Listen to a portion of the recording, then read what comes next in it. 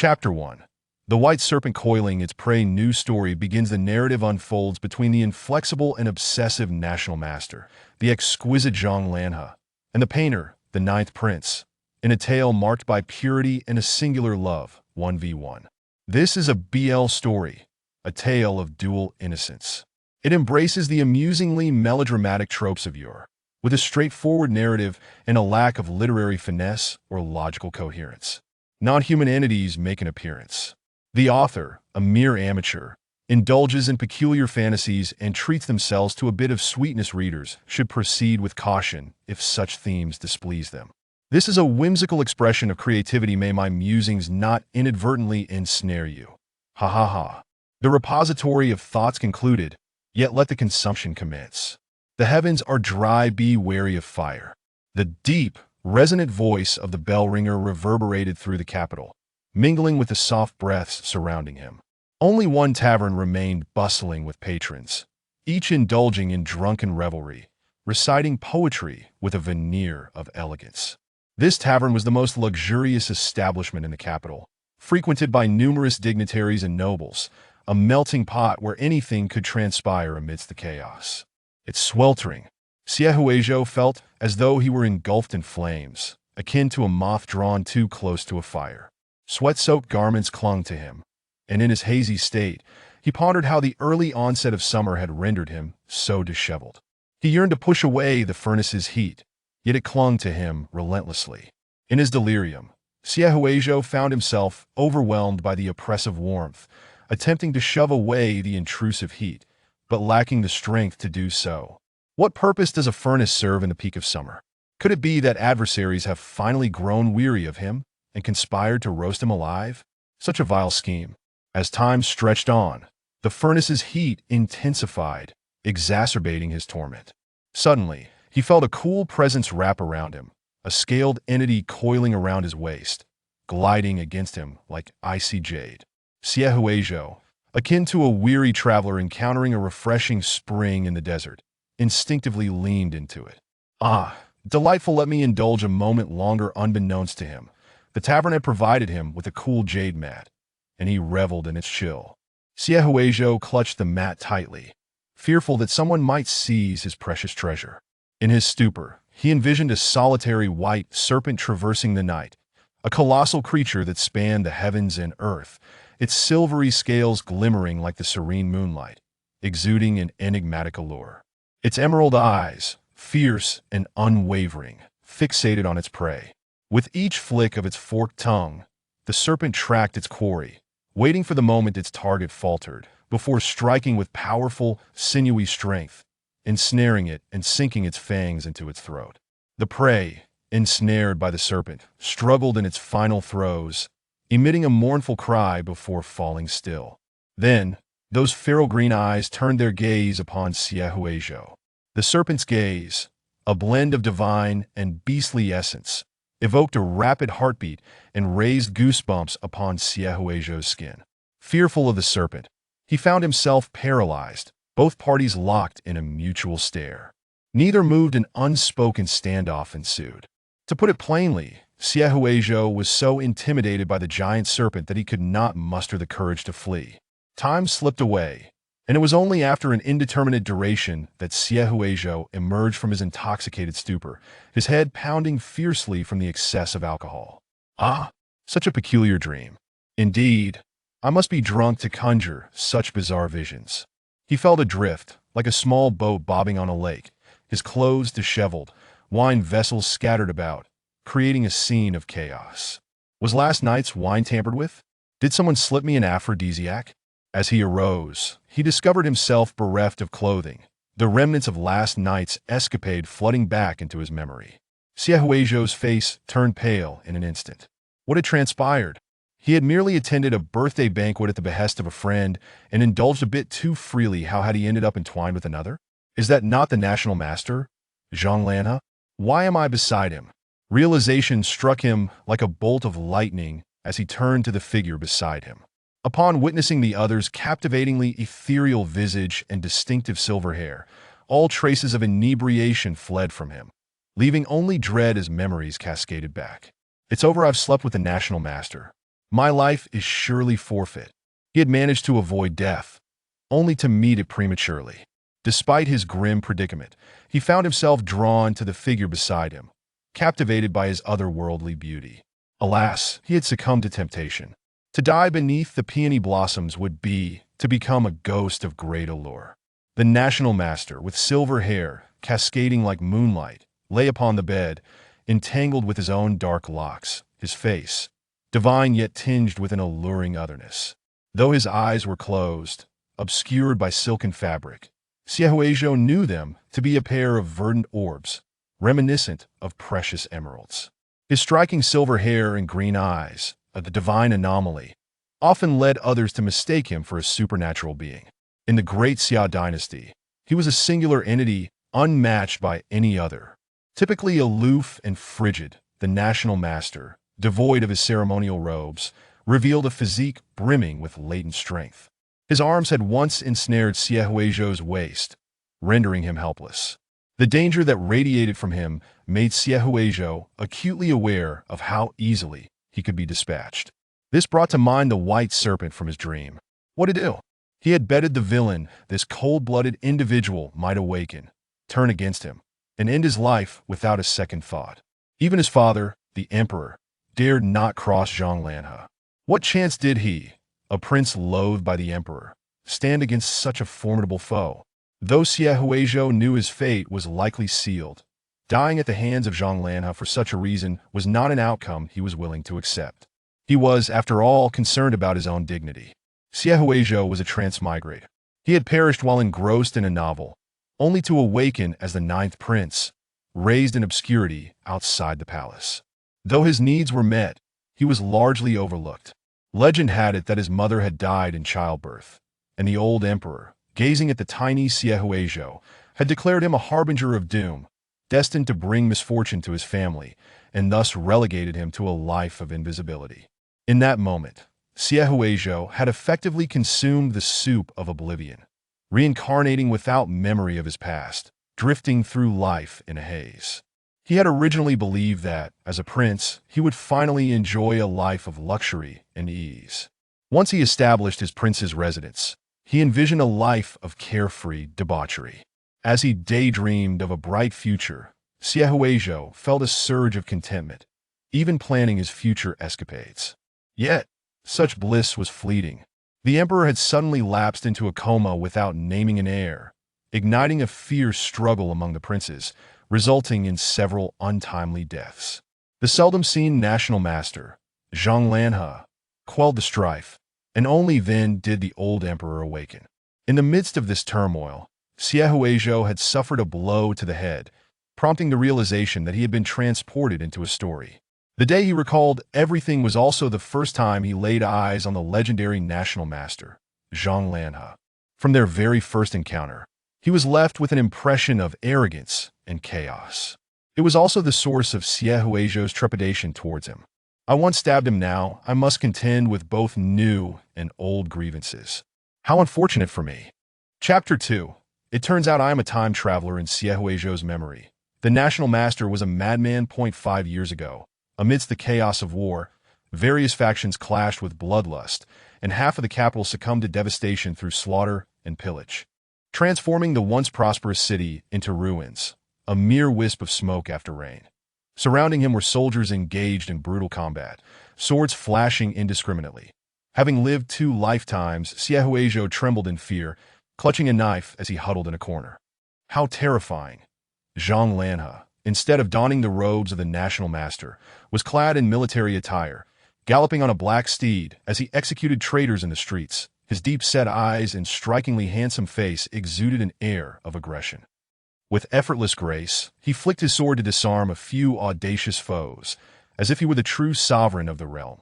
His silver hair danced in the wind, and his emerald-green gaze stood out among the crowd, filled with contempt as though gazing upon mere ants. When his gaze fell upon Siehuejo, the murderous aura emanating from him made Siehuejo shudder, for he had never before witnessed death.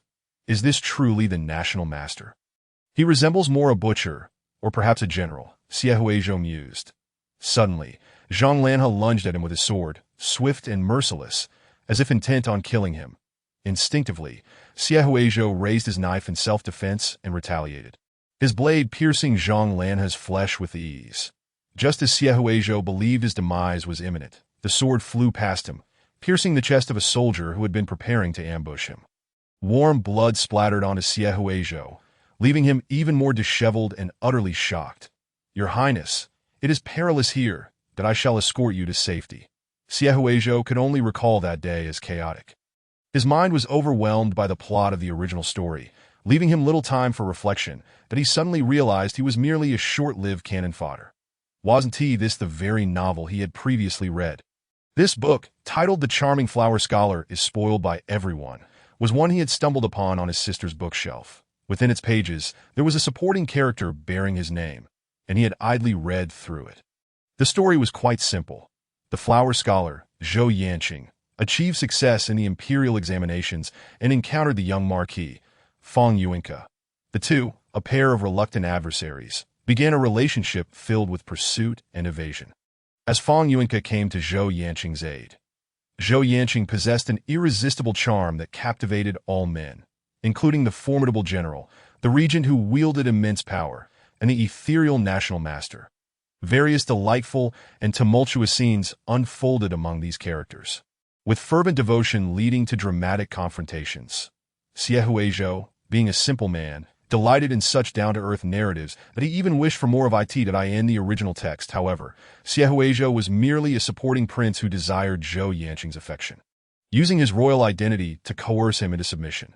The antagonist, Zhang Lanha, who had long harbored feelings for Zhou Yanqing, ultimately killed Siehuejo, leading Feng Yuanke to rally troops under the pretense of rebellion, swiftly amassing forces to eliminate Zhang Lanha and the royal family, thus ascending to the throne with Zhou Yanqing as his aide. From then on, Feng Yuanke and Zhou Yanqing lived blissfully together, crafting a poignant tale of sovereign and subject. The entire novel was akin to a sweet confection that, if not for his impending demise as a mere pawn, Siehuejo would have found the couple quite endearing. How infuriating! Everyone else coveted the protagonist's body, yet he alone was denied such desires, and now faced death. Was there any justice in this world? Reflecting on his tragic fate, Siehuejo felt tears welling up. How many years had he lived only to meet such an end? Siehuejo was never one to passively await his fate. If destiny was unjust, he would resist to the end. From that moment onward, he meticulously planned to seize any opportunity to feign death and escape the palace to live as a wealthy man. Eluding all pursuit, he had secretly acquired numerous properties and lands in various locations, intending to assume a new identity as a landowner. He would have nothing to do with the power struggles of the imperial court. He would not be a casualty in their love saga. Little did he know that what he thought would be the end of their encounters would lead to yet another intertwining due to a drugged cup of wine. Siehuejo's head spun. He had entangled himself with the antagonist, and the plot felt awry. He must not allow Zhang Lanha to discover his identity. He had to leave quickly. It was imperative that he distance himself before Zhang Lanha realized the identity of the person from last night. As the national master, Zhang Lanha was known for his obsessive cleanliness, disliking strangers touching him. There were rumors of others who had attempted to take advantage of him, only to find themselves maimed. This was no mere matter of exploitation. It had crossed a line that he needed to flee, or his tragic fate would arrive prematurely. Dressing hastily, Siehuejo slipped away into the night. Yet his departure stirred the ever-vigilant Zhang Lanha, whose voice, dark and hoarse, echoed with hunger. His green eyes locked onto his prey in the darkness. "Who are you? Do not leave. Let me see your face." Zhang Lanha vaguely remembered the beautiful figure he had spent the night with. The fleeting silhouette, cloaked in the scent of herbs, brushed against his hand, stirring something within him. He found the fragrance pleasing, perhaps even enticing. Strangely, upon encountering this person, certain elements shifted silently, that he wished to seize control of these variables. "Do not go." Upon hearing Zhang Lanha's deep, magnetic voice, Siehuejo froze, fearing to glance back as he quickened his pace, his slender form appearing remarkably graceful beneath his thin garments. How could he dare let the unpredictable national master know that the person he had shared the night with was him? Did he not care for his own dignity? Siehuejo understood all too well the perils of the national master, capable of annihilating 3 powerful officials in a single day. No one could fathom his thoughts. Once discovered, He would either be executed for offending the national master or imprisoned by this formidable figure. Neither outcome was desirable. This night, he would feign as though he had been bitten by a dog. Never to admit it, for no one could hold him accountable. I am ugly and shall not tarnish your eyes, my lord. Besides, your skills are lacking. I do not fancy them that I in an instant. Siehuejo bolted out, plunging into the lake, swimming away. Farewell, esteemed national master. Let us consider this a fateful separation, never to meet again. Little did you expect that I could swim. Siehuejo vanished into the dark waters of the lake. When Zhang Lanhe emerged, the lake had returned to its tranquil state, the mysterious youth's presence completely erased. His beautiful, dangerous eyes gradually turned cold. The mist obscured Siehuejo's scent, rendering him impossible to track. The lake was a labyrinth, its currents treacherous. Only those familiar with the area would dare navigate its depths. Zhang Lanhe scoffed and summoned his spies. Aren't you attempting to flee? Investigate who that person was last night. Chapter 3. Which unfortunate soul provoked Zhang Lanhe with a splash? A youth surfaced from the water, scanning the surroundings to ensure no one was watching. Water droplets cascaded from his hair, tracing down to his collar, gliding along his collarbone, revealing a glimpse of his pale skin. His wet garments clung tightly to his lithe waist, subtly accentuating his physique. The spring breeze was cool, causing his face to pale momentarily. He coughed lightly, feeling a wave of dizziness wash over him. Coughing, he thought to himself, fortunately, I can swim, but my body cannot endure this strain. He needed to return quickly for a bowl of ginger soup to warm himself. Having caught a chill, he would require some time to recuperate. Utilizing his remarkable swimming skills, Siehuejo stealthily returned to the vicinity of his residence, slipping in under the cover of darkness. This path was seldom traveled, ensuring that no one would discover the events of the night, as if he had merely been bitten by a dog. This semi-imprisoned residence of the Ninth Prince was one that others regarded with superstitious dread. Those deemed worthless would not dare approach. Upon returning, the tension that had built within Siehuejo dissipated. He concealed his drenched clothes in a corner beneath the bed, planning to burn them once dry, and meticulously dried his hair and body. Yes, a prince largely abandoned. Few servants remained by his side. Most had long since pledged their loyalty elsewhere, leaving behind only a handful of idlers that no one had any inkling of Siehuejo's whereabouts or activities. How ruthless, akin to a dog, to leave him in such a state. Should others discover it, he would be utterly humiliated. The seemingly ethereal Zhang Lanhe revealed a greed that belied his appearance, marking Siehuejo as territory. A young man must learn to protect himself while journeying alone. Fortunately, the darkness concealed him well. What is this? Siehuejo gazed into the mirror, astonished as he confirmed the tremors in his pupils. His entire being fell into a stupor as he noticed a silver, serpentine scale pattern emerging from his side, subtly winding downward. His green eyes resembled two jade stones laced with venom, akin to a poisonous serpent coiling tightly around his waist. Flicking its tongue, this evoked thoughts of Zhang Lanhe, for just as his hand constrained Siehuejo's waist, a potent force held him firmly in its grasp.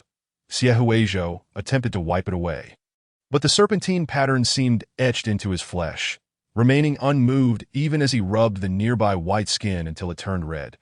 Each brush against the serpent's markings sent shivers coursing through his body. What on earth is this? Does he hate me so much that he must mark me for easier tracking? The national master hardly appears human at this point. He paused, chastising himself for such wild speculation. The original text was nothing more than traditional court literature, devoid of such bizarre elements. Suddenly, the snake pattern on his waist emitted heat, causing Siehuejo to stagger, leaving no room for him to dwell on his thoughts. Exhausted, he drank ginger soup and drifted into a deep slumber, oblivious to the passage of time, until he was roused by his troublesome friend, the son of the Minister of Rights, Li Su, along with several other rascals. "Zhou, wake up! You vanished in the midst of drinking. We searched all night. I was terrified. What if someone kidnapped you because of your looks? If my father finds out I brought you to a tavern and lost you? He'll break my legs." It must be said, Siehuejo was exceptionally handsome, and it was certainly not impossible for ill-intentioned individuals to take notice. They wept and wailed like mourners, their clamor finally rousing Siehuejo from his stupor. Hearing the commotion from the inner chamber, he groggily awoke, swatting at Li Su's head, a cold voice emerging from beneath the covers. "What hour is this? The emperor doesn't rise this early for court. I seem to be enjoying such treatment that I ask there no peace to be had. He felt dizzy as he stirred. The others observed a stark contrast in Siehuizhou's demeanor. Lying on the bed, his complexion was flushed, and a multitude of hickeys adorned his neck, trailing down his collar, leaving one to wonder how chaotic the scene beneath the blanket must have been. Clearly, last night had been quite intense. Zhou, you've finally grown up. Li Su, who had spent years amidst the world of women, with a keen eye, immediately discerned what Siehuizhou had recently experienced, and I wonder which young lady has captured the heart of this usually wooden fellow. A girl's virtue is paramount. Perhaps you should bring her back to the palace for a proper recognition. Who knows, you might soon be cradling a plump little child. Tears streamed down his face as he imagined his childhood friend. Now no longer naive, harboring feelings for a girl, it seemed he might live to see his dear friend's child call him godfather. Yet, was this girl too fierce, nearly exhausting Siehuizhou? In his pitiable state, he resembled the one who had been drained dry. Contemplating this, Li Su felt a sudden jolt, chiding himself for such reckless thoughts. Siehuizhou was merely a bit unwell. After all, he was still a man. How could he possibly be victimized by another?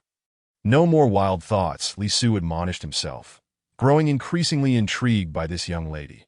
Siehuizhou, recalling Zhang Lan's insatiable nature, who had explicitly stated their connection, could not continue, yet remained indifferent. Felt his expression darken. No, it's impossible. I could never be with him. I refuse to invite suffering upon myself. With him around, my plans to escape are bound to be thwarted. Nothing is more important than evading the fate of death. Wow, Zhou, are you planning to be a scoundrel? Just don't let her show up one day with a child in tow. Siehuizhou thought of a young man he had helped by blocking alcohol. What became of him after I left? Yes, fine. He seems quite grateful to you and intends to visit to express his thanks. Li Su continued that I believe his name is Zhou Yanqing.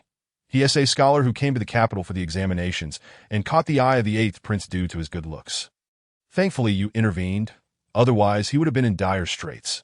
However, we've also made an enemy of the 8th prince. But the 8th prince's mother holds a low status, and he is a fool. Just like Siehuizhou, offending him isn't a significant concern. Siehuizhou was instantly taken aback. Zhou Yanqing. Oh no, it seems I've inadvertently stolen the spotlight from the main characters. This was supposed to be the initial encounter between Zhou Yanqing and Feng Yuanke. Zhou Yanqing, beset by the machinations of the powerful, had been targeted by the lustful 8th prince who attempted to drug him. After falling victim, he fled and encountered Feng Yuanke, leading to an explosive union. The drugged wine was intercepted by the well-meaning Siehuizhou. And no wonder he ended up entangled with the main antagonist, that Li Su noticed an abnormal flush on Siehuizhou's face, testing it with the back of his hand, and discovering it was burning. Zhou, you re ill again. I'll fetch a physician. Siehuizhou frequently fell ill, losing weight with each bout, and Li Su regretted his impulsiveness in summoning Siehuizhou out on his birthday. Siehuizhou grasped his sleeve. Don't go. The entire capital is watching me. They would relish my demise as a cursed star. How could I allow the imperial physician to attend to me? His father held deep disdain for him. Wishing only that he were no longer alive, that in the past, when he fell gravely ill, there had been no shortage of individuals seeking a physician on his behalf, yet ultimately, all doctors hesitated, stammering about their own families. Expressing their fears, Siehuizhou had a good idea of what was unfolding. The imperial family was heartless. Despite his frail health, he had miraculously persevered and remained alive to this day. However, he had not managed to infuriate certain individuals. If it comes to that, I shall take matters into my own hands. Although his family held aspirations for Li Su to excel in the imperial examinations, Li Su had developed a passion for diagnosing and prescribing medicine over the years, having practiced on Siehuizhou enough to gain considerable insight. Without me, I shudder to think how you would have survived. Li Su fussed like an anxious mother. Thankfully, it was merely a common cold. I'll go fetch you some medicine. Several mischievous friends hurriedly departed to procure and prepare the remedy. As Li Su emerged from another palace, the typically arrogant young master encountered a rowdy group. Brazenly searching for someone, their demeanor aggressive. Who are these people? Acting so audaciously beneath the emperor's nose. Li Su, accustomed to being the most boisterous, was taken aback to find someone even more so. Young Master Li. This is the entourage of our national master. Have you forgotten the bloodshed in the capital? So many lives lost. He is, after all, your distant cousin and an old acquaintance discreetly pulled him aside, urging him not to provoke this formidable figure. I heard someone offended him and fled. He is now searching everywhere for that person. Zhang Lan's ostentatious display drew the ire of the capital's populace, that as several rushed to gather medicine for Xie Huizhou. Li Su, without further ado, hurriedly departed. Oh, it's him. Which unfortunate soul has stirred up trouble with Zhang Lan and is now attempting to escape? I must tell Zhou Zhou about this amusing incident to cheer him up. Chapter 4. Have you found him? After nearly a month of consuming bitter medicine and recuperating in another palace, Xie Huizhou had only just begun to recover, to prevent Zhang Lan from tracing his whereabouts. He instructed his few trusted subordinates to spread various bizarre rumors to obfuscate the truth. Subsequently, Xie Huizhou continued to feign illness, sequestering himself in his quarters to paint. During his quiet moments, Xie Huizhou appeared quite dignified, prompting others to steal glances at his artistry, their cheeks reddening as they whispered about his unparalleled beauty. Your Highness is truly exquisite. There are few who can rival Xie Huizhou's charm in this world. They pondered how exceptional a future empress must be to avoid being overshadowed by Xie Huizhou's allure. It was a thought they dared not entertain. Xie Huizhou's mother was an extraordinary beauty, captivating the late emperor to the point of obsession. Had she not died in childbirth, he would not have been unjustly exiled to the palace outskirts. Xie Huizhou bore a striking resemblance to his mother, embodying an ethereal grace, that he possessed an exquisite beauty and an otherworldly aura, appearing like a serene landscape painting in his quietude. Due to his frequent ailments, he could not afford to be overly agitated. His distant, cool demeanor rendered him somewhat unapproachable at times. He seemed as if he were not of this world. Common folk often remarked that he resembled not a prince, but rather a cultured scholar wandering through scenic vistas. Exuding an innate elegance, I soon mused that had Xie Huizhou not been born into the imperial family and embroiled in the struggles for power, he could have lived a peaceful life as a wealthy young master. They might have roamed freely together, engaging in lively pastimes as good friends. Alas, fate is not to be trifled with. Zhou Zhou, your beauty is such that countless maidens would weep and plead to marry you. Li Su said, casting an envious glance at Xie Huizhou's striking visage, the pastries in his mouth suddenly tasting exceptionally sweet, that if I were as handsome as you, I can't imagine how many young ladies would be entranced. You are not without your charm. Xie Huizhou said aside his brush, suddenly curious about Zhang Lan's recent activities. Su, do you know if the national master has made any significant moves lately? The moment he asked, he regretted it. Wasn't this akin to a criminal returning to the scene of the crime? Upon hearing mention of the enigmatic cousin, the national master, Li Su involuntarily shuddered as he glanced around. Ensuring no one was in earshot, and after much deliberation, he spoke in a conspiratorial tone. Zhou Zhou, the national master has recently been on the hunt for and it is said that this individual has offended him, and he intends to drag him out into the open. Currently, the city is abuzz with rumors. It is common knowledge that nobody dares to speak ill for fear of Zhang Lanha's omnipresent spies, lest they lose their lives. However, in the other palace, such concerns are irrelevant. No one would care about the fate of the inconspicuous Xie Huizhou. Upon hearing this, Xie Huizhou's brush paused mid-stroke, nearly causing the ink to splatter on his canvas. He was astonished that Zhang Lanha had been searching for him for a month, and alarm bells rang in his mind. What could Zhang want with him? What grievances lay between them? This was dire. He had foolishly claimed that Zhang Lanha lacked skill, and if he were found, he would not only face death, but also severe punishment. Why had he been so reckless with his words before leaving? Li Su, animated by the gossip circulating in the capital, was eager to share every morsel of information with the reclusive Xie Huizhou. He recounted how the national master had encountered a refined gentleman at an inn, whose charm had bewitched him so completely that he vanished without a trace, leaving behind a scathing remark about the national master's hidden ailment. What man could endure such a profound humiliation? The national master, in grand fashion, sought this dashing youth, intent on teaching him a lesson. His actions revealed the youth's significance to him, raising eyebrows and stirring curiosity among those who had always perceived the national master as detached from worldly affairs, especially towards a man. As people speculated about the identity of the individual who had captivated the national master's thoughts, They scoured the city for handsome men to present to him. Yet, each suitor was swiftly dismissed by a visibly displeased Zhang Lanhe, their cries of anguish echoing through the streets. Those who sought to curry favor instead found themselves on the receiving end of his ire, a futile endeavor indeed, with their attempts to please him thwarted. The gossipmongers began to quietly ponder the youth's identity, but as the month dragged on, he seemed to have evaporated from existence. Rumors spread that the national master had been jilted. Whispers suggested that his long-standing celibacy was due to a hidden ailment, and the other party, dissatisfied with his performance, had departed that very day, never to look back. The excitement among the populace was palpable as they engaged in hushed discussions about whether the national master truly harbored such an affliction. Xie Huizhou was taken aback to learn that Zhang Lanhe was still searching for him, a cold sweat breaking out on his back, that he ordered his subordinates to spread disinformation, concocting increasingly ludicrous rumors, including that Zhang Lanhe had a hidden ailment. Perhaps the national master had no genuine intention of finding him. It seemed more likely that he was merely grasping at straws to silence any dissent. Especially given the rumors of his incompetence, that I do not wish for this, he lamented. Who would want to be the national master's consort? He is a man of dignity. How could he ever lower himself to such a position? In this world, such a reversal of roles is unthinkable. If anything, he would be the one to marry. Li Su pondered Zhang Lanhe's character and concluded that such a scenario was indeed plausible. Influenced by Xie Huizhou's musings, he joined in the vilification of Zhang Lanhe's cold-heartedness, lamenting how he could so readily abandon those who had once been close. Xie Huizhou handed the freshly completed painting to Li Su, who had been waiting patiently. "That I have finished. This is my latest work. Please take it and sell it for me."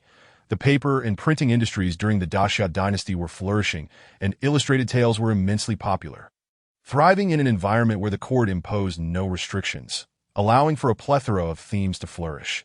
While the cultured literati might publicly disdain such endeavors, it did not mean that no one secretly engaged in writing and illustrating.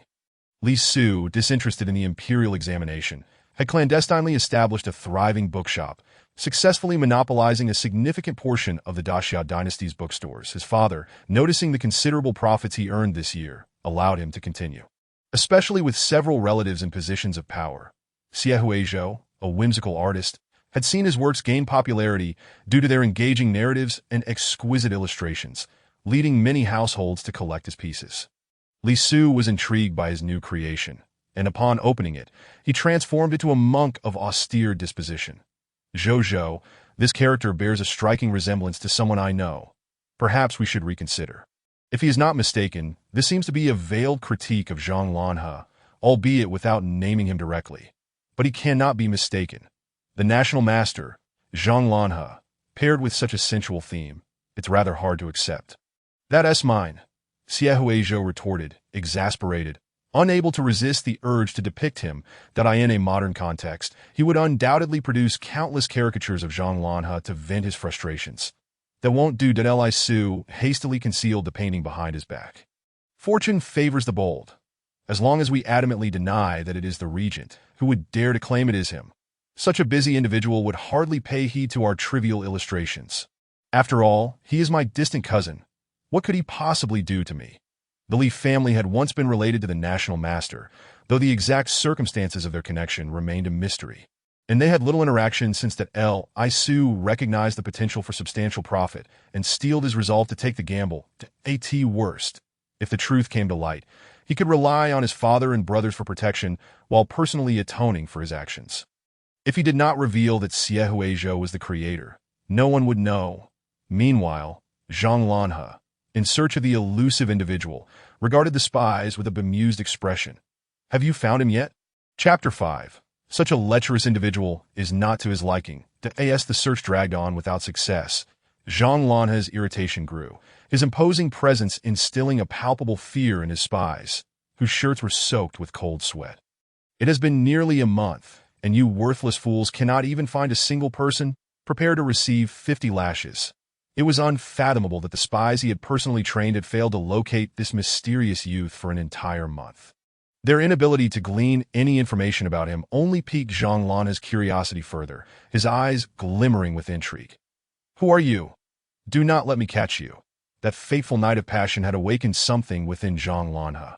akin to the unblocking of meridians, leaving him haunted by dreams of that encounter. The vivid memories of the encounter stirred within him, making it impossible to find rest. He vaguely recalled being drugged and hiding away when a fragrant youth stumbled into his embrace. "You are so cold. Let me hold you." That he clung to the warmth of the boy, and they spent a sleepless night entwined in each other's presence, upon awakening to find himself alone in the cold.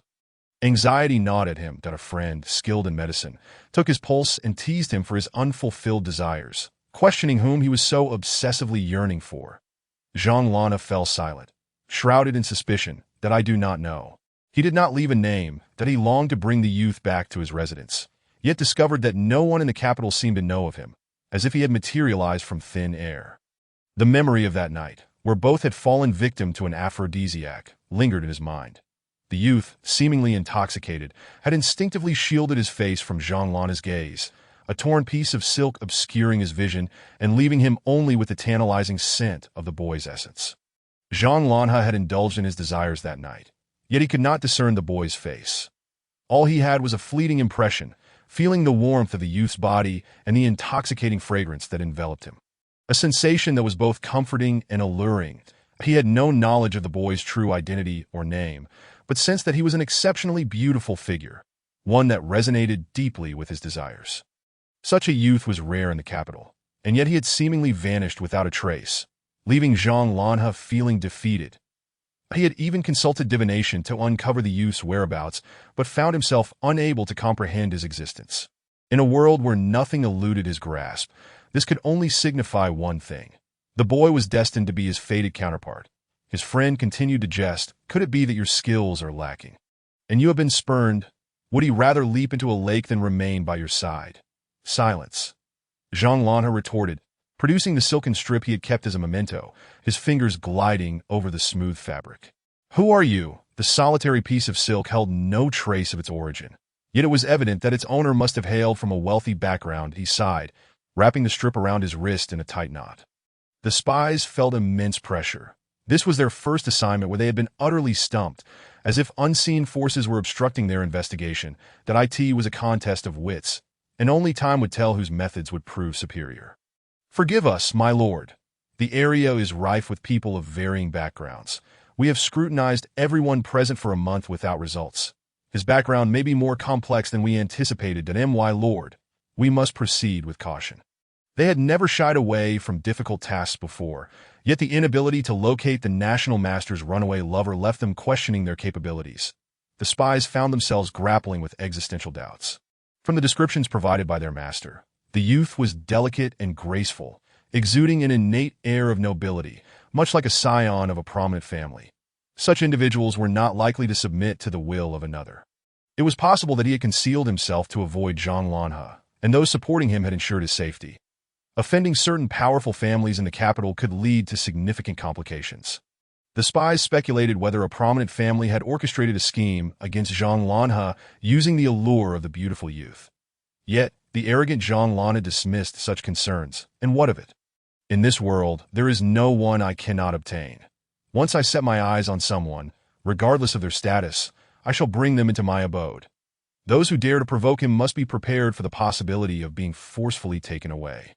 Even if there are ulterior motives, he remains unfazed. To die beneath the peony is to be a dashing ghost. Since he is now mine, he must no longer indulge in the pleasures of the outside world. After all, he is approaching the age of marriage and fatherhood, Zhang Lanha thought with a frown. What if he finds someone and is already married by then? The more he pondered, the more his expression darkened. Would he not then become the villain who intrudes upon another's family? The informant then brought up another matter. "My lord, there is yet another issue.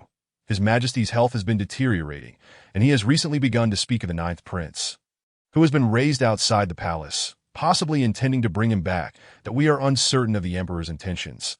The old emperor, who had been cold and unyielding, now yearns for paternal affection after losing most of his sons, preparing to summon Xie Huizhou back.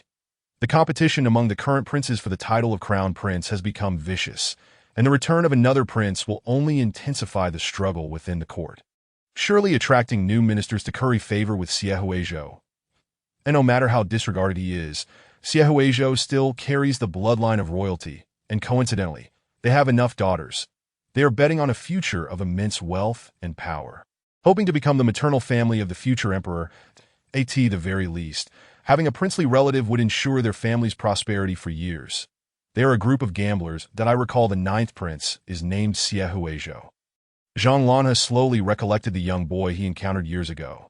After so long apart, he must have forgotten me by now. That I wonder how he is faring. I hope he is not being bullied. The last time Zhang Lanhe had close contact with Siehuizhou was during his handling of the power struggle. The boy, forgotten in another palace, had fallen into dire straits, resembling more of a beggar than a prince. His face dirty and his head struck against a stone, appearing dazed and frightened. Zhang Lanhe noted the clarity in his eyes, which shone brightly amidst the tumultuous chaos, resembling a stray, unkempt cat, unaware of the danger from those nearby wielding sharp blades. This Azura king, rarely moved by compassion, rode over and pulled the boy onto his horse. Departing swiftly, he delivered Siehuizhou to a place of safety, whereupon the boy reportedly fell gravely ill from fright. Bedridden for over half a year, his frailty akin to being on the brink of death, that it had been 5 years since he last saw him. He had almost forgotten what the young prince looked like. Could he still resemble that dirty cat? The informant reported that Siehuizhou had fallen ill, and the illness was severe, possibly nearing the end. Upon hearing that the ninth prince had been unwell for a month, Zhang Lanhe's cold expression tightened. What ails him? The ninth prince, Siehuizhou, was known for his frail health, falling ill frequently, with many saying he would not survive for long. The informant recounted embellished tales. It is said that the ninth prince indulged excessively, nearly perishing in bed. However, no one knows who the culprit is. Though it is rumored to be a particularly passionate young woman, he was not given a formal title, either due to her inability to satisfy him or her unseemly background, or perhaps both. That mistress was utterly reckless, allowing Siehuizhou to indulge in pleasures despite his poor health. Zhang Lanhe's brow furrowed even more. Absurd. How can he still have thoughts of women when his health is so poor? The image of the dirty cat in his mind transformed into that of a debauched youth, reveling in carnal pleasures, in stark contrast to the fastidious Zhang Lanhe. Such a lecherous individual was precisely the type he despised most. This person should have no connection to the mysterious gentleman from that night. They are not of the same ilk. Zhang Lanhe strode purposefully toward the palace, that I must enter the palace and discern what schemes His Majesty is concocting. Chapter 6. I must meet the young prince within the palace. A lavish and ostentatious carriage raced down the corridor, its brazen demeanor leaving onlookers astounded that a newly arrived young eunuch stood by. Speaking thoughtlessly, the palace is the forbidden ground of the emperor. How dare one act so brazenly? Before he could finish his sentence, the occupant of the carriage glanced at him, his icy gaze akin to that of a corpse. He truly could kill. With his rare silver hair and emerald eyes, it was the national master. Alas, it seemed he had offended a person of great significance. Slap. A fiery handprint appeared on the young eunuch's face, delivered by a senior eunuch standing nearby. What nonsense are you spouting? This is the national master. He is not someone you can speak about frivolously. Mind your tongue. If you dare speak again, I'll make sure you regret it. The senior eunuch, nearly frightened to death, promptly took matters into his own hands to discipline the young one, lest he suffer dire consequences. The young eunuch, realizing his fault, dared not utter another word as he turned back. Zhang Lanhe's carriage continued onward toward the Yangshin Hall, seemingly unfazed. The people along the corridor broke into cold sweats, nearly fainting from fright. Thankfully, nothing grave had transpired. Upon Zhang Lanhe's arrival at the Yangshin Hall, he found the old emperor surrounded by beautiful concubines, showing little semblance to the wise ruler he had once been, but rather resembling a foolish monarch. Upon hearing the familiar footsteps, a glimmer of life sparkled in the old emperor's eyes as he turned to Zhang Lanhe. National Master, you have arrived. Without you, my realm would be unstable. With you here, I can rest easy with my beauties. He had aged but remained undaunted, seeking the vitality of youth among the vibrant young. As long as National Master Zhang Lanhe was present, his empire would never falter. This was a secret maintained through generations of the royal family. The old emperor observed Zhang Lanhe's unchanged robust physique, and a flicker of barely perceptible jealousy and wariness flashed through his murky eyes that he had grown old, while Zhang Lanhe remained unchanged, just as he had seen him in his youth. The young wolf, growing stronger amidst the pack, would either defeat the old wolf king or slay him. They could scarcely suppress this beast any longer, that he felt threatened yet powerless, that if Zhang Lanhe truly desired the throne, he would be helpless to stop him. Zhang Lanhe replied coldly, "Your Majesty flatters me." Before Zhang Lanhe could speak further, the old emperor abruptly inquired about his personal affairs. "I hear you have been searching for a man. Should you find him, would you like me to arrange a marriage to silence the whispers of the world?" Although Zhang Lanhe had quelled all turmoil during the emperor's comatose state, ensuring his realm remained intact, the empire had nearly become a one-man show under Zhang Lanhe's command, which made the old emperor quite wary. Was this empire to be under the surname Xie or Zhang? Hearing that Zhang Lanhe was interested in a man, the old emperor's mind began to race with schemes. Loving a man is splendid. If he has no intention of marrying and having children, he will not pose a threat to my empire. Moreover, it was said he had a hidden ailment. This was a monumental stroke of luck for the old emperor. Had it not been for someone sending beautiful men to Zhang Lanhe, he would have long since bestowed upon him a multitude of companions, hoping he would perish amidst their charms. Zhang Lanhe's expression turned peculiar. Why does the old emperor concern himself with my lifelong matters? Do not think I cannot see the implications of your words regarding my hidden ailment. It has been a while since you last prodded me. This mischievous little rascal must be reined in before he speaks such nonsense again. That is a matter of mine. Your Majesty need not inquire. I know my own affairs well. Zhang Lanhe had always disliked others meddling in his personal matters, and he held the gossip of the world in contempt that I have never feared public opinion.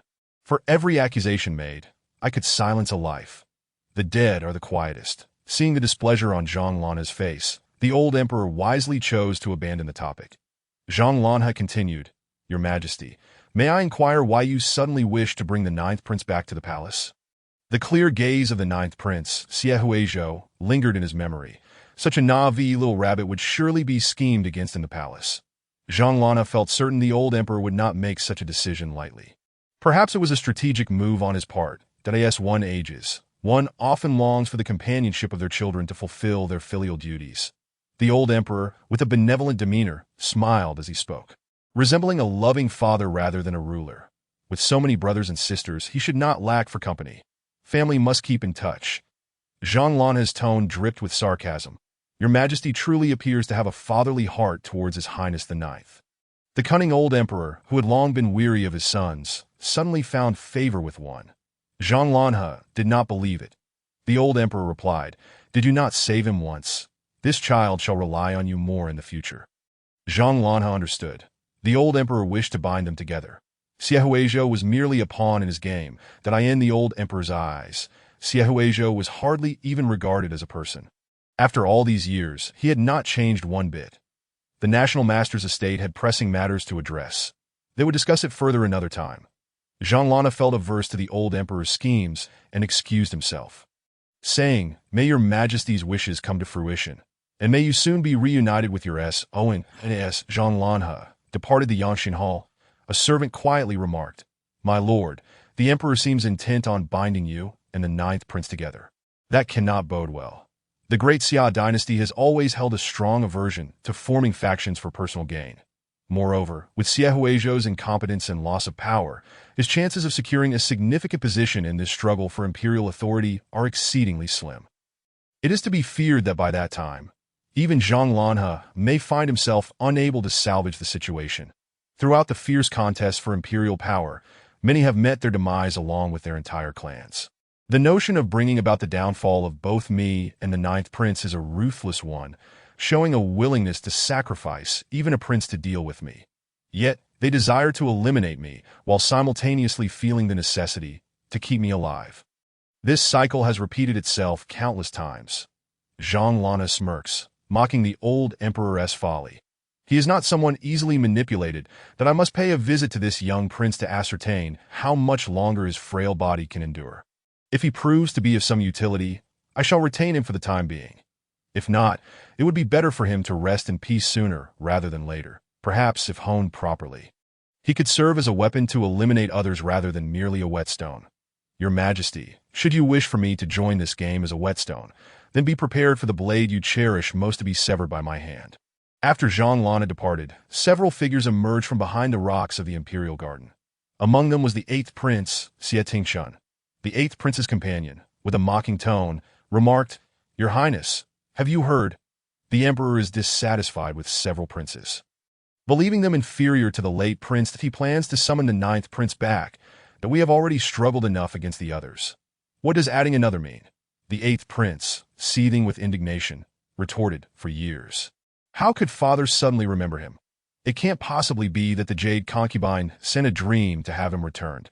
He harbored a deep resentment towards Xie Huizhou for hindering his advances toward beautiful women, which only intensified now. When the jade concubine was alive, she was radiant and unmatched in both talent and beauty, favored above all in the harem, even overshadowing the empress, had she not died in childbirth. And had the empress not bribed the old national master to declare Xie Huizhou a celestial scourge, the position of crown prince would not have been up for contention among them. Now, overhearing the old emperor's intentions, their unwillingness to accept this fate fueled their ambitions. That it was said that the national master had previously saved the ninth prince. Perhaps he is his protector, compelling father to bring him back. They had schemed for a lifetime. How could they allow themselves to become pawns for another? No, he must die. They should take advantage of Xie Huizhou's current vulnerability to eliminate him. Patience is key. It is not yet time for father to issue his decree. For now, he remains isolated outside the palace, a fact that makes such individuals the easiest to quietly dispose of in a corner. The eighth prince's brow darkened, his expression betraying a ruthlessness unbefitting his years, that he had been frail since birth, having narrowly escaped death multiple times. Should an accident befall him, it would not be their fault.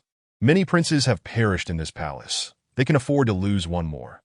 During next month's spring hunt, they could invite him along.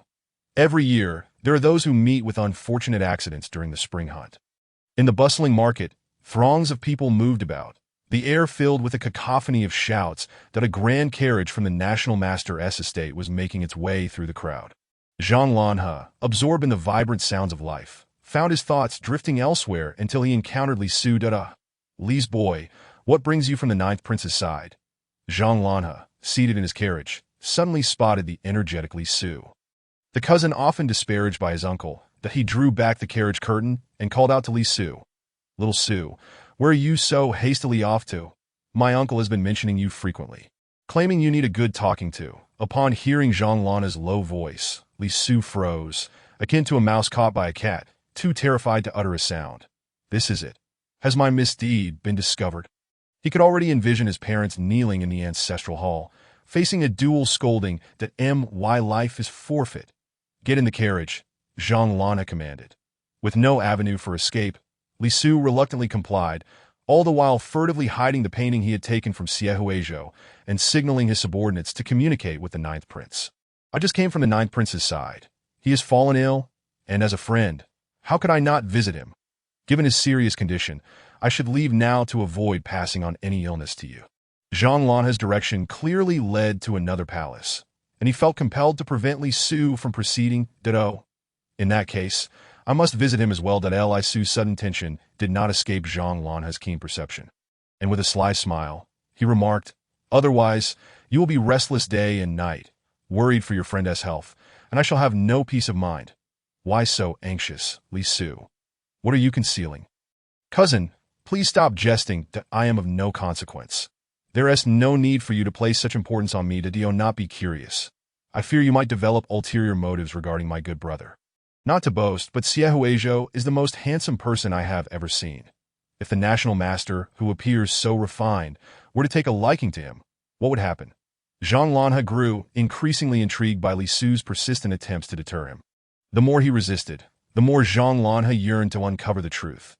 "What sort of person do you consider the ninth prince to be?" Xie Huizhou, having long fallen from grace, now only had a handful of indifferent young gentlemen like Li Su to associate with, a group that could be regarded as outliers among the elite of the capital. What charm does Xie Huizhou possess to attract so many around him? Zhang Lanhe was taken aback by the astonishing praise he heard from Li Su, who extolled Xie Huizhou to the skies. "The ninth prince is extraordinarily handsome. The so-called first beauty of the capital pales in comparison to him. He is gentle and loyal, a dear brother I grew up with in the capital." Li Su's accolades for Xie Huizhou were effusive. Were it not for my poetry being utterly nonsensical, I would have composed verses in his praise. The first beauty, you say? Zhang Lana quickly dismissed this notion. The most beautiful remains that figure from the night. He trusted his instincts. With a dismissive snort, Zhang Lanha brushed it aside. Merely so that Li Su was taken aback, Tio thinks such a stunning individual as Xie Huizhou could be deemed unremarkable in Zhang Lanha's eyes. It seemed he need not worry about Xie Huizhou encountering a pervert. However, was Zhang Lanha's attitude toward beauty truly without fault? Li Su recalled the recent rumors circulating in the capital and could not help but glance furtively between Zhang Lanha's legs. Could it be? Li Su's unabashed gaze was impossible for Zhang Lanha to ignore. What are you staring at? Li Su earnestly inquired, cousin, do you truly have an ailment? Initially, he had dismissed such absurd rumors. But after hearing them repeatedly, he began to believe them, and no wonder he has shown little interest in beautiful individuals. It all makes sense now. Zhang Lanha remarked, my uncle is correct. Li Su indeed requires some discipline. He seems unaware of the perils of loose lips to do not speak nonsense. Zhang Lanha's brow furrowed, his emerald eyes darkening ominously. Whether or not I possess an ailment, your sister-in-law is well aware. What? I have a sister-in-law? Li Su exclaimed. Cousin, I thought you were destined for a life of solitude, lit by the glow of a solitary lamp. The spark of gossip ignited in Li Su's eyes. Did I ask it a man or a woman? Which unfortunate family? No, I misspoke. When do you plan to wed? Li Su nearly let slip the word unfortunate. Events proved that Li Su's camaraderie with Xie Huizhou had its reasons. Beneath his obedient facade lay a restless spirit eager to stir trouble. And his tongue was equally unrestrained. That Li Su was swiftly escorted back to his residence, subjected to a severe reprimand from his parents, the echoes of his cries resounding throughout the Li household. The scandalous rumors surrounding the national master Zhang Lanha only multiplied. Zhang Lanha continued his path toward the other palace. Within that palace, a striking young man was engaged in artistic endeavors. Xie Huizhou had entered a state of indulgence. Admiring his own artwork at the table in the Yangxin Palace, feeling a sense of pride that my artistic skills have improved dramatically. I am far better suited to be a free-spirited painter than to live in constant fear here. The court painter, Mr. Zhang, was astounded by Xie Huizhou's innate talent, lamenting that had he been able to take him under his wing earlier, he would have surely become a renowned figure. Xie Huizhou reveled in this praise, dreaming of a future where he could survive by selling his art, that if all else fails, he could always resort to painting vulgar spring-themed works, a trade not entirely looked down upon in the great Xia dynasty. Despite its disdain among the literary elite for lacking refinement. However, one must eat. After all, Xie Huizhou had amassed quite a collection of such works, hidden away in a secret chamber for reference, careful not to let anyone see them. Suddenly, a warmth coursed through the markings on his waist, as if something was approaching him, a shiver creeping up his spine. What is this? Not again. The peculiar sensation stirred displeasure within him, flushing his face as he hastily sketched a depiction of Zhang Lanha. You make me uneasy.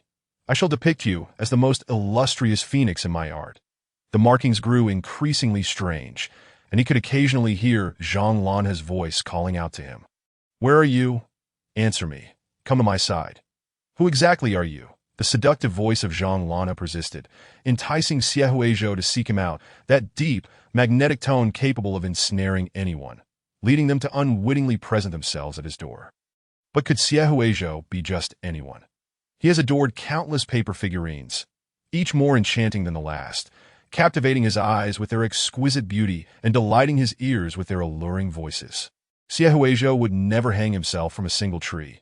Today, the resolute Xie Huizhou is impervious to all temptations. Though beautiful you may be, I shall not approach you for the sake of my own well-being. Suddenly, a palace maid burst in with great urgency, her face awash with panic. Your Highness, this is terrible. The national master is coming. He will be at the door any moment. Chapter 8, an unfathomable sense of familiarity as the palace servants crouched at the door. Engaged in a game of cricket, they observed the national master's carriage slowly making its way towards the separate palace. What is happening? Why would the national master come here? Why are you standing there in shock? Quickly, prepare the tea. Apart from a select few who have always been close to Xie Huizhou, no one else would dare visit him. The sudden arrival of the national master threw them into a state of chaos and alarm. What could he possibly want from me? Xiaohuizhou's hand, poised to paint, faltered momentarily, splattering vibrant pigments onto the paper, creating a resplendent bloom. His heart raced with trepidation, fearing that Zhang Lanhe had discerned something. Especially with the snake tattoo on his waist that could not be concealed. Abandoning his brush, he hastily shoved the painting into a cabinet and scurried beneath the covers of his bed. Feigning illness to obscure his form and avoid recognition, I shall lie here for a while. If questioned, I shall claim I am ill and send the national master back to his residence. This life is unbearable. Before long, Zhang Lanhe entered, and Xiaohuizhou, hidden in the corner of the bed, observed him in secret, that in stark contrast to the terrifying visage he remembered. Zhang Lanhe appeared impeccably dressed, resembling a gentle and ethereal being, his luxurious purple robes accentuating his unparalleled beauty. He was nothing like the blood-soaked Shura general of years past. The palace made stole glances at the national master, their cheeks flushed, betraying their girlish sentiments. His beauty was wholly distinct from that of the ninth prince. The city's atmosphere truly cultivates allure. Xiaohuizhou, tucked beneath the covers, mused. He wasn't dressed so elaborately before, and it was dark, making it hard to discern. But now, he indeed appears quite handsome, that a connoisseur of fair hair would find it quite pleasing. Upon noticing the bulge beneath the blankets, Zhang Lanhe approached. Akin to a cat pretending to play hide-and-seek, that I pay my respects to the ninth prince. Xiaohuizhou, ensconced in the blankets, affected a hoarse voice, resolutely refusing to emerge for fear of being detected. He coughed weakly for a while, his pallor suggesting a fragile state, as if on the brink of death. Cough, cough, cough. The national master has arrived, yet I cannot rise. What business could a distinguished national master have with a despised prince? Had he uncovered any of his secrets? Li Gonggong, who stood by in attendance, was nearly in agony, wishing to alert Xiaohuizhou but too afraid to speak. Your Highness, you are overdoing it. This is not merely feigned illness. It borders on the brink of death. You are being far too unconvincing. Hearing Xiaohuizhou's heart-wrenching coughs, Zhang Lanhe saw through the facade, summoned the imperial physician. The ninth prince is gravely ill and has no one to attend him. He could discern Xiaohuizhou's steady breathing and the pale complexion that belied a hint of health. It was evident he was not truly unwell that Tio dare feign illness in his presence. Cough, cough, cough. No need for that. It is merely a slight chill. Xiaohuizhou, feeling guilty, interjected, knowing that if the physician were to arrive, his ruse would be exposed. The my constitution has always been thus. I have grown accustomed to it over time. The national master is busy with matters of state. Please do not trouble yourself over a sickly person like me. Best to leave, lest I infect you and have you bedridden for days. It is nothing. I am concerned for your health, your highness. Xiaohuizhou inwardly cursed. Truly a nuisance that the two engaged in this tug-of-war. An elderly physician, trembling and clutching his medicine box, was dragged in by the national master's attendants. His eyes wide with fear, as if he were heading to the gallows. This marked his first visit to the separate palace of the ninth prince, and he was astonished that the national master had personally requested this. When did their relationship grow so amicable? It seemed the palace intrigues among the princes were about to become even more convoluted. Your Highness, please allow this old man to take your pulse and prescribe medicine. At this juncture, he had no choice but to muster his courage. Xiaohuizhou extended his fair wrist, its whiteness reminiscent of jade, strikingly beautiful, with long, delicate fingers. Zhang Lanhe inexplicably recalled that night when those feeble hands had rested upon his shoulder, caressing him under the moonlight, gleaming like white jade. Dismissing the thought, he chastised himself. Zhang Lanhe, have you lost your senses, becoming enamored with everything? Attempting to divert his attention from Xiaohuizhou's hand, he was instantly struck by Xiaohuizhou's visage. Zhang Lanhe had envisioned the debauched young noble several times, yet was unprepared for the sight of such a picturesque youth. Xiaohuizhou lay weakly upon the bed, his complexion pale and fragmented, exuding an ethereal grace that rendered one hesitant to defile. Each of his movements tugged at the heartstrings of others, evoking an inexplicable flutter within. What a strange sensation! Zhang Lanhe turned abruptly to leave. Unbelievable. Your Highness, your condition is alarmingly frail. In my decades of practice, I have never encountered anyone whose health is worse than that of a 70-year-old. After taking Xiaohuizhou's pulse, The elderly physician pondered for a moment, and then exchanged a meaningful glance with Xie Huizhou. I shall prescribe some medicine for you to recuperate. Your Highness must remember to abstain from indulgence. Today's youth truly lack restraint, completely disregarding their health. Please, physician, spare me the lecture, Xie Huizhou implored, wishing to preserve some dignity. As the physician continued with his examination, Zhang Lanhe wandered about Xie Huizhou's chamber, attempting to cast aside the myriad peculiar thoughts swirling in his mind. Though the quarters were not as grand as the royal palace, they exuded a certain elegance. The most conspicuous feature was the table strewn with various papers and writing implements, revealing the owner's flustered state. His visit had clearly disturbed Xie Huizhou. Among the scattered papers, one revealed a glimpse of a painting, a forgotten piece of art that drew Zhang Lanhe closer. His sharp eyes caught sight of a stunning painting left on Xie Huizhou's table, imbued with an extraordinary spirit that captivated him. The ninth prince's artistry is commendable. I had thought it the work of a master. The seemingly incompetent young prince had indeed made strides in this realm, and Zhang Lanhe could not help but offer him a rare compliment. Xie Huizhou, momentarily startled, exhaled in relief upon realizing the painting was merely a conventional landscape. National Master, you flatter me that if you like it, take it. It is but a practice piece, unworthy of note that I have labored over it for quite some time. What treasures have you not seen that you must covet my humble work? Zhang Lanhe perceived the reluctance in Xie Huizhou's eyes and couldn't resist teasing him. Then I shall not hold back. I thank the ninth prince for his generous sacrifice. Xie Huizhou's heart ached as he feigned a gracious smile, though it was decidedly strained.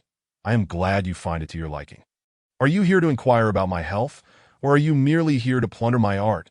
Thankfully, Zhang Lanhe did not linger long, swiftly departing with the painting in hand. After leaving the separate palace, Zhang Lanhe cast a lingering look back at Xie Huizhou, summoning his shadow guards to investigate his lingering doubts. Find out who the ninth prince was with that day, but he had never believed in inexplicable familiarity. Chapter 9. Surely he has his reasons. Zhang Lanhe's spies failed to deliver any valuable intelligence, their reports disjointed and scattered. They uncovered that Xie Huizhou had merely been drinking with friends that day, returning to rest after helping a neighboring table fend off their drinks. So dull. Upon confirming that Xie Huizhou was not the person he sought, Zhang Lanhe swiftly lost interest, tossing the painting onto a bookshelf. You truly are adept at hiding, little rascal. Reluctant to show yourself, you are a challenge to catch. His emerald eyes gleamed with excitement, reminiscent of a hunter in pursuit of prey, nearly revealing his serpentine gaze in public. Colleagues poured drinks for him, their curiosity piqued regarding Zhang Lanhe's search. National Master, have you yet found the individual? The colleagues within the National Master's estate were deeply intrigued by the mysterious youth who had not been seen for a month. It appeared he was genuinely disinterested in wealth and fame. Nay, it is all a ruse. Zhang Lanhe drank, concealing the turbulence within his eyes. Much of the information was misinformation he had disseminated, and he had even lost a few spies. However, the good news was that there had been no reports of similar individuals leaving the capital, meaning there was still hope that he refused to believe the youth would not eventually slip up. As long as he remained in the capital, it was only a matter of time before he revealed himself. The National Master's relentless determination left his colleagues in a cold sweat, internally lamenting the misfortune of the individual under Zhang Lanhe's scrutiny. After a moment, a colleague recalled a recent event. My lord, it is said that the 8th Prince is preparing to host a spring hunt, inviting numerous individuals from the capital. Such lively events typically draw crowds. If he could appear at an inn, perhaps he enjoys the hustle and bustle. He subtly nudged Zhang Lanhe to leave the National Master's estate, clearly displeased to have such a supervisor hovering over him. Zhang Lanhe's eyes sparkled with realization. You make a valid point that in previous years, he had never been fond of such festivities, that he pondered the unfortunate circumstance of missing out should that individual happen to be present. It was perhaps best to abstain. After confirming that there was no connection with Zhang Lanhe, he refrained from seeking out Xie Huizhou for some time.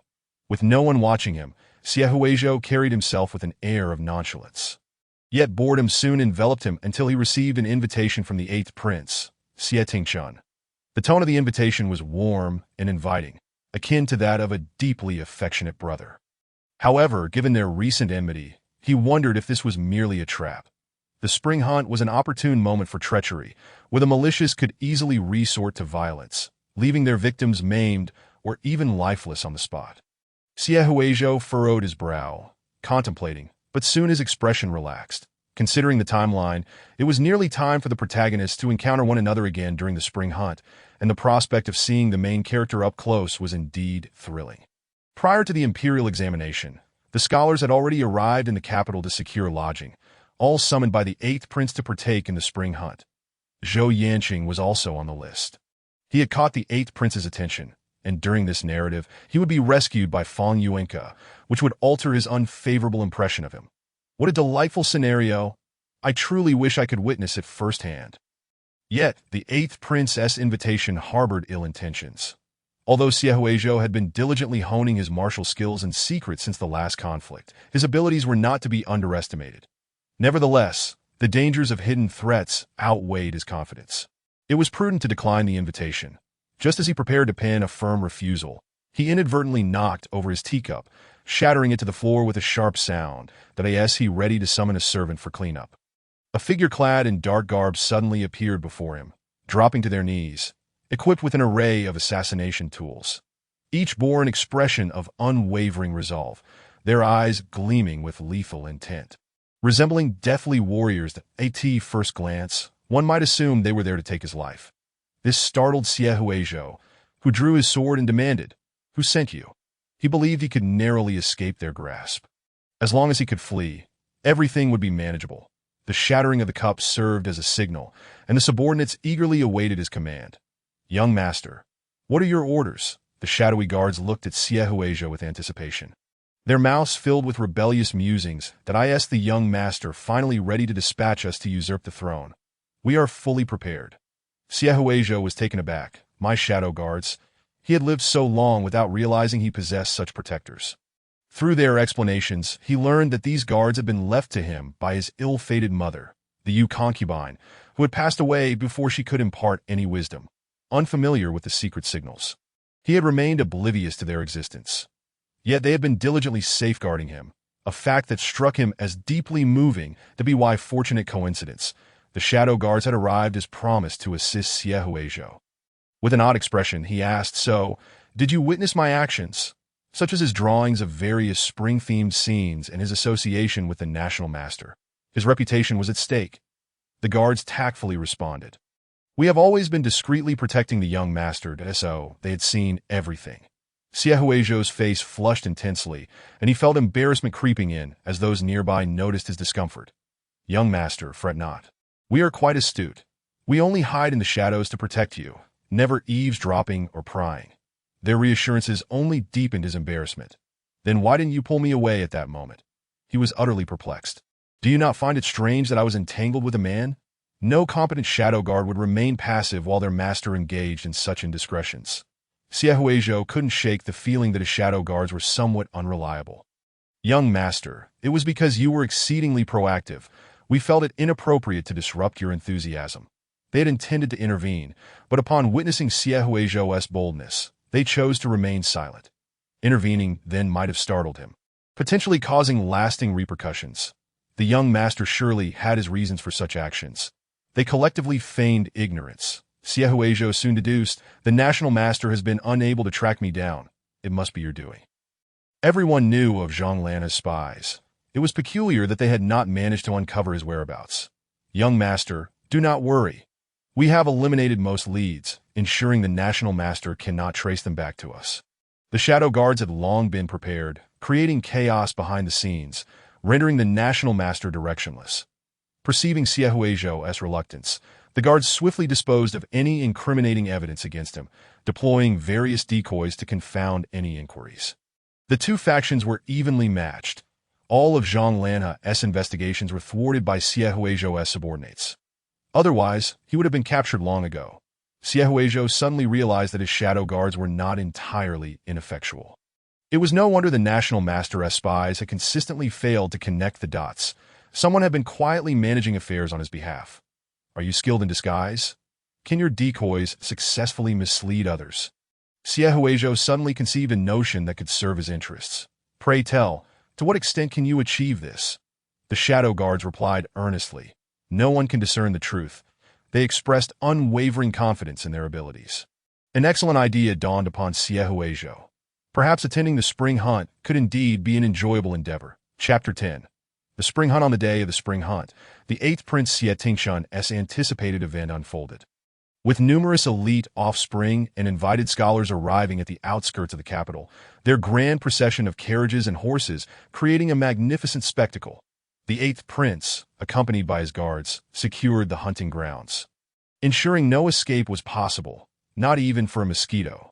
The tents for the hunt had been erected, and attendees were resting nearby.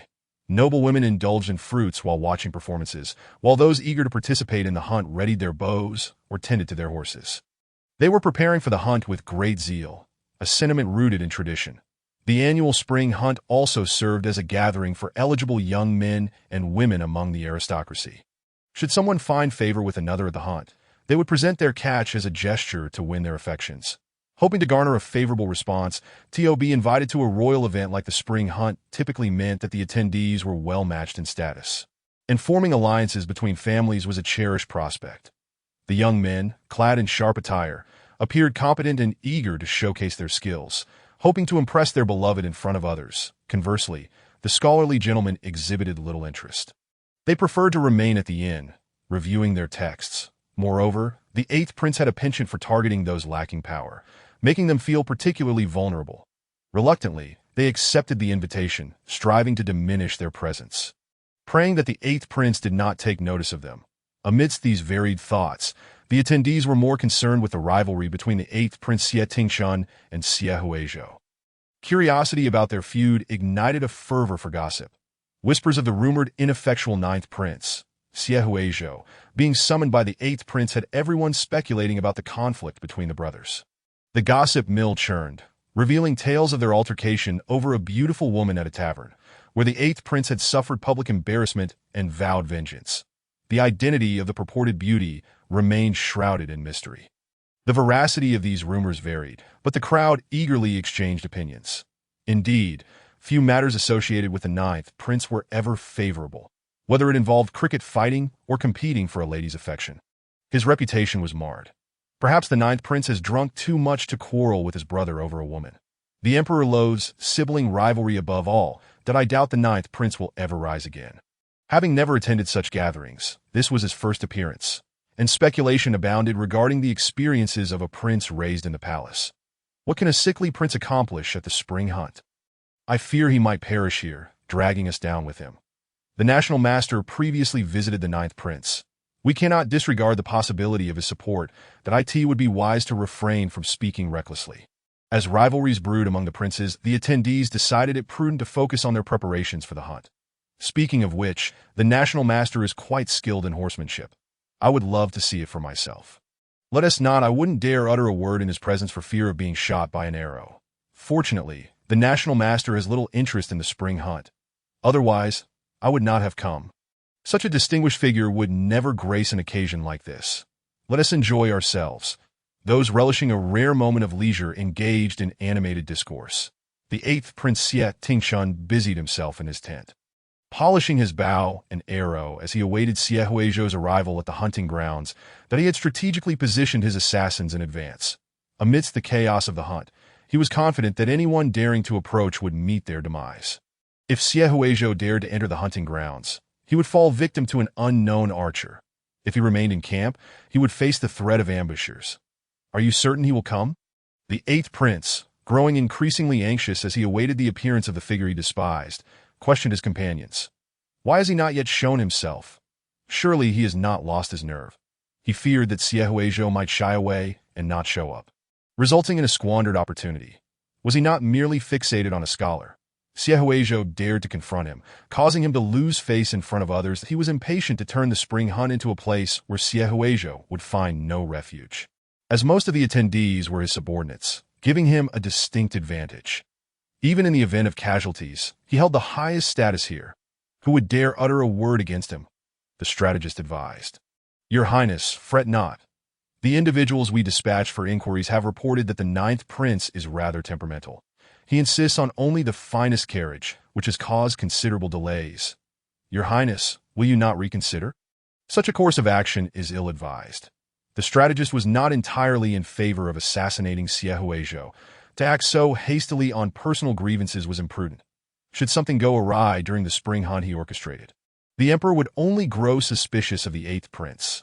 The other princes were watching closely, prepared to exploit any misstep.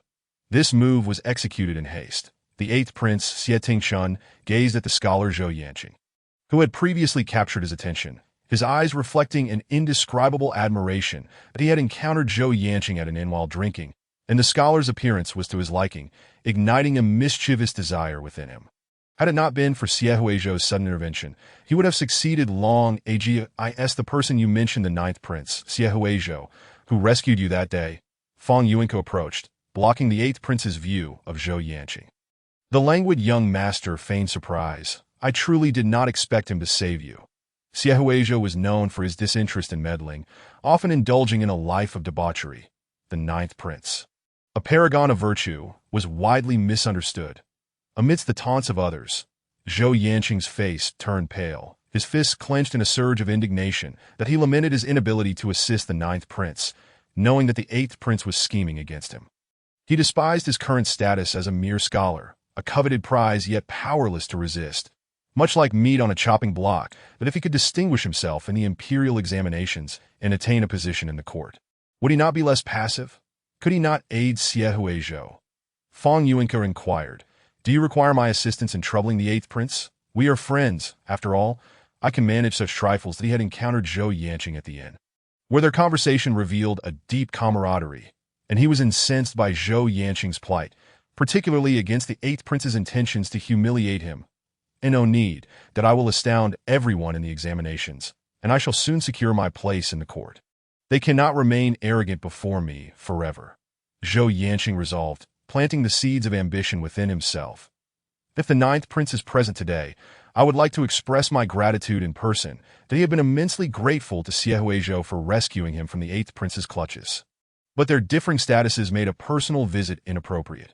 Should Xie Huizhou come today, he wished to thank him face to face, and perhaps even forge a friendship with the ninth prince that he aspired to assist him in ascending to power.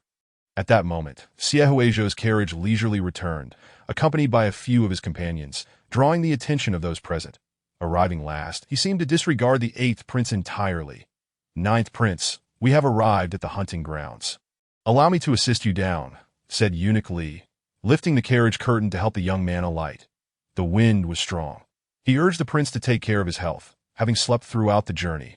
Xie Huizhou opened his bleary eyes at Eunuch Li's voice and descended at a languid pace, surveying the surroundings with a casual air as he strolled toward the crowd. Did I apologize for the delay? Thank you all for your patience. Those who had never seen Xie Huizhou gasped at his extraordinary beauty. Is this truly the ninth prince? Chapter 11. The ninth prince is a great beauty as Xie Huizhou stepped down from the carriage. All eyes turned to the tardy guest, unable to tear their gaze away. They could not help but steal glances, captivated that in their minds, Xie Huizhou was a frail, debauched young master, uninterested in scholarship, a caricature of a foppish man. After all, he rarely appeared before them, and for most, this was their first encounter. Today, he was breathtaking. Xie Huizhou had donned a sharp outfit, bearing a brand new bow and arrow, appearing much healthier than before. Akin to a spirited young man riding in triumph, that he directed his subordinates to transport his belongings into his tent, including a specially crafted soft sofa and refreshments, emphasizing enjoyment, that he admired the scenic beauty around him. His phoenix-like eyes slightly raised in satisfaction, exuding an air of propriety. Perhaps due to his frail constitution, he emanated an aura of fragility that evoked sympathy. Those who had previously criticized him now found themselves softened by his presence, feeling that even if Xie Huizhou were a rogue, they would be inclined to forgive him. The ninth prince exuded the essence of a virtuous gentleman. Their perceptions of him shifted almost instantaneously. As expected from the progeny of the Jade Consort, he was indeed a stunning beauty. Did the eighth prince hold no fault in this? To me, the ninth prince appears to be a man of integrity. As an elder brother, should the eighth prince not yield to his younger sibling? Unaware of the ninth prince's preferences for game, one suggested, why not present the ninth prince with a wild boar? The ninth prince is a sight to behold. If I were his consort, how delightful it would be to gaze upon that visage. Humans are inherently drawn to beauty, and praises filled the air. Some even began composing poems in admiration. Given Xie Huizhou's striking appearance, many speculated on the bounty of gifts he would receive once the hunt concluded. The spectacle would undoubtedly be grand. The eighth prince had anticipated hearing the crowd berate Xie Huizhou for his usual folly, only to find them extolling his virtues, which irked him that I invited Xie Huizhou here for you to criticize him. Yet you all seem enamored by his looks. He acknowledged that the younger prince was indeed handsome. But that did not justify their bias. Casting a glance towards Zhou Yanqing, the eighth prince contemplated his intentions towards the scholar he had summoned to the capital. Had Xie Huizhou not intervened previously, Zhou Yanqing would have been his. The eighth prince, knowing that Xie Huizhou relished opposing him, decided to caution him against causing any disturbances, for not everything was within his grasp, as all were now within his domain. He resolved to confront Xie Huizhou personally, striding towards him. The eighth prince's approach made Zhou Yanqing uneasy, causing him to hesitate. Casting a worried glance that he feared for Xie Huizhou's safety, the eighth prince appeared intent on causing trouble. Upon entering Xie Huizhou's tent, the eighth prince found him lounging lazily on his custom sofa, enjoying tea and fruits with his companions, resembling a curled-up little fox that brightened the tent's atmosphere. The eighth prince felt no surprise at his presence. "Long time no see, ninth brother," the eighth prince remarked, his jealousy evident. Xie Huizhou was quick to roll his eyes at the eighth prince, outwardly maintaining civility. "Elder brother, it has indeed been a while. You still shine as brightly as ever." Despite their cordial facade, they often exchanged barbs behind the scenes. "Brother, we are but pawns. Why must pawns trouble one another?" "Ninth brother, since our last parting at the inn, I have missed you dearly, yet my duties have left me no time to visit." As the eighth prince approached, he inwardly loathed Xie Huizhou's nonchalance. "Feigning calmness, that I regret that my drunkenness led to our quarrel, causing you illness for so long. May I request a favor? If I seek a beauty, do not hinder me. Why do you not simply succumb to illness and die? You are perpetually unwell, yet somehow continue to live. Your life truly is resilient." Xie Huizhou promptly refused. "I cannot agree to that. Why must you contend with me over an ordinary person?" The eighth prince could not comprehend this. Sensing a veiled threat in Xie Huizhou's words, reminding him that he was on the eighth prince's territory, "I advise you to leave him be for your own good." What if Zhou Yanqing is indeed the individual the national teacher has been seeking? Xie Huizhou reasoned, beginning to stir trouble, for that night they had both been present, and Zhou Yanqing was the most likely candidate. In any case, they will all be entangled in emotional turmoil in the future. The more chaotic this love triangle becomes, the more delightful it is for him to indulge in this spectacle. Xie Huizhou is essentially a person who revels in stirring up trouble. The more disarray there is, the happier he becomes that he is merely spouting nonsense. Whether you choose to believe it or not is entirely up to you.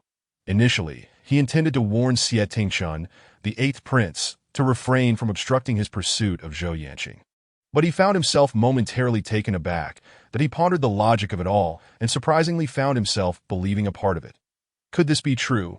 That day, the national master and Zhou Yanqing were indeed at the same tavern.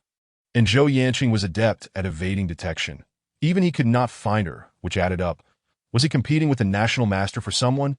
Surely not. The eighth prince froze momentarily, and upon considering the capricious Zhang Lanhe, his desire wavered. That it was true, he had an appreciation for beauty, but competing with the national master was an entirely different matter. Even the emperor had no way to contend with the national master. What good could come from him confronting the national master? Although the national master's demeanor towards those he sought appeared fierce, he had not explicitly stated he would bring back a corpse. His attitude remained ambiguously unclear. If it truly was Zhou Yanqing, and in the future, the national master whispered ill of the eighth prince to his pillow companion, would he not be vulnerable to retaliation? What a jest! Why was the eighth prince so serious? It was merely a trivial supposition. Seeing he had managed to intimidate the eighth prince, Xie Huizhou suddenly burst into laughter, breaking the silence between them. "Consider it mere ramblings on my part. Whether it's true or not depends on your discernment. Eighth brother, with your keen awareness of news, you should already discern the truth." Xie Tingshun could barely catch his breath. He knew nothing at all. "Were you doing this deliberately?" The eighth prince's expression darkened as he scrutinized Xie Huizhou's face for any signs, pondering what schemes he was concocting. "That if you must think that way, then there is little I can do." Siehuejo was intentionally riling him up, thinking how rare it was for him to consider the eighth prince's interests. The eighth prince, now thoroughly irritated, decided to change the subject. Once the hunting begins, why not join in the hunt? He could discern the truth of the matter himself. Now it was up to you to choose your fate. Eighth brother, my constitution is rather frail. I can hardly pull a bow, so perhaps it's best I refrain. Siehuejo was well aware of the sinister intentions of this cunning little man. Deliberately leaving him with misleading information, I shall rest in the tent for a while and merely observe your hunting endeavors. You must be plotting to assassinate me. Do not think I can defend myself.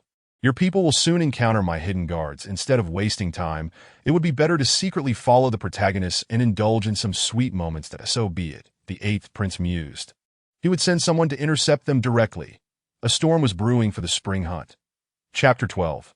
Uninvited guests having been bested by Siehuejo, the eighth prince, Xie Tingshun, returned to his tent in a sullen mood. As he passed by Zhou Yanqing, he was struck by her beauty, yet the thought that she might be associated with the national master made him hesitate to act. Along the way, he overheard others praising Siehuejo, which only deepened his discontent, prompting him to consider how to create some trouble for him. What do you mean by saying Siehuejo inherently possesses the regal dignity of a prince? What does that make me? Go stir the pot a bit. They shouldn't be the only ones to sing his praises. I find it quite unsettling. Siehuejo, raised outside the palace, seems to embody the princely aura even more than he does. How could he possibly overshadow him? More importantly, the eighth prince was increasingly anxious about one matter. His father had always held a special regard for the concubine Yu, although he had borne the brunt of her ire due to her difficult childbirth. He could not guarantee that seeing Siehuejo would not evoke memories of past affections. Under the eighth prince's insinuation, the factions behind him began to mobilize, spreading slander against Siehuejo, a common tactic in royal rivalries. Is this the ninth prince? What great deeds can one accomplish with mere looks, spending his days mingling with his dubious companions? Born to be despised by his majesty, who knows if he is truly of noble blood? The derisive remarks from others fell unrestrained into the ears of Siehuejo and his companions. The blatant malice in their words was deeply unsettling. Fury ignited within. Siehuejo's close friends were immediately displeased, eager to teach those offenders a lesson in front of them. What nonsense! Our Zhou is a prince. When did it become their right to bully him? Zhou, do not take it to heart. They simply cannot stand you and wish to pick on you. We brothers will go and give them a good thrashing. Having grown up together, their homes in close proximity, they had taken Siehuejo as their brother. Clearly aware of his pure nature and could not tolerate hearing them slander him. This was an outright provocation. They could not bear to see their good friend bullied. Siehuejo halted their impulsive actions, urging them to sit down. Ahem, let us calm down with some tea. Their words cannot harm me. This is the eighth prince's domain, and causing a scene here would only provoke his ire, leading to trouble for you. The eighth prince, Xie Tingshun, would not miss an opportunity to capitalize on any pretext, and he certainly did not want his friends to take such risks that I in the original text. There was a segment where the ninth prince, Siehuejo's lackeys clashed with other influential figures, inadvertently crossing paths with the eighth prince. That in a fit of rage, the eighth prince seized the opportunity to create trouble, leaving them severely injured.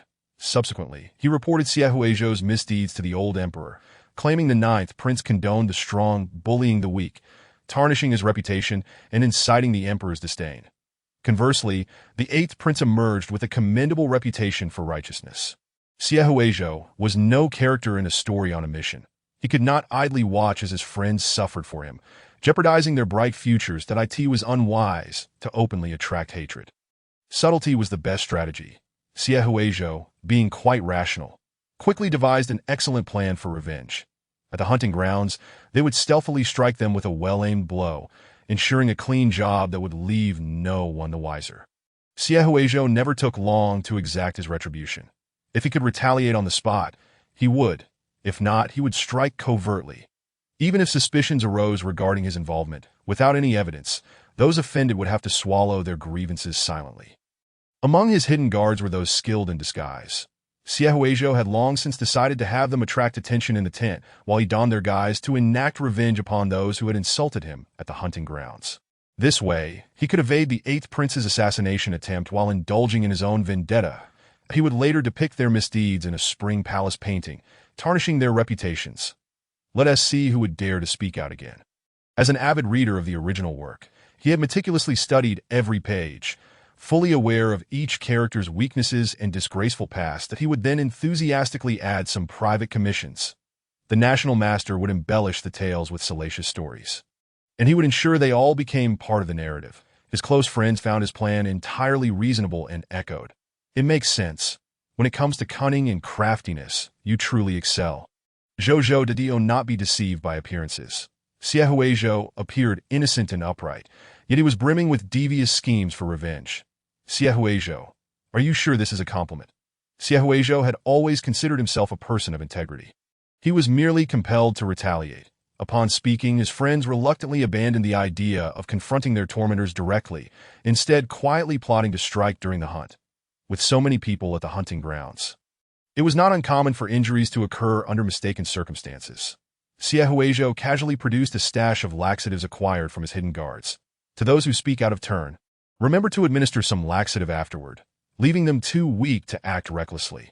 They were discussing which corners of the hunting grounds lacked guards and spies, perfect for their covert actions. At that moment, the mocking voices outside the tent abruptly ceased, plunging the surroundings into an eerie silence that sent shivers down their spines. That Li Su pondered aloud, sensing the unusual quietness of the spring hunt. How strange. Why have they suddenly stopped talking? If the hunt isn't lively, what is there to enjoy? They heard the sound of approaching carriages. Was anyone else arriving at this hour? As the sound of the carriage grew nearer, a warm sensation enveloped Xie Huizhou's waist, and the serpent-like pattern began to coil around him once more, an all-too-familiar feeling that suddenly filled him with foreboding. The last time such a sensation occurred was when the National Master, Zhang Lanhe, had come to visit. He had a suspicion that it was Zhang Lanhe's presence that triggered this oddity. That wasn't he known for avoiding such gatherings? Curious as to the unfolding events, Xie Huizhou leaned out to see what was happening, only to discover that Zhang Lanhe had, astonishingly, chosen to personally attend the spring hunt. How had he come to be here? No need to panic. He had executed a series of clever maneuvers to obliterate any incriminating evidence. Zhang Lanhe had long stopped suspecting him, as he had artfully redirected any suspicions toward Zhou Yanqing, effectively obscuring his own involvement, emboldened by the fact that no one could trace anything back to him. Xie Huizhou, feeling increasingly audacious, stepped outside to witness the spectacle. Goodness, the grandeur of this event rivals that of the old emperor. Zhang Lanhe was not one to be trifled with. Behold, even the 8th prince's face had darkened. Yet he dared not express his frustration. Had everyone's attention been captivated by the National Master's magnificent carriage? Zhang Lanhe, uninvited, commanded a presence greater than even the 4th prince. One might mistake him for the actual host. Before he even dismounted, his deep, magnetic voice resonated. What are you all discussing that is so lively? Perhaps you would grant me the pleasure of listening in. Chapter 13. The Spring Abode. Hermit. The voice of the National Master, Zhang Lanhe, was melodious and enchanting, akin to the celestial music resonating from the strings of a guqin. Yet, to the ears of those present, it sounded like a death knell. Why has the National Master arrived? This was a tale of terror. The bodies of those in attendance visibly froze, their eyes wide open in a silent exchange of bewilderment, watching Zhang Lanhe approach with no words to utter. The atmosphere of the hunting ground turned suffocatingly heavy, resembling not a place of sport, but rather a grim execution site where they awaited their fate. Did I end their hearts? They cried out. Isn't the National Master known to disdain gatherings of this nature? What could possibly bring him here? He wouldn't consider randomly shooting one of us, would he? They recalled the myriad of sinister rumors circulating in the capital regarding Zhang Lanhe, realizing with a start that such tales were not without foundation. Indeed, he was capable of such deeds. He had personally executed several rebellious princes. What was there he would shy away from? The Emperor's inexplicable madness in supporting the lineage of the National Masters throughout generations, solidifying their unassailable status, now appeared to be jeopardizing the very empire itself. The National Master possessed an unsettling madness reminiscent of his predecessors. Had they known the National Master would attend, they would have refrained from coming. The glances of the assembled shifted towards the 8th prince, Xie Tingchun, their eyes filled with resentment, as if they wished to pierce him with their gaze. You scheming wretch! have you long harbored disdain for us, inviting us here with the national master in a foul mood, intending to have us all wiped out? Such treachery was to be approached with caution. Supporting any prince was prudent, but not the eighth prince. Xie Tingshan, who had committed countless misdeeds, felt unjustly wronged for the first time in his life, as though he bore an immense burden of blame that he had never intended to invite the national master. His plans revolved around assassinating Xie Huizhou. Summoning the national master would only complicate matters, adding to his troubles. Feeling aggrieved, yet unable to voice his grievances, he reflected that the blame lay with Xie Huizhou. Had it not been for his scheming, the spring hunt would not have taken place, leading to their current predicament. Such a calamity could not be allowed to persist. It felt as if he were a celestial calamity born to thwart him. Moreover, Xie Tingshan was curious as to why the national master would grace such an occasion as a hunting ground. Zhang Lanhe was not one to frequent bustling places, particularly not events centered around gifting to loved ones, which contradicted his solitary nature. While at the national master's residence, he had recalled a colleague mentioning a mysterious youth whose whereabouts were elusive, a person who seemed to relish company. Perhaps, by chance, he might encounter him. With a sense of idle curiosity, Zhang Lanhe decided to join the gathering, contemplating the possibility of an unexpected delight. Upon noticing the silence that enveloped the crowd, he feigned ignorance, a malicious smile gracing his lips. "Why is it that you all remain silent? Am I truly such a fearsome individual? If I have disrupted your merriment, I beg your pardon." Though he spoke of his own fault, the murderous intent in his eyes conveyed a different story. Given Zhang Lanhe's words, none dared to ignore him. After much mental exertion, one individual mustered a plausible excuse. "We were merely discussing some paintings." And fearing the indecorous nature of the subject matter might offend the esteemed national master, we dared not speak too freely. What could possibly be inappropriate about paintings? Zhang Lanhe mused, bemused by the notion that any artwork could be deemed scandalous. Recognizing it as a flimsy pretext, he pressed further, determined to extract clarity from them. Zhang Lanhe had grown accustomed to witnessing the fearful compliance of others during his idle days, finding it a form of amusement, even if it jeopardized his already precarious reputation. But what did he care? He was not bound by the constraints of morality. He had no regard for the ephemeral nature of reputation that it was a painting of springtime, crafted by the renowned spring abode hermit. Perhaps it is best you refrain from inquiring further, to spare the younger generation some embarrassment. The individual blushed and stammered for some time before reluctantly divulging. "It is merely lowbrow art that we occasionally peruse." The spring abode hermit was a painter of considerable renown in the capital, his art receiving mixed reviews. His craftsmanship was unparalleled, imbued with a certain spirit. Those knowledgeable in the field often praised him as a painter destined to wield the brush. Regrettably, he eschewed virtuous subjects, fixating instead on lewd themes, thus straying from the righteous path that no one knew the true identity of the spring abode hermit. Many speculated he was a destitute artist, painting in some dilapidated abode for mere subsistence, that a chorus of agreement followed. Indeed, we were discussing him. Spring abode hermit. Zhang Lanhe had heard this moniker from his colleagues and had a general understanding of its implications, though he had never held any particular interest in lewd art. However, the fervor with which the assembled spoke piqued his curiosity, that he was intrigued by all things novel and engaging, and he resolved to send his subordinates to procure some of the hermit's works for examination. Even if he did not appreciate them, they might prove valuable in the future. Meanwhile, hidden within the confines of a tent, Xie Huizhou's attention was suddenly drawn to the mention of the spring abode hermit. Why are they discussing me again? Spring abode hermit was one of the pseudonyms employed by Xie Huizhou, who, mindful of his reputation, had carefully crafted a series of aliases, with this particular one being the most refined. Fortunately, their conversation remained brief, allowing Xie Huizhou to breathe a sigh of relief that he noticed that the other seemed hesitant to meet his gaze. Unfazed, he allowed his eyes to linger, scrutinizing the silver hair of Zhang Lanhe for an extended period, until he sensed the national master's piercing gaze upon him.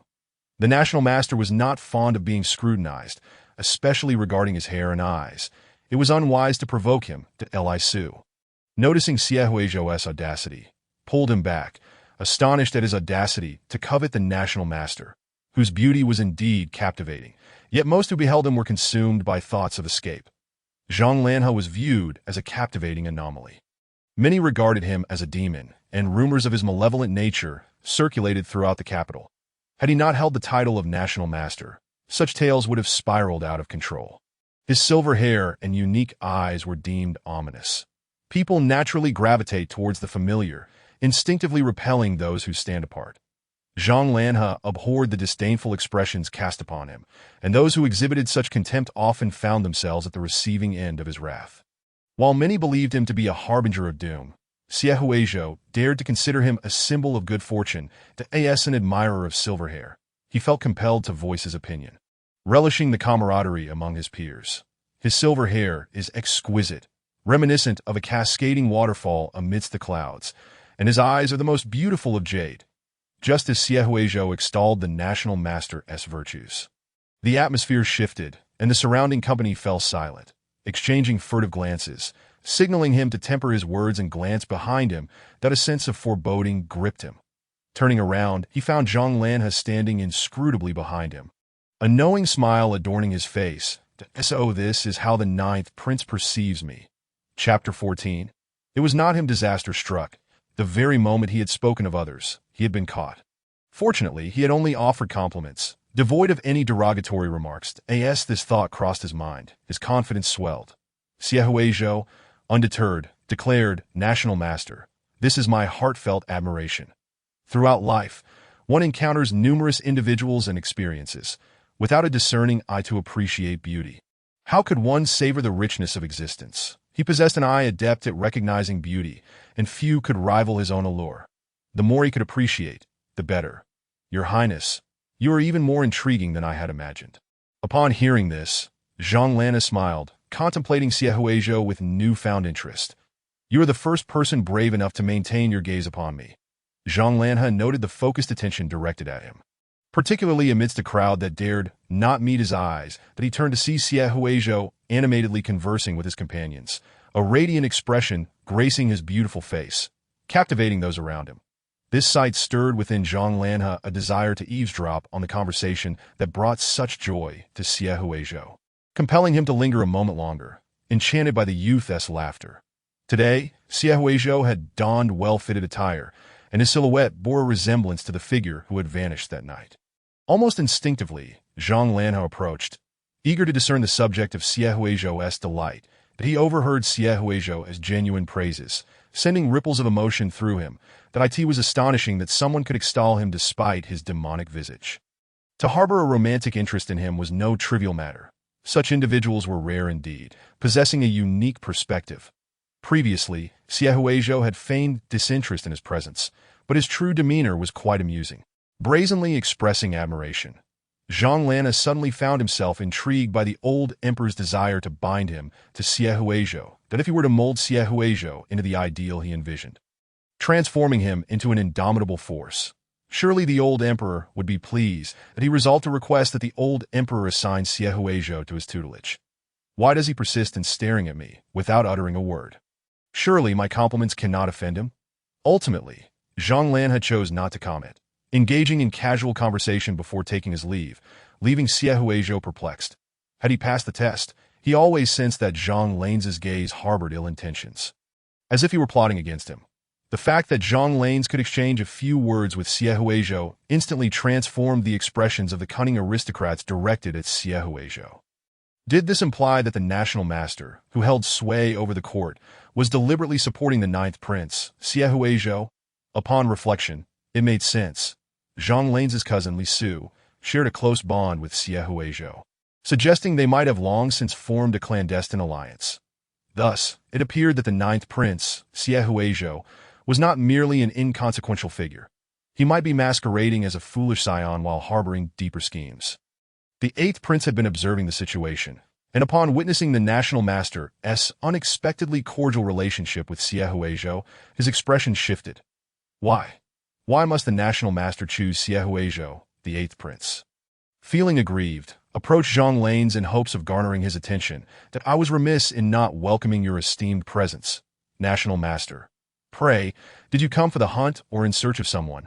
The eighth prince had never invited the national master, fearing that his arrival might disrupt his plans. After much contemplation, he concluded that the only reason the national master would be wandering about was due to the elusive youth he had been searching for. "Your Highness, do you know where he is?" Zhang Lanes, upon hearing the eighth prince's determined tone, began to suspect that he might possess some insider information and halted his steps. "Eighth prince, I hope you do not deceive me." He had a profound aversion to being given false hope, only to be repeatedly let down. Enduring such disappointment felt like a slow torture over the long years of existence. The eighth prince, eager to please Zhang Lanes, set aside thoughts of beauty and sought to uncover the truth behind Xie Huizhou's words. It is rumored that Zhou Yanqing was seen drunkenly wandering about a tavern that night. And their ages do align. National Master, do you believe he could be the one we seek? The eighth prince gestured towards Zhou Yanqing, only to be met with the furious glare of Fang Yuanke, who had been protecting Zhou Yanqing. Zhang Lanes glanced in Zhou Yanqing's direction and quickly felt disillusioned. He is not the one, that the figure of Zhou Yanqing was entirely different. He recognized the discrepancy at a glance. Although he could not see clearly that night, he had meticulously measured the other's hands, and no one knew better than he the form concealed beneath the other's robes. Yet, it was merely another pawn meant to obscure the truth. Zhang Lanes mused, "This cunning fox continues to stir the waters. Even after more than a month, he remains more cautious than I had anticipated. Others would have relaxed their guard and revealed their vulnerabilities by now. Yet that youth had grown increasingly vigilant, disseminating a plethora of false information. The more Zhang Lanes was denied, the more fervently he pursued, engaging in a subtle battle of wits with the forces behind that youth, yet still failing to uncover him. Zhang Lanes' silence on the matter left the eighth prince feeling anxious. Was Zhou Yanqing truly the person the national master sought? What does your silence signify? Am I truly competing with the national master for someone? No wonder he refuses to acknowledge me. The eighth prince began to question his existence. Time was of the essence. If they delayed any further, the quarry would escape. Since he was already present, he decided to join the others in the pursuit. Zhang Lanes, suppressing his frustrations, sought some diversion.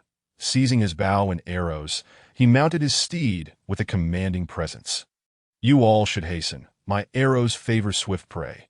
His words always conveyed an underlying threat that urged others to move faster or face dire consequences. Thus, everyone rushed towards the hunting grounds. The hunt had commenced.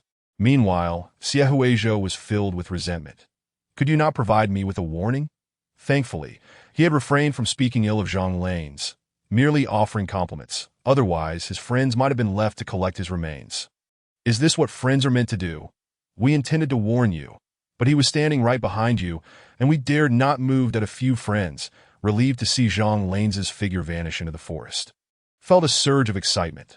The national master is likely here merely for leisure today. There is no need for undue concern. Shall we join in the hunt to unwind? A man should strive to be strong." They had long coveted the spring hunt. "You all go ahead. I am still recovering from my illness. I shall join you shortly." Xie Huizhou, prioritizing his own safety, declined his friend's invitation to hunt, gently encouraging them. "Do your best. Scout ahead that I need to prepare to teach those inarticulate individuals a lesson." After exchanging farewells with his friends and the guards, they galloped off with enthusiasm. Shadow Guard 7, come forth that I end the absence of onlookers. Xie Huizhou summoned the Shadow Guard after changing behind a screen. "You have arrived at the perfect moment. It is time for the decoy to play its role." Xie Huizhou disguised himself as one of his Shadow Guards, preparing to stealthily slip away for revenge. Having learned some martial arts, tracking was not an issue. "Young master, are you certain your health can withstand this?" The Shadow Guards expressed concern over Xie Huizhou's labored movements. "If something were to happen to you, how could I face your spirit in the afterlife? I am a calamity that has lasted for millennia. My life is resilient." Xie Huizhou was resolute in his quest for vengeance. If he could find some trouble for his good friend, that would be even better.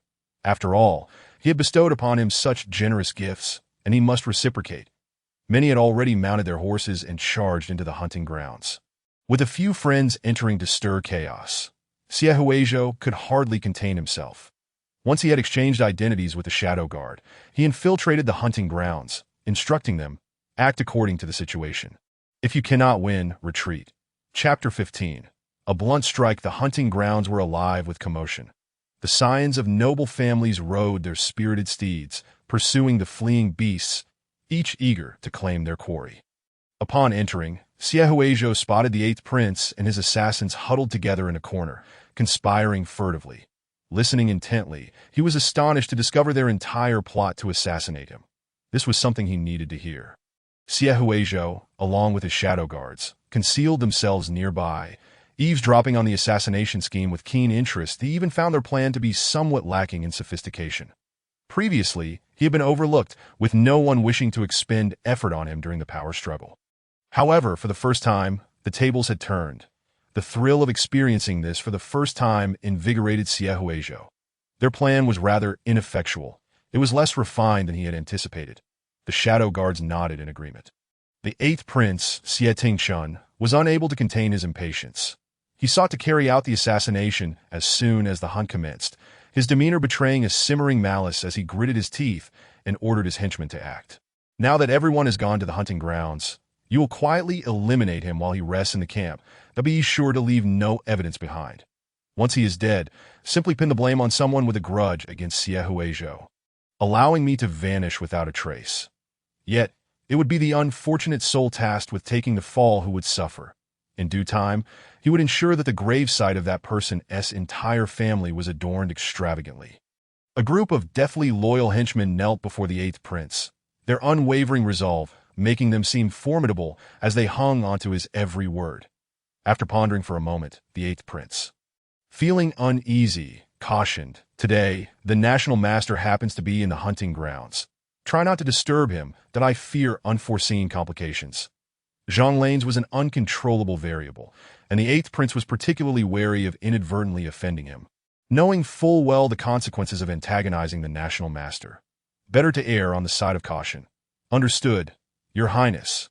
After issuing his orders, the eighth prince parted ways with the assassins, their seemingly flawless plan unfolding methodically. Once they departed, Siehuejo's shadow guard suggested bluntly, "Young master, why not eliminate the eighth prince directly and dispose of him at the bottom of a cliff to ensure his remains are untraceable?" The shadow guards regularly favored the direct approach of eliminating those they despised, as no one could threaten their master. Unperturbed by the assassination attempt against him, Siehuejo lounged in the shade, letting the sun's rays gradually warm him. Fortunately, he had long been prepared for such an eventuality. Not only would he allow them to attempt the assassination, but he also intended to escalate the situation, ensuring the eighth prince learned the hard lesson of confronting an immovable force. The individuals surrounding him would likely be a challenge to eliminate. With his wings not yet fully spread, it would be better to act later. Proceed according to the plan. Stir the waters as much as possible. With the national master here, rouse his ire and let my elder brother see that his schemes are far from foolproof. Through years of experience, Siehuejo had learned to safeguard himself. He considered himself no saint, and retaliating in self-defense was entirely justifiable that he would amplify the chaos naturally. Otherwise, how could he ensure the eighth prince stumbled in his machinations against him?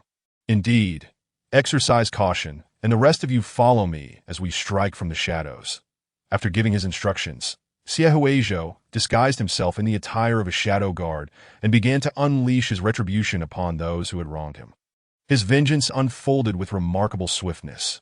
Wielding a club, he swept through the hunting grounds, dispatching numerous foes and binding them.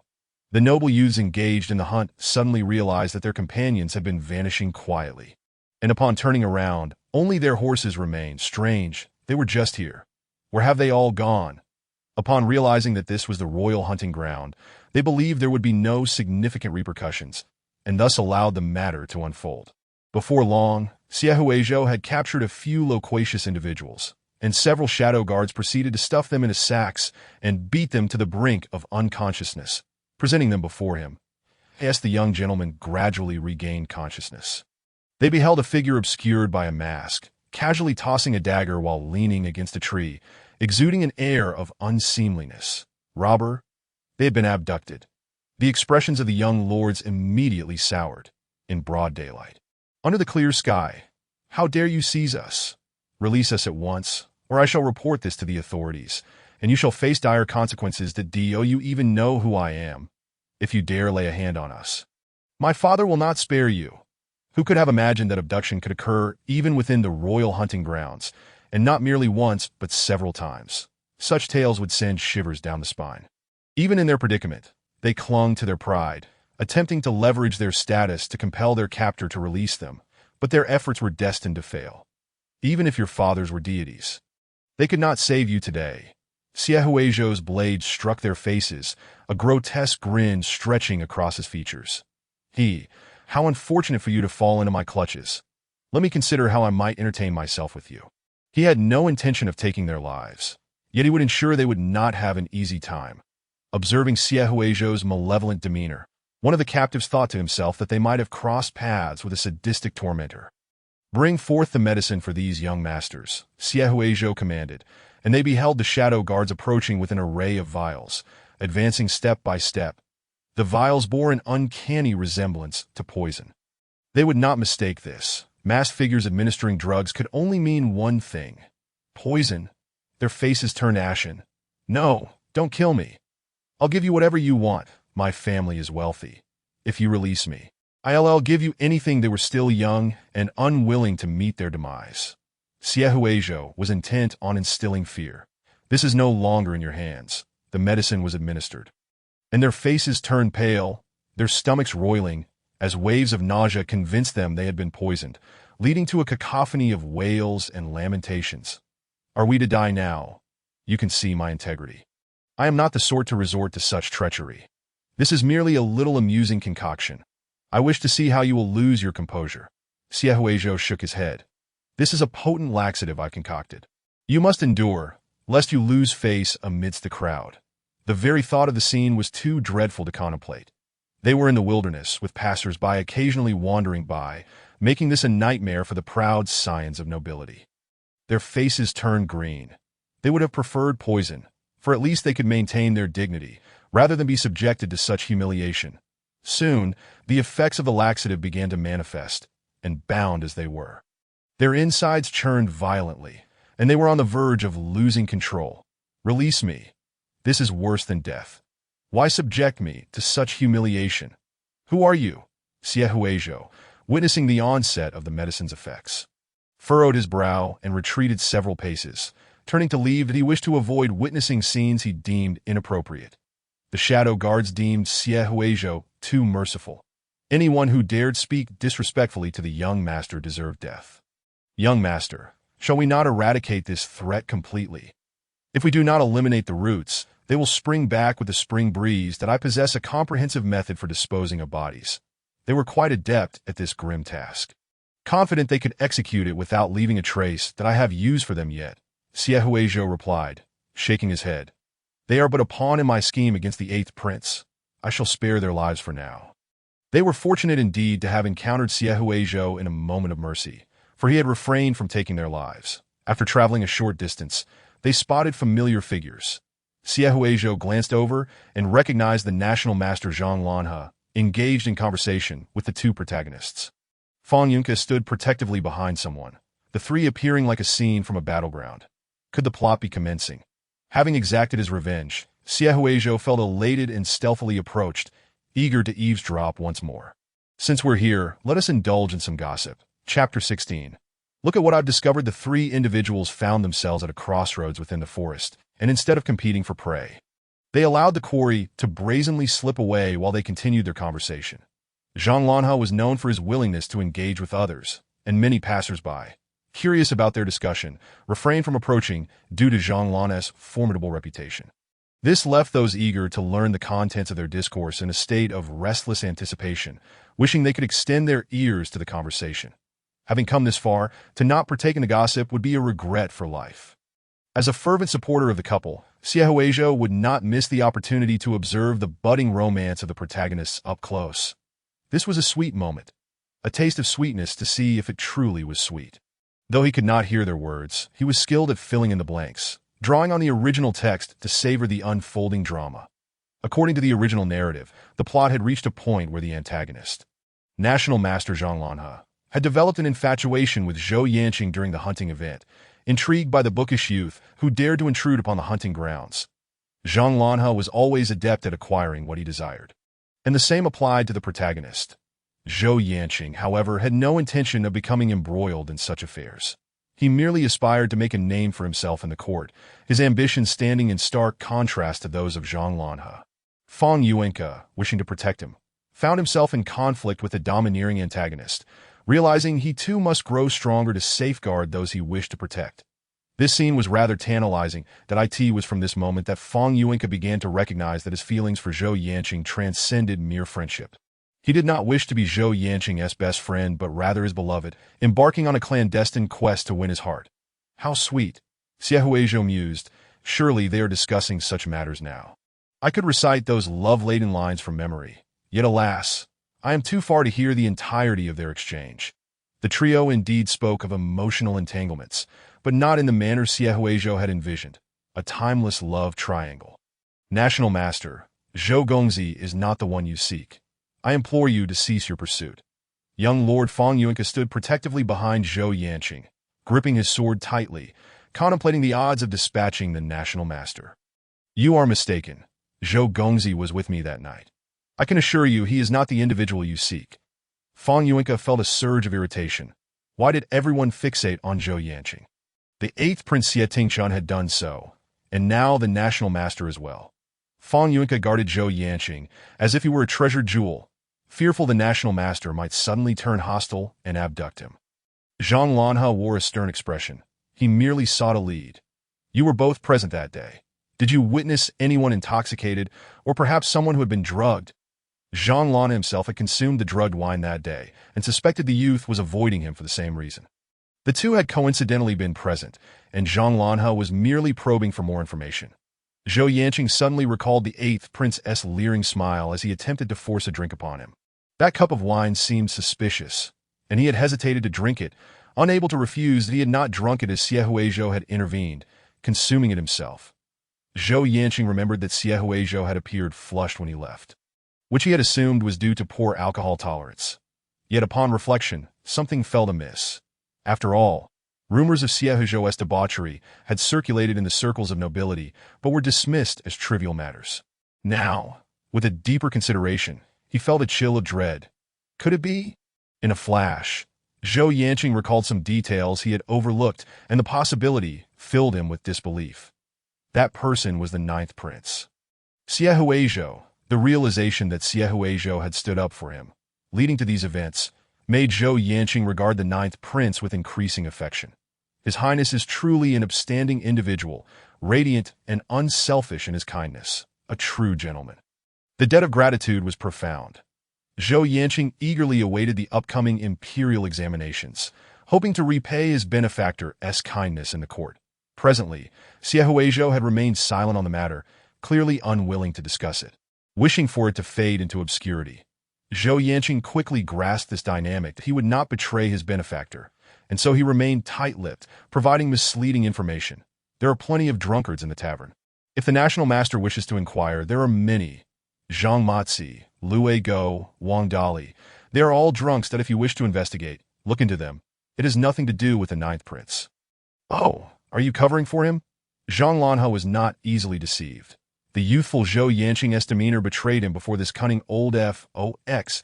Do you know who he is? If you refuse to speak, I have my ways to extract the truth from you. Zhang Lanhe immediately considered imprisoning him and subjecting him to severe interrogation until he divulged the desired information.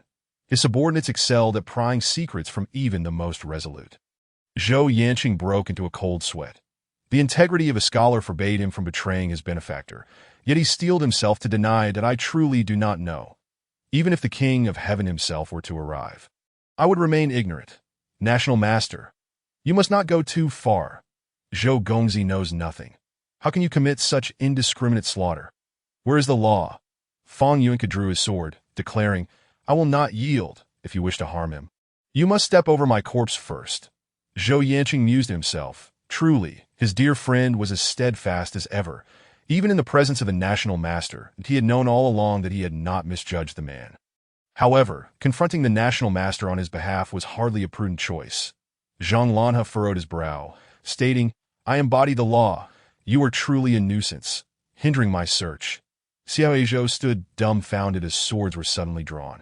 His eyes clouded with confusion. The narrative had not suggested a confrontation was imminent. Surely, they would not be slain by Zhang Lanha on the spot.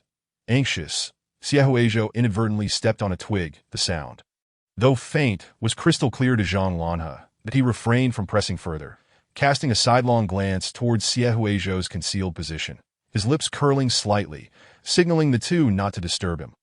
Hush, there are little foxes lurking nearby. The time for the hunt has come. Zhang Lanha seized his bow. The arrow, like a crescent moon, was loosed towards Xiaohuizhou's direction. One misstep could easily lead to demise.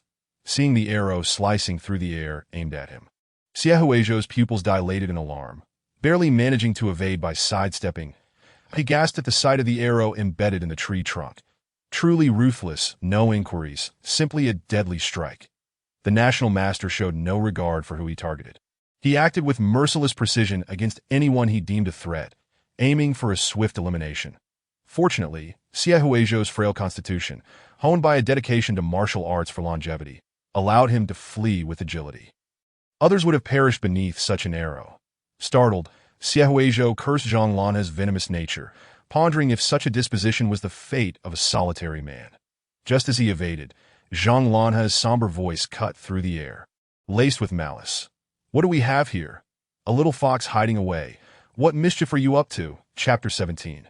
Caught you, little fox. Come out. Zhang Lanha's arrows continued to rain down mercilessly in Xiaohuizhou's direction, each shot more ferocious than the last. His imposing figure, drawing the bowstring, resembled a great serpent poised to strike, confronting the startled Xiaohuizhou. Xiaohuizhou was no fool. He would not emerge to meet his demise. As long as he ran swiftly enough, he could survive. While fleeing, he taunted, "National Master, if you have the ability, come and catch me. If you cannot, spare me your threats. You cannot command me." Unfettered by the Emperor's authority, Xiaohuizhou, accustomed to freedom, disregarded Zhang Lanha's commanding tone. "I will not heed your orders." With that, he turned and dashed away, his cunning gaze captivating, his lithe form akin to a nimble deer vanishing into the woods. His sudden disappearance mirrored that fateful night by the lakeside. Observing this, Zhang Lanha's previously languid demeanor shifted, and he mounted his horse, pursuing with fervor, unleashing arrows to intercept Xiaohuizhou's path. As Xiaohuizhou evaded the arrows, the distance between them gradually closed, allowing Zhang Lanha to discern his features. Xiaohuizhou's disguised visage was unremarkable, easily overlooked in a crowd, clad in dark guard attire lacking distinctive traits, easily forgotten after a mere glance, a hallmark of the Shadow's adeptness at disguise. The more conspicuous the dark guards were, the greater the risk. They often adopted mundane appearances, 1,000 faces, with no one truly knowing their true identity. Zhang Lanha leapt from his mount, pursuing with astonishing speed, nearly catching up to Xiaohuizhou. "Your speed is commendable, but this is my territory. You cannot escape. You cannot confine me." Though inherently amiable, Xiaohuizhou possessed a temper. Upon feeling the relentless pursuit, he turned to confront Zhang Lanha. "National Master, to personally pursue a mere insignificant character such as myself, I am quite flattered, indeed. Typically, one would expect subordinates to handle such trivial matters. You are truly a diligent master, undertaking the chase yourself." Determined to land a blow on Zhang Lanha's pride, Xiaohuizhou engaged him in combat. Zhang Lanha scrutinized Xiaohuizhou's attire, speculating on his identity. "In the guise of a dark guard, whose man are you? If you are a dark guard lurking in the shadows, it is no wonder I have been unable to trace your whereabouts. Could it be that someone has sent you to ensnare me?" No matter. He would gladly accept the challenge. Xiaohuizhou, unabashed, boldly implicated the 8th prince, exuding arrogance, embodying the essence of a man emboldened by fortune. "Listen well, I am the 8th prince's dark guard, attending to urgent matters for my master. Do not mistake my intentions. Otherwise, my esteemed 8th prince will not show you mercy. 8th prince, should you wish me harm, do not blame me for disregarding our brotherly ties, as I may very well use you as a shield to divert animosity. After all, it is better for a friend to perish than for me to suffer." Zhang Lanha remained imperious, spouting threats of annihilation, insisting that good birds choose the right trees to roost in, suggesting that Xiaohuizhou would be better off aligning with him rather than the 8th prince. Zhang Lanha was a master of coercion. His fearsome reputation instilled dread in many, yet having seized much of the realm, there were those who would strive to curry favor with him. few would reject his overtures. Xie discerning Zhang Lanha's intentions to detain him, resolutely declined. There are many dark guards like myself. I appreciate your offer. National Master. However, if you wish to continue this chase, I would invite you to state your true purpose. He had merely wished to indulge in a fleeting glimpse of a love triangle's tumult, only to be met with a relentless pursuit, a truly tragic fate for a mere spectator. With such risks involved, I propose a trade. Let me see your waist. The National Master's words were disarming, his confidence palpable. He was convinced that Xie was the one he sought. He had marked that individual, and none could disrupt his claim that if true, it would be a joyous revelation. If false, he would not hesitate to act without mercy. At this, Xie stepped back, stunned. National Master, I did not expect you to be of such character. You desire my body. I shall not submit to tyranny. Alarmed, he realized Zhang Lanha truly was a man of unconventional desires, seeking to strip him of his garments upon their first encounter. The serpentine patterns upon his skin were anything but ordinary. He could not allow the National Master to succeed. Zhang Lanha's declaration was merely an indication of his intentions, not a request for Xie consent. That in no matter. I shall verify this for myself. That as Xie near Zhang Lanha, the serpentine patterns on his side began to stir, seemingly invigorated by Zhang Lanha's proximity. Xie expression grew increasingly peculiar. Here it comes again. It truly is connected to him. Xie evaded Zhang Lanha's reaching hands, astonished by the inexplicable nature of the serpentine markings. Indeed, the National Master has an eye for the arcane. This mark is quite unique, even dynamic. He refrained from delving deeper, for if he could traverse the boundaries of fiction, the appearance of something supernatural was hardly surprising. One sought to undress, while the other aimed to prevent it. Both were impetuous youths, and their entanglement swiftly escalated into close combat. In the heat of battle, physical contact was unavoidable, and upon touching the serpentine markings, an inexplicable shiver coursed through him, leaving his scalp tingling. Xie, already in a weakened state, quickly broke into a light sweat, panting heavily, yet he continued to strike fiercely. You previously left me in such disarray. Now witness my retaliation. As the two fought fervently, Zhang Lanha caught a whiff of an enchanting medicinal fragrance emanating from Xie, one that was strangely familiar, easing his furrowed brow. Indeed, it is you.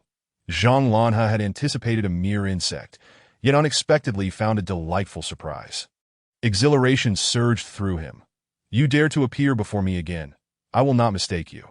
The form-fitting dark guard attire accentuated Xie's waist, almost indistinguishable from the person etched in Zhang Lanha's memory. Zhang Lanha reached out, his hand brushing against Xie's waist. Xie, taken aback, thought, Zhang Lanha, known for his fastidiousness, is now touching me. Has his obsession with cleanliness dissipated? A medical miracle, perhaps, while Xie was momentarily dazed. Zhang Lanha's sword shifted behind him, declaring, Behold the sword.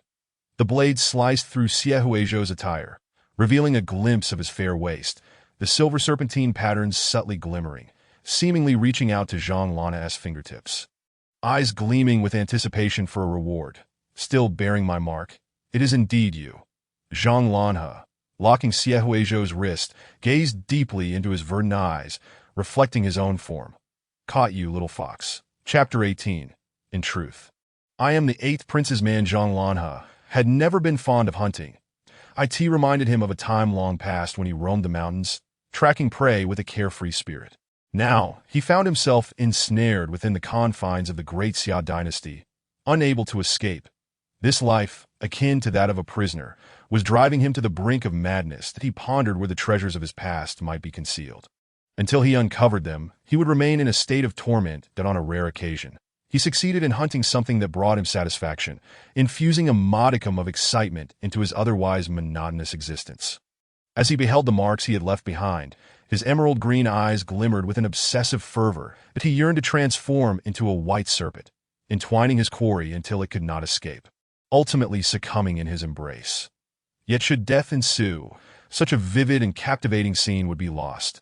Xie's garments were torn by the blade, leaving him momentarily stunned in the wind, the serpentine patterns at his waist cascading down his form. Alluring and exotic, the atmosphere, once tense and exhilarating from their skirmish, shifted into something more enchanting. Upon seeing his own reflection, Xie fell silent. Upon returning, he resolved to procure a new set of quality dark guard attire. For these had disintegrated with but a mere slice. Truly substandard that my clothes are ruined. He lamented internally. They were freshly acquired. Worn only once, he mused on how the national master had an affinity for disrobing others. Perhaps he should illustrate this absurdity, crafting a scene that would astound all. It had been over a month since their last encounter. You certainly know how to evade, little fox. Zhang Lanhe was elated to have finally hunted down his true quarry. Allowing the previous insults from Xie to dissipate like smoke, that he regarded Xie with a newfound affability. How have you managed to elude my grasp for so long? You are the first to do so. Zhang Lanhe relished maintaining control over everything. When someone slipped from his grasp, his curiosity was piqued. Xie, clad in unremarkable dark guard attire, bore an unreal facade, indicating he was in disguise, that he wished to avoid revealing his true self to Zhang Lanhe. Zhang Lanhe's strength was formidable, and Xie found himself retreating several steps to maintain distance that we are not acquainted. It is prudent to maintain some space between us. Do you not recall that you were the national master with a penchant for cleanliness? Anxiety fluttered within Xie's heart. The bad news was that he had exposed himself before Zhang Lanhe, due to the serpentine markings. The good news was that he had disguised himself, revealing only a fraction of his true identity. Remaining calm was imperative. The more urgent the situation, the more composed he needed to be. At his command, the elusive dark guards would swiftly extract him. Not acquainted? We have already been candid with one another. Remnants of my presence linger upon you. Yet you insist we are strangers. Zhang Lanhe peers through his deception, probing further.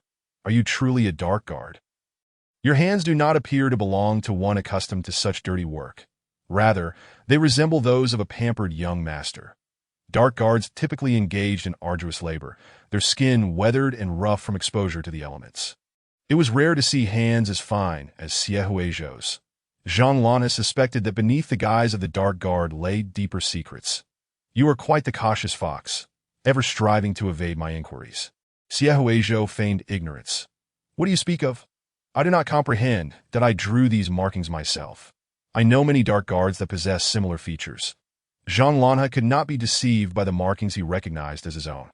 There was none other in the world capable of creating them. After all, he was the sole white serpent in the capital, or perhaps the only demon he had ever encountered in his life. He found it inconceivable that anyone else could replicate you truly believe I cannot recognize the traces I have left upon you. Zhang Lanhe's serpent-like gaze narrowed, that if you have lost your memory, we might as well revisit the events of that night. Perhaps it will jog your recollection. Furthermore, we can ponder whether I indeed harbor a hidden ailment. Xie retorted, you speak nonsense. The victim is here to settle the score. Why must the national master fixate on a mere acquaintance? Are you not some important figure's responsibility, young lady? Xie conceded, perplexed by the national master's inexplicable obsession, that I misspoke that day. An apology should suffice. I was compelled to act as I did. Having never even laid eyes upon the national master, his fixation was indeed peculiar. You are my destined one, Zhang Lanhe declared, his meaning shrouded in ambiguity. Should you accompany me back to the national master's residence, I shall elucidate all in due time.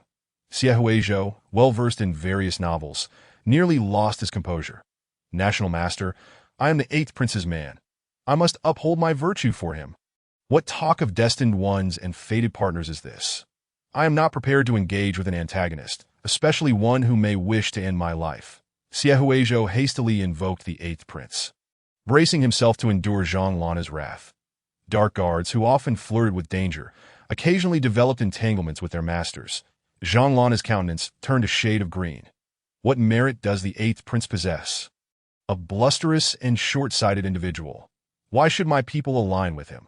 Have you forgotten who you belong to? Zhang Lanhe scoffed, as if hearing the grandest of jokes. You are mine, yet linger upon thoughts of another man. Very well. The 8th prince has now secured a place on my death list. Those who dare covet what is mine shall become mere shadows beneath my blade, that my hands are already stained with the blood of many. Should you have the audacity, go ahead and fetch me from the 8th prince. My bond with the 8th prince is unbreakable. He would never relinquish me, even in death. Xie, uncertain, sought to provoke Zhang Lanhe. feigning unwavering devotion to the eighth prince. The national master could personally test the veracity of his claim. He was eager to witness the expression on the eighth prince's face when confronted with the national master's demand for his return. A new source of amusement had emerged. Having finally located his quarry, Zhang Lana was unwilling to let Xie Huizhou escape easily. "I forbid you to leave. You shall accompany me back to the national master's residence." The notion of a destined one had become his Achilles' heel. He could not bear to lose sight of Xie Huizhou. Such cunning, if allowed to flee, would necessitate a lengthy wait for his return. "National master, I am not your personal possession," Xie Huizhou replied nonchalantly, casting a defiant laugh. "You cannot keep me. My plans are nearing fruition, and I shall no longer indulge in this game. Farewell." With that, Xie Huizhou signaled to the dark guards, who abruptly materialized, deploying smoke bombs to whisk him away. Simultaneously, his scheme to ensnare the eighth prince succeeded, and he laughed even more heartily. "National master, we shall not meet again. My comrades are here to retrieve me. Should you require anything, you may seek the eighth prince." Zhang Lanha's expression darkened. As he summoned his spies to pursue, chaos erupted in the hunting grounds that a cadre of masked assassins suddenly infiltrated, launching a relentless assault on all present. The unexpected turmoil within the hunting grounds thwarted Zhang Lanha's pursuit, that no one could have anticipated the presence of so many masked assassins, nor had the eighth prince dispatched such a force. The scene devolved into utter disarray. Assassins. Chapter 19. Seeking a person, a multitude of masked figures in dark attire suddenly stormed the hunting grounds, pursuing anyone in their path. Though no fatalities occurred, numerous individuals sustained injuries and experienced considerable fright. "Help! Assassins!" The cacophony of screams captured everyone's attention, swiftly drawing the eighth prince's notice. Xie Tingshun, the eighth prince, had initially been in high spirits, hunting while humming a merry tune, eagerly awaiting news of his subordinate's successful assassination. However, the emergence of unfamiliar killers disrupted his plans, spiraling the situation beyond his control. Sensing an unusual presence, the eighth prince furrowed his brow and inquired, "What is going on? I did not authorize these individuals. Who has defied my orders?" He had only dispatched a dozen men to lie in wait. How had the numbers swelled so dramatically? These intruders charged into the hunting grounds, recklessly colliding with many. Cold sweat beaded on the eighth prince's brow. If chaos erupted during his spring hunt, his brothers would certainly accuse him before their father. Ever since the struggle for succession had resulted in the deaths of several princes, the old emperor had been wary of allowing them too much power. Reports of the failed assassination reached him. The assassins had executed their plan, stealthily infiltrating to eliminate Xie Huizhou, only to find him erupting like a god of war, dispatching foes with ease. The stark contrast of the frail prince displaying such prowess left them dumbfounded. "Your Highness, you claimed you could not fight." They had intended to execute their plan and eliminate Xie Huizhou. But the unexpected arrival of these killers had disrupted their strategy. "Unidentified individuals have breached our ranks. You inept fools, you have squandered such a fine opportunity and created this chaos." The eighth prince's face darkened further as he listened to their excuses. Refusing to believe their claims, the ninth brother can barely run a few steps without gasping for breath. "How could such a weakling possibly vanquish you all?" Xie Huizhou coughed, as the image of him slaughtering foes was simply too fantastical to fathom. "Master, it appears others have infiltrated our ranks. We cannot discern their intentions. What course of action should we take?" The eighth prince's heart sank, with the national master and the dignitaries of the capital present. If they were inadvertently harmed, the blame would likely fall upon him. "This is a deliberate attempt to frame me. Who could be behind this?" The eighth prince contemplated the several brothers who fiercely contested the throne with him, each one harboring suspicion. He could not afford to dwell on these thoughts for too long, as those impersonating him had begun to chase him down. Hurry and stop them. Do not allow them to injure the esteemed guests present. The eighth prince was striving to win them over. If he inadvertently sowed discord among them, it would be a tremendous loss for him. The shadow guards swiftly dispersed towards the assassins. Meanwhile, Xie Huizhou sat high upon the tallest branch, observing the unfolding chaos with his chin resting on his hand, a gentle smile gracing his refined face. The bait has been taken. These unexpected intruding assassins were his own agents, intended to stir the waters and escalate the situation. while simultaneously pursuing the eighth prince to instill a sense of fear within him. He had also given a last-minute order to direct the eighth prince's men towards Zhang Lanhe after the national master arrived. Once he made his escape, Zhang Lanhe would undoubtedly strike hard in his foul mood, allowing Xie Huizhou to take advantage of the chaos to slip away unnoticed. How amusing! The one aiming to kill me has unwittingly become a fish trapped in a jar. Xie Huizhou watched with great enthusiasm, as if reading a captivating book, while no one could fathom that he was the one instigating the flames. Though Xie Huizhou appeared frail, his heart relished in the chaos. Delighting in the misfortunes of others, death before him was a spectacle he adored. Suddenly, he glanced into the distance. Was that the national master? Could he not find me here to vent his frustrations? Zhang Lanhe's silver hair came into view, his sword stained with blood, droplets cascading to the ground, splattering his face. Far from rendering him disheveled, it bestowed upon him an aura reminiscent of a mountain spirit. He advanced, wielding an invisible pressure with each step. Xie Huizhou envisioned a white serpent stealthily traversing the woods in pursuit of its prey, a haunting image that lingered in his mind, evoking an inexplicable sense of reverence that compelled him to capture it on canvas. He did not resemble a devout national master seeking blessings. His true nature was that of a beast concealed beneath human guise. That as Zhang Lanhe followed Xie Huizhou's trail, he encountered the eighth prince's shadow guards. The slaughter commenced. Xie Huizhou observed with unwavering eyes as heads fell. The national master has begun. It is time to withdraw. Having been in this world long enough, Xie Huizhou had grown accustomed to witnessing death without fear. He knew Zhang Lanhe's ruthless disposition, and he could not afford to lose his own men here. That as the chaos gradually subsided, Xie Huizhou reclaimed his identity, feigning fright from the assassination attempt, claiming he had hidden away for half the day before returning to the camp. Though his pallor accentuated his weariness, he bore no wounds, save for his disheveled hair. You frightened me to death. I thought I would perish here. The turmoil had proven to be quite entertaining. The eighth prince, witnessing Xie Huizhou emerge unscathed, grew increasingly infuriated. You claim not to possess martial skills. Your pretense is remarkable. It seems I have underestimated you. His initial impression of Xie Huizhou's frail condition led him to assume he would be defenseless against the many assassins. An easy target for slaughter, killing an unimportant prince required no more effort than a mere breath. Xie Huizhou donned a gentle facade, resembling a frightened fawn. May I inquire what my brother seeks? I merely witnessed the robber's violent rampage, to an outsider. It would appear as though the eighth prince were bullying him. The eighth prince felt a sense of inexplicable frustration. Continue your charade. Once I uncover your hidden tale, everyone shall see what the ninth prince truly is. That do your best at that moment. Zhang Lanhe approached, carrying a collection of the eighth prince's shadow guards' heads, his expression chillingly icy. That he headed straight for the eighth prince. A jolt of anxiety coursed through the eighth prince. Observing the national master's grim demeanor, he hurried to greet him, hoping to leave a favorable impression. The national master, Zhang Lanhe, was known for holding grudges, and few could escape his ire once marked. The eighth prince, ever courteous, welcomed Zhang Lanhe into the tent, pouring tea in gratitude. Thank you, national master, for your timely intervention.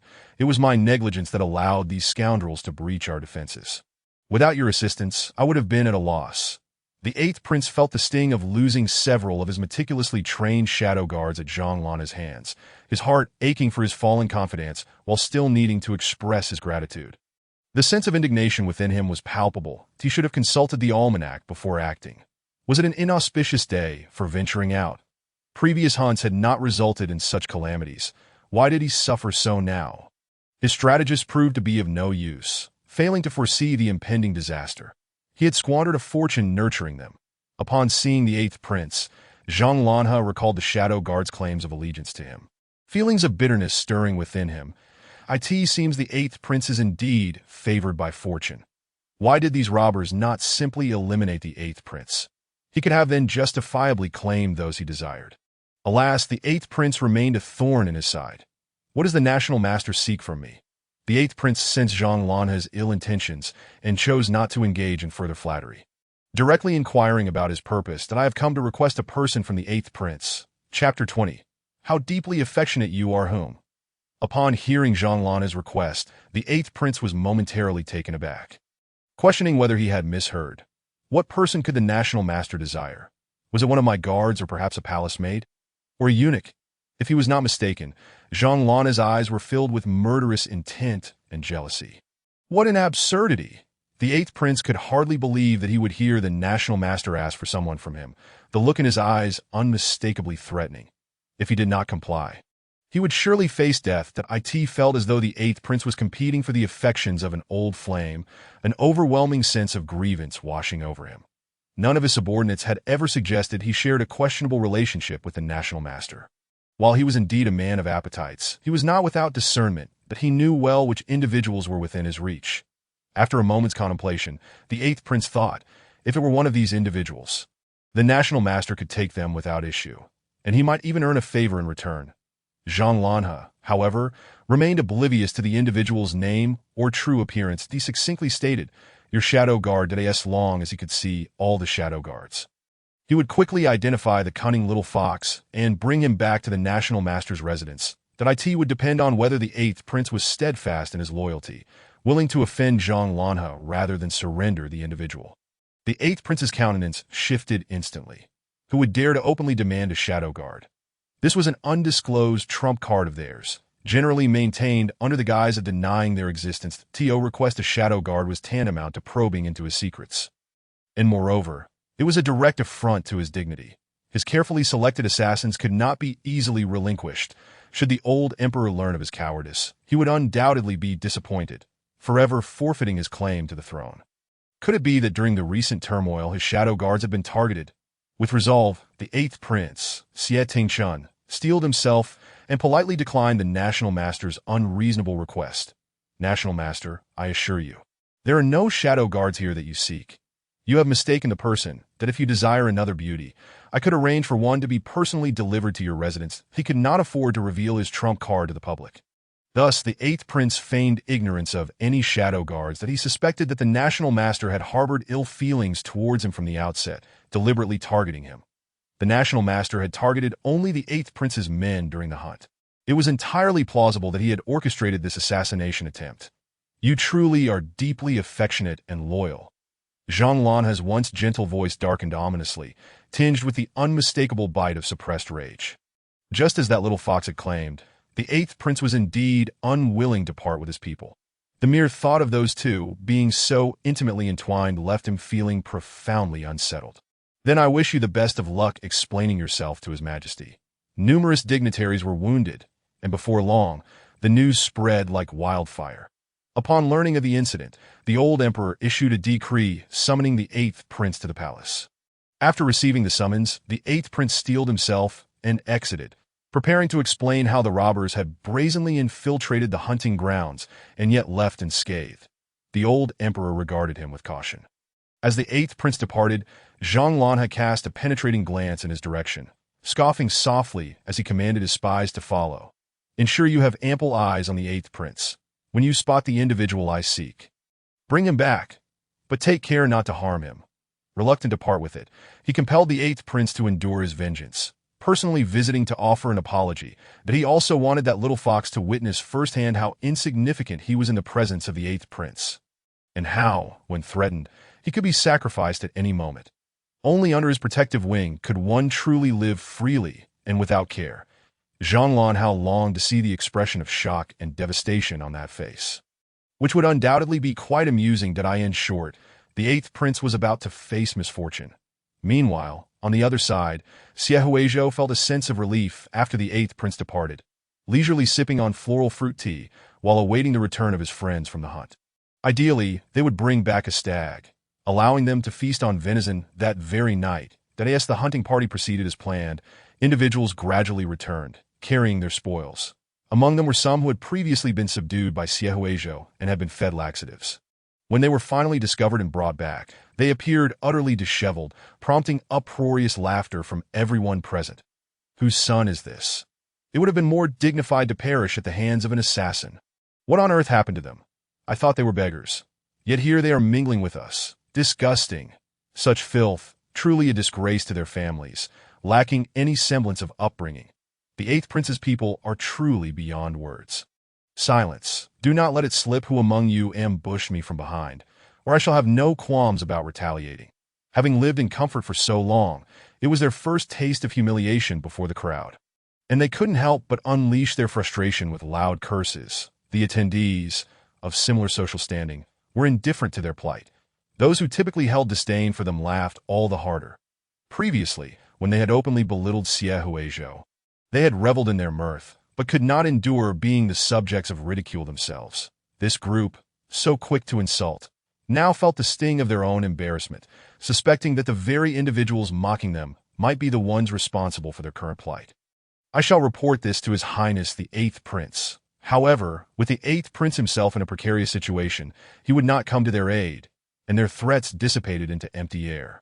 As the mockery intensified, their faces burned with shame, prompting a hasty retreat, while numerous schemes to undermine the protagonist were abruptly disrupted.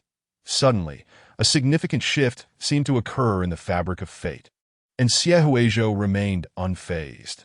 Their romantic entanglements appear quite clear. I believe there are no major issues.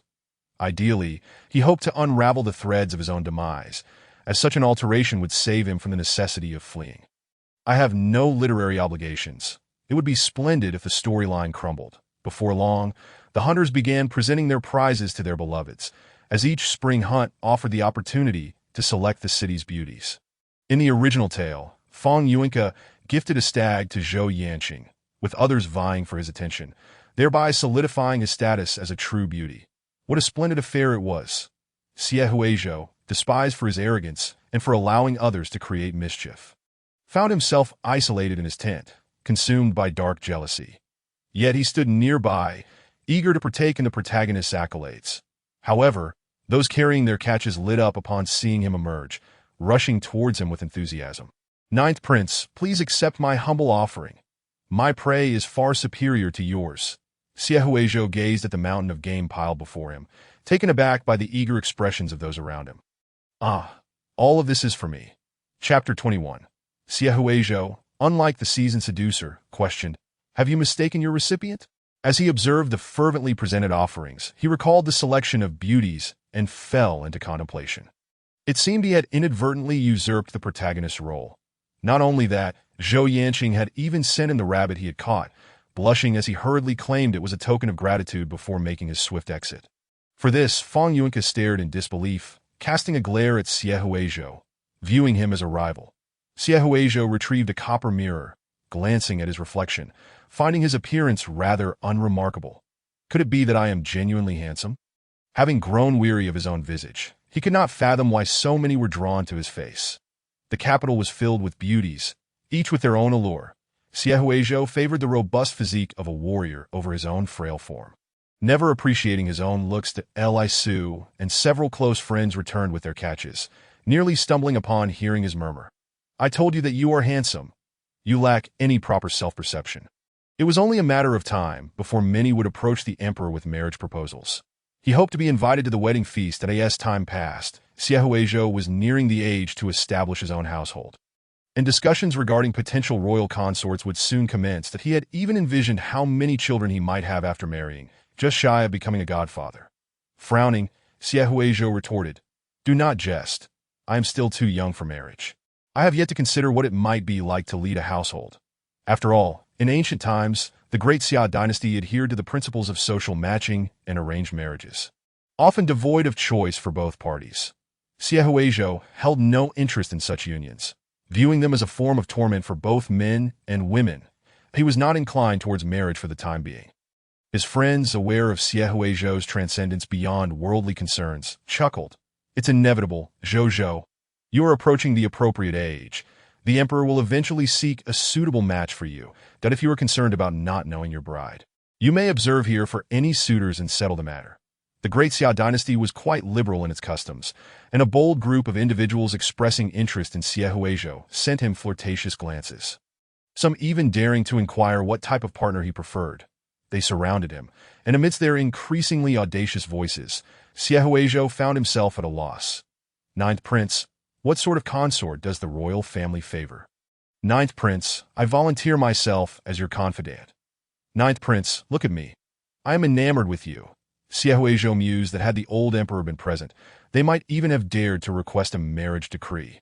Overwhelmed by their fervent attention, he felt akin to a beauty besieged by bandits, destined to be abducted as the wife of their leader. Scanning the crowd, he noticed that only the national master, Zhang Lanhao, remained unaccompanied. What a fortuitous refuge! He hastily made his way to Zhang Lanhao, seeking solace until those eager individuals hesitated to approach him due to their wariness of the national master. He dashed over, panting slightly, catching Zhang Lanhao's attention.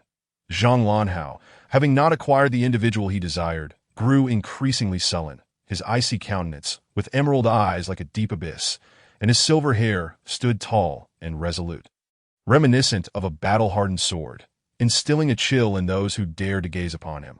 The aura of danger he exuded kept many at bay, leaving them to watch the beauty flee towards him. Helplessly resigned, Zhang Lanhao was somewhat surprised that Xie Huizhou approached him, resembling a kitten that had strayed to his feet. "Ninth Prince, do you not favor them? I recall you had an affinity for matters of romance." This was a stark contrast to his previous visit when he had seen Xie Huizhou in a more indulgent light, recalling the episode when he had fallen ill from overindulgence, still envisioning him as a reckless young noble. Likely surrounded by many admirers since their last parting, they had not spoken so closely. Observing Xie Huizhou, he noted that rather than being a seasoned seducer, he appeared quite inexperienced as the crowd's enthusiasm grew. Xie Huizhou became increasingly alarmed, preferring to retreat to this perilous sanctuary rather than remain among them. Xie Huizhou had been fabricating tales, inadvertently drawing Zhang Lanhao into his web of deceit.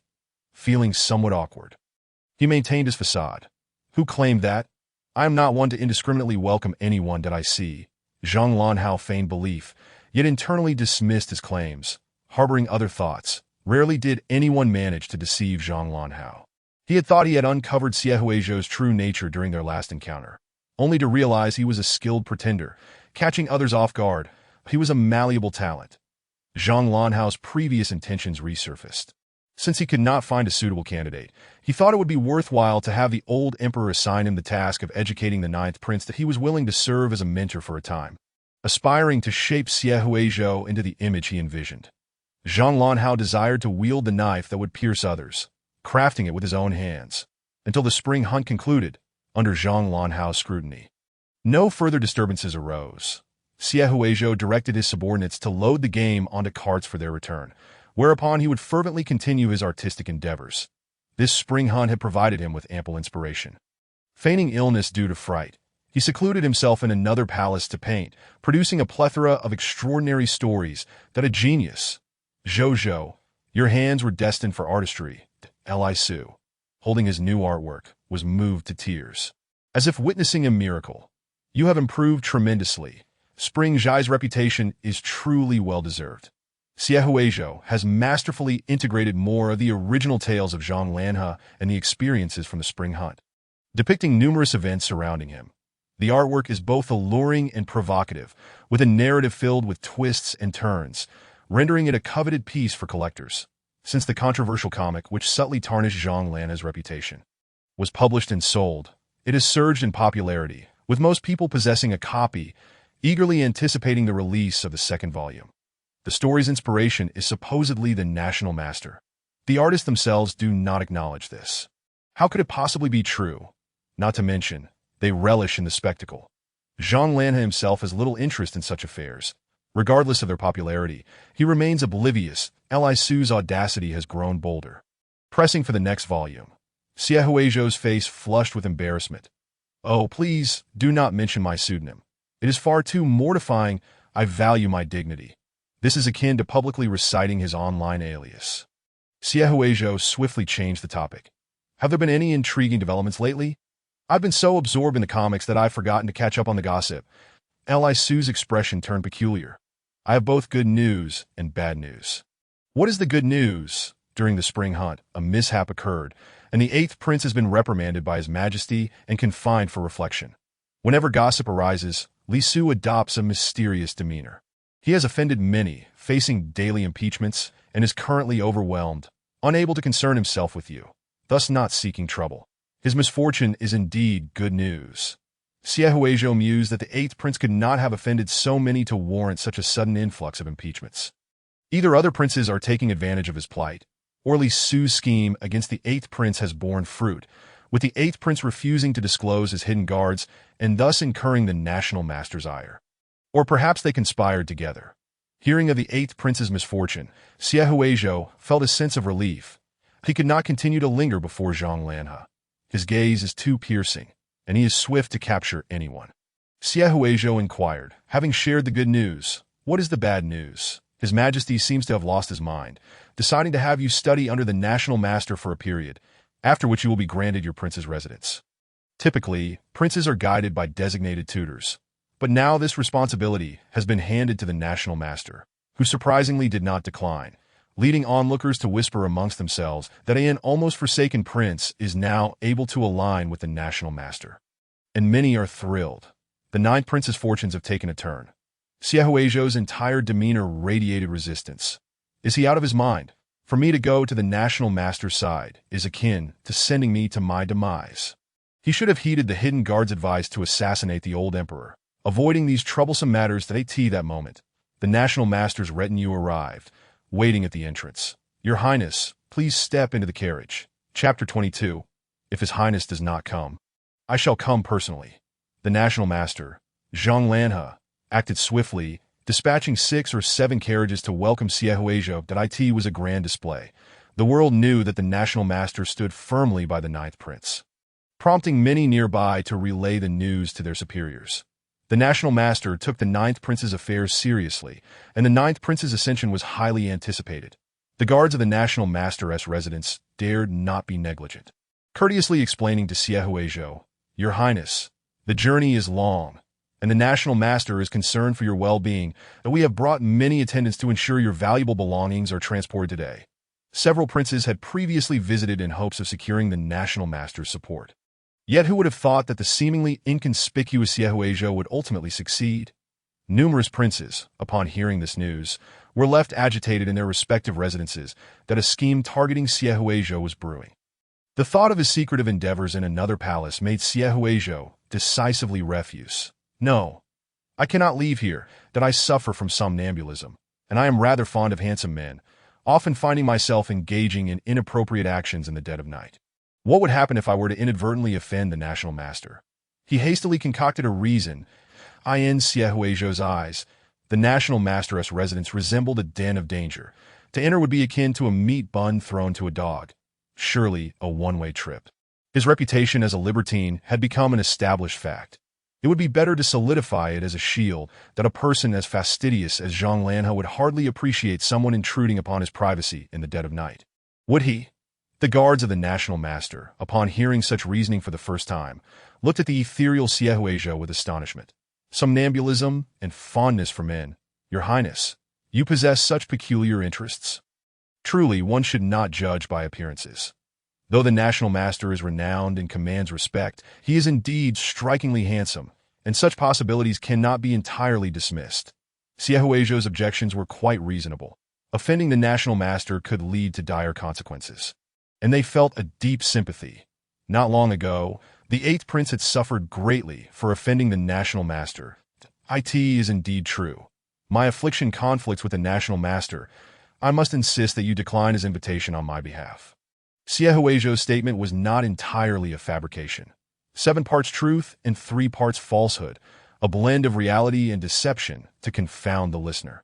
Since returning from the spring hunt, he had frequently dreamt of the colossal white serpent coiled within the capital, its shimmering scales glistening in the moonlight, producing a rustling sound as they brushed against the floor. The endless length of the serpent entwined around the imperial city, as if it were a possession of his own. Its emerald eyes fixated on Xie Huizhou, whispering invitations. Come to me. I have been waiting for you." Xie Huizhou felt he should fear this unimaginable serpent, that he ought to flee, yet his feet betrayed him.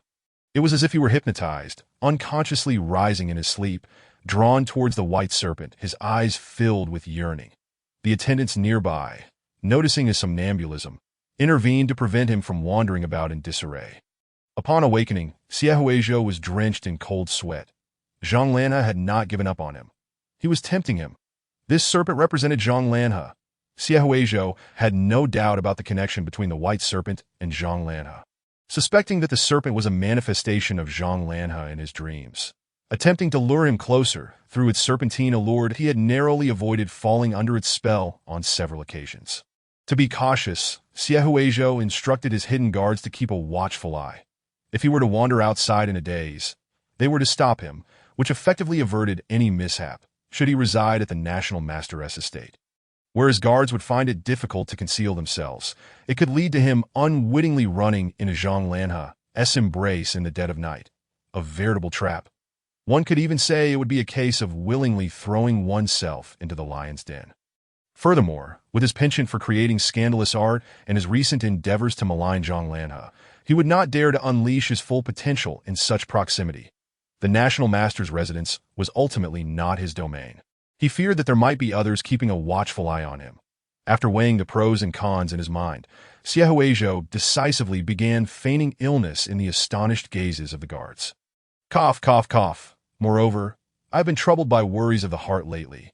My condition is worsening, and I fear I cannot endure the hardships of travel. Perhaps it would be best to postpone for today.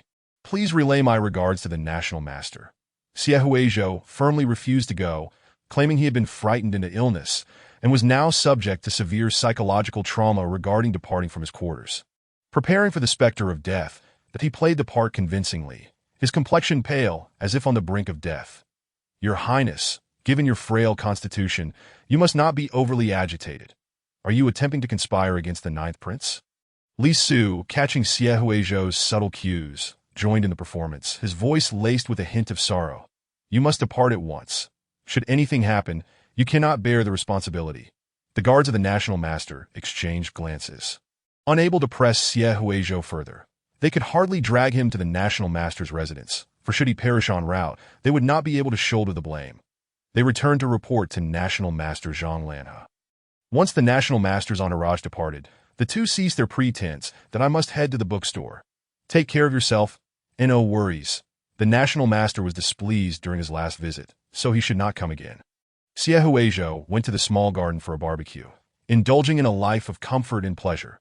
Upon receiving reports from his subordinates, Zhang Lanhe recalled Xie Huizhou's previous act of feigning illness and discerned his attempts to evade him. Oh, another bout of illness? Such a disobedient little cat. It seems I must pay him a visit. Zhang Lanhe quickly arrived at the entrance of Xie Huizhou's separate palace. Upon arrival, he was greeted by a tantalizing aroma that stirred his appetite, delicacies he had never tasted before. How lively here, despite the impending doom. Following the scent of food, he entered to find Xie Huizhou grilling meat in the small garden, feasting heartily, utterly unfazed by the rumors of his imminent demise.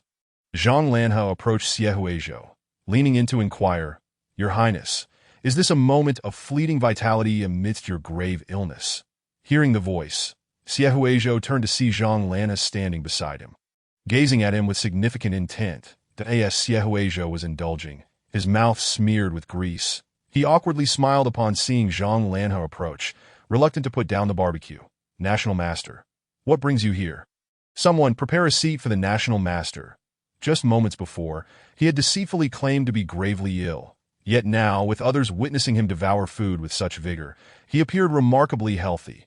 Zhang Lanhe's gaze shifted from Xie Huizhou's glistening lips to the grilled meat in his hands, seemingly questioning how one could eat so heartily if truly unwell. Caught red-handed. Your Highness did not come, so I had no choice but to come personally. Chapter 23: The Ambitions of the Ninth Prince in a Garden Resplendent with Blooming Flowers. Xie Huizhou was joyously engaged in barbecuing, the enticing aroma of the grilled meat wafting through the air. Not long ago, Zhang Lanhe had perceived Xie Huizhou as the refined and artistic prince. But now, witnessing him personally tending to the grill, that image was thoroughly upended. He appeared far more vibrant than his usual pretentious demeanor. Observing Xie Huizhou's still rosy complexion, Zhang Lanhe pondered, Is this what you call a fleeting existence? Ninth Prince, you are far more intriguing than I had imagined. Few dared to feign illness repeatedly before him, and Xie Huizhou was the only one who did so with such audacity that on the surface. Xie Huizhou seemed timid, yet in reality, he possessed considerable boldness, appearing quite at ease in Zhang Lanhe's presence. Zhang Lanhe concluded that Xie Huizhou was not afraid of the notoriety that others dreaded. Rather, He was concealing some secret, wary of revealing too much in their interactions. What could it possibly be? Zhang Lanhe was determined to uncover the truth, to discover what secrets the ninth prince, Xie Huizhou, was hiding from him. Xie Huizhou's charade of illness was swiftly exposed, and an awkward atmosphere enveloped the garden that he shot a glare at the gatekeeper, reflecting that, after all, this was an individual dispatched by the old emperor, who seemed unyielding to commands, allowing intruders without a word. Who truly held dominion here? He would need to devise a strategy to expel these disobedient individuals, and once the emperor's spies were gone, he would have his shadow guards seek trustworthy companions for him. How could a fleeting existence render one incapable of indulging in a feast? Only when satisfied could he muster the strength to confront his ailments. Before a serious illness, one must not neglect the pleasures of fine cuisine. Realizing his ruse had been unveiled, Xie Huizhou abandoned any pretense and hastened to savor the delicacies. The typically elegant individual was now indulging voraciously, a look of sheer delight illuminating his face, his eyes sparkling, seemingly oblivious to anything but the food before him. The menacing Zhang Lanhe beside him did nothing to impede his appetite. Zhang Lanhe was momentarily taken aback. This was the first time he had encountered someone unafraid of him, and a smile crept upon his lips as he heard Xie Huizhou's unconventional rationale. This is indeed my last chance to indulge. Xie Huizhou was a person who infused mundane days with a touch of amusement. It was no wonder that his cousin, Li Su, enjoyed his company.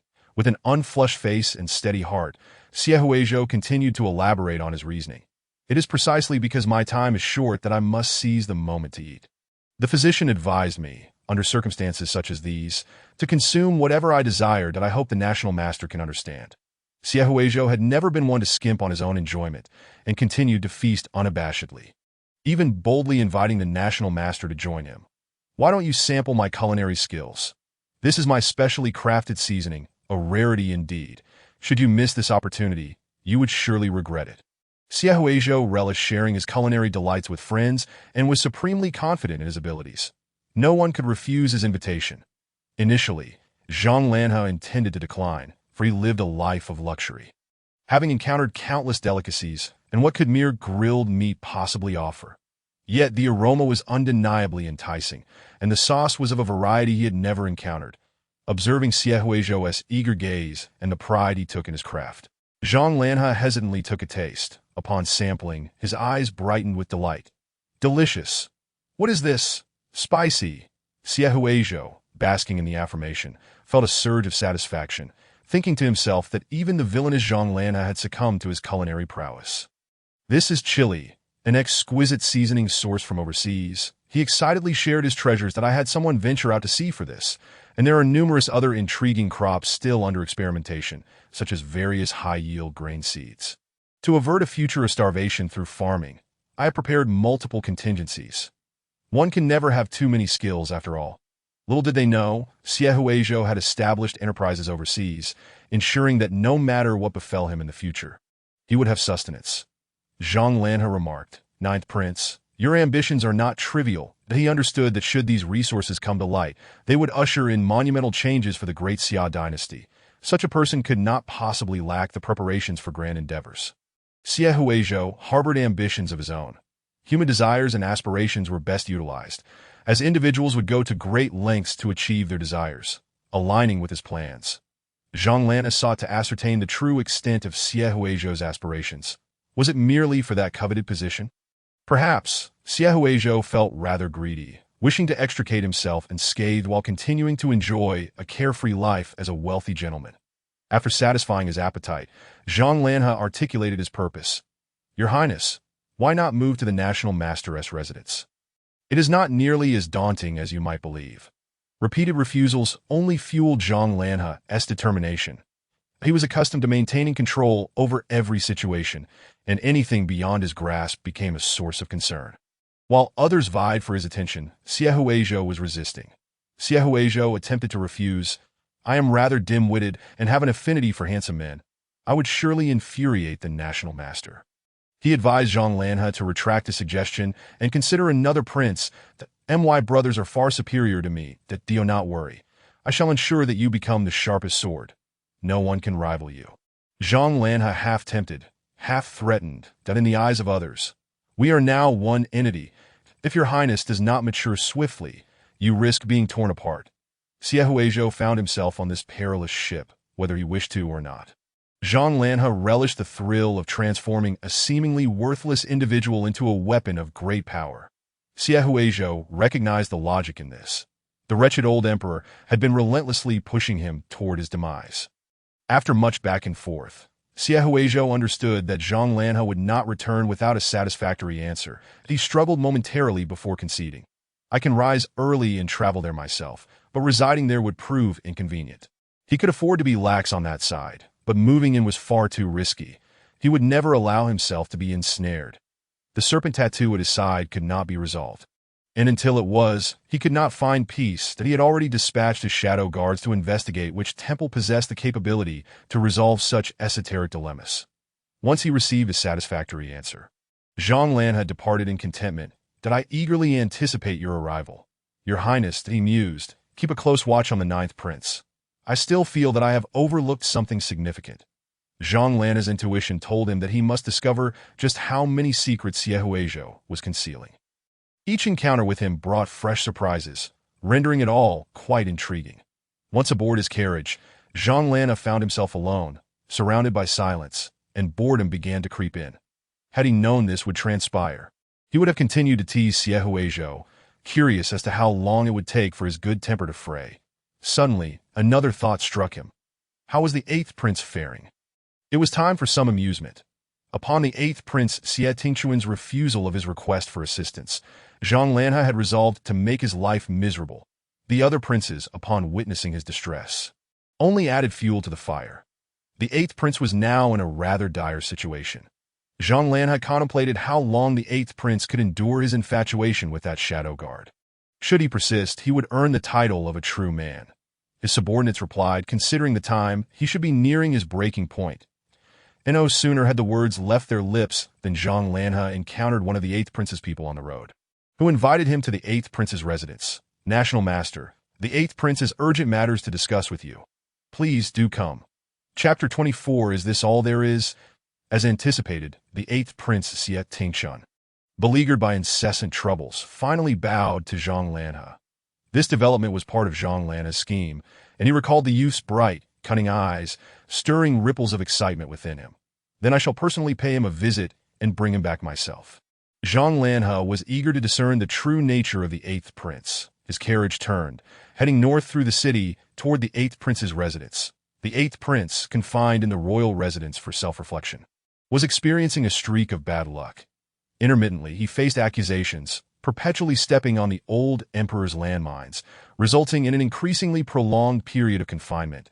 That it appeared that if this continued, he would be effectively under house arrest. Outside, rumors about the eighth prince losing favor and the emperor's disfavor proliferated, with even some factions distancing themselves to safeguard their own interests. That it was evident to discerning individuals that he had gravely offended the national master during the spring hunt. What exactly did I do to provoke such treatment?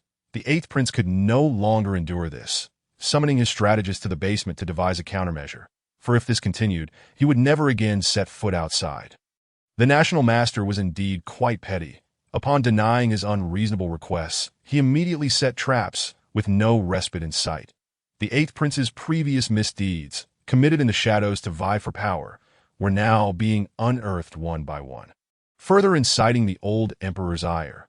The emperor was well aware of the power struggles among the princes, but preferred to keep such matters concealed. Once they came to light, his suspicions would be aroused. Previously, a power struggle had erupted while he was still alive, a thorn in the emperor's side. That I am merely aging, not on the verge of death. That is such meticulous preparation a sign of plotting patricide? The old emperor had now fixed his gaze upon the eighth prince. With a sigh, the eighth prince implored, think of a way to placate the national master. If this continues, I shall truly become a useless prince. Living in obscurity like the ninth prince would be more unbearable than death. The eighth prince, confined in darkness, endured a torment so profound that he began to feel that the fierce struggle for imperial power was ill-suited for him. Rather, he fancied a life dedicated to the quietude of monasticism, illuminated only by the flickering light of an ancient lamp. That as he neared the brink of enlightenment, his strategist, with great reluctance, endeavored to devise a plan on his behalf. After much contemplation, they proposed a rather drastic measure: the sacrifice of the prince's shadow guards. Your Highness, they implored, for the greater good, we must not allow personal attachments to jeopardize our grand scheme. The strategists, having heard the entire account, suspected that this was an act of vengeance orchestrated by Zhang Lanhao, who had previously sought a missing person. Faced with this predicament, they could only resort to sacrificing a few shadow guards. The eighth prince, deeply troubled, protested, "How can I so casually relinquish my loyal subjects, who will heed my command in the future? I am a stalwart man, not some pitiful wretch." His subordinates were keenly aware of his internal struggle. "Your Highness," they advised, "sometimes a minor sacrifice is necessary for the greater plan. Shadow guards are, by nature, prepared to devote everything for their master. You must not openly defy the national master. Could it be that you harbor feelings for one of your guards?" The strategists pondered this possibility further. The eighth prince was known for his indiscriminate tastes, and should he have developed genuine feelings for someone, it would not be surprising if he clashed with the national master in a fit of rage. Curiosity piqued, the strategists speculated about the shadow guards who had ensnared both the national master and the eighth prince in such a whirlwind of infatuation that they might come to blows over love. Amidst their disapproving gazes, the eighth prince vehemently declared, "Let me be perfectly clear. I have no romantic entanglements with my shadow guards. My sole ambition is to ascend the throne." The eighth prince found himself perplexed. While he had an appreciation for beauty, he had never acted on such inclinations towards those around him. He possessed discerning taste, favoring beauty for its own sake rather than mere physicality. His shadow guards, however, were a motley crew of peculiar appearances, and he wondered who had spread these malicious rumors about him. Now, with the national master suspecting that the eighth prince had betrayed him in a fit of jealousy, his own subordinates began to doubt his commitment to their grand strategy. After much contemplation, he concluded that it was undoubtedly the fourth prince, his perennial rival, who was behind this, in light of the circumstances. They had no choice but to acquiesce. The eighth prince reluctantly summoned his shadow guards, instructing them to brace themselves for what lay ahead. The guards, indoctrinated to sacrifice everything for their master, revealed expressions of steadfast resolve. "Your Highness, do not worry. You once saved our entire family. We are prepared to endure this for your sake." This task was the most absurd they had ever encountered. Being shadow guards now came with the risk of attracting unwanted attention due to their appearance, which was far from attractive. They exchanged glances, each suspecting the other of having provoked the national master in some unusual manner. Soon, the national master, Zhang Lanhao, arrived, exuding an icy calmness akin to the finest jade, causing the entire prince's estate to dim in comparison to his brilliance. Each time the eighth prince encountered Zhang Lanhao, he was momentarily dazzled, only to be subsequently subdued by the formidable aura that emanated from him, instilling a sense of danger. Without preamble, Zhang Lanhao demanded, "Where is the person I seek?" He had no interest in idle chatter. He merely wished to locate the individual and depart swiftly. The eighth prince, witnessing the national master's disdainful demeanor, clenched his fists beneath his sleeves, veins bulging, and maintained a facade of nonchalance as he escorted him elsewhere. "National master, these are my shadow guards. Please determine which one is the person you seek." In the prince's own residence, Zhang Lanhao commanded more authority than the prince himself, leaving the eighth prince feeling humiliated, yet he bore it stoically. The shadow guards removed their masks and formed a line. Many among them were curious about the beauty that had stirred such chaos, peering furtively, only to fall silent in disappointment. The shadow guards, each marked by their distinctiveness, bore no resemblance to the beauty one might expect. They were a collection of oddities, and misfits was a charitable assessment. Many were left astounded, lamenting the absence of the anticipated beauty, whispering to one another, "Is this truly it?" Clearly, preferences vary greatly among individuals. Though they could not fathom why the national master was so fixated on these unconventional figures, they respected and understood his peculiar taste. It was no wonder that so many courtesans sent to his estate failed to capture his interest. It seemed he had a penchant for the unique. They noted this information for future reference. Zhang Lanhao scrutinized them for an extended period, his demeanor shifting from cordiality to icy disdain, until he finally uttered a cold scoff. Only these individuals? He realized that none from the gathered assembly were the ones he sought. They were not the elusive creature that had appeared in the hunting grounds. The eighth prince, now aflame with anger, retorted, "This is all I possess, National Master. Surely you do not believe I am deliberately concealing someone from you." Regardless of the pressure he faced, he could not produce someone who did not exist. He would rather risk everything than let the National Master overpower him. Zhang Lanhao soon grasped that the little fox had deceived him again, feeding him nothing but falsehoods. With a light chuckle, an ominous chill swept through those nearby, instilling a palpable sense of dread. They sensed a beast prowling among them, restless and devoid of compassion, ready to pounce. Zhang Lanhao's emerald eyes grew colder, and his displeasure became increasingly evident. The onlookers internally lamented, "Why has the National Master suddenly grown irate? He is not being denied the individual he seeks. What more does he desire?" No one could decipher Zhang Lanhao's thoughts, nor dare to approach him for fear of incurring his wrath. The eighth prince, Xie Tingchun, felt as though he were a mere puppet in a cruel jest. Summoning his courage, he pressed on. "If the National Master is dissatisfied, my servants can continue searching. There is no need for silence while we speculate. Better to speak plainly, rather than engage in this guessing game."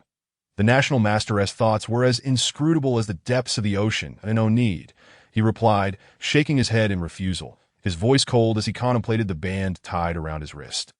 "I have already discerned the outcome," that he surmised that the young man, with hands unfit for labor, was indeed not a shadow guard, nor was he even under the eighth prince's command. Zhang Lanhao reflected on their previous encounter and began to understand that the youth had deceived everyone. He was not an ally of the eighth prince, but rather someone with a vendetta against him, utilizing the prince as a pawn in his scheme that he had succeeded. Everyone was ensnared within his machinations. Zhang Lanhao, who typically preferred to manipulate others to confront his foes, found himself unwittingly utilized as a weapon against the very individuals he aimed to thwart. The balance of power had shifted dramatically, and Zhang Lanhao felt as though he were being trained by this wild serpent that refused to be tamed. Excitement coursed through him. He sensed a kindred spirit in this individual, someone who shared his essence. Who could this person be? The eighth prince had made many enemies, broadening the scope of his search. Indeed, he was proving to be utterly useless, providing not a single valuable lead.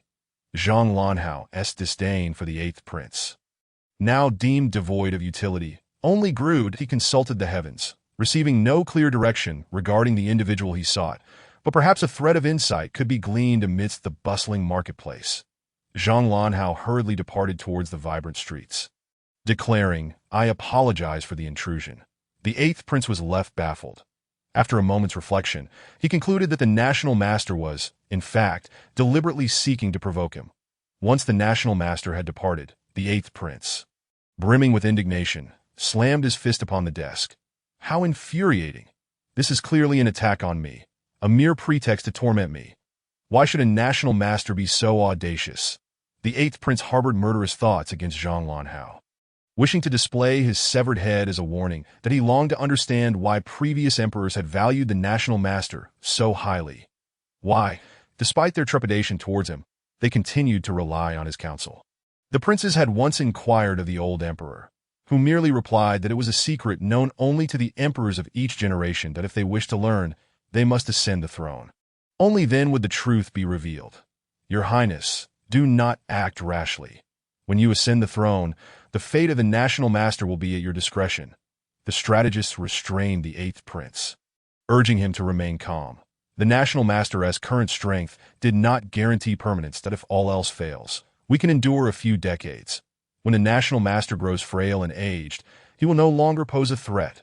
Unfazed by the opinions of others, Zhang Lanhao took pleasure in the disdainful glances cast his way. There was no one in the realm who did not harbor some animosity towards him. He reveled in their frustration, knowing they could do nothing to impede him, that as he strolled through the bustling marketplace. Alive with the vibrant energy of humanity, people instinctively veered away from his opulent attire. I recall he delights in lively crowds. Might there be a trace of him amidst all these people? Zhang Lanhao remained silent as he navigated the marketplace until a familiar figure caught his eye. "What are you doing?" He approached Li Su, who was furtively clutching a book, and playfully tapped his shoulder, asking, "Have you been causing trouble behind our backs again?" Li Su, whenever he moved stealthily and quietly, was invariably engaged in mischief behind their backs that he had intended to show the freshly printed album to Xie Huizhou to gauge its effect, but unexpectedly ran into the National Master. Zhang Lanhe, causing his heart to leap into his throat. What could the national master be doing alone in the bustling marketplace? He felt utterly unfortunate that in his moment of anxiety, he hastily concealed the album behind him, his shifty eyes betraying his guilt. It was merely an unremarkable Spring Palace painting, utterly shameless and inappropriate for his viewing. Isu felt darkness clouding his vision, convinced that his luck had run out. The album was clearly a defamatory caricature of national master Zhang Lanhe, and if he were to catch sight of it, the consequences would be dire. His own demise mattered little, but he could not expose Xie Huizhou. He could not fathom how he would justify that later. Friends would be lost. Isu clutched the album tighter, beads of cold sweat forming under Zhang Lanhe's piercing gaze, feeling as if he were traversing a treacherous landscape. Noticing the sweat trickling down Li Su's brow, Zhang Lanhe, knowing him to be audacious and unrestrained, recognized that he possessed a collection of the most subversive text. It was inconceivable that he would fear exposure over a mere Spring Palace painting. There was something amiss with this painting. Zhang Lanhe requested the book from him. "Cousin, allow me to inspect it. I must ensure that you are not led astray by ill-intentioned individuals. How could I explain that to your father if you went down the wrong path?" He could discern any issues with a mere glance. "Please, have mercy on me, elder cousin. If my father learns of my misdeeds, I shall be forced to kneel in the ancestral hall." Li Su dropped to his knees in a flash, praying that Zhang Lanhe would show no interest in such matters and that he might escape this calamity. The last time he had knelt in the ancestral hall, he had endured considerable discomfort, and he was not keen on experiencing that again. Zhang Lanhe's authority brooked no dissent. He extended his hand towards Li Su and commanded in a hushed tone, "Hand it over. Let me see it. Do not make me repeat myself, if enchanted." Li Su's rational mind cautioned him against allowing the national master to glimpse its contents, yet he found himself unable to restrain his hand as he presented the album. By the time he realized the gravity of his error, the treasonous album had already passed into Zhang Lanhe's pale hands. Li Su's countenance turned ashen, convinced that his fate was sealed.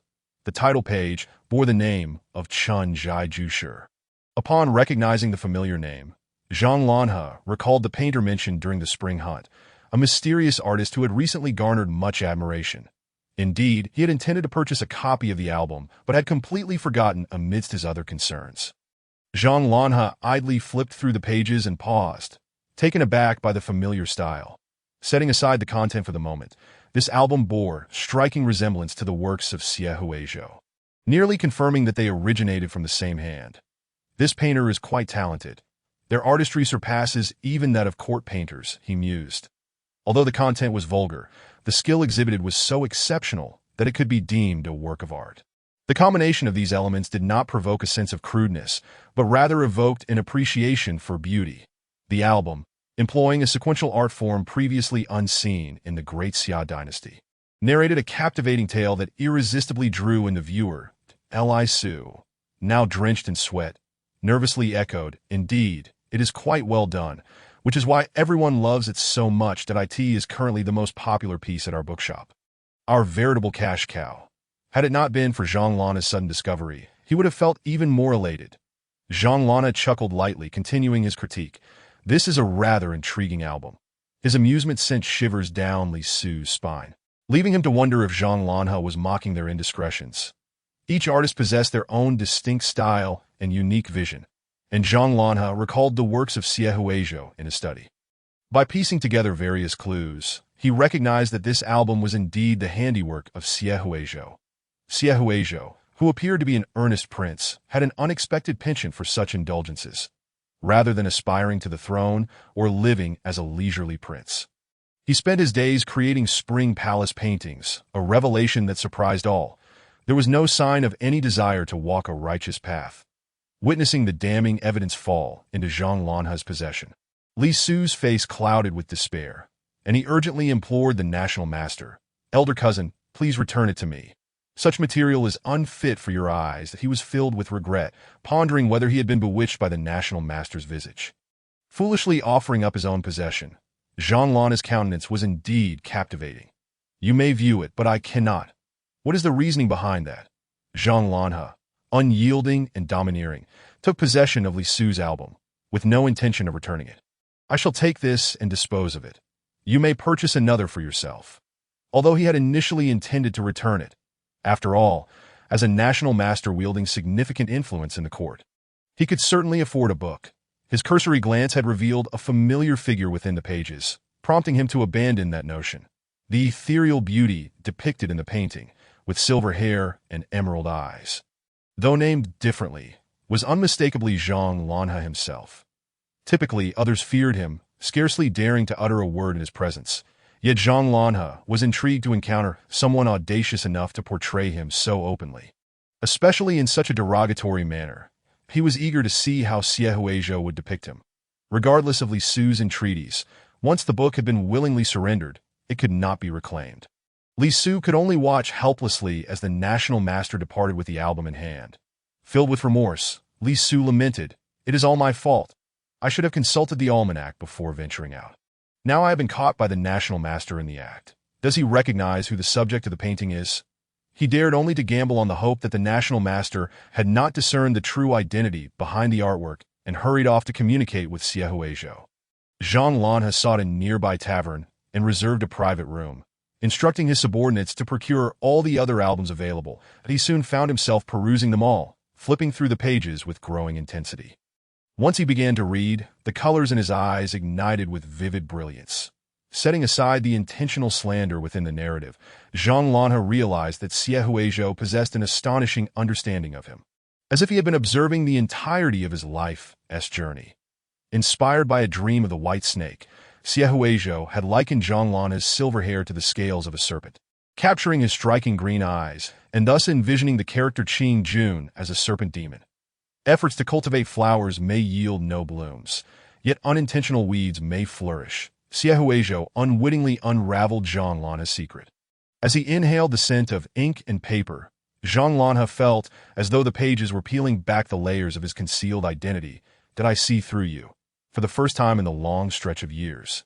Aside from the emperors of yore, someone had unveiled his true nature. Zhang Lanhe sensed the playful provocation in the artist's work, his serpent-like pupils revealing their excitement as he momentarily shed his disguise.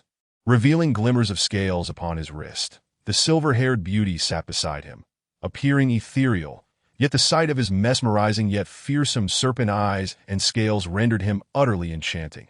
The juxtaposition of celestial and otherworldly was breathtakingly beautiful. "You nearly revealed my true form with your boldness, Ninth Prince. You have truly opened my eyes." With no one around, Zhang Lanhe allowed himself to embrace his true nature, continuing to peruse the album. Xie Huizhou audaciously intertwined the tumultuous chapters of Zhang Lanhe's life, incorporating the scandalous histories of those he loathed, along with an array of melodrama and conflict. Remarkably, Xie Huizhou had even assigned everyone a narrative steeped in sensationalism, which constituted much of the book's salacious content. Setting aside those elements, the overall composition was exceptionally well-crafted, deserving of admiration. Zhang Lanhe was astonished by Xie Huizhou's profound insight into his experiences, even detailing small nuances and events he had never disclosed. It felt as if someone had been silently observing him all along. How could he know this? How can someone so young possess such knowledge? Zhang Lanhe pondered. This perception transcended his understanding. He yearned to unravel the truth behind it. To continue his quest for answers, Zhang Lanhe delved deeper into the pages. The branches outside swayed in the wind, their rustling harmonizing with the rapid beating of his heart, merging with the whisper of the pages turning, a symphony of celestial sounds. It was as if beautiful blossoms were blooming in the desolate soil of his heart, heralding a spring awakening that was both breathtaking and deeply stirring. After a prolonged examination, Zhang Lanhe was left with a singular thought. He understands me so well. I hold great affection for him. Having endured solitude for so long, he finally encountered someone who recognized his inner turmoil and loneliness, someone who saw through all his fades that he understands me better than anyone else in the world. He is my kindred spirit. The more Zhang Lanhe read, the more his emotions surged, and he found himself captivated by Xie Huizhou's brilliance. And no wonder, so many admired his artwork. He was indeed born to create. Aside from the defamatory elements, he appreciated everything else immensely. The plot is truly captivating. Although Zhang Lanhe finds it somewhat melodramatic, he cannot help but be enthralled. Previously, he often overheard colleagues raving about a collection of Risco paintings. referring to them as exquisite treasures, and expressing a desire to acquire multiple volumes for his study, a fervor he always regarded with disdain. After all, they were merely lewd artworks. What was there to be so excited about? Humans and beasts alike often harbored peculiar interests in such matters. Now, having glimpsed them himself, he has become enamored, lamenting the missed opportunity of not having discovered these gems sooner, with a sense of reverence. He cradled the art book and continued to peruse its pages. The more he looked, the more he felt that some of the depicted angles were overly provocative, leading his thoughts astray. Zhang Lanhao's fingers brushed against a mole on one of the figures. He recognized its location well, pondering what he had uncovered. Generally, his attire clung tightly to his form, concealing such intimate secrets from all but one person, the mysteriously vanished youth from that fateful night. Zhang Lanhao paused, suddenly enlightened. So it was you. Your Highness. Chapter 27. The little rascal with more schemes than anyone else. As Zhang Lanhao pieced together the events, he realized that the person with whom he had spent a passionate night was none other than the ninth prince. Xiaohuizhou. It dawned on him that the individual entangled with the ninth prince was, in fact, himself. Zhang Lanhao mused that he had previously considered Xiaohuizhou excessively frivolous, only to discover that the object of his ire was himself. This artist's works had begun to appear after that night. That it seemed Xiaohuizhou, in a fit of anger, had spared no effort to tarnish his reputation, all while covertly orchestrating events that left Zhang Lanhao searching for him in vain. Indeed, he was cunning, flitting before Zhang Lanhao without being apprehended, even using him to deal with the eighth prince. The seemingly gentle and harmless ailing little prince was, in truth, a little rascal brimming with cunning. No wonder he was Zhang Lanhao's destined partner. Zhang Lanhao vaguely recalled that the eighth prince intended to deal a fatal blow to Xiaohuizhou, and with a furrowed brow, he thought, I usually prefer to watch dogs fight among themselves and refrain from intervening. But now that the conflict has reached my doorstep, I can no longer stand idly by. It is time to deal with the eighth prince. He should not presume he can bully anyone at his whim. What would happen if the eighth prince's malice resulted in Xiaohuizhou falling ill? After all, Zhang Lanhao remembered how Xiaohuizhou had fallen sick for a month after a night out on the lake, and his heart ached at the thought. Xiaohuizhou had always been in frail health, and now, after another bout of illness, Zhang Lanhao reflected on how fragile a mortal's body could be. He never imagined that someone could be so delicate, as if a mere gust of wind could carry him away. Like a kite severed from its string, he yearned to grasp this kite that was drifting away, for without someone to guide it aloft, it would plummet to the ground amidst the storm. Zhang Lanhao was unwilling to witness such a sight. After finishing the book, Zhang Lanhao, still yearning for more, instructed his subordinates to attend to an urgent matter. No rush. He won't escape, he will come to me personally. Now, I have an important task for you. Ensure that no one discovers it. Zhang Lanhao had no intention of exposing Xiaohuizhou. He was too shrewd to remain if he sensed danger. So it was best to feign ignorance. His previous plan for forging weapons also required some adjustments. The expressions of his secret guards grew serious as they contemplated which noble they were to assassinate or what evidence they should fabricate to imprison someone. The national master, Zhang Lanhao, issued an unexpected command. You are to procure every painting by the artist Chen Zhaiju Shi and ensure that any new works are seized as well. The artist's creations resonated with their inner thoughts, akin to a soulful dialogue between individuals. Zhang Lanhao wished to glean Xiaohuizhou's perspective on him through the artwork. The secret guards were baffled but complied with the order, disguising themselves to raid the crowded bookstores for the paintings. Meanwhile, Xiaohuizhou remained blissfully unaware that his art had inadvertently exposed him. He was feverishly working on the third volume of Qing Jun, his delicate, fair hand gripping the brush, resembling a beauty steeped in scholarly atmosphere. With a refined demeanor akin to an elegant scholar. Unfortunately, as he painted, he emitted a series of peculiar, maniacal cackles, spouting nonsensical chatter, rendering this striking beauty seemingly mad. How dare you conspire against me? I shall tarnish your reputation. Xiaohuizhou orchestrated a melodramatic narrative, weaving a tale rife with intrigue, his mouth parched from the effort of slandering. Strangely enough, the more explosive his illustrations became, the more they were embraced by the populace of the capital. Perhaps this is what they mean by the convergence of the refined and the vulgar. In the midst of sweeping, Eunuch Li felt that Xie Huizhou was gradually descending into madness through neglect. Sighing as he shook his head and moved to another area to continue his work, he wondered when their ninth prince would finally have an opportunity to turn the tide. Isu rode swiftly to the alternate palace, bursting into Xie Huizhou's study in a flurry. "Zhou, trouble is afoot. A grave situation has arisen. The national master has seen your paintings."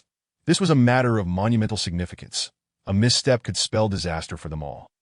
Xie Huizhou's face paled, the brush clattering to the floor. How could the national master have seen such things? He remembered the moment their eyes met, when he had been entranced, and by the time he regained his senses. His work had already been delivered. Isu questioned his own inclinations, a puzzled expression crossing his face. Had he, who had always favored beautiful maidens, inadvertently developed a fondness for men? Merciful heavens, could he possess a penchant for the unconventional? Xie Huizhou recalled nearly being seduced in a dreamlike state, concluding that Li Su could not be held accountable. The national master, Zhang Lanhao, was perhaps adept at enchanting hearts. His skill in manipulation was so refined that the Navi Li Su had unwittingly presented himself. Xie Huizhou reassured Li Su, "No, you simply have a pure appreciation for beauty, that a little tonic will set you right, that I have matters to attend to." With newfound determination, Xie Huizhou's gaze hardened. "What are you doing?" Li Su watched as Xie Huizhou began to rummage through a pre-prepared bundle, shouldering it as if preparing for an impromptu journey. This did not appear to be a spur-of-the-moment decision. His heart raced. Childhood jesting had turned into reality. Xie Huizhou intended to roam the world as a solitary wanderer. What a bold notion! Xie Huizhou resolved to execute a contingency plan. "Farewell, I have decided to conquer foreign lands." He would set sail overnight to embark on a grand geographical discovery. Not at all. The national master has said nothing. That I wager he hasn't even recognized me. Li Su consoled himself. Otherwise, given his temperament, he would have questioned me on the spot. With so many gray-haired individuals in the world who could definitively claim that his painting was of the national master, even if confronted, they could obstinately deny it. Who could assert it was indeed the national master? Their works depicted a snake demon, not the national master. Xie Huizhou composed himself and returned to his seat. If the enemy does not act, neither shall I. He remained silent, and I shall not move. He had secret guards ready to assist in an escape, so there was no need for panic. After a moment's hesitation, Li Su attempted to persuade Xie Huizhou to abandon this course, for safety's sake. Why not cease painting? This money is not worth risking everything for. The thought of earning this money sent shivers down Li Su's spine. Xie Huizhou retrieved a book on capital from the shelf, gradually calming himself. Why should I stop painting? I shall not only continue, but also intensify my slander. He was determined to stir the pot. It is impossible to refrain from fabricating rumors. That is simply his nature. What are you doing now? I am studying a text on desirelessness. Xie Huizhou replied, wearing a knowing smile, that as long as my resolve is firm, I shall not be swayed. Isu found himself increasingly perplexed by the eccentricities of both the national master and Xie Huizhou. As Xie Huizhou continued to paint, he remained vigilant for any further actions from Zhang Lanhao, only to find the atmosphere calm. The anticipated retaliation from the national master never materialized. He was aware that the eighth prince was currently suffering even more severe consequences for his transgressions against the national master, eliciting pity from all who heard of his plight. Xie Huizhou's art had gained even greater popularity. Could it be that he had escaped detection?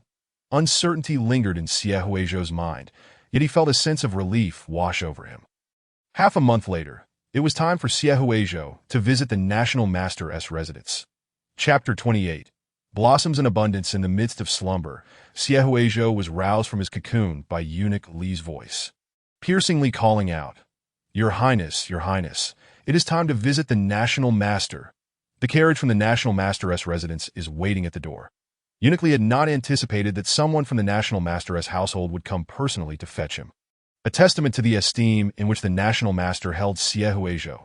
In a flurry to secure a brighter future for Xie Huizhou, Eunuch Li hurriedly groomed him, ushering him toward the entrance. Xie Huizhou was accustomed to rising naturally when the sun was high in the sky, and the abruptness of an early awakening left him somewhat disoriented. So early. Why not let us return to bed? One more slouching worm in this grand Xia dynasty is hardly a burden. This is a moment that leaves one in utter darkness. Before, Xie Huizhou lived carefree, unbothered by neglect. At least he did not have to rise so early. Spring was tolerable, but when the icy grip of winter arrived, it would indeed be frigid, like Gong Gong explained. According to ancestral customs, the princes of the palace follow the taifu to study at this hour. We must naturally keep pace. The ancestral rules are immutable. Xiehuizhou gazed at the starry night, resentment etched across his face. At this very moment, I wish to make a decision that defies the edicts of my forebears. No wonder the national teacher suggested he simply relocate to the national teacher's residence. He did not wish for him to endure the rigors of early mornings and late nights. The national teacher truly had his best interests at heart. Xiehuizhou's impression of Zhang Lanhao improved somewhat. As he prepared to leave with his belongings, the caravan of horse-drawn carriages, akin to an army on the march, awaited him outside. The moment he stepped out, the guards turned to look at him in unison. An overwhelming sense of pressure enveloped him. It felt less like a welcoming gesture and more like an apprehension. Surely, he was merely going to the national teacher's residence to learn from him. Such ostentation was unnecessary. Meanwhile, the serpent pattern on Xiehuizhou's waist began to heat up once more. The national teacher is here. He suddenly turned his gaze towards the carriage as if sensing his thoughts. The carriage curtains were drawn back, revealing the exceedingly handsome face of Zhang Lanhao. Upon seeing Xiehuizhou, his eyes sparkled momentarily, extending a hand in invitation for him to join. "Your Highness, I have come personally to escort you." At the appointed hour, the national teacher Zhang Lanhao, restless and unable to sleep, had dressed in his finest attire to come and fetch him. The mere thought of his favorite artist being nearby filled the national teacher with uncontainable joy. Xiehuizhou had initially intended to pass quietly. Puzzled by Zhang Lanhao's unusual eagerness as the time drew near, he decided to board the carriage without further suspicion. The moment he entered, it felt as though he had returned home. Enveloped in comfort, the interior of the carriage was spacious and warm, adorned with soft carpets imported from the western regions, and illuminated by a luminous pearl hanging from above. The fragrance of incense was perfectly balanced. Accompanied by his favorite floral fruit tea, it was quite the indulgence. More captivating than the carriage itself was the national teacher Zhang Lanhao at his side, the silver-haired beauty pouring tea for him. Zhang Lanhao sat gracefully on a cushion, his silvery locks cascading down, flowing through Xiehuizhou's wrist with a life of their own, stirring his heart. Xiehuizhou had never been so close to the national teacher. They could hear each other's breaths and see the fine fuzz on each other's faces, allowing for a clearer view of one another. Such striking beauty. Xiehuizhou thought that this face was so impactful that gazing too long could lead one to forget themselves, feigning interest in the scenery outside. Yet, his thoughts wandered elsewhere, that he had painted numerous portraits of Zhang Lanhao, and he was intimately aware of every detail that made this person so alluring. The more he painted, the more he appreciated this ethereal beauty. Fearing he might fall for this individual with another stroke of his brush, he continued to ponder. As flowers bloomed and withered, the carriage rolled over fragrant hoofprints. And in the desolate streets under curfew, it felt as though only they existed in the silence. The beauty was gazing out at the peach blossoms, while behind him, a mere admirer watched the flower gazer. Xiehuizhou sensed the national teacher's intense gaze lingering on his back, a fervent look that made him feel uneasy. This reminded him of his past life, where at conventions, fervent fans of his artwork would observe him with similar intensity. Such scrutiny was unmistakable. Xiehuizhou mused that Zhang Lanhao could not possibly be captivated by his scandalous drawings, turning into a fan of his art instead. It was simply too absurd to consider. As he turned his head, he caught Zhang Lanhao each time he was noticed, hastily looking away to feign interest in the scenery. After several instances, Xiehuizhou directly inquired, "National teacher, have you been staring at me? Is there something on my back?" He sought a straightforward answer, weary of being tormented by those eyes. Zhang Lanhao replied, "I was merely pondering that the name of His Highness is rather delightful." His cool, magnetic voice was melodious and enchanting, enough to captivate anyone. "Does His Highness have a nickname?" The way he pronounced Xiehuizhou's name, though serious, felt as if it caressed his very back, sending shivers through him. Xiehuizhou noticed the national teacher's ambiguous gaze fixated on him, his expression one of delight, as if he had discovered something intriguing. "National teacher, you seem quite pleased," Xiehuizhou replied coolly. "There is nothing to be happy about. My mother passed away during childbirth, and my father neglects me. Friends like to call him Jojo, but this was unnecessary to share with the national teacher. What a pity, Zhang Lanhao remarked. What is there to lament? Do you wish to address me by my nickname? Xie Huizhou imagined Zhang Lanhao tenderly calling him Jojo, and a chill ran down his spine, since his portfolio had been seen by Zhang Lanhao. Xie Huizhou felt himself growing increasingly peculiar, unable to articulate the nature of his strangeness. Upon seeing Xie Huizhou, Zhang Lanhao seemed to have 1,000 words to say, elaborating on their plans, including the 4 books and 5 classics. In martial arts training, Zhang Lanhao's voice, though pleasant, lulled Xie Huizhou into a drowsy stupor, reminiscent of the most tedious lectures at school. Sleepy from an early rise, Xie Huizhou nearly leaned on Zhang Lanhao's shoulder several times, only to awaken just before breaching that forbidden territory that he nearly fell into the national teacher's embrace. Surely, he does not think I wish to take advantage of him. Zhang Lanhao found this amusing and silently observed how long Xie Huizhou could endure. His embrace lay open for him. Just as Xie Huizhou slowly inched towards the corner of the carriage, the startled horse caused the carriage to lurch violently, sending him tumbling directly into Zhang Lanhao's arms. Colliding with him fully, seizing the moment, Zhang Lanhao embraced Xie Huizhou, their bodies entwined amidst a flurry of flowers. Xie Huizhou, startled by the solid strength of the embrace, exclaimed, "Ouch! Your Highness, are you all right?" though elated to have the beauty in his arms. Zhang Lanhao's mood soured upon witnessing the potential injury to Xie Huizhou in that moment. As he steadied Xie Huizhou, he had surreptitiously touched him, the familiar sensation leading him to confirm his identity. The carriage nearly toppled over, prompting Zhang Lanhao to inquire, "What transpired outside?" "My lord, someone is obstructing the way," the coachman replied, astonished, facing a tiger that blocked their path. The sight of a tiger in the bustling city frightened the horse, rendering it reluctant to advance. This was the first time the coachman had encountered someone walking a tiger through the capital, and the tiger's muscular frame looked capable of delivering a fatal blow with a single strike, its hungry gaze sending chills down one's spine. Typically, horses would flee at such a sight, and merely avoiding a toppled carriage was a stroke of luck. Yet, the beast before them seemed unyielding. "Do you know who I am?" "Step aside," came a brazen voice from outside, exuding arrogance and disdain for authority. Chapter 29. Do not move from this spot. "Thank you, national teacher, for your timely rescue, that I am quite resilient and have suffered no harm." As Xie Huizhou realized he was still nestled in the national teacher's embrace, their closeness made his ears flush with embarrassment. He quickly sought an excuse to step out of the carriage for fresh air. Catching a glimpse of the national teacher's soft laughter, "National teacher, remain seated. I shall investigate who dares to impede our carriage." "What is there to laugh at? The carriage was simply too bumpy for me to maintain my balance." I certainly did not intend to invade the national teacher's personal space. Xie Huizhou, intrigued by who in the capital could possibly rival his own group of reckless youths in arrogance, stepped outside. He was met by a stranger, a young man in his 20s, clad in resplendent attire, leading a fierce tiger that refused to let their carriage pass, his brazen demeanor visible from afar. "Who is this?" Xie Huizhou pondered, having spent considerable time in the capital without recognizing the face before him. Mimicking the audacious demeanor of the young man, Xie Huizhou seized the whip and called out, "Who are you to be so arrogant? Do you even know who I am to dare speak to me in such a manner?" Such individuals, accompanied by ferocious beasts, surely had ill intentions. He felt compelled to teach this one a lesson. Regrettably, he had not brought a sword, otherwise he would have made short work of that tiger.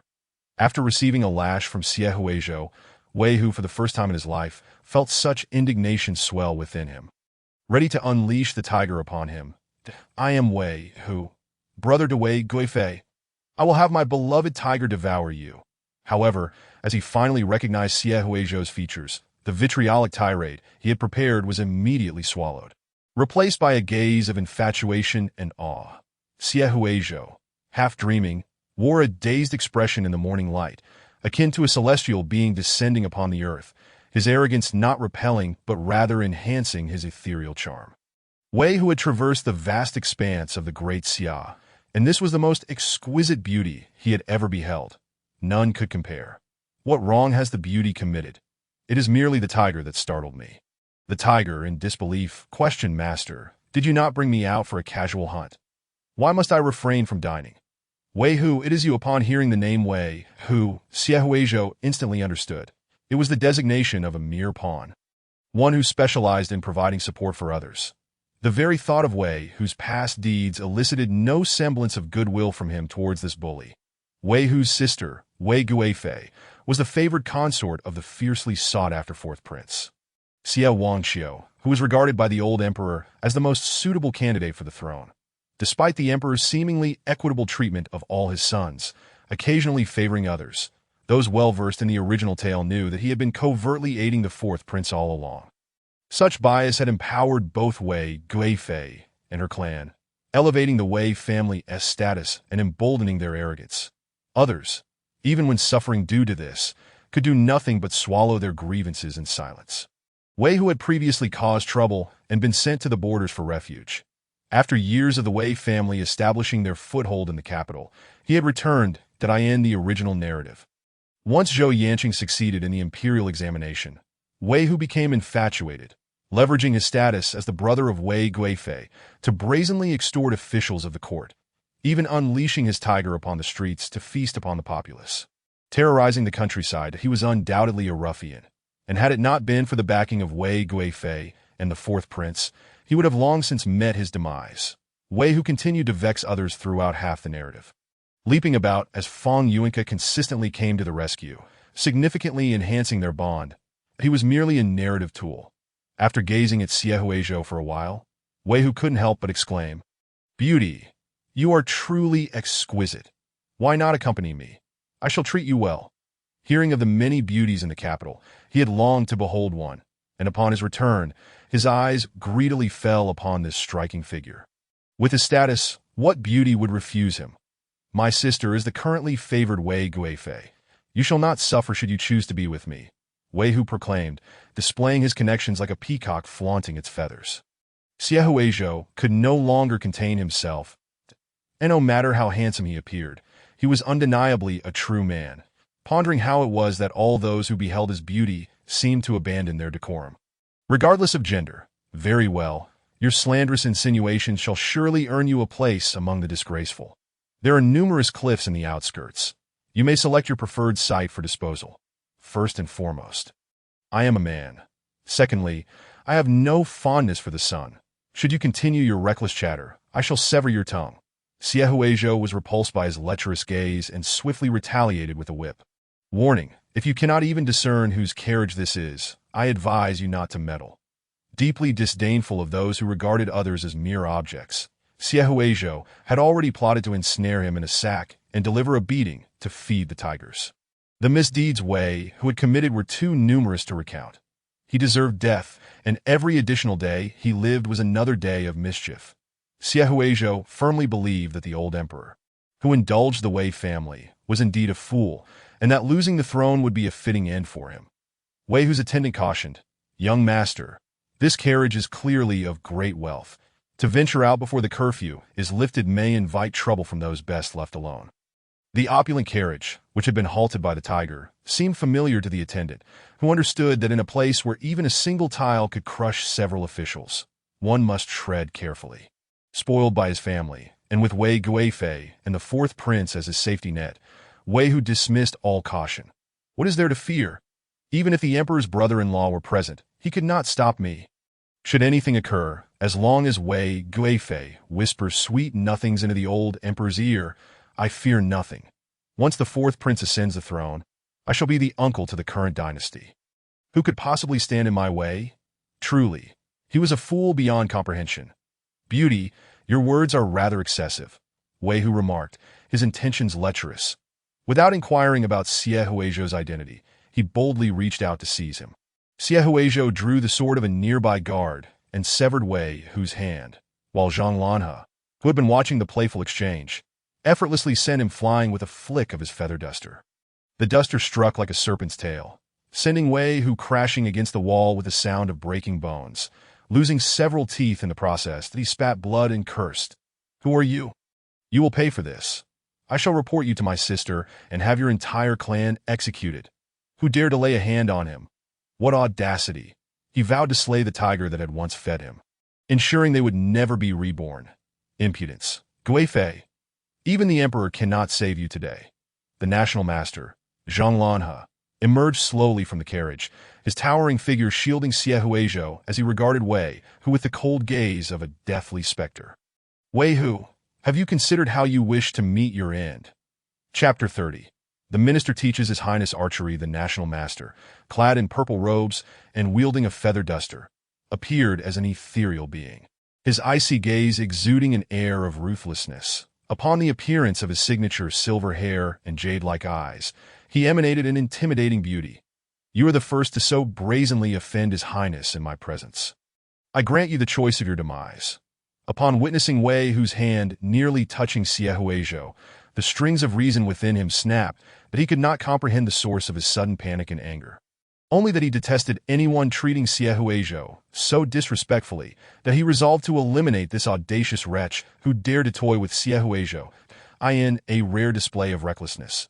Zhang Lanhe, usually composed, unleashed his fury upon the offender, embodying the ferocity of a guardian beast defending its territory. Wei Hu lay on the ground, spitting blood, and as he beheld the scene, he recalled the legends that whispered of the national master as an incarnation of a demon.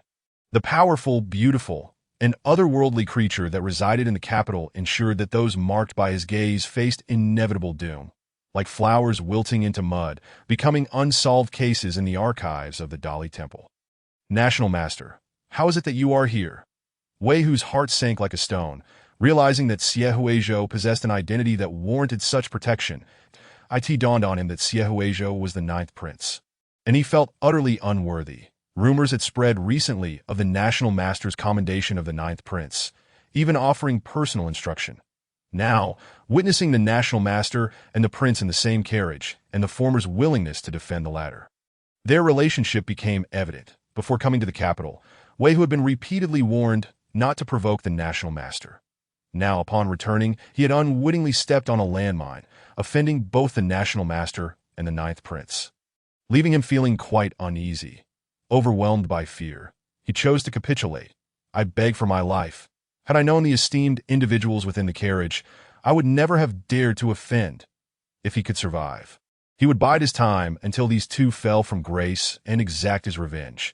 Perhaps he could even let his tiger feast on a few townsfolk to satiate his anger. Zhang Lanhe coldly shattered his hopes for survival. There is no point in your pleas. Disclose your method of demise. What nonsense was this? Why must I choose how to die? Under the piercing gaze that seemed inhuman, Wei Hu reacted violently, drawing his sword in self-defense and hurling insults. Others may fear you, but I do not. You, a demon, still dare to be the national master. Today, I shall rid the world of you. Having spent years on the borders slaying countless enemies, he refused to believe he could not kill this one at Xie Huizhou. Witnessing Wei Hu's reckless provocation of Zhang Lanhe, regarded him as one would a valiant warrior. Your courage in speaking thus before the national master is commendable. But alas, your fate is sealed that in the original text. Zhang Lanhe's evolution into a formidable antagonist was not without its dark journey. Shaped by the disdainful gazes of others and the cruelty of their words, gradually warping his essence. This was a taboo he could not afford to breach. He silently raised his head, offering reassurance to the national master. Pay no heed to their nonsense. Believe that there exist admirers of your silver hair.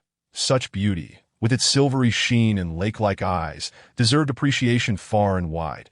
It was the world's taste that was lacking, that I understand. Zhang Lanhe's mood lightened slightly, and without waiting for Wei Hu to speak, he sought his life. Attack! Wei Hu kicked the tiger, urging it forward to slay them. The fierce beast cowered in fear, retreating to a corner as if it had encountered a terrifying monster. Useless! Wei Hu engaged in combat, but within moments, he was defeated, his arms severed and flung aside. Blood splattered, and Xie Huizhou was transported back to a time of turmoil, recalling Zhang Lanhe in armor saving him from death. Twice had he been rescued in moments of peril, that my arm. In desperation to save his life, Wei Hu had sacrificed a limb, his complexion pale as he lamented his transformation into a cripple. What shall I do now? Regret washed over him. Why had he misused the favor of his sister, the consort, in an unfamiliar place? His ire grew towards Xie Huizhou and Zhang Lanhe for showing him no mercy, intent on taking his life. Stop him. Wei Hu commanded his attendants. I must report this to my sister. With a severed arm and a heart full of resentment, he departed, determined to inform the emperor and Wei Guifei of the ninth prince and the national master's transgressions. An insignificant prince dared to harm him. You failed to kill him. He escaped, posing an endless threat. Xie Huizhou harbored reservations about Wei Hu's escape. The man was vengeful, and should he regain strength, he would surely retaliate. Unprepared to allow the tiger to return to the mountain, Xie Huizhou preferred to eradicate the threat entirely, contemplating whether to send his shadowy guards to eliminate him immediately. Wei Hu was originally a man of his fourth brother. It was only a matter of time before he would be betrayed. Rather than waiting for him to cause trouble later, it was wiser to eliminate him sooner. Your Highness, do you possess the skill of archery? During the spring hunt, the minister did not witness you partaking in the hunt personally. Zhang Lanhao posed a seemingly irrelevant question that he felt a twinge of regret that his prey had not been presented to Xie Huizhou that time, allowing others to seize the opportunity instead. Xie Huizhou paused momentarily. I am not adept. Had I gone, I would have made a fool of myself and invited ridicule. Without a proficient archery instructor, Xie Huizhou's skills could only be described as mediocre at best. Allow me to teach you, Zhang Lanhao insisted, instructing his guards to fetch his bow and arrows, placing them in Xie Huizhou's hands, guiding him to aim at the ever-distant Wei Hu. Ninth Prince, pay close attention. I shall teach you how to strike down a fleeing prey, leaving them with no escape. The tension in Xie Huizhou's body heightened as Zhang Lanhao's hand guided his own, drawing the bowstring taut. Aiming at the fleeing Wei Hu, his heart raced. Why was he so anxious, his palms nearly slick with sweat? With a swift whoosh, the arrow flew, piercing Wei Hu's heart, and the distant figure collapsed with a thud. Wei Hu was dead. This small tyrant of the capital, who had caused harm with impunity, was felled by a single arrow, and his narrative dissipated like a butterfly's wings. Zhang Lanhao's proclamation sealed his fate. Wei Hu, who brazenly harmed others in the streets, with the intent to assassinate His Highness, is guilty of an unforgivable crime, harboring treasonous thoughts. The rebel has been vanquished publicly. Xie Huizhou lifted his gaze towards the imposing palace in the distance, his expression grave. They had slain Wei Hu, and those behind him would not take this lightly. Your Highness, do not be troubled. I have never feared their vengeance. I shall protect you. Zhang Lanhao had witnessed too many lives extinguished. Regardless of their previous status, in death they returned to dust, posing no threat to him, as long as those he cared for remained unharmed. That was sufficient. National Master, your strength is better suited for the battlefield. Xie Huizhou, captivated by Zhang Lanhao's prowess, inquired curiously, what once compelled you to aspire to become a national master? What were your true ambitions? The national master appeared less as an ascetic devoid of desires and more like a general accustomed to warfare, or a cunning courtier playing with power. His heart seemed detached from the court, lingering there until death, unlike Zhang Lanhao's demeanor. Xie Huizhou was intrigued by Zhang Lanhao's past.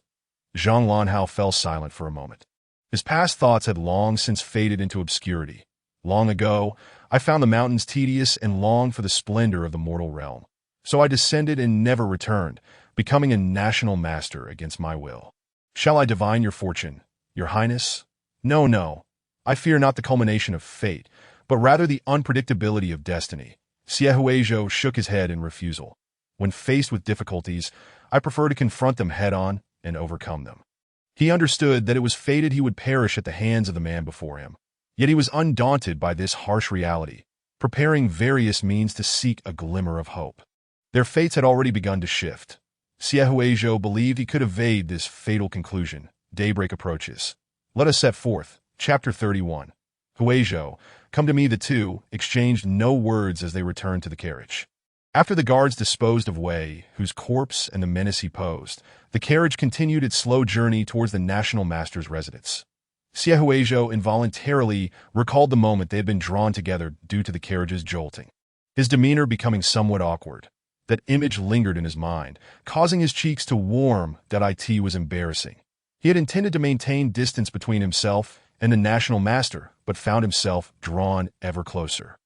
Fate often plays its own hand, and Xie Huizhou resigned himself to the flow of events. That it was commonplace for men to drape their arms over one another. Their embrace held no fault. Who claimed the national master had a foul temper or a fastidious nature? After such a prolonged embrace, he was evidently unfazed. Such rumors were mere slanders against Zhang Lanhao, the work of those who could not bear to see him thrive. Unbeknownst to him, Zhang Lanhao's image in Xie Huizhou's heart gradually improved. Your Highness, there remains some distance to the National Master's residence. It would be prudent to rest a moment and not push yourself so hard. Zhang Lanhao observed, his voice tender as he noticed Xie Huizhou's discomfort. In the future, I shall arrive a bit later to fetch you, allowing you to rest longer. The freshly laid blanket appeared plush and inviting. Clearly conducive to sleep, Xie Huizhou, already fatigued, did not hesitate to nestle down, curling himself up like a cat hidden in a warm cocoon. Thank you, National Master. Please awaken me upon arrival. Just look at how considerate the National Master is. Xie Huizhou suddenly thought it unnecessary to paint Zhang Lanhao in such a negative light. Should he ever see such depictions, it would be most embarrassing. Perhaps he ought to continue crafting rumors about his rivals instead. Very well. Xie Huizhou, unaccustomed to the bedding, succumbed to slumber the moment his head touched it, quickly becoming oblivious to the happenings within the carriage. As he slept peacefully, his delicate features appeared as pale as jade, his slightly parted lips beckoning a kiss, and his eyelashes fluttered like the wings of a butterfly, as if he were lost in a restless dream. Zhang Lanhao gazed at the fair visage of Xie Huizhou, his hand instinctively reaching out, yearning to caress his face, yet hesitating in fear of overstepping boundaries. What if Xie Huizhou happened to awaken and discover his subtle gesture? He was frightened at the thought. Xie Huizhou seemed indifferent to threats, but lacked a sense of security. Any slight fright would send him into hiding. The fragile trust they had just begun to establish could not be allowed to shatter. But what if it were Xie Huizhou who took the initiative? Zhang Lanhao recalled their first meeting, when Xie Huizhou had shown an affinity for his silver hair, leading him to a brilliant idea. Zhang Lanhao's lips parted slightly, his melodious voice enticing Xie Huizhou. Huizhou, come to me. This was a call from one destined to command, for when they urgently summoned each other in their hearts, the other would rush unerringly towards him. Typically, this call was reserved for when one was lost and seeking the other. It held little practical use otherwise. Zhang Lanhao had attempted to summon Xie Huizhou to his side on several occasions, thwarted each time by external obstacles. Now, with no one to impede him, he could indulge in a small, wicked pleasure, even if the effectiveness of the call was diminished in such proximity. Upon hearing Zhang Lanhao's voice, Xie Huizhou opened his drowsy eyes. His body awakened while his mind remained in slumber, scanning around until he beheld Zhang Lanhao. As if gazing upon his beloved, he smiled radiantly, like the warmth of spring. There you are. I have searched for you so long. With no one to obstruct him this time, he approached Zhang Lanhao, a small bird unfurling its wings. Huizhou, what do you intend to do? Whatever your desire. I shall not resist. Zhang Lanhao opened his arms wide, continuing to guide him closer. Come to me. I am here, and I shall not leave. In Xie Huizhou's eyes, he beheld a mountain of gold and jewels, their cool surfaces beckoning him to roll amidst them. After a moment's hesitation, driven by his deepest desires, he launched himself forward, wrapping around Zhang Lanhao like an octopus, murmuring something softly. Xie Huizhou spoke in hushed tones. Without leaning in closely, one could hardly discern his words. Zhang Lanhao instinctively leaned closer, catching the stubborn whisper from Xie Huizhou's lips, mine, all mine. Very well, yours, all yours. After centuries as a white serpent, Zhang Lanhao's heart was in turmoil. Though he knew Xie Huizhou's true intentions lay elsewhere, he found himself willingly ensnared in his own tender trap. Your Highness, this is your decision. I cannot be blamed, for I, too, am compelled by circumstance, the National Master. Zhang Lanhao initially intended to confine Xie Huizhou within the National Master's residence to prevent him from being taken away, but now he had changed his mind. Carnal desires were but a fleeting thing. What he truly sought was to steal away Xie Huizhou's singular heart. He wished to witness his prince grow stronger beneath his watchful gaze, to see Xie Huizhou evolve into the person he had always envisioned, gradually wading into his river of tenderness. Thus, they journeyed quietly towards the National Master's residence. The road ahead was bumpy, the carriage swaying, and their future remained uncertain. Zhang Lanhao cherished the present, hoping the path would stretch on indefinitely. Allowing their carriage to continue its journey without pause, that a gust of wind swept through, and through the rolled-up curtains, one could glimpse the two nestled together in peaceful slumber. The guards and hidden sentinels witnessed this unusual scene, but chose to feign ignorance. Xiaohuizhou's hidden guards were perplexed. How is it that in such a brief moment, the young master is once again in the national master's embrace? Should we intervene and separate them? Earlier, Xiaohuizhou had instructed them to intervene in such situations, yet now it seemed he had entangled himself once more.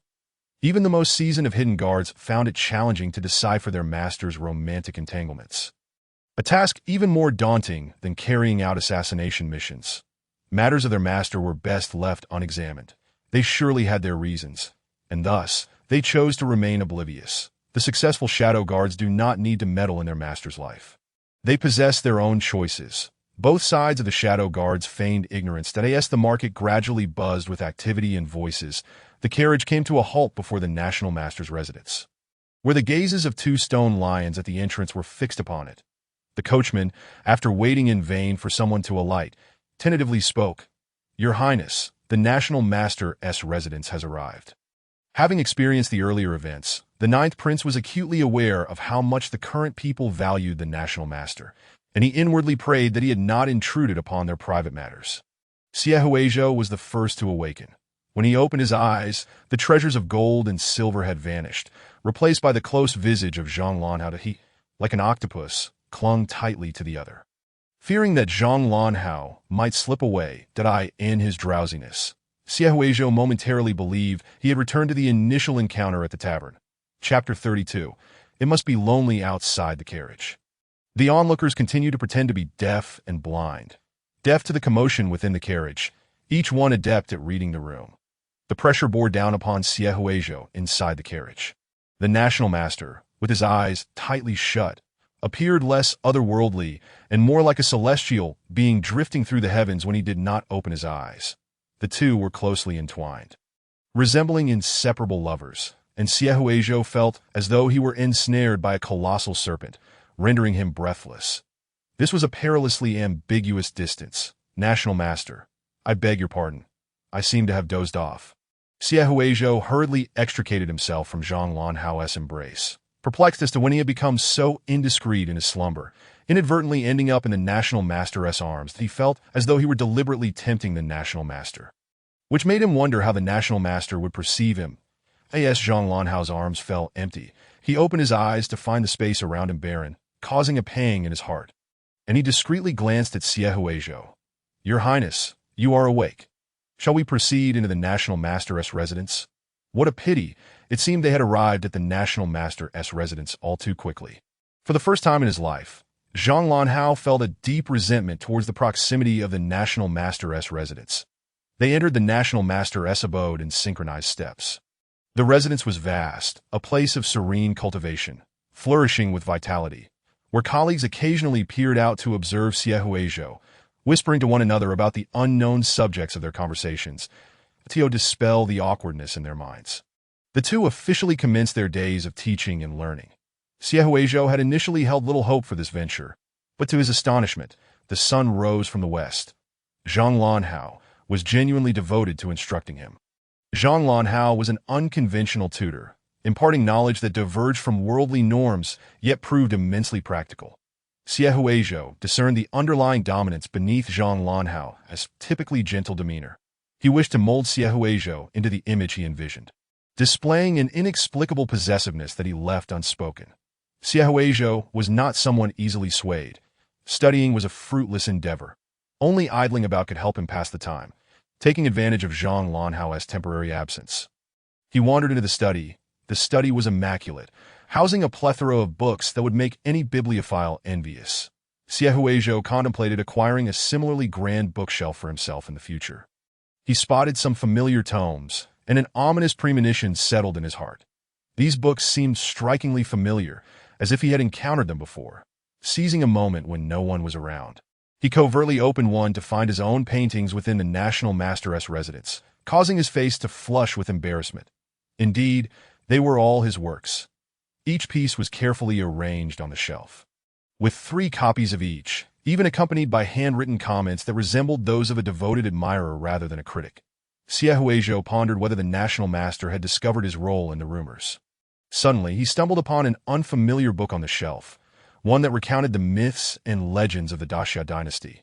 Curious, he thought, I've never seen this before. Let us take a look. It spoke of how the founding emperor encountered a white serpent during a military campaign, rescuing it and thus acquiring the divine aura necessary to establish the dynasty. The legend claimed that a serpent-locking formation existed in the capital, entrapping the white serpent within. Ever since, tales of the white serpent wreaking havoc had circulated through the capital. Xie Huizhou recalled the colossal serpent entwining the capital in his dream, and he suddenly felt that this legend bore a semblance of truth. Perhaps such a serpent genuinely existed. Was there a connection between the white serpent and the national master? But the national master had cousins, did he not? Li Su was human, and the national master ought to be as well. As Xie Huizhou perused the pages, he discovered a myriad of bizarre tales. Blending truth and fiction in a manner that made them challenging to discern, he decided to treat them as inspiration for his own creations. Upon reaching the final page, he encountered a bold inscription that caught his eye, stating, "There are no monsters in this world. All is but an illusion, and the forms of beings arise from the hearts of beings." What did this mean? Did the white serpent truly exist? Aschr Dinger's serpent. Xie Huizhou fell into contemplation, realizing that this world was perhaps not as simple as he had imagined. Suddenly, he heard footsteps approaching from behind, and when he turned, he nearly collided with Zhang Lanhao's chest. Unbeknownst to him, Zhang Lanhao had appeared at his side, his gaze fixed upon the illustration of the white serpent in Xie Huizhou's hands, his tone ambiguous. "Your Highness, what are you doing?" As he had suspected, the book he had intentionally placed on the shelf had caught Xie Huizhou's attention. The national master, Zhang Lanhao, was eager to discern Xie Huizhou's thoughts on the matter. He had never favored the answers of many in the past, and they had all met untimely ends that I was merely bored and decided to browse. I found this book quite interesting that it claims there is a white serpent trapped in the capital. National Master, do you think that is true? As Xie Huizhou gazed at the silver-haired, emerald-eyed beauty, he was reminded of the white serpent, as though he were conversing with it through Zhang Lanhao. The National Master, who engaged in metaphysics to pray for the nation, should possess some awareness of whether there were any spirits in the capital. After a moment of silence, the National Master refrained from answering directly and instead questioned, "What does your Highness believe?" Xie Huizhou, who had been entangled with the white serpent for so long, was most aware of its existence that he jested. "Once I capture it, I'll let the National Master know whether it exists." Alas, I doubt I'll ever catch it. What he did not voice was that when Zhang Lanhao was devoid of humor, he resembled a soulless monster, recklessly unbound by the mundane world. Zhang Lanhao pressed further. "And how does your Highness view it? With disdain? Contempt?" Xie Huizhou felt this mirrored the tale of the serpent and the farmer. It's unfortunate for the serpent. Having saved a person, it has remained trapped here for so long. A prime example of ingratitude. One should be cautious while wandering the streets. One might inadvertently pick up a significant trouble that if one had not erred but instead found oneself imprisoned for centuries due to another's ambition. That would be the most unfortunate fate he had ever encountered. Xie Huizhou felt a profound empathy. A home he could not return to, family he could not see. His existence in this world bore little difference from languishing in a cell. Just the thought of it made him feel pity for the serpent, the existence of which remained uncertain. Zhang Lanhao discerned the sympathy and compassion in his words. "Do you feel compassion for it? For a serpent demon? It does not require sympathy." Xie Huizhou sighed, "That it must be very lonely. I hope this is merely a legend that I end this era devoid of entertainment. Languishing in a cell was a truly harrowing fate, one capable of driving a person mad." Moreover, he had never heard of other supernatural beings appearing. The white serpent had no companions.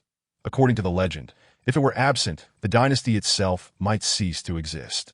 Zhang Lanhao cautiously inquired, "If you cannot become a prince, will you still feel pity for it?" "I only feel for the suffering commoners. I have no desire for the throne. The lives of those who view him as a rival, eager to see him eliminated, are of no concern to me." As the narrative progressed, this dynasty faced a succession of calamities, with the powerful vying for power while disregarding the lives of the people. The rich indulged in excess while the streets were littered with the bones of the frozen dead. Otherwise, Fang Yuan would not have successfully raised an army to establish a new dynasty. Zhang Lanhao fell silent, lost in thought. Xie Huizhou noticed a flash of yellow in the National Master's hands, glaringly reminiscent of trouble. National Master, why do you hold an imperial edict? Chapter 33. Presiding over the imperial examination upon seeing the edict. Xie Huizhou suddenly felt an ominous premonition. How vexing! Once again, they elevated him while throwing him into a whirlwind of tasks. Could they not allow him to live quietly as a carefree artist? He merely wished to be a painter of extravagant phoenixes. The Emperor's decree has arrived. Your Highness, you are to preside over this imperial examination. Zhang Lanhao handed over the edict, stating, "This is an excellent opportunity for the officials to recognize your capabilities." To the public, Xie Huizhou was regarded as a good-for-nothing prince. Yet Zhang Lanhao was determined to thrust him onto a pedestal. He would not permit anyone to underestimate Xie Huizhou. Xie Huizhou was momentarily taken aback. Me?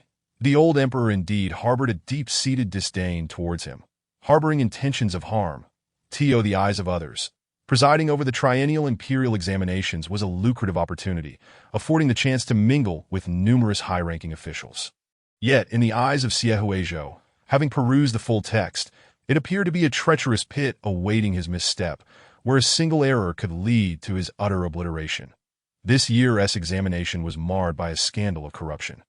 Various factions, eager to insert their own candidates into the court, displayed their cunning, with some having already bribed the examiners to leak the questions, resulting in a plethora of prodigies, all poised to enter the court with boundless prospects.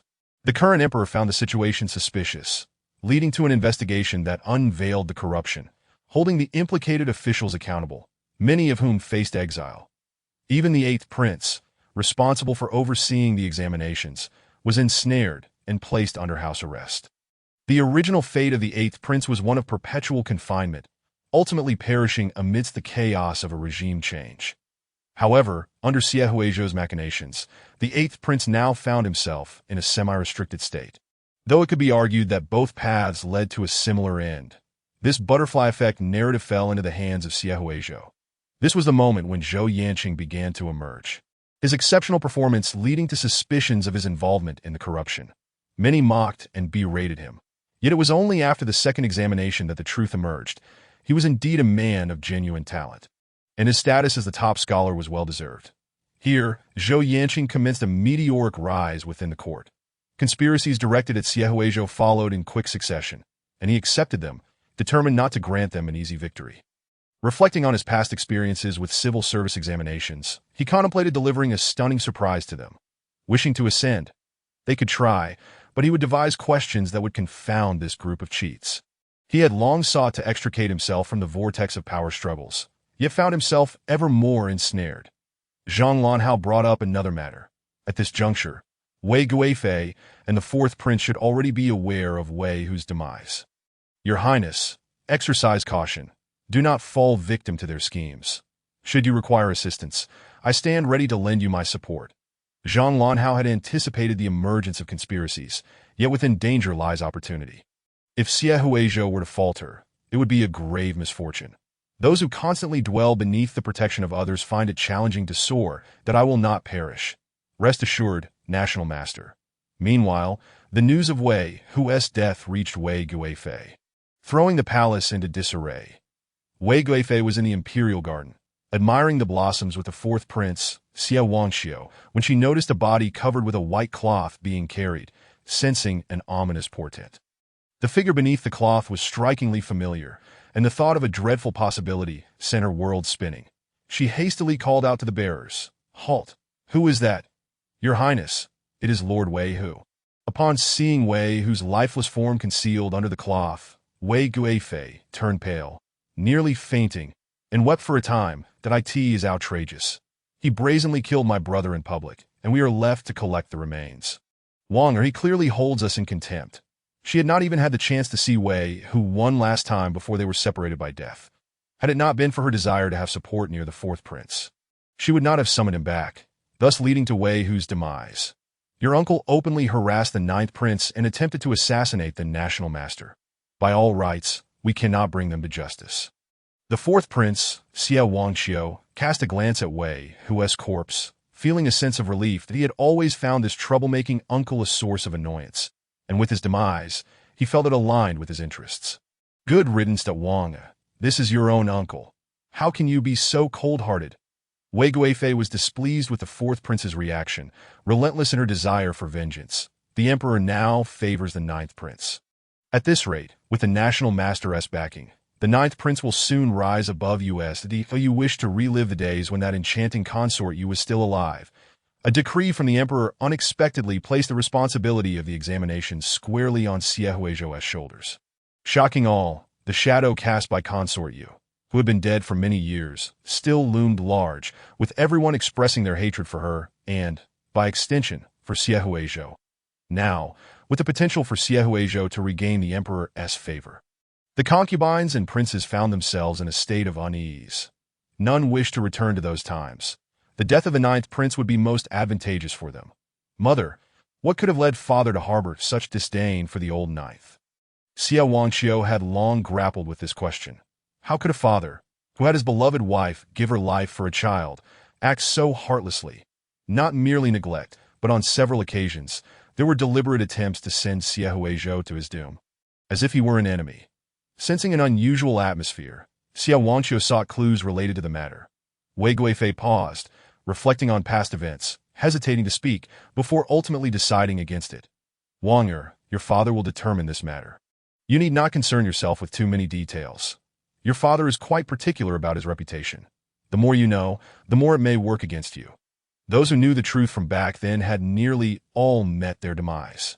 The emperor despised the reminder of his past actions, and those who knew too much tended to perish quickly. The thought of a favored consort who had been silenced for merely mentioning the past terrified her. She feared that her life of luxury could likewise end in such a fate that if mother does not wish to speak, then let it be. Xie Wangxiu's smile concealed an icy glint in his eyes, the beauty mark at the corner of his eye enhancing his allure. Regardless of how meticulously the past had been concealed, traces would always remain, and he was determined to uncover them, that if they wished to eliminate him swiftly, he would gather their secrets one by one. But when do you plan to take action?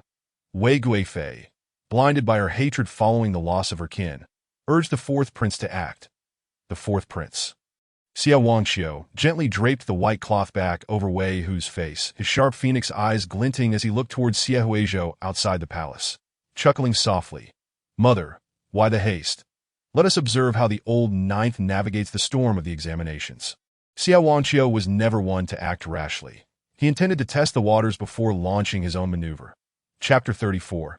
The Silver Snake's embrace. Xie Huizhou had been assigned a position within the Ministry of Personnel, a duty that, by custom, required him to personally express his gratitude within the imperial palace. Having never laid eyes on his father since birth, he felt an unfamiliar apprehension in facing a parent who despised him.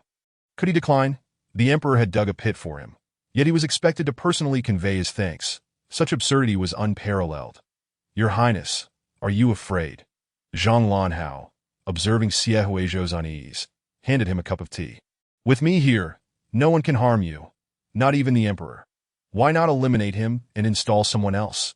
Though elevating the unfounded Xie Huizhou to the throne was not out of the question. It would require considerable effort and would likely lead to many deaths, yet it was not beyond possibility. The dragon throne was the coveted prize for all who aspired to power, yet it was also a prison, confining many within the capital, that if they could keep Xie Huizhou from leaving, the throne would serve as an enticing option.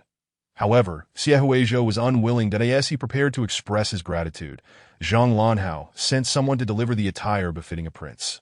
His gaze earnest. Your Highness, the ceremonial robes are quite elaborate. Would you like me to assist you in changing? He had discerned that Xie Huizhou was accustomed to being served, and such intricate garments might prove challenging for him to don. The national master, on the other hand, was more than willing to assist his partner in changing clothes.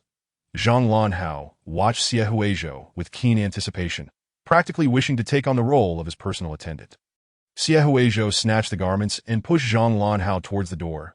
National Master, you are a revered figure at the Astronomical Bureau, not my personal eunuch. Such menial tasks are beneath you. Please step outside for a moment. If the esteemed National Master were to personally assist him in changing, rumors would spread, leaving them entangled in scandal. The current National Master bore a reputation for both his handsome looks and a rumored ailment. Xie Huizhou, convinced he had not compromised himself before the National Master, felt an anxiety that propelled him to push Zhang Lanhao out. Zhang Lanhao lamented the missed opportunity, but complied, settling in the small garden outside to sip tea and watch the rain. The sound of raindrops on the banana leaves created a soothing symphony, while the rustling of fabric within the room was jarring amidst the gentle patter, igniting the imagination. Clad in undergarments, Xie Huizhou fumbled with the intricate attire, struggling to arrange the pieces properly, and suddenly regretted not having someone to assist him. That I truly cannot manage this. Why are there so many layers to ancient clothing? Just then, he heard a hissing sound, accompanied by the sound of scales rubbing against the wooden cabinet. The noise was alarmingly close to his ear, that a small white snake. Xie Huizhou turned to see a silvery creature suspended in midair, flicking its tongue, its greenish-black eyes curiously fixed upon him. What on earth was a snake doing in the guest room? Xie Huizhou, wary as if confronted by a venomous serpent, hastily distanced himself, drawing forth the dagger from his waist and eyeing the creature's vulnerable neck with caution. Upon closer inspection, he discovered it to be a splendid silver-white snake, appearing gentle and harmless, so innocuous that any person could easily crush it in their grasp. With this realization, Xie Huizhou relaxed his vigilance and approached slowly to observe the little snake that had somehow made its way into his presence. This white serpent was unlike any he had encountered before. Its scales were remarkably beautiful, shimmering with a lustrous effect that made it resemble a sculpted artifact of white jade rather than a living creature. Indeed, a miniature version of the colossal serpents from his dreams. The enchanting little snake evoked a sense of tenderness within him. Xie Huizhou marveled. Could this be the legendary white snake, misrepresented through tales as a giant? The small white snake seemed oblivious to his musings, tilting its adorable head to glance at Xie Huizhou, but he was suddenly charmed. Indeed, when something menacing is reduced to a diminutive form devoid of aggression, all its fierce displays appear merely playful. Gathering his courage, Xie Huizhou gently stroked the serpent's head, feeling its cool, smooth texture resonate within his heart. That it was as chill as the revered national master himself. Upon contact, he instinctively recoiled, yet the little snake, far from being offended, boldly nudged against Xie Huizhou's hand in a display of affection. Overjoyed, Xie Huizhou began to play with the snake, reveling in the delightful experience of handling a serpent for the first time. Meanwhile, Zhang Lanhao, sensing an unusual touch upon his doppelganger, instantly detected that someone had audaciously caressed it, exploring every inch without restraint. Previously enjoying tea while admiring the rain, Zhang Lanhao's body froze, and he swiftly inhabited the white snake's form to discern the identity of this shameless intruder. Upon connecting with the vision of his doppelganger, he found Xie Huizhou in the act of touching it. The essence of body and doppelganger shared sensations. Xie Huizhou's warm and soft hand caressed the doppelganger, indistinguishable from direct contact with him. "Your Highness, your actions are rather bold, leaving me quite flabbergasted," Zhang Lanhao thought, seizing the opportunity to mischievously manipulate his doppelganger. The white snake began to slither upward along Xie Huizhou's fingers, its silvery body entwining around his wrist like a glimmering chain, locking him in place. How intriguing, Xie Huizhou mused, envisioning this scene as potential material for his artwork, intending to provide the conservative denizens of Great Xia with a subtle shock. As he attempted to extricate himself from the snake's embrace, it constricted even tighter, and he could almost perceive a sense of triumph emanating from its diminutive head. That he contemplated either persuading the little snake to release him or simply eliminating it. Yet the serpent had not harmed him, and he found no justification to kill it. As they continued their struggle, he grew increasingly anxious about his impending audience with the emperor. In desperation, he called out to Zhang Lanhao, "National Master, are you there? Could you assist me? There is a snake here." His voice trembled slightly. Zhang Lanhao, considering that he did not wish to frighten Xie Huizhou, took his time before sauntering in, feigning surprise upon seeing the silver snake coiled around Xie Huizhou's wrist. "My dear pet little white," he declared, that it must have been hibernating and upon awakening in spring, sought refuge here. Zhang Lanhao reached out to retrieve his doppelganger, which reluctantly released Xie Huizhou's wrist, casting a threatening glance toward its master. Zhang Lanhao, feeling a pang of jealousy over his own doppelganger's affection for Xie Huizhou, coldly remarked, "It has dared to frighten your highness, so it deserves a most severe punishment. That I shall prepare it as a delicacy." Though he could not always be by Xie Huizhou's side, he found the idea of his doppelganger encircling him rather intolerable. Xie Huizhou, taken aback by Zhang Lanhao's harshness, quickly interjected, "Wait, please." I initiated contact first, enchanted by its beauty. Why must you harm an innocent little snake? To threaten a serpent for merely being touched seemed excessive. What would happen if he were to touch someone else? Zhang Lanhao, seizing the moment, offered, "Then let it be a gift for your highness. It can serve as a protector. You need not worry about feeding it. It can hunt for itself." To at the command, the little silver snake shot forth like an arrow, coiling around Xie Huizhou's left wrist. At a cursory glance, it appeared more like a decorative piece than a living creature. Noticing Xie Huizhou's disheveled attire, Zhang Lanhao turned away, but not before Xie Huizhou grasped the hem of his robe. "National Master, I truly cannot comprehend this garment." With his scheme successfully executed, Zhang Lanhao felt a surge of delight. Very well. Meanwhile, the hidden guards, observing from afar, were thoroughly entertained by the unfolding interaction. Has the young master forgotten about us? A mere change of clothes could have been managed by me as well. The national master seems quite willing to play the servant. Does he covet our young master? Without question, it was apparent that there was an undeniable chemistry between them. After a brief interval, Zhang Lanhao completed Xie Huizhou's attire and then retrieved the sword hanging on the wall, accompanying him into the palace. "Your Highness, the court is rife with gossip. Allow me to escort you." Chapter 35. The time to marry a royal consort has come. The two entered the imperial palace together in the same carriage, having learned from previous lessons when he had stumbled into the national master's embrace. Xie Huizhou remained alert this time, diligently savoring the pastries. Indeed, the delicacies from the national master's residence were delectable. He resolved to have the guards glean some culinary secrets. Once he mastered the art of escape, he would prepare these treats for himself. Versatility is never a burden. As he enjoyed his pastries and played with the little snake, humming a cheerful tune, Xie Huizhou radiated an air of leisure and satisfaction, reminiscent of an aristocratic young master. Zhang Lanhao cautioned him during their journey. "Your Highness, while concubine Wei poses little threat, do exercise caution regarding the fourth prince, that he revels in employing cunning tactics to test others." Though concubine Wei was not heavily involved in court affairs, the fourth prince represented a genuine threat. Having previously used underhanded methods against Zhang Lanhao, the fourth prince's schemes paled in comparison to absolute power. Zhang Lanhao was unperturbed, but he feared that the fourth prince might resort to treacherous means against Xie Huizhou when he was unaware. "Thank you for the warning, National Master," Xie Huizhou replied, already familiar with the deviousness of his fourth brother. Now understanding the gravity of the situation, I shall remain vigilant. This marked Xie Huizhou's first venture into the imperial palace, where all eyes were fixed upon him. Adorned in resplendent royal attire, he resembled a peak draped in pristine snow. A young man of remarkable grace and dignity, exuding an air of composure reminiscent of the late emperor. Observers noted that he possessed an unmistakable aura befitting a ruler. Standing beside him, the national master's gaze remained fixed on Xie Huizhou, indicating a profound regard for the ninth prince. This information swiftly reached their respective superiors. The national master held high hopes for the ninth prince. Perhaps he would be the next to ascend the throne. Those who did not support him now would forfeit their future contributions to his rise. As they progressed, they encountered the long-awaited fourth prince, Xie Wangxiu, who, upon spotting the national master and Xie Huizhou, discarded the flower he had been admiring. "National Master, ninth brother, you have arrived." Previously, the fourth prince had never regarded Xie Huizhou highly, but upon witnessing the national master's evident esteem for him, he felt an immediate sense of threat. Their father had often criticized him for his laziness and lack of ambition. Could it be that he intended to establish a new heir? Thus, he resolved to scrutinize his new rival closely. "Fourth brother," Xie Huizhou mused, recalling that they were not exactly on amicable terms, and he sensed that the fourth prince had come to test him.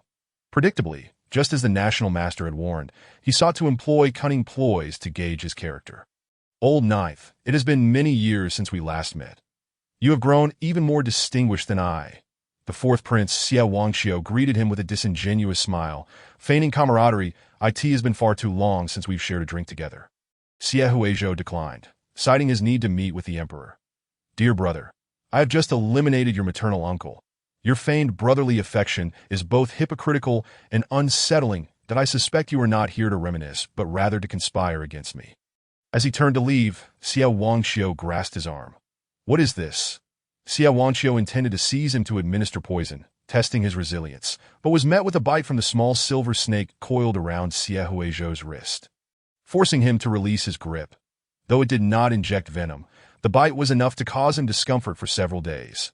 Glancing at his arm, he noted the distinct bite marks, realizing that poison had already seeped into the wound. His complexion shifted dramatically as he sighed. What a pity. The Emperor's favor is paramount. Ninth brother, you should swiftly attend to that he watched as they entered the Yangxin Palace, his hand snipping the flower stems in a disarray while he quickly consumed an antidote. How swiftly you have countered my poison, old ninth. You have concealed your depths remarkably well. The poison he had administered was intended to induce a rash on Xie Huizhou's face, embarrassing him before the Emperor, testing whether he was a mere pawn to be manipulated. Now, however, he realized that Xie Huizhou was not so easily dealt with. He would need to up the ante during the upcoming imperial examinations. At the summons of the chief eunuch, Xie Huizhou and Zhang Lanhao entered the Yangxin Palace. This was Xie Huizhou's first encounter with the Emperor, who appeared to him as an unfamiliar figure, even an enemy bent on his demise. Gazing at the imposing figure before him, Xie Huizhou respectfully performed the proper greeting. Your son pays his respects to the Emperor, the most heartless of emperors. What manner of father would personally escort his own son to death? Even a tiger does not consume its young. Xie Huizhou cannot merely dismiss this as a superstitious belief and direct his ire towards him to such an extent. There must be some deeper reason behind it. Alas, the original text scarcely elaborates on the Jade Consort, and he may need to seek out the elders and remnants of the past to uncover the truth of what transpired back then. The Emperor scrutinizes him, his imposing figure exuding a silent yet formidable authority, lost in a myriad of thoughts, before finally exclaiming, Rise. You have grown, and increasingly resemble your mother. Xie Huizhou is almost a mirror image of the Jade Consort. Yet this similarity only serves to deepen the thorn embedded in his heart, fueling his suspicions and rendering him more callous. The Emperor's main purpose was to exchange a few pleasantries, maintaining a semblance of father-son affection. Before he ceased to concern himself with Xie Huizhou, in contrast to the consistently overlooked Xie Huizhou, he was far more preoccupied with the presence of the national master, Zhang Lanhe, who had been standing by from the very beginning. Why would Zhang Lanhe willingly take on the burden of Xie Huizhou, accompanying him to the Yangxin Palace without fail? The Emperor's mind was rife with speculation. He suspected that Zhang Lanhe sought to leverage the situation to elevate the ninth prince, showcasing his apparent concern for Xie Huizhou in order to compel others to align with the ninth prince. That it was high time to deliver a warning to those who would shift with the winds. He would not allow anyone to usurp his fourth son. The Emperor casually inquired about Zhang Lanhe's romantic pursuits, bringing up old matters. National Master, have you found someone? If so, would you like me to grant you a marriage? Recently, reports from spies indicated that Zhang Lanhe's previously vigorous search had quieted down, and he no longer frequented others' homes in pursuit of companionship. Not long ago, Zhang Lanhe had been pestering the eighth prince for a covert guard, creating quite a stir that did not go unnoticed. That it was rumored that the eighth prince and the national master had clashed over affection for a shadowy figure. Otherwise, why would the eighth prince be subjected to such relentless harassment for a mere error? Now that the national master had quieted down, many speculated whether he had indeed found his desired partner and was now keeping her hidden away in a gilded chamber. His centuries-old residence had undergone extravagant renovations, replete with several top-tier chefs and an array of delightful tributes spirited away by the national master. Such unusual signs suggested that the national master was subtly maneuvering. Xie Huizhou felt a momentary rigidity in his body. Father, what are you meddling in? No need, Zhang Lanhe replied without a second thought. I have yet to find anyone. Furthermore, this was a matter of mutual consent, one that he preferred to resolve on his own. He had already found someone to keep close watch over, and he was reluctant to allow others to interfere. Xie Huizhou exhaled in relief. He was astonished that the great antagonist could utter such words of pure affection, revealing a surprising confidence in himself. The Emperor, undeterred by the lack of a marriage proposal, redirected his attention towards Xie Huizhou. Let us set aside the national master for now. Zhaoyang, it is time for you to consider taking a consort. Dear son, do you have someone in mind? The Emperor observed a flicker of surprise across Xie Huizhou's otherwise placid face, finding some comfort in his discomfort. Xie Huizhou pondered, realizing he currently harbored no interest in any young lady. His thoughts instead occupied by Zhang Lanha's striking visage that I have no one I am fond of, though perhaps that may change in the future, he truthfully replied. Xie Huizhou lamented that no matter the world, he could not escape the relentless pressure from his parents to marry, an exasperating plight. How curious, he mused, that when discussing a beloved, it was the national master's face that came to mind. Was he inadvertently falling for the very subject of his admiration? As the notion that he might be inclined towards a different inclination crossed his mind, he fell into a contemplative silence, questioning his very existence. No matter, your father will find you a suitable match. The emperor envisioned numerous commendable candidates, all daughters of loyal ministers, strategically positioned to monitor Xie Huizhou's interactions with the national master, that I happen to have some portraits prepared. There is no better time than today. Take a good look, and I shall arrange a marriage for you.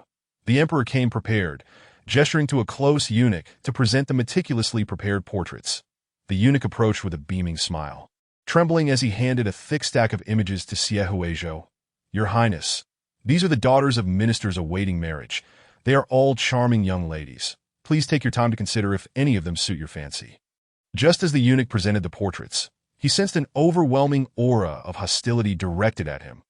He quickly glanced up to find the national master's serpent-like gaze fixed upon him, sending shivers down his spine as though he were prey ensnared by a deadly snake. The eunuch imagined he could see the grand matriarch on the opposite bank beckoning him. How could delivering portraits to the ninth prince provoke the national master's ire? An unsettling thought crossed his mind. Could it be that the national master, as rumored, was a serpent demon wreaking havoc upon the court, intent on ensuring the annihilation of the Xia dynasty? The eunuch's realization that he might be in over his head filled him with dread. It seemed he must make an early return to his hometown to live out his days in peace, perhaps even eluding disaster. Zhang Lanha discreetly observed Xie Huizhou's reactions from the corner of his eye. Anxious about the prince's decision, the old emperor speaks the truth. Huizhou has indeed reached the age of establishing a family. Why do humans insist on the union of yin and yang? He and I are evidently more compatible. The mark of the destined one cannot be mistaken, a belief deeply ingrained in their ancestral memory. Zhang Lanha mused that should Xie Huizhou truly find his true love here, he would swoop and acclaim the marriage for himself, hiding the beloved away, and he was also curious about the type of young lady that would capture Xie Huizhou's heart. Xie Huizhou, without hesitation, declined. Father, I am still quite young and do not wish to consider this matter for now.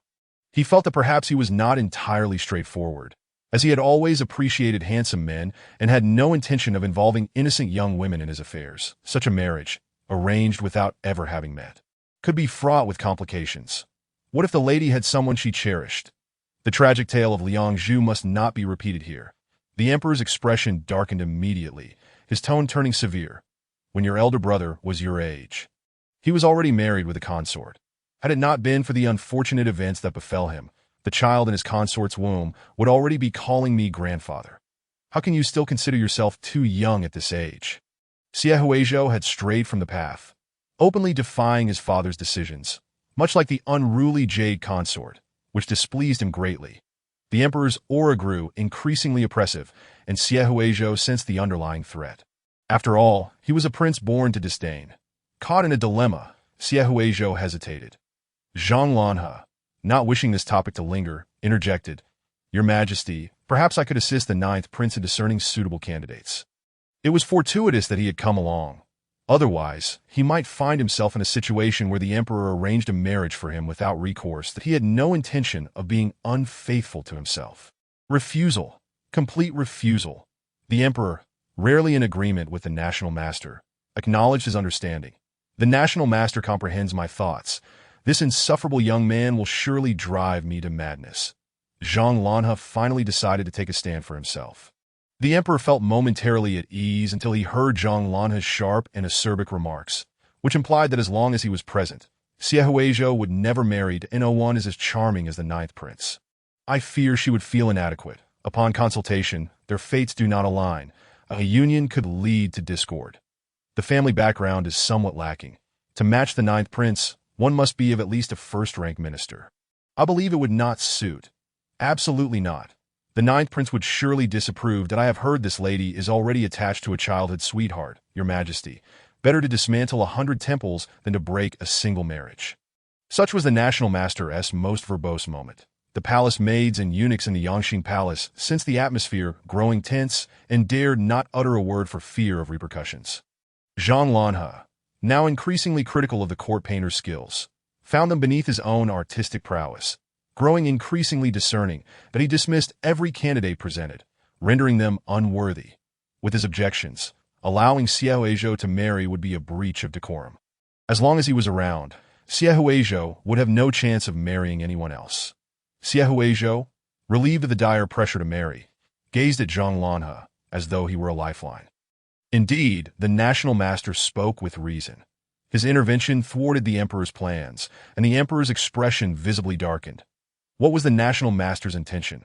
It seemed he was intent on eliminating any potential matches the emperor might propose. Were it not for his knowledge that the national master was a solitary figure, he might have suspected him of preparing a marriage for Xie Huizhou. Zhang Lanhe pressed further. The imperial physician recently checked the ninth prince's pulse. And should he continue his indulgences, his life may be at risk. Your Majesty, I trust you prioritize the ninth prince's health above all else. The national master is astute. The emperor observed the harmonious banter between the two, realizing that securing a marriage today would be impossible. Let this matter rest for now. In the presence of the emperor, the Grand Master finds himself unable to accomplish anything, thereby compelled to seek alternative opportunities.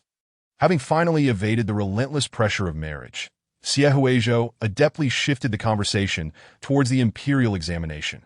The emperor had left this troublesome predicament in his hands, and thus he felt entitled to wield some authority. Pondering the impending scandal of cheating, Xie Huizhou contemplated an approach from the emperor's side. Father, shall the arrangements for this examination rest entirely upon my shoulders? Might I implement a few minor alterations? Perhaps concerning the examination questions?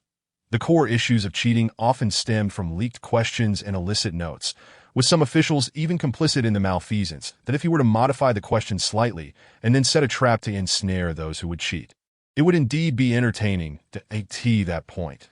Those who sought to frame him could be apprehended and exiled without mercy.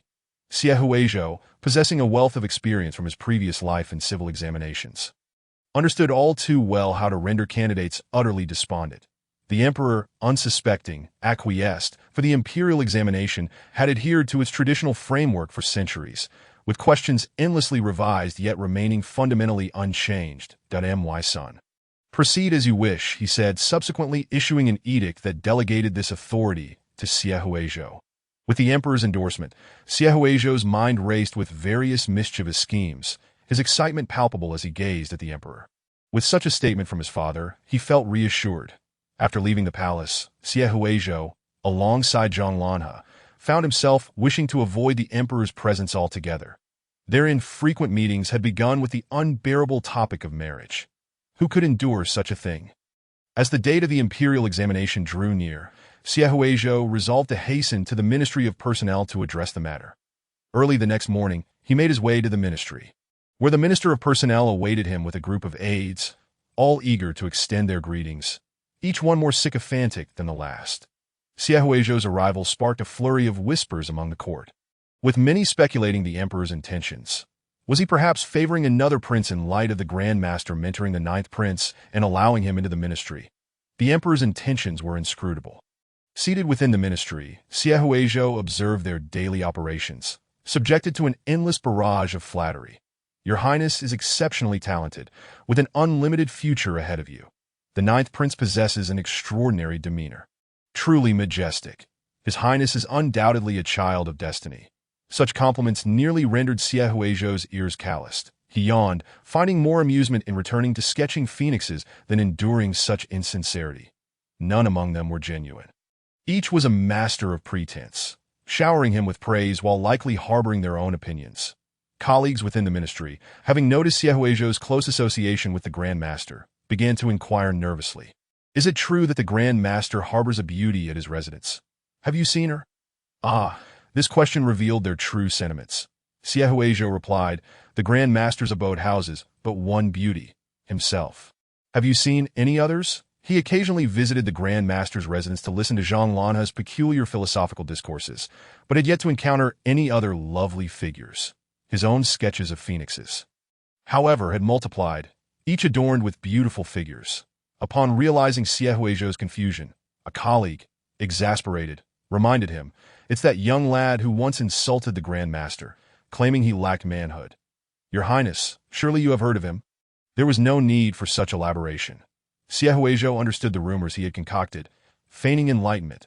That... I've heard whispers that they're a new tale to tell. The rumors suggest that someone had been found within the Grand Master's residence, unable to escape, and they eagerly pressed him for details about the enchanting beauty who captivated the Grand Master's thoughts. All eyes in the ministry turned to Siehuejo, for few had entered the Grand Master's abode and emerged unscathed. He was one of the rare exceptions. The Grand Master's apparent favoritism towards the ninth prince might grant him insight into the matter. With a sigh, Siehuejo replied, "There is no such person. The Grand Master has merely been preoccupied with national prayers, lacking the inclination for such affairs." Disappointment echoed around him. Siehuejo found himself at a loss for words. "You lot are far too nosy." Unable to bear the atmosphere any longer, he decided to request past examination questions and materials from the ministry to study in his separate residence. The white-haired minister, having anticipated this need, handed over the prepared documents with a glint of shrewdness in his eye. Not wishing to linger, Siehuejo took the materials and hurried back to his residence. Upon his departure, the minister's expression soured dramatically, shifting faster than the turning of a page. What does that ignorant youth know? Why does the fourth prince place such importance on him? The fourth prince, Siehuancio, had instructed them to set traps for Siehuejo, aiming to entangle him in the forthcoming scandal. This marked the first time the fourth prince had shown such regard for a seemingly inconsequential rival. Could his involvement in setting the questions affect us? The deputy minister pondered, recalling the emperor's edict with concern. Previously, they had conspired with certain court officials to leak questions, ensuring their families' sons gained access to the court. Now, with the ninth prince as the question setter, their plans appeared precarious. The minister dismissed the concern. "What is there to fear? I have already ascertained that the ninth prince is nothing more than a dilettante. Barely literate in the end. He will utilize our pre-prepared questions or seek our assistance." Other princes had meddled in the past, yet the examination questions had always remained within the framework established by their scholarly elders, resulting in disappointment for all. Ultimately, the imperial examination remained firmly within their grasp. Furthermore, as this was the fourth prince's directive, they would not hesitate to act against the ninth prince as the examination approached.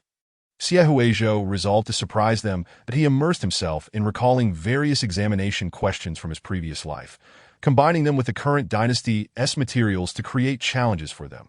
"The hardships I have endured shall be mirrored in your experiences."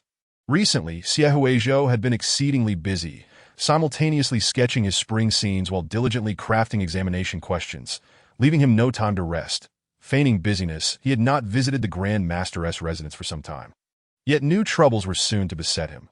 "Young master, another box has appeared at the entrance, akin to the one from yesterday." His shadowy guardian brought in an ornately decorated wooden box, their expressions a mix of peculiarity and guilt. "We have yet to capture the culprit. Should we dispose of it?" After years of experience as shadowy protectors, they felt a sense of failure at allowing the box's sender to escape. Siehuejo halted his frantic writing. "Bring it here. Let me see what he has inscribed this time." Recently, an unknown individual had been sending him various peculiar letters and gifts, seemingly aware of his every move, evading even his guardians. The contents of these letters were exceedingly lascivious, leaving Siehuejo blushing with embarrassment.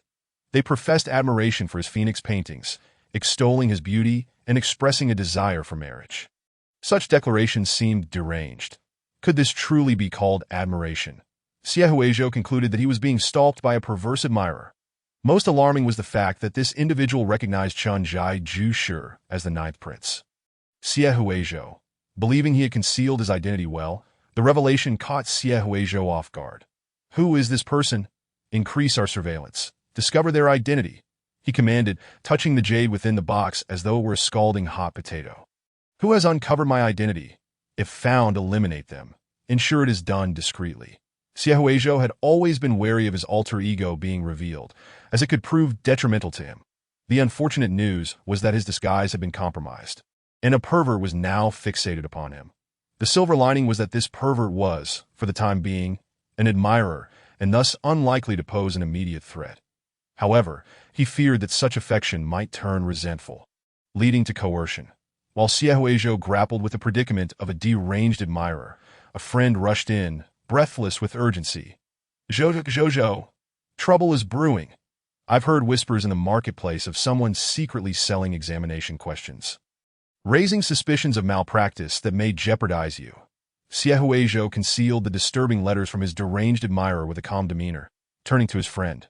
Shan, why have you left your leisurely stroll with your birds to come here? His friend, Ning Shan, the heir to the Pingnan prince, was an idle fellow, frequently parading around with a birdcage to showcase his talking parrot. Previously, during the spring hunt, he had defended Xiaohuizhou against some rude individuals.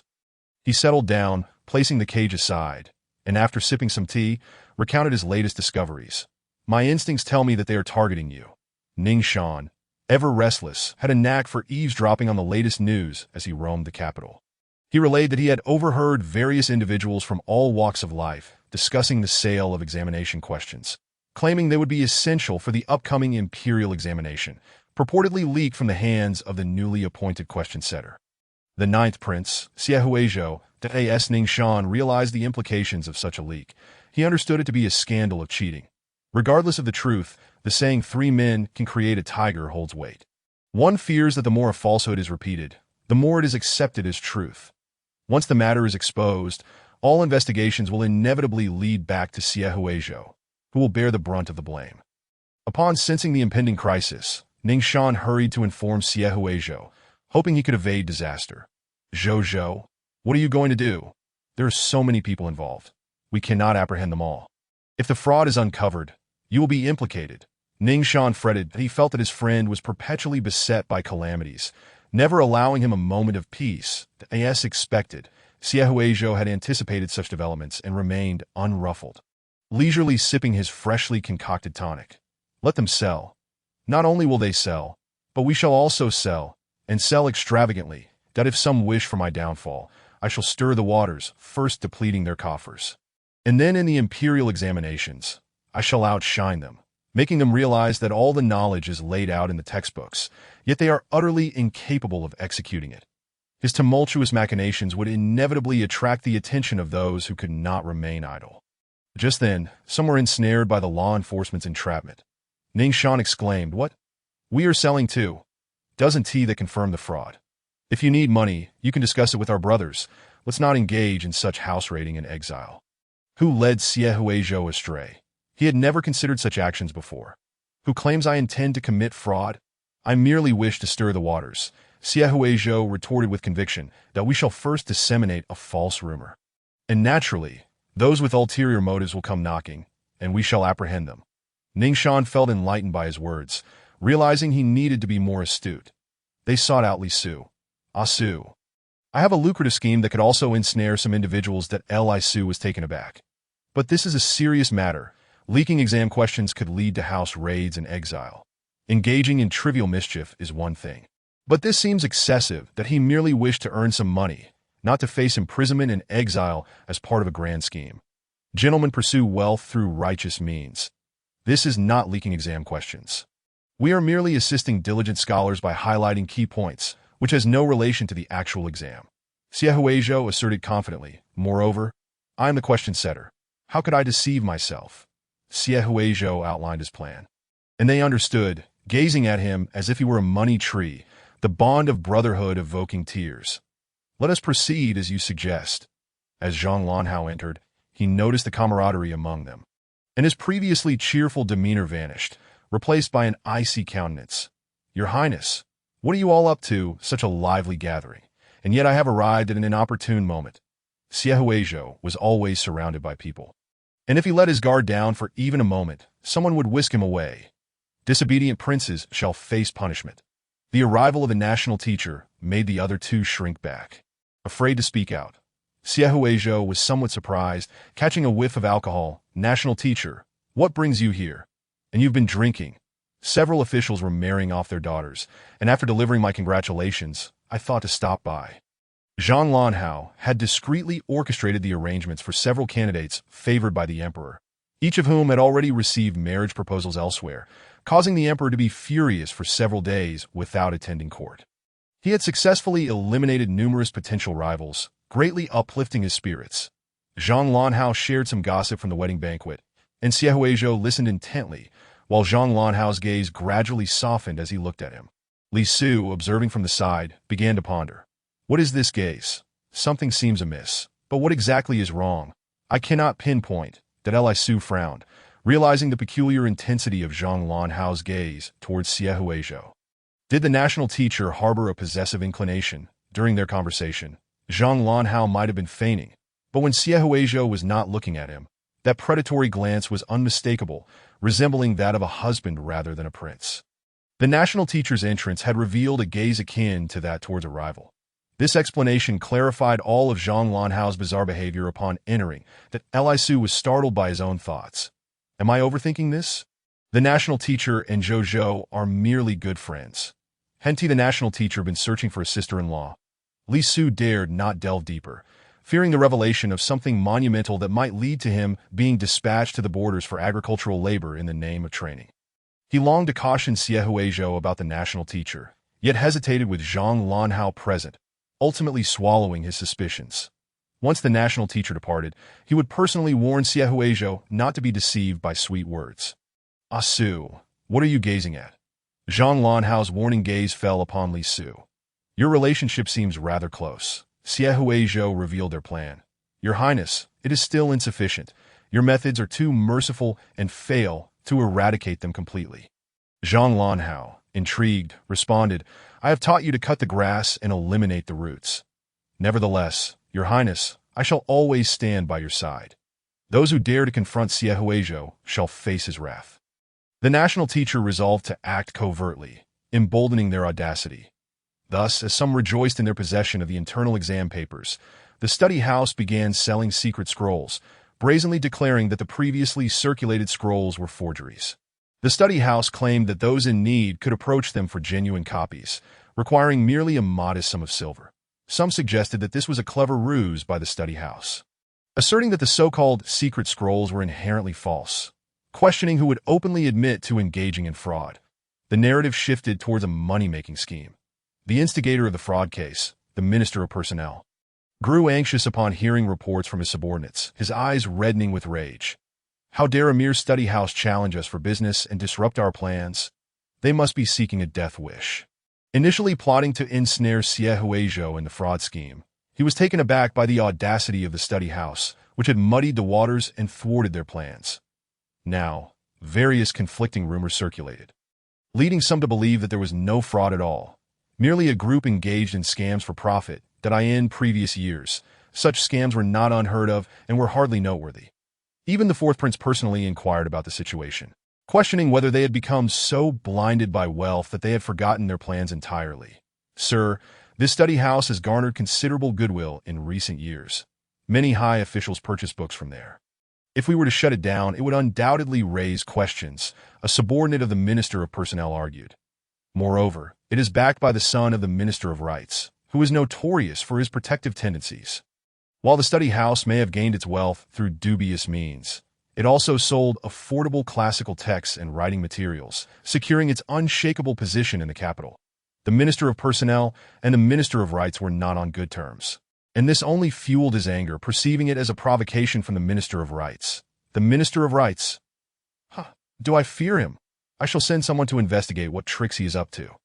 They dispatched additional personnel to probe into the matter of the fraud near the study house. Their presence, however, led to Xie Huizhou's people apprehending them, along with those seeking to purchase exam papers. And they were thrown into the dungeon. In the newly constructed dungeon, a multitude of individuals with concealed intentions awaited. Xie Huizhou began to interrogate them. That we've caught you. Now confess who the mastermind is behind this. Do you think we will yield so easily? Never. Xie Huizhou produced the torture instruments he had borrowed from Zhang Lanhao, refusing to speak. Have you heard of the 18 forms of torture? He recounted various tortures from across history, and the more he described, the more he appeared to them as a sadist. The ninth prince, Xie Huizhou, seemed refined but secretly relished in tormenting others, and no wonder he and the national teacher got along so well. They were cut from the same cloth. Gazing at the instruments, he declared, "If you do not speak, you shall all experience them and see if your mouths can withstand them." Before he finished speaking, the captives confessed in unison, "We will talk." They were not martyrs.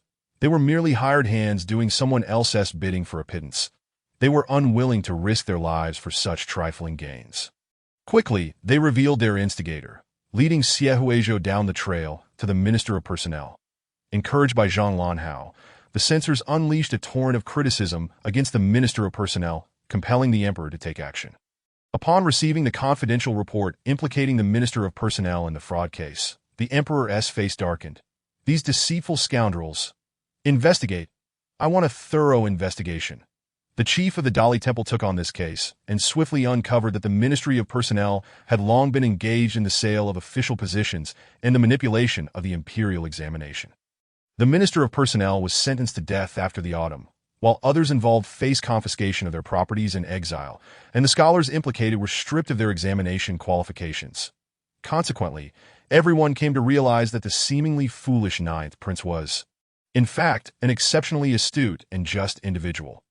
Most of the scholars were from humble backgrounds, having previously endured silent suffering as others usurped their opportunities through the advanced purchase of examination questions. Now, they sang praises of Siehuejo, proclaiming him a beacon of justice. It seemed as though a righteous magistrate had emerged to confront the fraudulent practices before they could escalate. The bookshop also found a new avenue for profit. And Siehuejo, along with a few friends, rejoiced, momentarily forgetting the lessons of the past as they indulged in drink together. Surely, he thought, having stumbled once, could he not afford to stumble again? However, Zhang Lanhe was not particularly pleased. "Your Highness, are you about to abandon me once more?" he lamented, observing how Siehuejo consistently evaded him, his smile sending shivers down one's spine. "Your Highness, the tavern is rife with danger. Having recently offended someone, you could easily become a target." After Siehuejo departed, Zhang Lanhe instructed his subordinates to attend to a matter on his behalf. "That my lord, do you not wish for his Highness to willingly love you? Your intentions seem rather unorthodox. How can his Highness appreciate the best of my intentions if he has never faced adversity?" Zhang Lanhe sighed deeply, his eyes shadowed with concern for Siehuejo. As the temporary tutor to his Highness, if he did not impart his wisdom with care, how could Siehuejo comprehend the depth of his intentions? The lessons he shared with Siehuejo always left a lasting impression. At the tavern, seizing the opportunity to drink, Li Su voiced his earlier concerns. "Zhou, you should be wary of the national master. I sense something amiss in the way he looks at you. Be cautious, lest he devour you one day." After returning home, Li Su's unease grew. Despite the risk of offending the national master, he felt compelled to persist that there truly nothing between you and the national master? Li Su was no fool.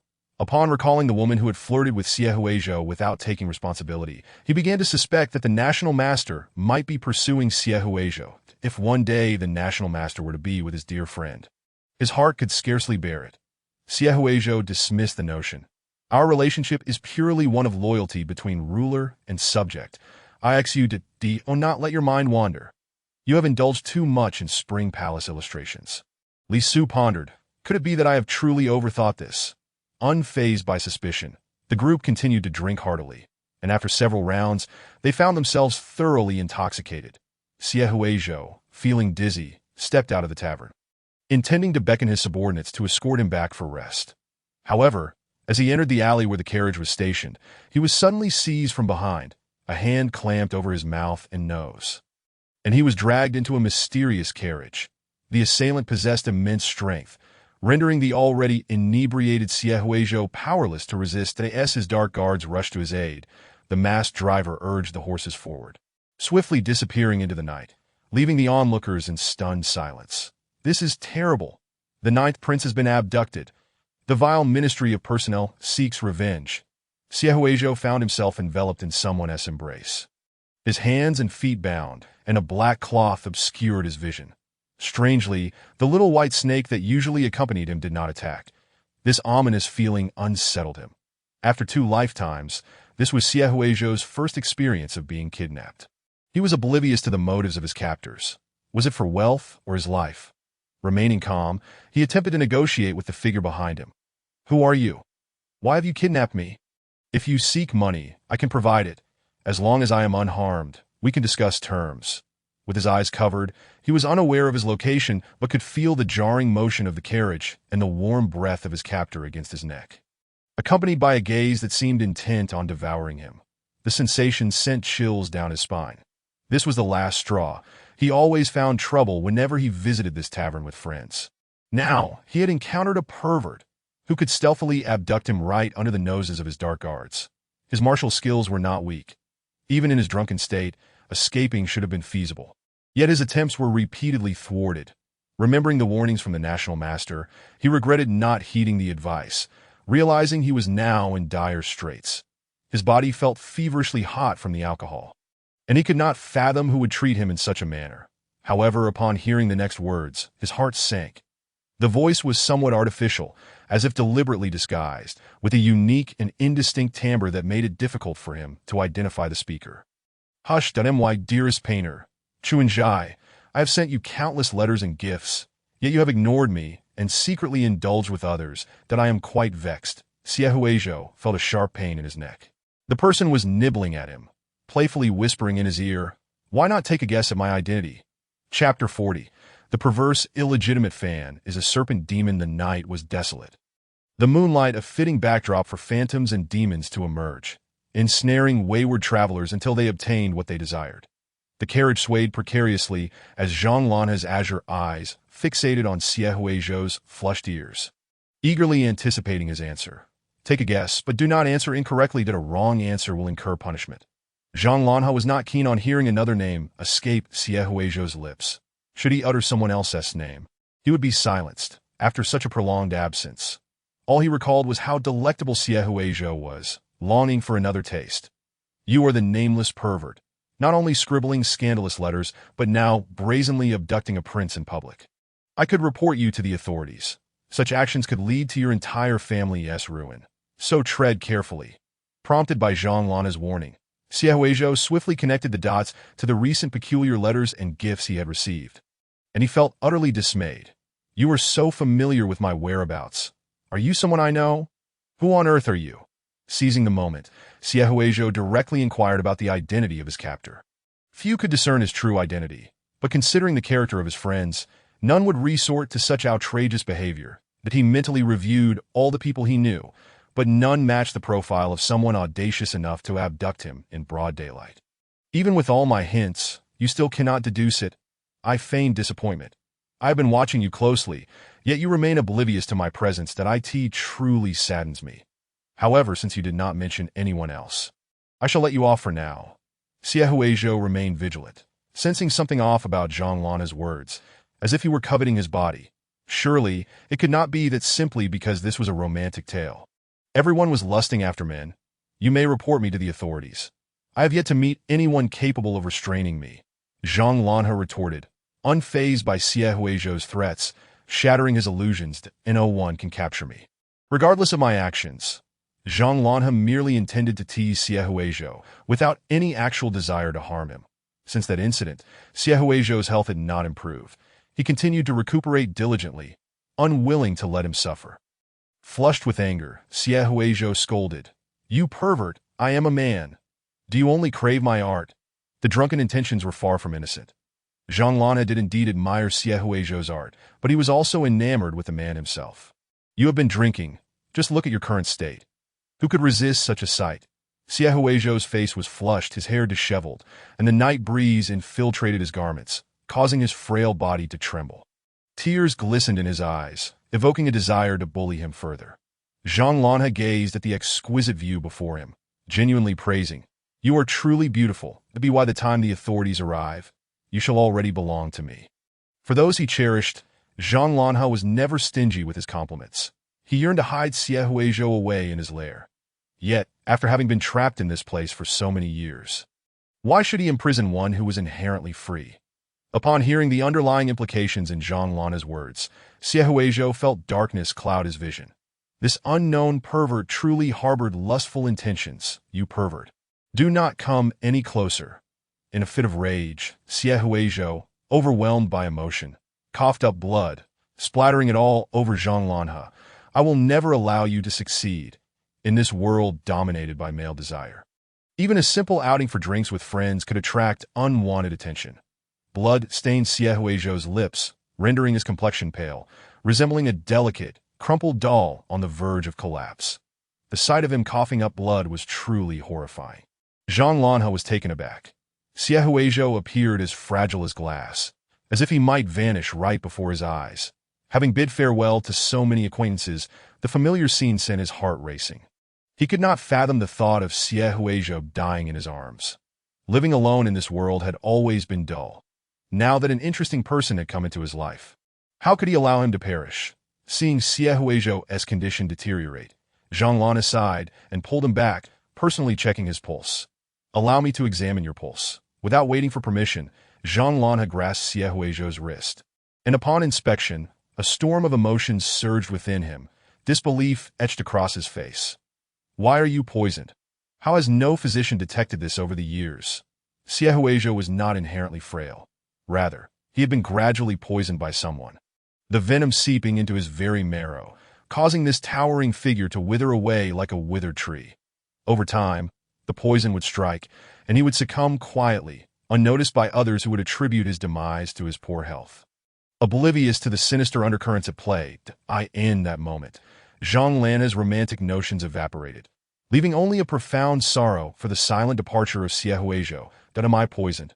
The realization sank deep within him, as he, a man who had never engaged in the struggle for power, discovered that someone had been systematically poisoning him. It appeared that his fate was sealed. He would die, whether at Zhang Lanhe's hands or from the lethal toxins within him. His struggle for survival was about to become exceedingly arduous. "What foolishness!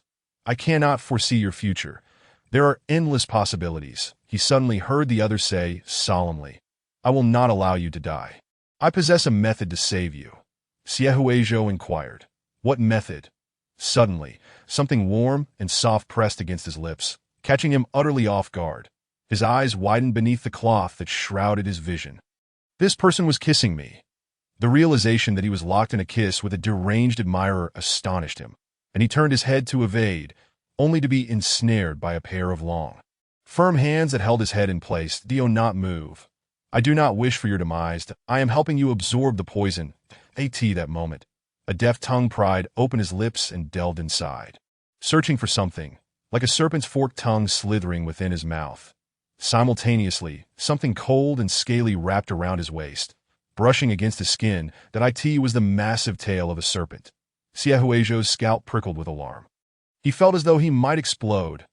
No, humans do not possess tails, let alone scaly appendages. This was not a human. This is bad. The legends are true. I have been ensnared by a serpent demon. Such creatures truly exist in the capital. The deeply embedded poison coursed from Xie Huizhou's body into Zhang Lanhe's, and though it was merely a fraction, it was sufficient to afford Xie Huizhou a brief respite. Zhang Lanhe, already burdened with the karmic retribution of this dynasty, was inescapably doomed that if his body could alleviate even a modicum of suffering for the one he cherished, he would gladly bear the pain. The venom flowed through Zhang Lanhe, eroding his body, yet the shared agony brought him a perverse at least. Xie Huizhou had gained a sliver of hope for survival. Cough, cough, cough. Now we are both afflicted by this deadly poison. Should it take effect, I shall perish alongside you, so you need not worry. Xie Huizhou, dazed by the kiss, interjected. "Let us not speak of this. We bear no enmity, that I am grateful for your assistance. However, it is late. Might you release me?" Yet he felt lighter. The serpent demon was indeed saving him. He yearned to investigate who had been poisoning him. "That we have arrived," the other announced. Before Xie Huizhou could comprehend, his hands were freed and placed at the entrance of another palace. The carriage departed swiftly, and from within came a final farewell. "Master Chuanjai, be wary of those around you. Trust no one." That Xie Huizhou found himself returned to the palace entrance, as soon as the grip was released. He removed the black cloth from his eyes, only to find no trace of his captor. The moonlight was bright, and the streets lay deserted when the voice of Li Gonggong approached, filled with excitement. "Your Highness, you have finally returned." Chapter 41. The plot officially begins. Minor edits. "Your Highness, you are back. We were just preparing to report to the authorities." Li Gonggong, upon hearing the commotion at the door, hurried over with a lantern, his excitement palpable. These brigands have been so brazen in the imperial city, abducting someone in broad daylight. We must report them to the authorities and uncover the mastermind behind this. Many in the capital had witnessed Xie Huizhou's abduction, and the news had spread back to the palace that a prince being taken in the imperial city would certainly provoke the emperor's wrath, and the culprits would face dire consequences. Xie Huizhou stood at the entrance, dazed, not registering a single word from Li Gonggong, still reeling from the shock of being entwined with a serpent demon. It was over. He had gone from grappling with his orientation to facing the supernatural. Noticing Xie Huizhou's silence, Li Gonggong approached and observed the prince's reddened lips and disheveled appearance, as if he had just been devoured. "Your Highness, have you encountered a flower thief?" The concern in Li Gonggong's eyes was evident, and his discontent towards the audacious thief who had dared to lay eyes on Xie Huizhou grew. In the emperor's domain, it was inconceivable that someone would harbor such lewd intentions toward a prince. Such an offense could warrant execution. Poor ninth prince, subjected to such indignities merely for his beauty. Even hesitant to summon a physician to check for injuries to no need. It was merely a playful encounter with an acquaintance that we indulged in some frivolities, and now I am perfectly well. Just a misunderstanding. Due to the matter of the poison, Xie Huizhou deliberately concealed its existence. He did not yet trust those in the palace and had no desire to mention the serpent demon. Henceforth, this matter must not be broached again.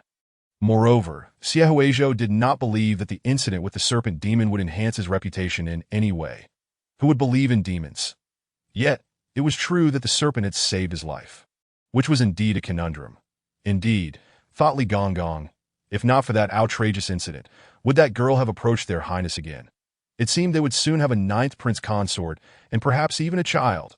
Once bitten by a snake, one is wary of ropes for 10 years. For an extended period, Xie Huizhou refrained from visiting taverns, as the deranged serpent sent him letters and gifts daily, to which he never responded. The gifts, many of them priceless treasures, were of unknown origin, and occasionally included exquisite silver scales, as though the serpent were attempting to court its beloved.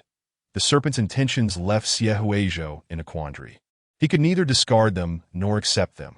Once he located the serpent demon, he needed to clarify matters. Although he was grateful for the life-saving intervention, the notion of an inappropriate relationship between a human and a serpent seemed ill-fated. The nameless serpent demon would periodically launch nocturnal assaults, planting a kiss on him under the guise of helping him absorb the poison, yet its true identity remained elusive. The serpent demon consistently masked its voice, though it was clear it was well acquainted with him. Xie Huizhou grew increasingly certain that they must have known each other or crossed paths in the capital. The city was vast, and with so many people. He could not fathom who it might be, that it must be said that his health was indeed improving. This peculiar method of absorbing poison was, however, somewhat embarrassing, in many novels, detoxification was depicted through indescribable methods. But to expel poison in such a manner seemed utterly illogical. Yet, on a positive note, at least the antidote did not require such methods, he recalled the forceful serpent tail that had ensnared him, rendering him powerless to escape and compelling him to endure the kiss. He felt a shiver run down his spine. For the time being, he had no interest in pursuing any unconventional relationships. As thoughts of being with the serpent demon sent chills through him, that he truly wished to find someone to seek guidance. Just then, Zhang Lanhe arrived, clad in a set of pristine official robes. "Your Highness, do you have any troubles on your mind?" A specialist in metaphysics had come. Upon seeing Zhang Lanhe, a sense of security washed over Xie Huizhou. "National Master, do you possess any protective talismans?" "I would like one at the very least." When the serpent demon became increasingly bold, he would have something with which to refuse it, preventing any occurrences that should not transpire. He had no desire to cultivate overly intimate relationships with several men. The national master was preferable, although he did not appear very human. He had always been self-disciplined and respectful, never engaging in the lewd antics of a deranged admirer. "I shall draw a protective talisman for you. Your Highness, no evil shall approach you. Whatever you desire, I shall provide." Zhang Lanhe's expression was inscrutable as he feigned tenderness while crafting the talisman, assuring that as long as he was present, no one could harm the prince. "Little rascal, you are guarding against me." The protective talisman Zhang Lanhe created would ward off ill-intentioned individuals, but it could not shield against himself. As he observed, he discreetly sought to uncover who was secretly poisoning Xie Huizhou. The eunuchs in palace maids showed no outward signs. It was impossible to discern any malfeasance among them, were it not for Siehuizhou's deep sense of loyalty to those who had cared for him. Zhang Lanhe would have long since dealt with them all, but a nefarious thought crossed his mind, and the suppressed poison flared up due to his agitation, rendering his complexion increasingly pallid. Suddenly, Siehuizhou noticed that Zhang Lanhe's demeanor had taken a turn for the worse. National Master. Are you unwell? Zhang Lanhe, who prayed for the nation, falling ill was a harbinger of misfortune. It was surprising for someone usually robust to become sick that it is merely a slight chill. I have already consulted the physician for medicine. Just the poison coursing through me. It is not a significant issue. Zhang Lanhe did not elaborate on the matter and produced the official robes, a trivial ailment. A few days of rest will suffice. These are the newly tailored official robes from the Ministry of Internal Affairs, perfect for you to wear during the imperial examinations. I had come to deliver the garments. Thank you, National Master. Siehuizhou nearly forgot about this matter. The examinations were approaching, and the plot was set to unfold. He tried on the robes to check for fit, and the youth in the crimson attire, like a spring breeze on a galloping steed, resembled a top scholar who had seen all the blossoms of Chang'an in a single day. Siehuizhou had always favored cool tones, and his demeanor was typically aloof. Now, clad in such a vibrant hue, he appeared even more exquisite and alluring. National Master, how do I look? Exquisite. Zhang Lanhe could hardly bear to let others gaze upon his treasure. Its exquisite beauty would undoubtedly attract the covetous eyes of many. Your Highness, I wish you great success in this endeavor. The imperial examination has commenced. Siehuizhou, clad in a crimson crane robe, presided as the proctor in the examination hall, the vibrant garment accentuating his captivating demeanor, leaving an indelible impression upon all who beheld him. Many candidates found themselves momentarily entranced, only to recall their pressing need to continue answering the questions. Siehuizhou observed for a considerable time. Yet he saw no one daring to cheat. He felt that never had he experienced such dullness. Merely watching the candidates tremble under the weight of the modern examination questions he had meticulously crafted. He noticed the examinees wrestling with the new questions, fervently scribbling, their lips forming curses that he could only conjecture. From time to time, Siehuizhou would stroll about, overhearing their mutterings directed at him. Do not let me discover who authored these questions. I have been examining for 30 years and now face elimination once more. The question setter is surely doomed to a childless fate. How can this be so thick? Is it possible to complete this in a single hour? To which Siehuizhou replied, well said, it is indeed I who am responsible. Once the examination concluded, the candidates returned to the inn to await the results. While Siehuizhou anticipated the commencement of the narrative, within the tavern, candidates engaged in discussions about the proctor, Siehuizhou, and his remarkable presence. Indeed, the ninth prince exudes the grace of a gentleman. Zhou Yanqing, recalling the astonishing Siehuizhou from the examination, felt increasingly optimistic about him. Noticing Fang Yuanke's curious expression, he inquired, why do you always hold such strong opinions about the ninth prince? Zhou Yanqing's thoughts drifted to the dashing young man in red during the examination. Fueling his ambition to serve as a court official, the object of his affections frequently spoke of Siehuizhou, while Fang Yuanke's demeanor towards him was less than amiable. Whenever the name Siehuizhou came up, Fang Yuanke would exhibit a peculiar restlessness, confessing that it was not merely a strong opinion, but rather an uncertainty about how to face him, secretly wishing never to encounter him again to avoid unnecessary troubles. The past entangled them too deeply, leaving him unsure whether his assumptions were accurate. Zhou Yanqing furrowed his brow, suddenly sensing that Fang Yuanke harbored a secret, one that might be intertwined with the ninth prince. Siehuizhou, Fang Yuanke remarked, if you could secure a spot among the top 3, you will meet him at the Chonglin banquet at that time. We shall extend an invitation for him to our residence. Therein lies something of great significance within his marquisate. It would be prudent to gauge Siehuizhou's reaction to ascertain whether he is aware of past events that do not underestimate me. I am certain to achieve a top 3 finish.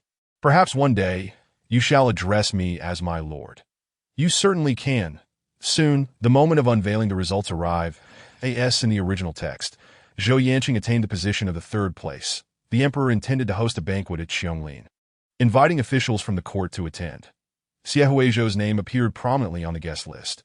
Upon receiving the news, Siehuizhou, Overjoyed, celebrated by creating several spring palace paintings, his eyes sparkling with anticipation at the prospect of witnessing the unfolding drama. It begins. The arena of rivalry is about to commence. Chapter 42, Soulmates. Xie Huizhou, a fervent supporter of romantic pairings, felt a surge of excitement. Late into the night, he found himself pondering where he would sit at the Qianglin banquet, seeking a discreet spot to observe the unfolding drama. After all, the magnetic protagonist possesses an aura that captivates all in his vicinity, yet he received word from his shadow guard that Zhou Yanqing had established connections with several poignant male characters from the original narrative, all of whom would likely attend the Qianglin banquet, promising an entertaining spectacle. The entire event would be a tapestry of love triangles, an exhilarating drama. He eagerly anticipated that as the Qianglin banquet approached, Li Su, preoccupied with the affairs of the bookshop, came to urge Xie Huizhou to continue painting. Zhou's eyes sparkled upon seeing Xie Huizhou, akin to a devotee beholding a deity. Xie Huizhou, upon hearing his honeyed tone, felt a shiver run down his spine and pushed away the furry head that leaned in too closely. Flattery without cause is suspicious. What do you seek? Li Su, unhesitatingly, broached the subject. Zhou, how long has it been? Why has the next volume not yet been completed? Look at how many are eagerly awaiting your artwork. The previous volume had sold exceptionally well. Despite its explosive plot, many had purchased it, captivated by its allure.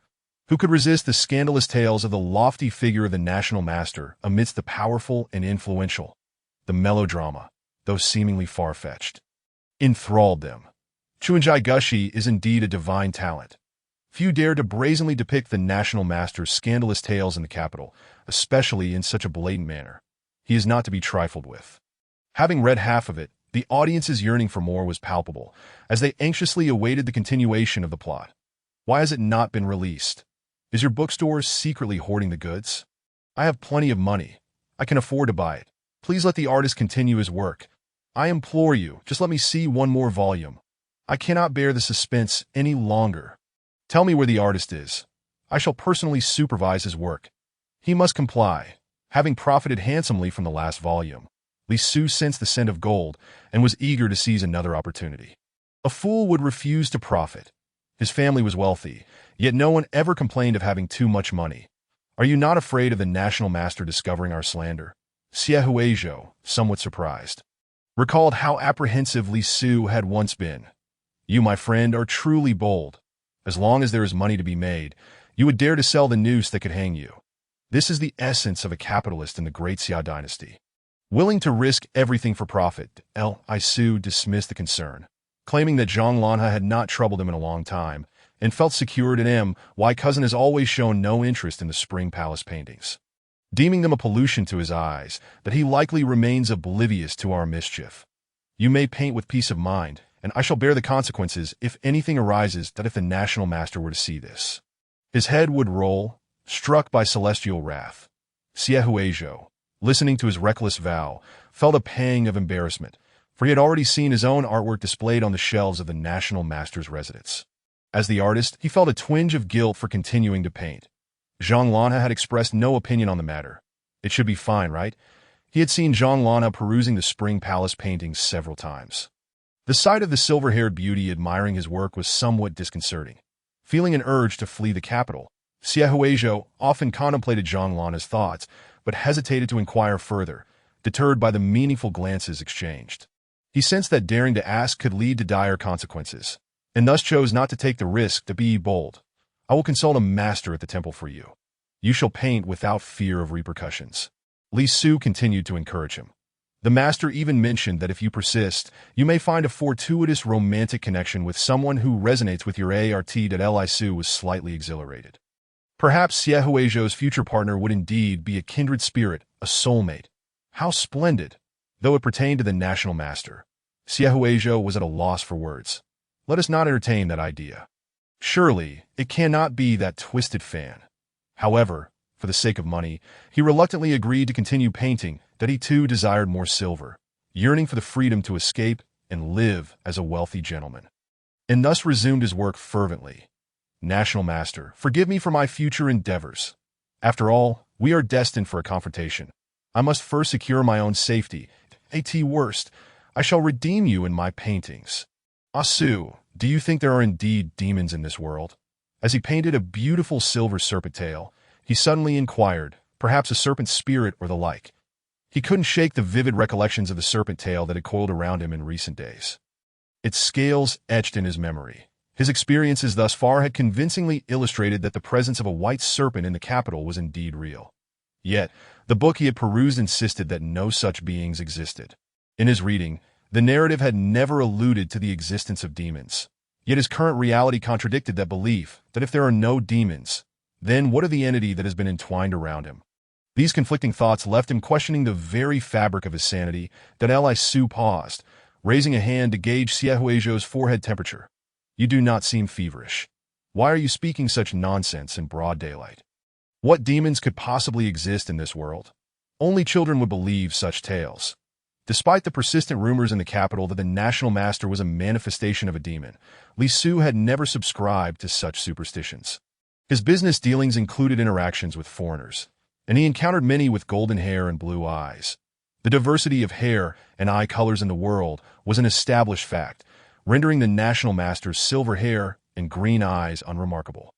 Demons, such notions are merely slander against those who are different. As for the existence of demons, Lisu would not entertain a single word of it. He glanced at Siehuizhou and then at his painting. Suddenly struck with concern, Zhou, you cannot possibly have become so enraptured by your art that you mistake the tales within for reality. Alas, his benefactor and dear friend, Siehuizhou, has become foolish due to illness. Siehuizhou replied, Do not fret. After all, we are good brothers, and I shall not abandon you, that do not let your thoughts wander. I am merely contemplating new material.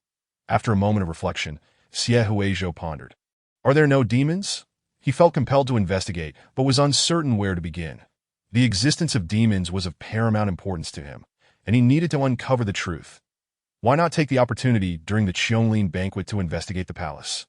Is it not said that the white serpent was suppressed? Lisu chimed in mischievously, sharing a rumor that the suppression site was likely the palace itself.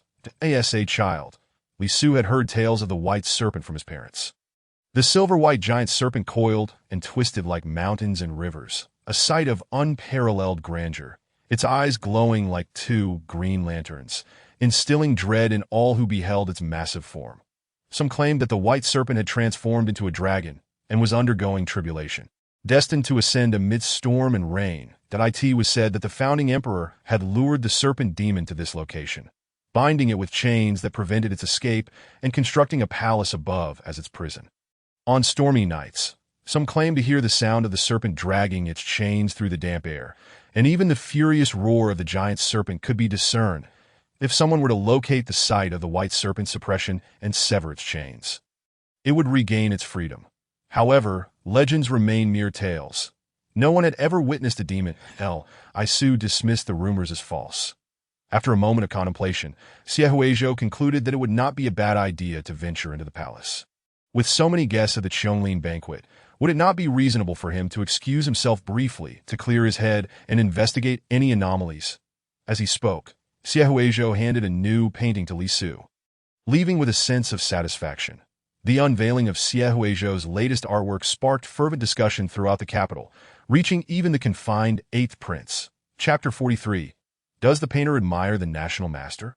Shortly thereafter, Siehuizhou's fanciful creations achieved great commercial success, becoming the talk of the town, with whispers spreading even to distant lands. The most debated aspect was the evolving representation of the National Master's character. Qing Jun in Siehuizhou's paintings. Gradually, this portrayal transformed into one of virtue and greatness. Siehuizhou's admiration for Zhonglana's lens was thicker than the city walls, and as time passed, it painted a picture of a beautiful yet tragic figure, evoking sympathy for his plight and garnering him a considerable following. The National Master's previously demonized image had indeed been rehabilitated, leading many to regard him as a resilient figure bearing heavy burdens. Yet, there were skeptics who speculated that the painter had been coerced by the National Master, wielding a small whip to compel him to produce such works. Otherwise, how could the artistic style have changed so drastically? Some even suggested that the painter might have met a tragic end, that I suspect the painter harbors feelings for the National Master. There is no need for suspicion. Only true love would dare to paint such a way. For most would shy away from courting death, is it possible the painter has been discreetly found by the national master and threatened. Alas, the remains of Chun Jai, the recluse, were likely cold by now.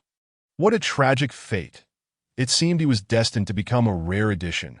We must acquire several copies, lest they become unavailable in the future. All of the capital was abuzz with discussions regarding whether the painter, Chun Jai, had indeed perished, generating a fervor that even eclipsed the forthcoming Qianglin banquet. The excitement was such that even the recently liberated 8th Prince, Xie Tingchun, managed to procure a copy that on the day of his regained freedom. The 8th Prince stood basking in the warm sunlight, reflecting on the comforting warmth of liberty. After a period of confinement, he appeared somewhat revitalized, having just received the emperor's decree to lift his punishment. The 8th Prince was elated, abandoning thoughts of monastic life and returning to his ambitions. However, he soon discovered that those within the estate had taken advantage of his confinement, engaging in clandestine activities. "What is this? Present your hidden books to me, that I may see." He noticed a guard engrossed in something, who upon seeing him, panicked and attempted to conceal it. Furrowing his brow, he sensed that something was amiss.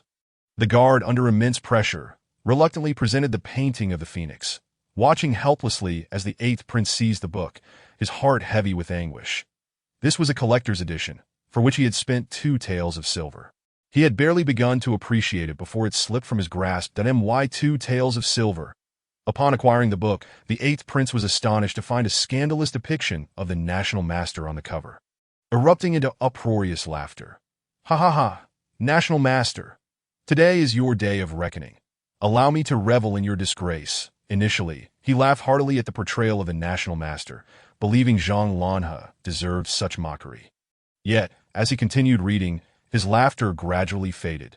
The narrative surrounding the national master began to redeem him, revealing the painter's admiration and subtle affection towards him. The 8th Prince felt a pang of discomfort. As he pressed on, he soon discovered that his own secrets had been laid bare within the artwork, that a character within bore a striking resemblance to him, albeit subtly implied rather than explicitly stated. Whispers of illicit affairs with concubines, schemes for covert rebellion, and the planting of spies among allies surfaced, exposing the 8th Prince's treacherous ambitions that in comparison, the national master's mere fabricated romantic escapades paled in significance. The 8th Prince's expression darkened as he absorbed the content, fury boiling within him that how audacious, he knows far too much. Only the dead remain silent. Those privy to too many secrets do not live long in the capital and often meet grim fates. The audacity of this painter, daring to depict the secrets of so many of which were mere fabrications designed to vilify them, was truly deserving of execution. Who is this person? How could he possibly be aware of my plans? The 8th Prince's meticulously crafted schemes lay exposed for all to see, cold sweat soaking his garments as his eyes narrowed with malice, wishing to capture the painter and subject him to severe punishment. If the emperor were to learn of this, what would become of him? The 8th Prince dared not gamble on the emperor's ignorance of the matter. Any single piece of information, once discovered by the emperor, would turn his confinement into a death sentence. Anxiety gnawed at him. This painter is revealing our secrets under the guise of an erotic painting. Who could be behind this? Bad news arrived. His conspiracy had been entirely exposed in the painting. The good news was that he was not alone in being unveiled. Everyone shared in the revelation that it was a chaotic smear campaign, rendering it impossible to discern the true architect behind it. Could it be the 4th Prince has turned against me? The 8th Prince tore the painting apart and set it ablaze, his trepidation dissipating. Investigate. Find out who had the audacity to slander me. Capture him and execute him. This cannot continue. After much contemplation, he deemed the 4th and 5th Princes to be the most likely culprits that if this audacious painter, Chun Jai, continued to create, he would be the architect of his own demise. My prince, is it truly necessary? In the capital, everyone regarded this as a jest. No one took it seriously. The strategist felt it was an overreaction, advising against any impulsive actions that no one has named you directly. Pursuing this could alert them and only solidify the truth. Who among the people takes the plot seriously? Even the national master, portrayed so scandalously, has not reacted. Why should you be so agitated? The 8th Prince gritted his teeth. Shall I simply allow him to paint as he pleases? Reflecting on the counsel he had previously ignored, he ultimately decided to heed the strategist's advice. Rumors now circulated that the painter had died. If true, no one would care about the matter, and with time it would be forgotten. The strategist had prepared several contingencies. Surviving would pose little issue. First, we show courtesy, then we strike. No one can resist the allure of gold and silver. Such a painter, producing lowly works, was most likely in need of funds. If we could have the shopkeeper persuade him, we might even gain his services. The strategist diligently devised plans to win over hearts and manipulate loyalties. This painter, it seemed, had painted for many, a mere mercenary for hire. If he could be used by others, he could certainly be employed by them. Upon hearing the analysis, the eighth prince found it reasonable. Suppressing his impulsive instincts and instructing his subordinates to handle the matter, the strategist then broached another topic. Will you attend the Chonlin banquet? Seizing the opportunity presented by the banquet, the emperor had released the eighth prince from confinement. Eager to announce his return to his allies and reassure them, of course. Why would I not attend? My ninth brother, who has kept me under house arrest for so long, must receive a proper gift from me. Chapter 44. Only seeing you as the Green Mountain, revised. On the day of the Chonlin banquet, the emperor hosted a grand feast for the newly appointed scholars and prominent figures. Bustling with life and excitement, all eyes were drawn to the top 3 scholars. Those who emerged victorious amidst fierce competition were destined for a meteoric rise, their futures seemingly limitless. Many influential individuals harbored intentions of forming alliances. Recognizing the potential benefits of befriending future court officials, amidst the festivities, a silver-haired beauty captured everyone's attention, prompting hushed whispers and furtive glances in his direction. What brought the national master to the Chonlin banquet? Typically, he resided in the astronomical bureau or the national master's residence. What was he doing amidst the revelry? The national master had become quite fond of mingling, his demeanor having evolved significantly. However, it must be noted that he was undeniably handsome. Forming a marital alliance with such a figure would indeed be advantageous. Yet, did not the national master have a hidden ailment? Hush, do not let him hear of this. It is hardly a matter of pride. The rumor of the national master's ailment was an unspoken burden, as it was often mentioned whenever he was encountered. Zhang Lan, the national master, listened intently to their conversation, remaining silent for a moment as he contemplated how to clarify his identity to Xie Huizhou later. Intending to settle the score, he emphatically did not possess any ailment. The other day, Xie Huizhou had been brought to tears by his antics, which had tugged at his heartstrings. He longed to hear that melodious cry once more, to wipe away the tears from the corners of his eyes, despite the rumors surrounding his supposed ailment. The national master's striking beauty and power were undeniably alluring, and coupled with the flattering portrayals in various publications, many found themselves deeply intrigued by him. Numerous admirers cast longing glances at Zhang Lan, yet he remained unmoved, swiftly locking his gaze on a Xie Huizhou amidst the throng. Draped in a moon-white robe and adorned with a white fox fur cloak, Xie Huizhou resembled a wild crane poised to take flight, each movement stirring the hearts of those around him. His haughty profile tilted slightly, revealing a glimpse of a smile as he gazed upon the fireworks blossoming in the night sky, akin to a bird yearning to soar. He was more beautiful than the fireworks themselves. Zhang Lan quietly admired this scene, fearing he might vanish at any moment, helplessly captivated by him, as his heart had become solely fixated on Xie Huizhou ever since he first laid eyes on him amidst the crowd. I see all beings as mere grass and trees, yet only you stand as a green mountain. Cough, cough, cough. Amidst the laughter, Xie Huizhou suddenly broke into a fit of coughing. He had been burning the midnight oil painting, and having not donned his attire properly, a chill had set in, causing a fever to flare up, exacerbating his frail condition and rendering his complexion pale and unappealing, evoking pity in others. This fragile state was truly bothersome, hindering his performance. How vexing! He was undeniably a strong man. Yet none of it mattered as long as he could indulge in the sweetness of his beloved couple before him. Everything else paled in comparison. A man savoring the sweetness of love would not concede defeat. Since the imperial examinations, Xie Huizhou had inexplicably attracted a multitude of followers, his growing presence heightening the wariness of other princes. The ninth prince was no ordinary individual. Suddenly, Xie Huizhou sensed something was amiss. Very amiss. Why were those who should have been revolving around the flower scholar now orbiting around him instead? Where was his battleground? Now, everyone bore expressions of resolute loyalty towards him. Zhou Yanqing finally had the right to appear before Xie Huizhou. Feeling exceedingly exhilarated to meet his benefactor, he stepped forward with a spring in his step to express his gratitude. Your Highness, thank you for personally intervening to save me that day.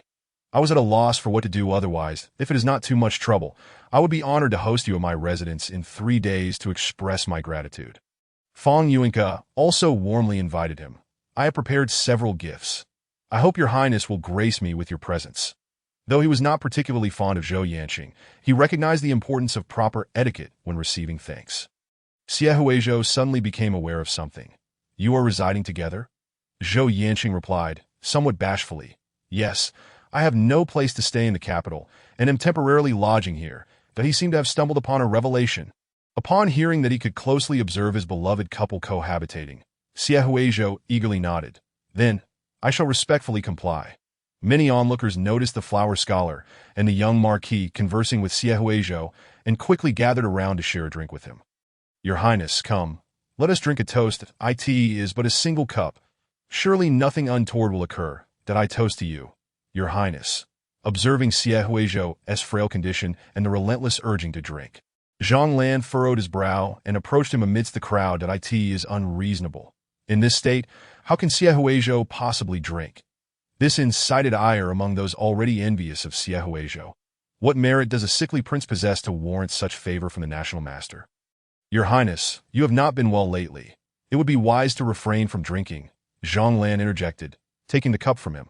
The wine slid down his throat under the astonished gazes of the crowd. A few droplets trickling down his delicate throat. He is a student whom I have personally guided. It is my duty to look after him. As the wine descended along Zhang Lan's throat to his collarbone, the ethereal beauty of the silver-haired national master took on a more alluring quality, causing Xie Huizhou's heart to race unexpectedly. That he quickly turned away, unable to meet the national master's gaze.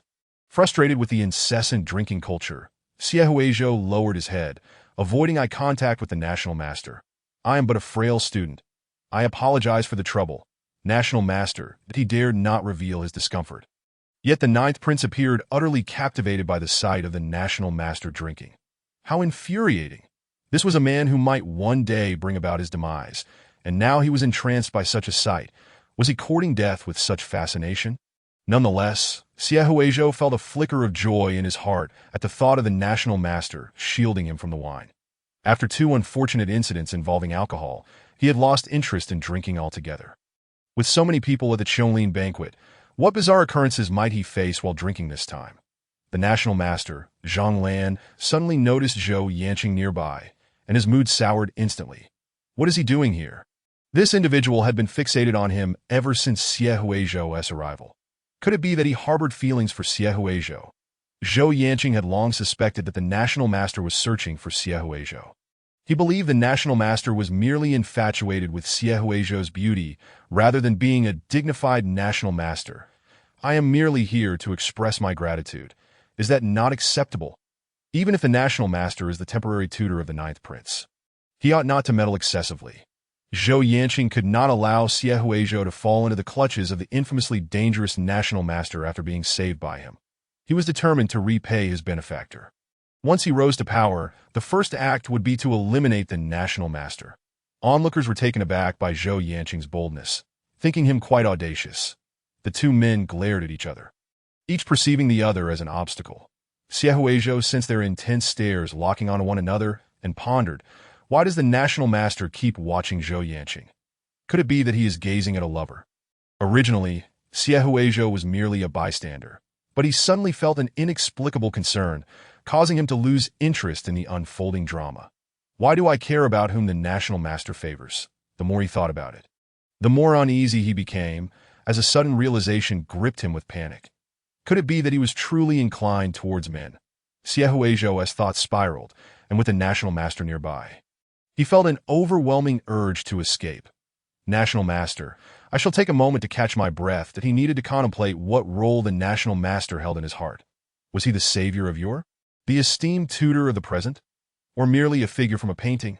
The 8th prince, Xie Tingshun, observed all of this keenly, contemplating whether to pursue and stir up trouble, that he noticed that after the national master shielded Siehuejo from the wine, the gazes of many dignitaries towards Siehuejo grew increasingly fervent, as if they were ready to pledge their allegiance and support his ascendance.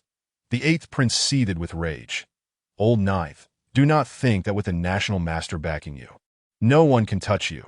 The eighth prince bore a grudge, his gloomy eyes fixated on Siehuejo, lamenting the unfairness of his prolonged existence despite his frail condition, especially upon witnessing Zhou Yanqing's evident admiration for him. The flame of jealousy clouded his judgment. Siehuejo aimed not only to usurp his throne, but also to steal away his coveted beauty. The eighth prince could not rest easy until Siehuejo was eliminated. His advisor could no longer contain himself, urging, "The ninth prince dealt with assassins effortlessly during the spring hunt. Your Highness, please remain vigilant. Siehuejo may appear delicate, but a single punch from him could fell an ox." Although they were unaware that the Siehuejo they referred to was merely a stand-in, the image of him as a formidable warrior had left an indelible impression on them. His seemingly frail demeanor suggested that a single strike could result in their demise, that an assassination would be futile. The eighth prince's approach was typically straightforward and brutal, relying on assassination to eliminate his rivals. Yet his advisors urged him to reconsider, that in his current state, how could he possibly fight back? The eighth prince dismissed their caution, convincing himself that a true man should never retreat, that if you worthless fools cannot accomplish this, then allow me to take charge, that if I fail, so be it. With determination akin to a blind rush, the eighth prince pursued, intent on orchestrating Siehuejo's demise amidst the Qianlin banquet, planning to frame Zhou Yanqing for the deed. Believing he could do as he pleased once the beauty was imprisoned, the advisors exchanged glances, sensing that they might soon have the opportunity to serve a different master, for the eighth prince was decidedly lacking in wisdom. This task of seizing the dragon's merit is no simple feat. Siehuejo, too, felt the presence of someone trailing him. "There is a little mouse following me." Chapter 45. The National Master's feelings for Siehuejo as soon as someone began to follow him. Siehuejo was instantly aware that, oh, how audacious of someone to dare follow me. Let me guess who it might be. He soon discovered that the eighth prince was stealthily stalking him, his eyes brimming with malice. Siehuejo thought to himself, "I have seen many subordinates take action, but it is a first for me to encounter someone so impatient as to come personally to strike. The eighth prince does not seem particularly wise." Siehuejo contemplated how much he must be hated. Having been poisoned and assassinated, the eighth prince, having been confined for so long, still showed no signs of restraint and chose to continue targeting him, which made Siehuejo feel increasingly agitated, even fostering thoughts of murder. The tradition of fratricide had persisted through the ages. Only the one who survived was deemed worthy of inheriting the throne. For the sake of self-preservation, there was nothing wrong with killing one.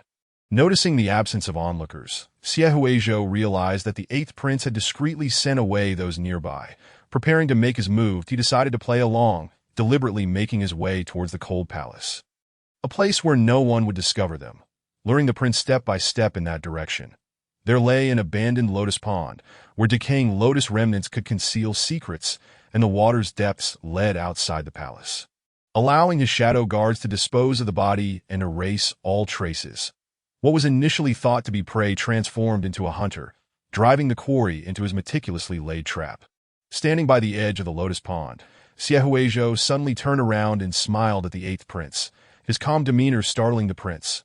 "Eighth brother, you have been following me for some time. Are you perhaps planning to kill me?"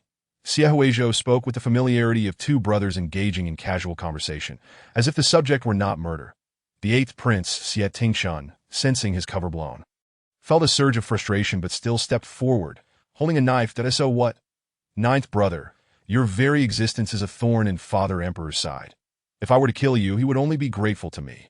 The eighth prince deemed the shadow guards useless, having failed to eliminate Siehuejo after so long, and thus resolved to take matters into his own hands. Siehuejo's expression shifted slightly. He suddenly felt that the poison coursing through his veins was no ordinary matter. What did it mean? Why did the emperor disregard his birth, even forbidding doctors from examining him? Was it to prevent others from discovering he had been poisoned? The identity of the poisoner was almost painfully obvious. Xiehuizhou lamented the emperor's ruthlessness while striving to uncover the reasons behind the emperor's decision to poison his own son, that he inquired several times of the eighth prince, but received no answer. Who knows? Perhaps you are merely a calamity destined to ruin the dynasty, which is why Father Emperor despises you. You should hurry to hell. Seeing Xiehuizhou's pallid complexion and intermittent coughs, the eighth prince, sensing weakness, thought the opportunity had come, and he lunged at him. Xiehuizhou felt a pang of disappointment. Is your scheme really this simplistic? You don't even employ the tactics of a palace intrigue novel. What kind of prince are you? As Xiehuizhou sidestepped, the eighth prince lost his balance and plunged into the icy waters of the pond, struggling in despair he could not swim. The cold spring water sent shivers through his body, nearly pushing him to the brink of death. Desperate, he looked to Xiehuizhou. Help. Ninth brother, save me. I am your elder brother. You cannot stand by and watch me die, with the surrounding area cleared of witnesses. The only one capable of saving him was the ninth prince, Xiehuizhou. In a bid for survival, the eighth prince suddenly fell to his knees. Xiehuizhou looked down at the eighth prince, a smirk playing on his lips. Elder brother, you have repeatedly sought my life. Why would I come to your aid? Xiehuizhou's kindness towards friends did not imply a benevolent heart. He was neither a saint nor one who repays kindness with kindness. He simply stood by the lotus pond, coldly observing the eighth prince's struggles in the water. The stunningly beautiful youth watched him passively as another fought for his life, his smile devoid of warmth. The eighth prince attempted to explain, no, that is not it. I never intended to kill you. Just save me, and I will let bygones be bygones. That moment, a figure approached. Your Highness, what are you doing? Be careful not to catch a chill in the night. The national master, clad in a fox fur coat, had come to find Xiehuizhou and noticed the eighth prince in the water. Ah, it is His Highness the Eighth. Are you bathing in the lotus pond? How unfortunate for us to arrive at such an inopportune time. We should take our leave. No, I was pushed in by the ninth prince. National master, you cannot support this fratricidal maniac. Save me. The eighth prince, even at this critical juncture, did not forget to kick Xiehuizhou while he was down. Xiehuizhou replied, he harmed me, begging for mercy just moments ago. I was contemplating how to deal with you when you arrived. Why not let the national master handle it and test his willingness to assist you? Have you not acted yet? Are you hesitating to save him? Your Highness, I have not taught you to be so soft-hearted. Zhang Lanhao's expression shifted, his serpent-like eyes locking onto Xiehuizhou's. Did I not instruct you? One must not show mercy to enemies. They must not only die, but their deaths must serve our purpose. Zhang Lanhao was subtly brainwashing Xiehuizhou, watching with satisfaction as he grew sharper, capable of piercing anyone. Xiehuizhou turned to Zhang Lanhao. Please instruct me on how to handle this, the eighth prince. Overhearing their blatant conspiracy to murder him, trembled uncontrollably, perceiving the two seemingly celestial beings as reincarnated demons, that he regretted provoking such madness. Upon his release, he should have sought a monastic life, distancing himself from these deranged individuals. Why contest the throne when he could not even contend with one person?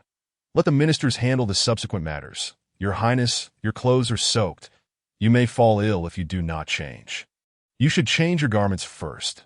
Zhang Lanhao sighed, looking at him with a hint of indulgence. There were some sights that should not taint the prince's eyes. Hearing commotion in the distance, Xiehuizhou understood it was time to leave, as remaining would only invite trouble, that he did not wish for Zhang Lanhao's fearsome visage to be seen by Xiehuizhou. Understanding Zhang Lanhao's intent, Xiehuizhou seized the opportunity to excuse himself, stating he would search for the white serpent nearby, departing promptly to let the national master manage the situation. National master, I hope you will take the time to teach me again when convenient. After Xiehuizhou left, the eighth prince intended to persuade the national master to spare him, hoping to be rescued. However, he then witnessed the most bizarre scene of his life. The eighth prince saw scales emerging on the national master, transforming him into the mythical white serpent of the capital, flicking its forked tongue like a demon. The silver-haired beauty, with serpent-like eyes, fixated on its prey, that as he beheld this uncanny sight, his pupils constricted, realizing something beneath the water was dragging him down. Demon, national master, you truly are a demon. With a calamity like Old Ninth, the nation is doomed. You are indeed a fated scourge. The eighth prince suddenly recalled the words of a high monk from years past, foretelling chaos to come. and that their dynasty would soon change hands, that in times of turmoil, such demons must be slain as sacrifices to the heavens. Zhang Lanhao, hearing this, felt elated. Thank you for your praise, Your Highness. Indeed, Xie Huizhou and I are a match made in heaven. Our calamities meeting is pure fate.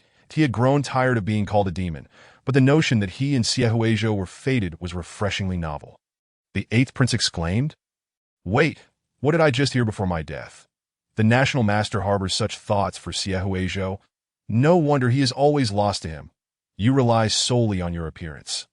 Demon. The eighth prince realized he had seen through the national master's true nature and that he would have no chance of survival. Resolutely, he decided to curse him fiercely before dying, thinking, once your identity as a serpent is revealed, Old Ninth will abandon you. In his eyes, you are merely a demon.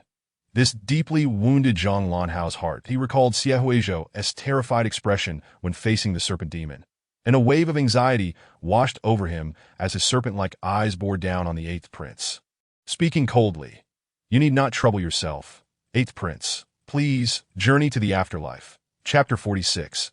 The death of the eighth prince. The Qianglin banquet was filled with joyous song and dance. The strategists present grew increasingly anxious as they awaited the eighth prince's arrival, wondering if something had gone awry. Why has so much time passed without word from the eighth prince? Could something have happened? What if he was truly killed with a single blow? They decided to send someone to search for him. They discreetly summoned their spies left in the palace to seek out the eighth prince's whereabouts. The eighth prince's biological mother, Consort Shu, noticed their furtive behavior and questioned their actions.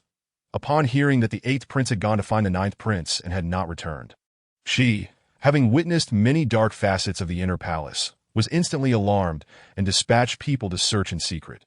The moonlight cast a gentle glow upon the lotus pond, illuminating the eighth prince's pale, terror-stricken face as he lay submerged in the water. When the eighth prince was discovered, he had already drowned, his legs ensnared by water plants, his wide-open eyes resembling those of a vengeful spirit. A palace maid, the first to spot the eighth prince's corpse, let out a piercing scream, disrupting the revelry of the Qianglin banquet and drawing many people together. That a crowd gathered around the eighth prince's body, exchanging incredulous glances. To have a prince die during the Qianglin banquet was unprecedented since the founding of the dynasty. Who would dare to kill the eighth prince in front of so many during the banquet? The emperor was still present. It was an outright provocation. Upon learning of the eighth prince's death, Consort Shu nearly fainted at the sight of his body, disregarding her dignity as she wept over him. My son, my dear son, you have met such a tragic end. Who could be so ruthless as to harm my poor, innocent prince? Your Majesty, you must seek justice for me. Without the eighth prince, what does she have to contend with others? Who is it? Who could it possibly be? Her venomous gaze swept across all those present, desperately searching for the true culprit behind the death of her innocent child. Your Highness, please accept my condolences. Suddenly, she recalled that the eighth prince had gone to confront Xie Huizhou, and it was highly likely that he had been killed by him. Your Majesty, it was the ninth prince. He could not tolerate my tenure and has personally caused his demise. Your Majesty, please avenge my son. The crowd erupted in uproar. The thought of fraternal strife within the royal family was shocking. Could Xie Huizhou truly commit fratricide? This was part of Zhang Lanha's plan, and he quickly interjected to distance himself from the situation. The ninth prince was with me the entire time. He is but a frail being, struggling to take a few steps. How could he have possibly killed the eighth prince? I have consulted the omens. There are malevolent forces at work in the palace. Perhaps I should personally conduct a ritual to cleanse these evils. That he himself was the very embodiment of that malevolence. Xie Huizhou's frail image was deeply ingrained in the minds of all, making it hard to believe he could be capable of such violence. The surrounding individuals began to agree with the national master. Indeed, the ninth prince is a gentleman of great integrity. How could he possibly slay his brother? It cannot be the ninth prince. Perhaps it is merely a misunderstanding. Upon seeing the influential national master siding with Xie Huizhou, those who were astute refrained from further suspicion. Moreover, with the eighth prince deceased, it would be more beneficial to curry favor with Xie Huizhou. Hearing the crowd's lack of suspicion towards Xie Huizhou, Xu Pin's anger boiled over, and she exclaimed, Then why was my son tracking Xie Huizhou? He is not here now, yet my son is dead. If he did not kill him, then who did? If everyone doubts Xie, does that mean my son died in vain? No, she must drag someone down with her to serve as a scapegoat for her beloved prince. The emperor cast a dubious glance her way. How do you know that the 8th prince went missing after tracking the 9th? Xu Pin realized she had misspoken. The advisors felt weary. It seemed that both the emperor and Xu Pin shared a remarkable foolishness. A loss for words, Xu Pin stammered. What can I explain? That my son was killed while attempting to kill another. How could I say such a thing? Her hesitation did not go unnoticed by the emperor, and he turned to Zhang Lanhe for his perspective. My dear minister, what do you make of this matter? Zhang Lanhe replied. At that time, the prince was with me. His drink had spilled on his garments, and he went to change that I have never seen the 8th prince. Perhaps your majesty should inquire with those nearby if they have seen him. Zhang Lanhe had hypnotized many, implanting false memories in their minds, unafraid of investigation, only fearing that they would not pursue it. Someone conduct a thorough investigation. Soon, a eunuch was brought forth, claiming to have witnessed the entirety of the 8th prince's demise. Xu Pin glared at him fiercely. Speak quickly. Was it the 9th prince who pushed the 8th prince into the water? My son can swim. He could not have perished in such a manner. I did not see the 9th prince. I only saw the 8th prince dive in to retrieve something. Perhaps he fell in by accident. The eunuch's eyes darted, unwilling to divulge what he had seen, for the reasons. He dared not speak. Your Majesty, you may examine what the prince retrieved from the water. He vaguely recalled that the 8th prince had followed a concubine to the vicinity of the lotus pond, where a gust of wind had blown her handkerchief into the water. The 8th prince had jumped in to retrieve it and had not resurfaced. Moreover, he had clutched a silk scarf tightly in his hand, which appeared to be of great significance to him. The emperor's expression shifted, visibly paling. This is a handkerchief belonging to one of the concubines. His 8th prince dared to covet his woman. Was he next to covet the throne and commit patricide? As the investigation continued, more individuals became entangled, and the emperor could no longer remain composed. He simply could not afford to lose face. The national master was correct. Malevolent spirits were stirring within the palace. I implore you, national master, to resolve this matter. At this juncture, pursuing the investigation further would only result in the emperor losing face. Before all, he decided to turn a blind eye, deeming it an accident of falling into the water. The 8th prince would be given a dignified funeral. The emperor flicked his sleeve and departed, not even casting a glance at the 8th prince's corpse. Xu Pin was left dumbfounded. The 8th prince had died in vain. She seethed with resentment, glaring at the national master. But upon meeting his serpentine gaze, she felt a twinge of fear and dared not utter a word. Swallowing her hatred, the emperor stormed out. The crowd could only leave one by one to avoid incurring his wrath. The 5th prince, Xie Shiqing, had been observing from the shadows for quite some time and lazily emerged. So that fool is finally dead? I thought he might manage to eliminate the 9th prince. It seems I overestimated the 8th prince and underestimated the 9th. The 5th prince and the 4th prince were full-blooded brothers, nearly identical save for the positioning of a beauty mark. The 5th prince had long sensed the 8th prince's murderous intent towards Xie. He preferred to watch from the sidelines, turning a blind eye. Little did he expect that the one to perish would be the 8th prince, who had waged war against them for so many years. What a pity it was. The 8th prince's death did not successfully cast blame on the other princes. Speaking of which, where had the 4th brother gone? I have searched for him everywhere. He wouldn't be plotting something in the shadows again, would he? Chapter 47. The person in the painting with the death of a prince, the Qianglin banquet, descended into chaos. The newly appointed scholars, who were to be assigned official positions at the banquet, were delayed due to the emperor's departure. Many were heading towards the lotus pond, feigning grief over the 8th prince's demise. Xie walked against the tide of the crowd, claiming he needed to change into dry clothing in the side hall. But in reality, he sought to uncover the legendary secrets of the white snake. However, he soon found himself lost. The palace was far too expansive. No matter how he walked, he could not find an end, and he was unfamiliar with the layout. Rarely visiting the palace, he wandered in circles without finding any trace, eventually opting to sit on a rock formation to rest. His sense of direction was utterly confounding, and there were no signs to guide him. Unable to discern east from west, he would invariably lead himself astray unless he was in a place he knew intimately.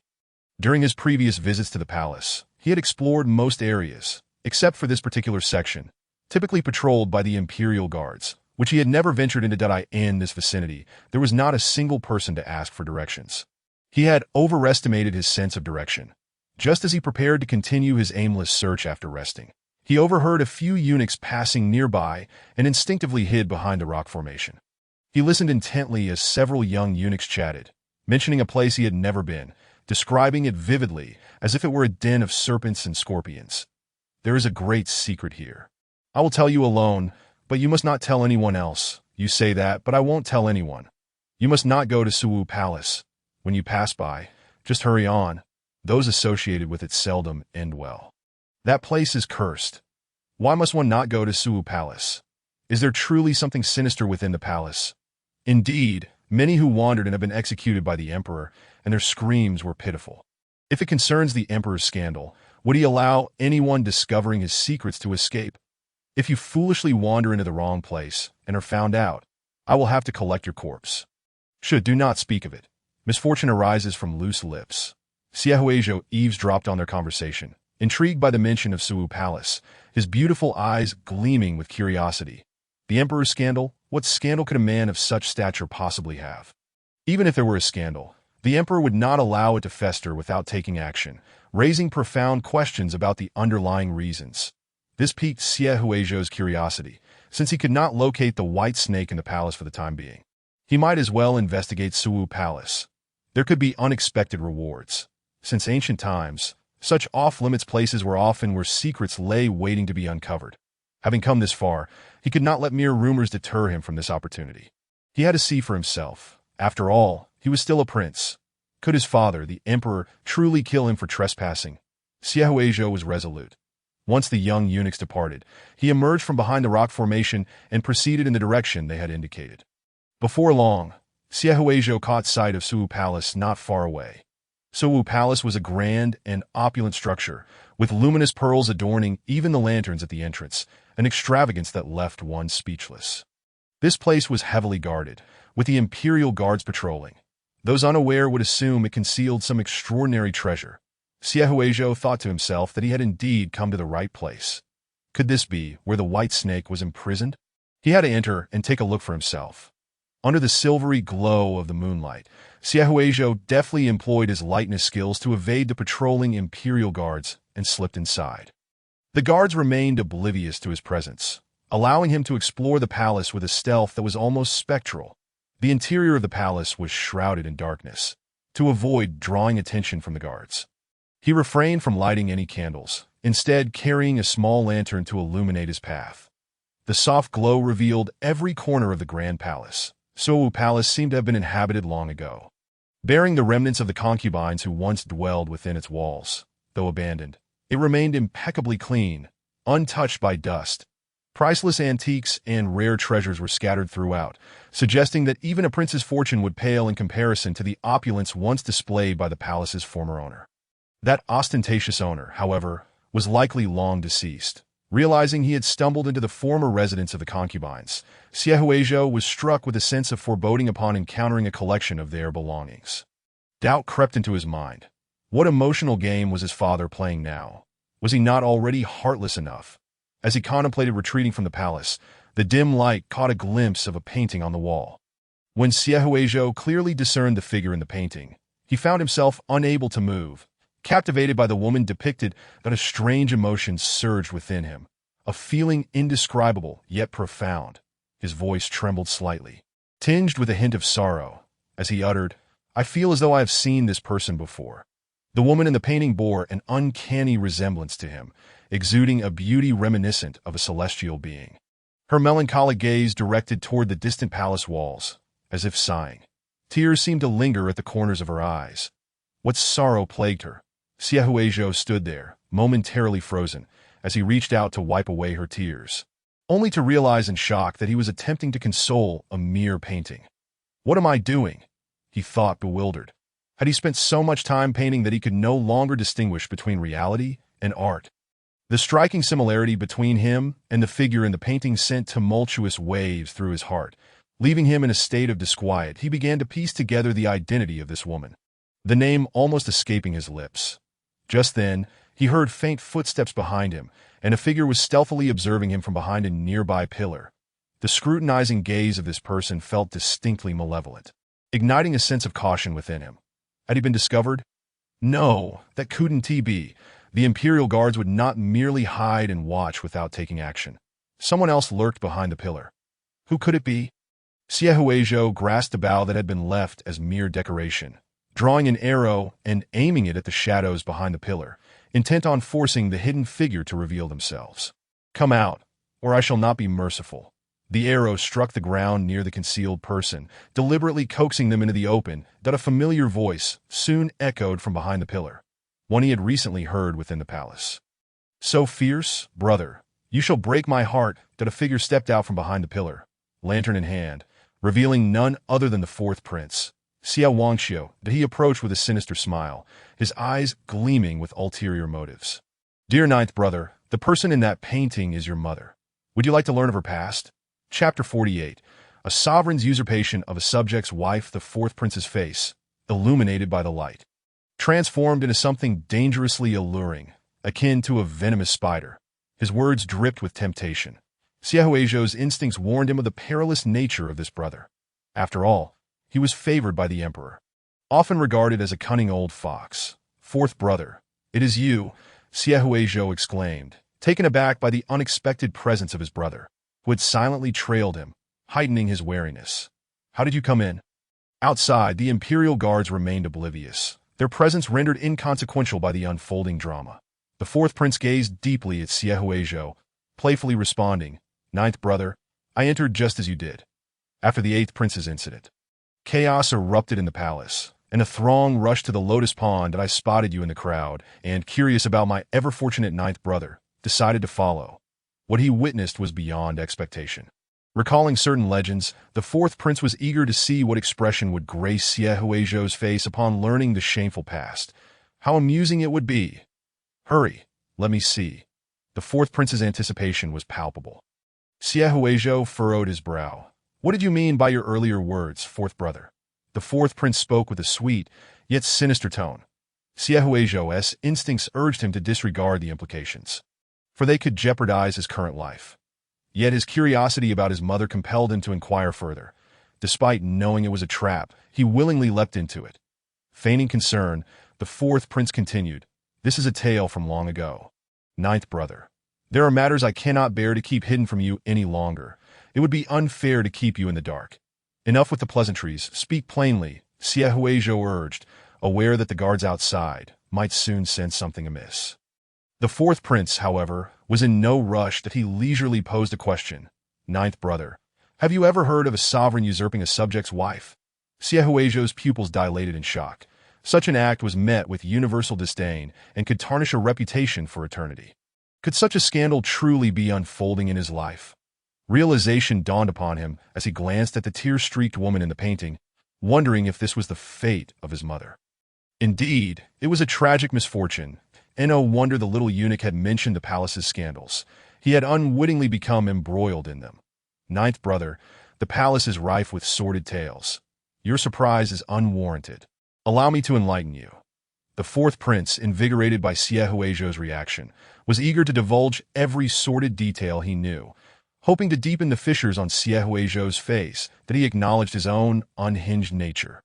Treating his own brother with such coldness, like a storyteller, the fourth prince recounted the tale he had pieced together.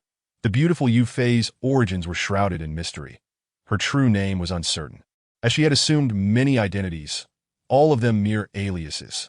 What was known was her unparalleled beauty, a celestial grace that rendered the world around her dim. Upon entering the harem, she quickly became the most favored, exuding a haughty demeanor that repelled all. The young fourth prince, having overheard the scorn directed at her by his mother, became curious about Yu Fei and discreetly sought information. It was rumored that she had once been the beloved wife of a minister, with a family and children. Had the sovereign not usurped her, she would have lived a life of happiness. However, her beauty caught the eye of the emperor, who, under the guise of a visit, poisoned her husband and commanded her to remain in seclusion before summoning her to the palace as Yu Fei. Those who knew the truth were swiftly silenced, leaving few to survive to tell the tale. For the sake of her only surviving child, she endured the humiliation, often weeping behind her regal facade. Xie Huizhou was taken aback to discover he had a half-sibling. Who was the child born before Yu Fei entered the palace? Curiosity mingled with apprehension. Yet soon he found himself self-mocking, pondering, what difference does it make to know? What status or face could I present to that person? I took their mother from them. His existence had led to the tragic demise of many innocents that I cannot say, before Yu Fei entered the palace. The emperor eradicated all who posed a threat. Despite my years of searching, I could not uncover the truth of their identity. The fourth prince shook his head, feeling a twinge of regret for not having found any incriminating evidence. Yet, we are your brothers, ninth brother, while you seek out others, that not heartless. The fourth prince's discontent simmered within him. Though their bond was tenuous, marked by strife and rivalry, it did not justify others intervening in their fraternal ties. The tradition of fraternal conflict was a testament to their brotherhood. The emperor's mercy was misplaced. Had he eradicated those tied to Yu Fei, you would not have had to suffer these entanglements. He lamented. Xie Huizhou, taken aback, reminded the indignant fourth prince, the fifth prince is your true brother. Our connection is not so profound, do not mistake the matter, do not draw parallels between us as if we are brothers. I have never believed in such ties. The fourth prince dismissed thoughts of the troublesome fifth prince, wishing his mother had never given birth to him. By the way, ninth brother, do you know why the emperor dotes on Yu Fei so? The fourth prince shifted the topic, once again casting his gaze upon Xie Huizhou. The shadowy depths of his eyes sparked with excitement as he continued to unveil tantalizing morsels to entice his counterpart. However, Xie Huizhou resolutely declined, stating, I do not wish to listen. The fourth prince intentionally provoked him, igniting his ire with motives shrouded in ambiguity. He had no desire to allow Xie Huizhou to triumph. Ultimately, the fourth prince relished the confrontation. While it was Xie Huizhou who bore the brunt of the torment, the fourth prince mused to himself that having broached such sensitive topics, Old Ninth would have no choice but to listen. Old Ninth, it has been said that you were born prematurely due to the shock your mother, the jade concubine, experienced within 8 months of entering the palace. That a cold smirk graced the fourth prince's lips as he observed Xie Huizhou's feigned composure. Before delivering the most critical and devastating blow, within the palace, there have long been rumors that you are not the emperor's biological son. The fourth prince's words struck Xie Huizhou like a thunderclap, leaving him momentarily desolate and bewildered. Was it truly the case that his father harbored such loathing for him, wishing for his demise all these years? It was no mystery why he had never felt a father's love. He had always been plagued by the suspicion of not being the emperor's true offspring.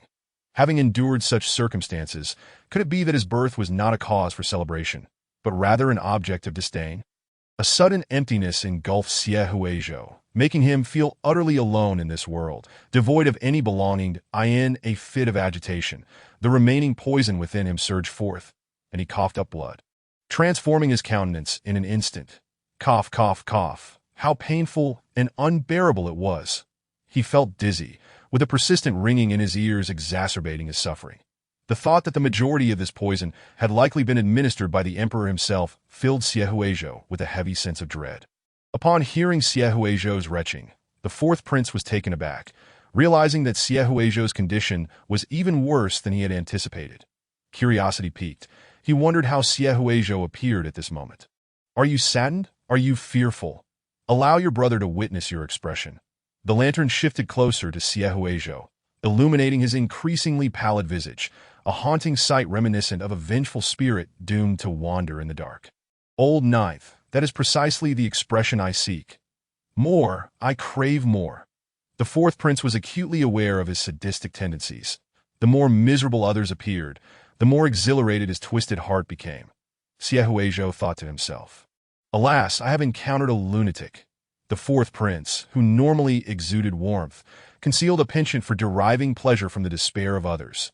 Realizing that he could not linger in this place any longer, Xie Huizhou felt the urgency of his situation. If the poison continued to take effect, he might soon find himself joining the eighth prince in the afterlife. Each time the poison struck, it rendered him exceedingly weak. And as he attempted to depart, his body betrayed him, trembling as he gazed at the bloodstains on his handkerchief. The fourth prince, intent on drawing closer to savor the moment, inched nearer to Xie Huizhou. Meanwhile, a small white snake, coiled around Xie Huizhou's wrist as an accessory, detected the approach of another and swiftly bit the intruder. The creature, fiercely protective of its owner, deemed any who dared approach as a threat. "Mine. This person belongs to me. None shall come near. Otherwise I shall strike you down." The fourth prince felt two sharp pricks on his wrist, the pain halting his advance, as blood began to trickle down. His expression shifted to one of confusion. "Quickly dispose of it. If it bites you again, it shall not bode well. My heart aches for you." The little snake, seemingly a delicate ornament, had caught the fourth prince off guard on 2 occasions. He detested snakes above all else and vowed that once he ascended to the throne, he would issue an edict to eradicate all serpents from the great Xia dynasty. "Your Highness, this cannot be.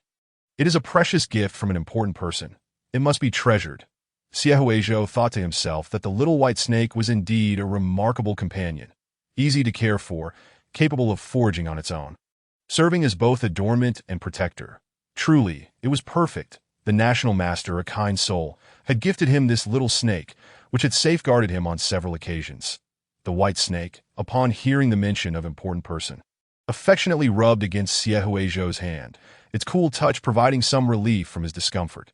Before long, it sensed the signs of Xie Huizhou's poisoning. Xie Huizhou was drenched in cold sweat, his garments clinging to him. And despite the agony he endured, he maintained a facade of strength before the fourth prince, his body trembling on the verge of collapse. The national master, Zhang Lanhe, sensed that something was amiss and, through his familiar spirit, hastened towards Xie Huizhou. That a strange mist began to envelop the palace, creating an eerie atmosphere. Why has fog suddenly descended upon the palace? This is truly bizarre. The fourth prince was startled to see a silvery serpentine shadow appear behind Xie Huizhou, its venomous green eyes glaring at him with fury. The creature's mouth parted slightly, flicking its forked tongue as it hissed, poised to strike, its translucent silver tail stealthily coiled around the unsuspecting Xie Huizhou, asserting its claim over him. Dark, purplish-black venom coursed through the white snake, transforming its visage into a nightmarish sight, its predatory gaze chilling to behold. "Begone. Stay away from him, or I shall slay you, old ninth. There is a monster behind you." The fourth prince had never encountered such a terrifying spectacle before. The legendary silver snake was staring right at him. "That I must take my leave. Take care not to perish too soon." He was astounded to witness the fabled white snake within the palace. "That I cannot fight it. I must flee." It remained a mystery when Xie Huizhou had first encountered this white snake, the creature's possessive gaze instilling fear. "Monster." Xie Huizhou regarded the fourth prince's panicked retreat with confusion. Upon turning, he found not a monster, but the handsome visage of Zhang Lanhe. Simultaneously, the pain that had plagued him inexplicably vanished. Zhang Lanhe placed a hand on Xie Huizhou's shoulder, saying, "Your Highness, what are you doing here? I have searched for you for quite some time, worried that you may have encountered trouble." Fortuitously, he had arrived just in time. Had Xie Huizhou succumbed to the poison in ignorance, it would have posed a grave dilemma. Xie Huizhou blinked. "I got lost that I wandered in, intended to take a look, and instead encountered a lunatic.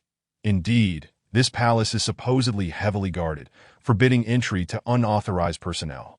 Yet here we are, coming and going with ease." It was unclear whether the guards were simply too skilled for anyone to detect, or if the Imperial Guard had grown complacent in their duties over the past decade. Reflecting upon recent encounters, he mused that he had indeed faced an unusual number of lunatics, that he would return to procure some pomelo leaves for a cleansing bath to dispel the ill fortune. "National Master, have matters concerning the 8th prince been resolved?" Xie Huizhou recalled the 8th prince's predicament in the water. If he had perished, the emperor would undoubtedly launch a thorough investigation. Zhang Lanhe, tenderly wiping the blood from Xie Huizhou's form, reassured him, "Do not worry, Your Highness. I have already taken care of it, and no one will investigate." The fourth prince's deliberate provocation had not been an act of benevolence. A plan to remove him must be devised. Zhang Lanhe's gentleness left Xie Huizhou feeling disoriented.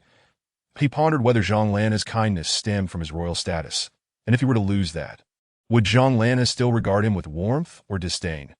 Noticing the concern etched upon Xie Huizhou's face, Zhang Lanhe inquired, "Your Highness, what troubles you? With me here, you need not worry. I shall personally resolve any issues." Xie Huizhou chose not to conceal his worries, asking, "National Master, Is your kindness towards me a result of the emperor's decree? What if one day I am no longer a prince, though merely speculative? In an era devoid of paternity testing, should his suspicions prove true, how would he confront the inevitable betrayal of those he held dear? My prince, what nonsense are you uttering? This has nothing to do with His Majesty's orders. He cannot command my loyalty. It is your existence that compels me to follow you. Zhang Lanhe gazed deeply into Xie Huizhou's eyes, his own resembling tranquil lakes, seemingly possessing the power to calm others. Your Highness, even if all forsake you, I shall not. Chapter 50 unfolds. Xie Huizhou, feeling lost and despondent, found solace in Zhang Lanhe's words, as if 1,000 butterflies had taken flight within his heart.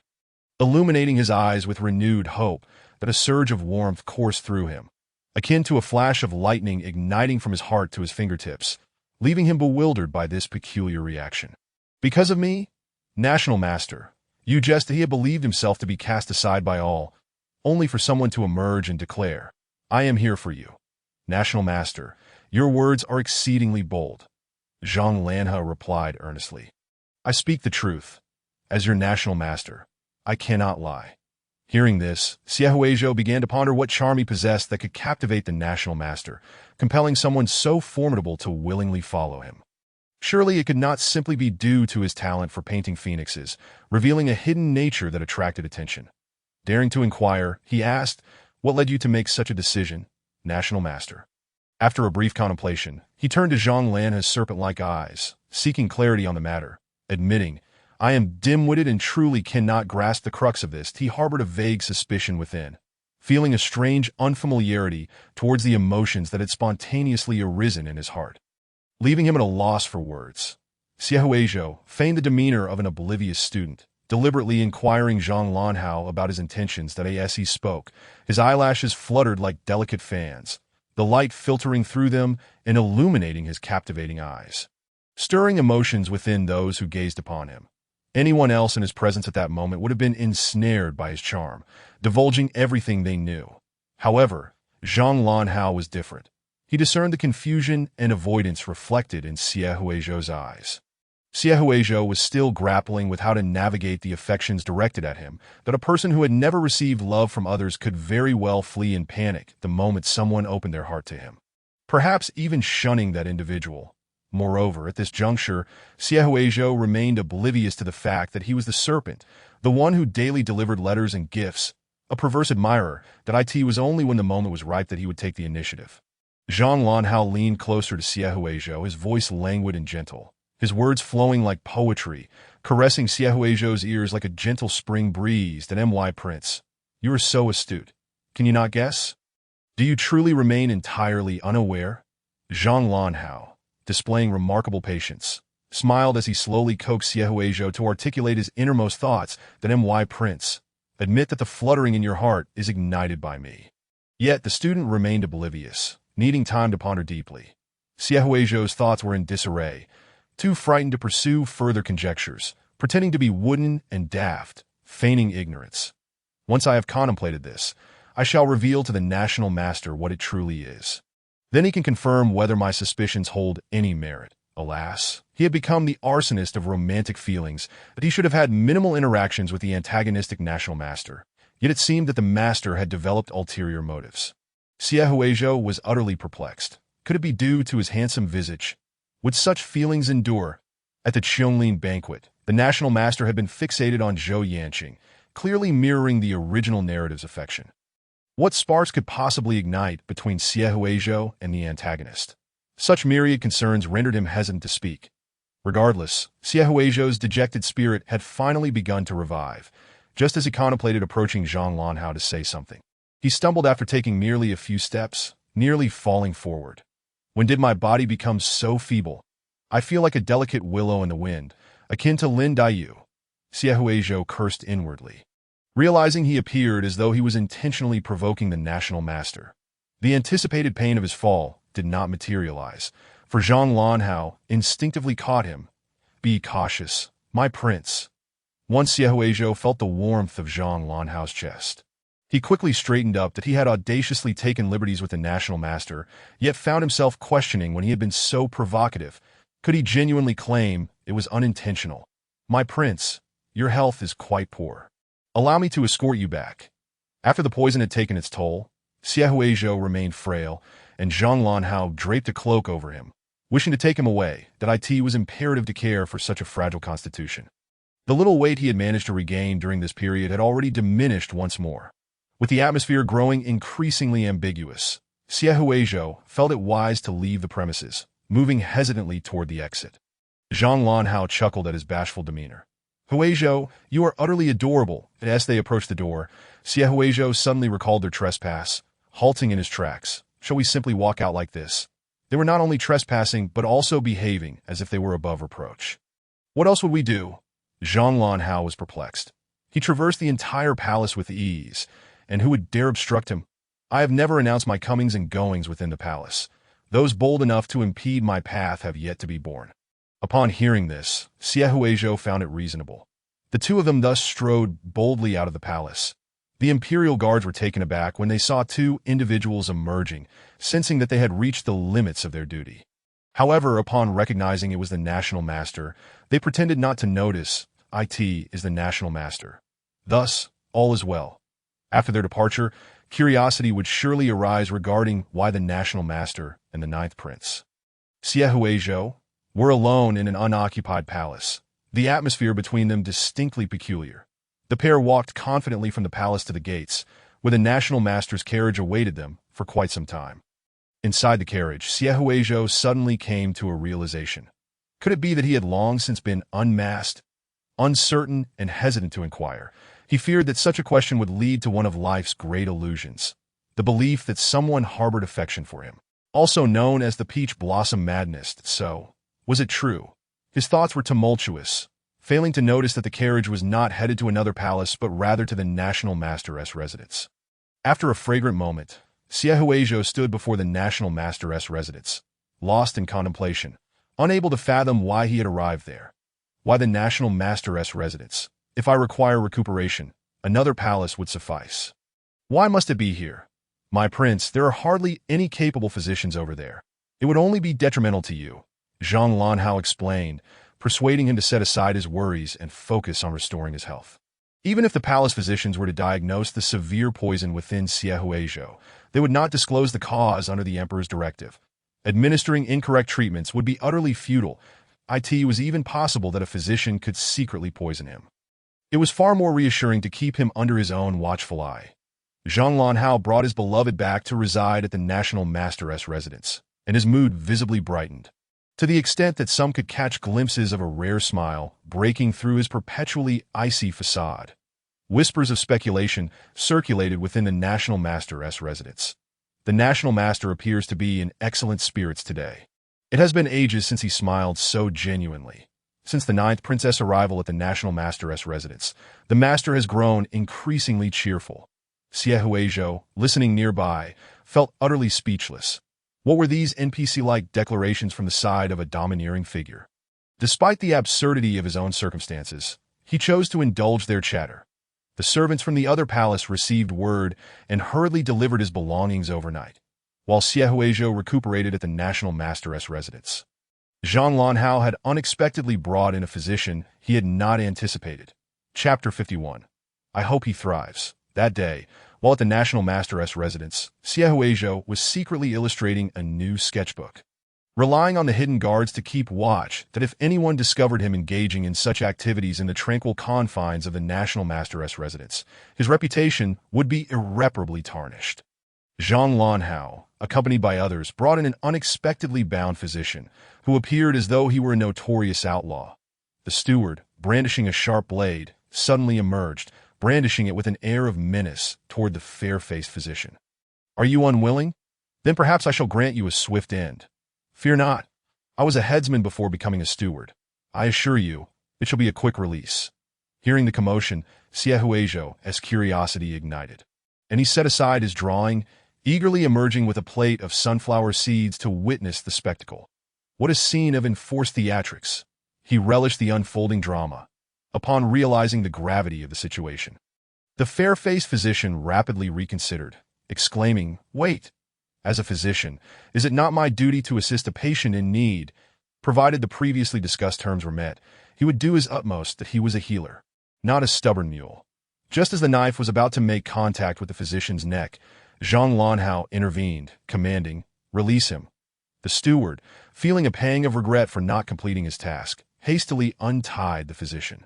The latter calmly rose from the ground, introducing himself to Xie Huizhou, that M.Y. Prince. "I am the wandering physician Yi Changfeng. It is an honor to meet you." Upon hearing this, Xie Huizhou realized that this was the renowned, compassionate supporting character. The healer Yi Changfeng, that in the original narrative, he had journeyed to the capital and encountered Zhou Yanqing, falling deeply in love with his selfless advocacy for the people, forever remaining by his side as a devoted guardian. Akin to a nurturing ally that he had contributed significantly during the later epidemic crisis. Xie Huizhou felt a surge of curiosity about whether he had encountered Zhou Yanqing, yet asking such a question felt somewhat odd. Perhaps he would inquire when they crossed paths again, that M.Y. Prince, "Your health is exceedingly frail. Even the vegetable vendor possesses a more robust constitution." After taking Xie Huizhou's pulse, the wandering physician shook his head, conveying an air of foreboding that if you had delayed seeking my help any longer, the poison would have reached your heart, rendering you beyond salvation. You might as well prepare for your final arrangements. At this pronouncement, the expressions of those present shifted dramatically.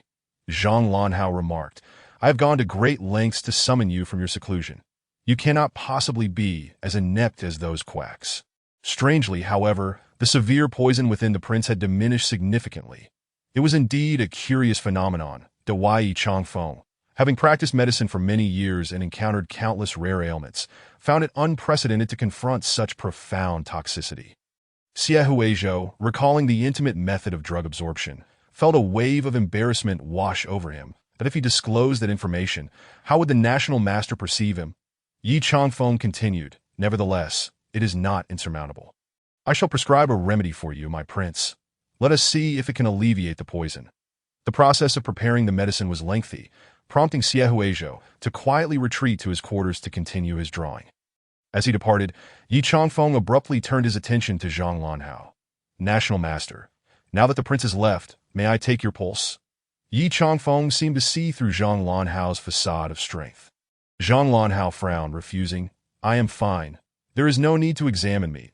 It is evident that the National Master has absorbed the poison for the prince.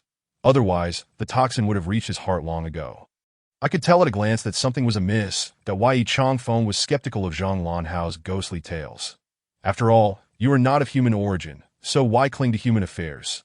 The renowned healer, Yi Changfeng, was rarely persuaded to assist anyone unless something truly compelling caught his interest. He was on his way through the capital, content in his retirement and enjoying a leisurely life, when he was unexpectedly abducted from his bamboo chair and taken to the Grand Master's residence, where he was implored to cure and save a life. Zhang Lanhao's non-human identity could provide him with some intriguing medicinal materials, and under the duress of threats and temptations, he reluctantly agreed. Zhang Lanhao retorted, "That is none of your concern." The healer then uttered a poignant remark. "Are you aware that he is, in fact, beyond salvation?" In an instant, Zhang Lanhao's eyes transformed into perilous slits, filled with a fierce urgency to silence any further utterances. "You are well aware, are you not? The one administering the poison never intended to grant him any chance of survival, even if he were to endure. It would be a tormenting existence. Over time, even the fabled white serpent would struggle to withstand such agony." Zhang Lanhao observed the repeated suffering of Xie Huizhou as the poison took its toll, and he empathized deeply with the pain that he wished for Xie Huizhou to be free of suffering. He yearned for his well-being, that if I am not mistaken, what currently inhabits your being is not your true essence, but rather a part sealed away within the capital. The more poison you bear, the harsher the emperor's hand will be upon you. You are courting death. Yi Changfeng possessed a keen awareness of certain events from the founding of the nation, and his words struck at the heart of the matter, that if this continues, you will perish. After all, he had encountered the only serpent capable of human speech and transformation. It would be a tragic waste should he die for love. Zhang Lanhao was well aware of the course he was charting, that he understood that his actions would lead to his demise. Yet he could not bear to watch Xie Huizhou succumb to the poison and die young. If saving him meant enduring pain, then it would be worth it at Yi Changfeng's side, deciding to lend a hand for the sake of the medical fees. then I shall do my utmost. Should I succeed, you will provide me with a few serpent scales for my research on new medicines. This was our agreed-upon fee. True to his reputation as a healer, Yi Changfeng pondered for a few days and ultimately devised an antidote for both of them. Since then, the Grand Master's residence was perpetually infused with the aroma of traditional Chinese medicine, while Xie Huizhou grimaced as he drank the bitter concoction, pinching his nose to swallow it down for the sake of his life. Zhang Lanhao occasionally assisted in absorbing the poison from the shadows as night fell. A thick mist enveloped the surroundings, causing those near Xie Huizhou's chamber to succumb to sudden slumber, in the profound stillness. A ghostly white serpent glided through the fog, its emerald eyes glowing like lanterns in the darkness, its scales shimmering against the cityscape. Its enigmatic form caught the attention of the watchman, resulting in fresh rumors circulating throughout the capital. Longing to enter, the white serpent fixated on the chamber, shrinking to a size comparable to the house before stealthily slipping inside. The spectral serpent loomed above the slumbering Xie Huizhou, enveloping him like a guardian cradling a precious treasure. Assisting in drawing out the poison. Sleep now. When you awaken, all shall be well. The poison seeped from Xie Huizhou's fingertips, the fiery toxin coursing through his body causing discomfort, igniting a blaze within him. So hot, he instinctively groped around in search of something to alleviate his discomfort. Fortune favored the weary. He found a cool pillow nearby and embraced it with both arms and legs, the icy, jade-like object providing a refreshing reprieve from the searing heat. Zhang Lanhao observed as he clung to his tail, a hint of crimson touching his cheeks. Is it permissible to hold on to this? The Grand Master regarded it as a form of reward. Good night, Huizhou. May you have sweet dreams. Upon awakening, the previously cool jade pillow had vanished, leaving Xie Huizhou perplexed, wondering if he had merely dreamed it. Where has it gone? The pillow from yesterday was nowhere to be found. Its delightful texture lingered in his memory. Was it all a dream? Upon waking, he felt a surge of vitality, returning to his weary form. That moment. An invitation of gratitude arrived from Zhou Yanqing and Fang Yuanke. Chapter 52. He seeks to procure a glimmer of hope for Xie Huizhou. The letter merely stated that it was to express gratitude for Xie Huizhou's intervention during the banquet with the 8th prince. Hence the invitation to a gathering. Unable to refuse such hospitality, Xie Huizhou, eager to indulge in the latest gossip, promptly accepted the invitation that he dispatched someone to prepare a token gift, adhering to the proper customs. As a prince, attending a feast empty-handed would only invite ridicule. Upon hearing that it was Zhou Yanqing, who had been attempting to ingratiate himself with Xie Huizhou during the Qianglin banquet, Zhang Lanhao's expression visibly soured. Your Highness, you have only just recovered from a serious illness. Your body remains fragile. Are you truly going to engage in their frivolities once more? He knew these individuals were restless, constantly scheming to ensnare his beloved. Zhang Lanhao's anxiety regarding Zhou Yanqing's intentions towards Xie Huizhou gnawed at him, leaving him in a state of unease. How he longed to share a life alongside his partner that I promised not to indulge. Even recently, Dr. Yi has said there is no need for dietary restrictions, that I will return promptly and will not cause any trouble. Xie Huizhou was not one to remain idle, spending his days in the fragrant atmosphere of medicinal herbs. Under Dr. Yi Changfeng's insistence, he had been refraining from indulging in culinary delights, leading to a sense of monotony in his life. What is life without food? Upon receiving the invitation, Xie Huizhou was filled with excitement. Hastily making his way to Anping Market residence with remarkable speed. His eagerness was palpable. As he prepared to depart, Zhang Lanhao stood at the entrance, his gaze profound, contemplating the notion of following closely behind. My lord, if you wish to go, do so openly. There is no need to shadow his highness. Dr. Yi Changfeng observed the Grand Master's unwillingness to let go, unable to hold back his exasperation. Will anyone impede you? If discovered, it would tarnish your reputation.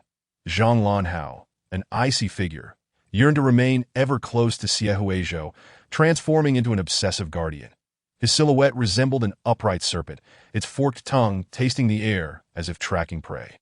He should never have expected a serpent to exhibit human reasoning. Nevertheless, it could be said that he possessed some semblance of humanity. Dr. Yi had noted that wild snakes often eliminate rivals during mating season. Yet Zhang Lanhao had shown restraint. With outsiders present, Zhang Lanhao quickly reverted to his ethereal demeanor. I do not engage in such behavior. How could I follow his highness? he merely intended to keep his avatar close to Siehuizhou. Was it truly stalking to keep an eye on one's beloved? Having an avatar was indeed convenient. Is there truly no hope for the poison within Huizhou to be resolved? I refuse to believe he is beyond cure.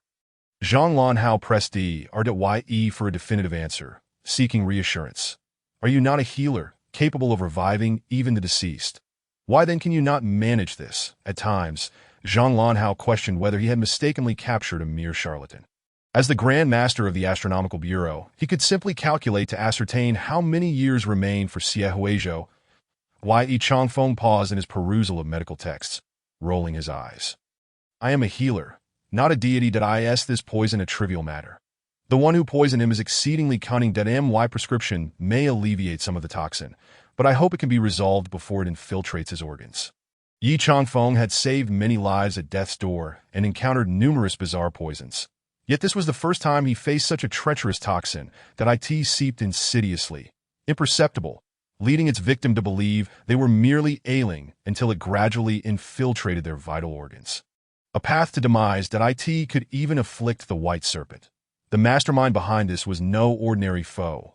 Fortunately, swift intervention had significantly reduced the poison within Siehuizhou, extending his lifespan for a time.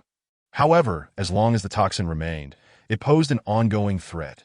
The path of medicine knows no boundaries, and Yi Changfeng had his own assessment of the situation. Yet there was still a glimmer of hope. If he could endure this tribulation, a life of peace awaited him.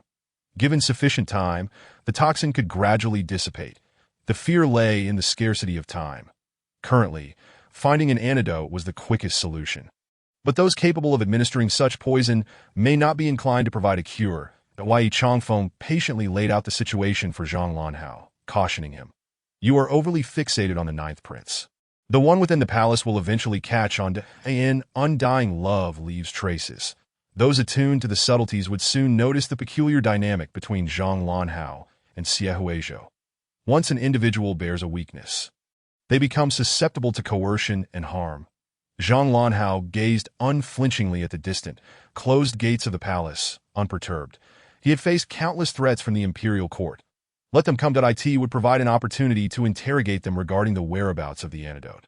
Zhang Lanhao sent individuals to infiltrate the palace and probe for information about the enigmatic toxin.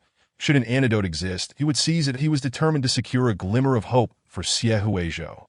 In the imperial palace, within the emperor's study, the leader of the imperial forest army knelt before the emperor, meticulously reporting his observations. The enigmatic expression on the emperor's face caused him to break out in a cold sweat. Particularly when he spoke of the national master's unusual interest in Siehuizhou, the emperor's gaze became increasingly peculiar, a sinister cunning lurking within. Having served in the palace for years, the leader understood that the emperor was plotting something. Serving in close proximity to the emperor was no easy task. The royal heart is inscrutable. No. The national master emerged from the Locking Wudong Palace alongside Zhou, upon hearing the report of that day's events from the imperial forest army. The emperor's eyes, usually clouded by indulgence, suddenly sparkled with intrigue, an unsettling laughter resonating in the study. It dawned on him. The national master, after all these years, had developed a vulnerability. It was no wonder he had been so evasive when questioned about the person he was concealing. And even his attempts to arrange a marriage for Siehuizhou had been met with numerous obstacles. The national master was formidable for two reasons: his strength and the absence of any exploitable weakness. However, the situation had now shifted. A valuable pawn had emerged, one that could be used against the national master. The Jade Consort had indeed given birth to a fine son, perfectly suited for his schemes. One could only speculate what her sentiments would be in the afterlife. The leader of the Imperial Forest Army felt a chill run down his spine as he realized the emperor was dismissing the prince. Your Majesty, this is the ninth prince, your own son. Even a tiger does not consume its cubs, save for the royal family. The emperor, unfazed, replied, What of it? I have many sons. Over the years, many princes had perished, yet a multitude remained. A vigorous son posed a threat to him. He felt he was still young and had no need for so many heirs. He rapped his fingers on the table, his mind brewing a plan as he glanced at the urgent reports concerning the plague in Pingzhou. Isn't there an outbreak of plague in Pingzhou? It would be an ideal opportunity for Zhou and the newly arrived top scholar to resolve it together. His frail constitution would not withstand the ordeal. The national master, unable to leave the capital, could only fret helplessly, ultimately compelled to plead with me. Using Xiehuizhou as bait, he devised a clever stratagem against the national master. Chapter 53.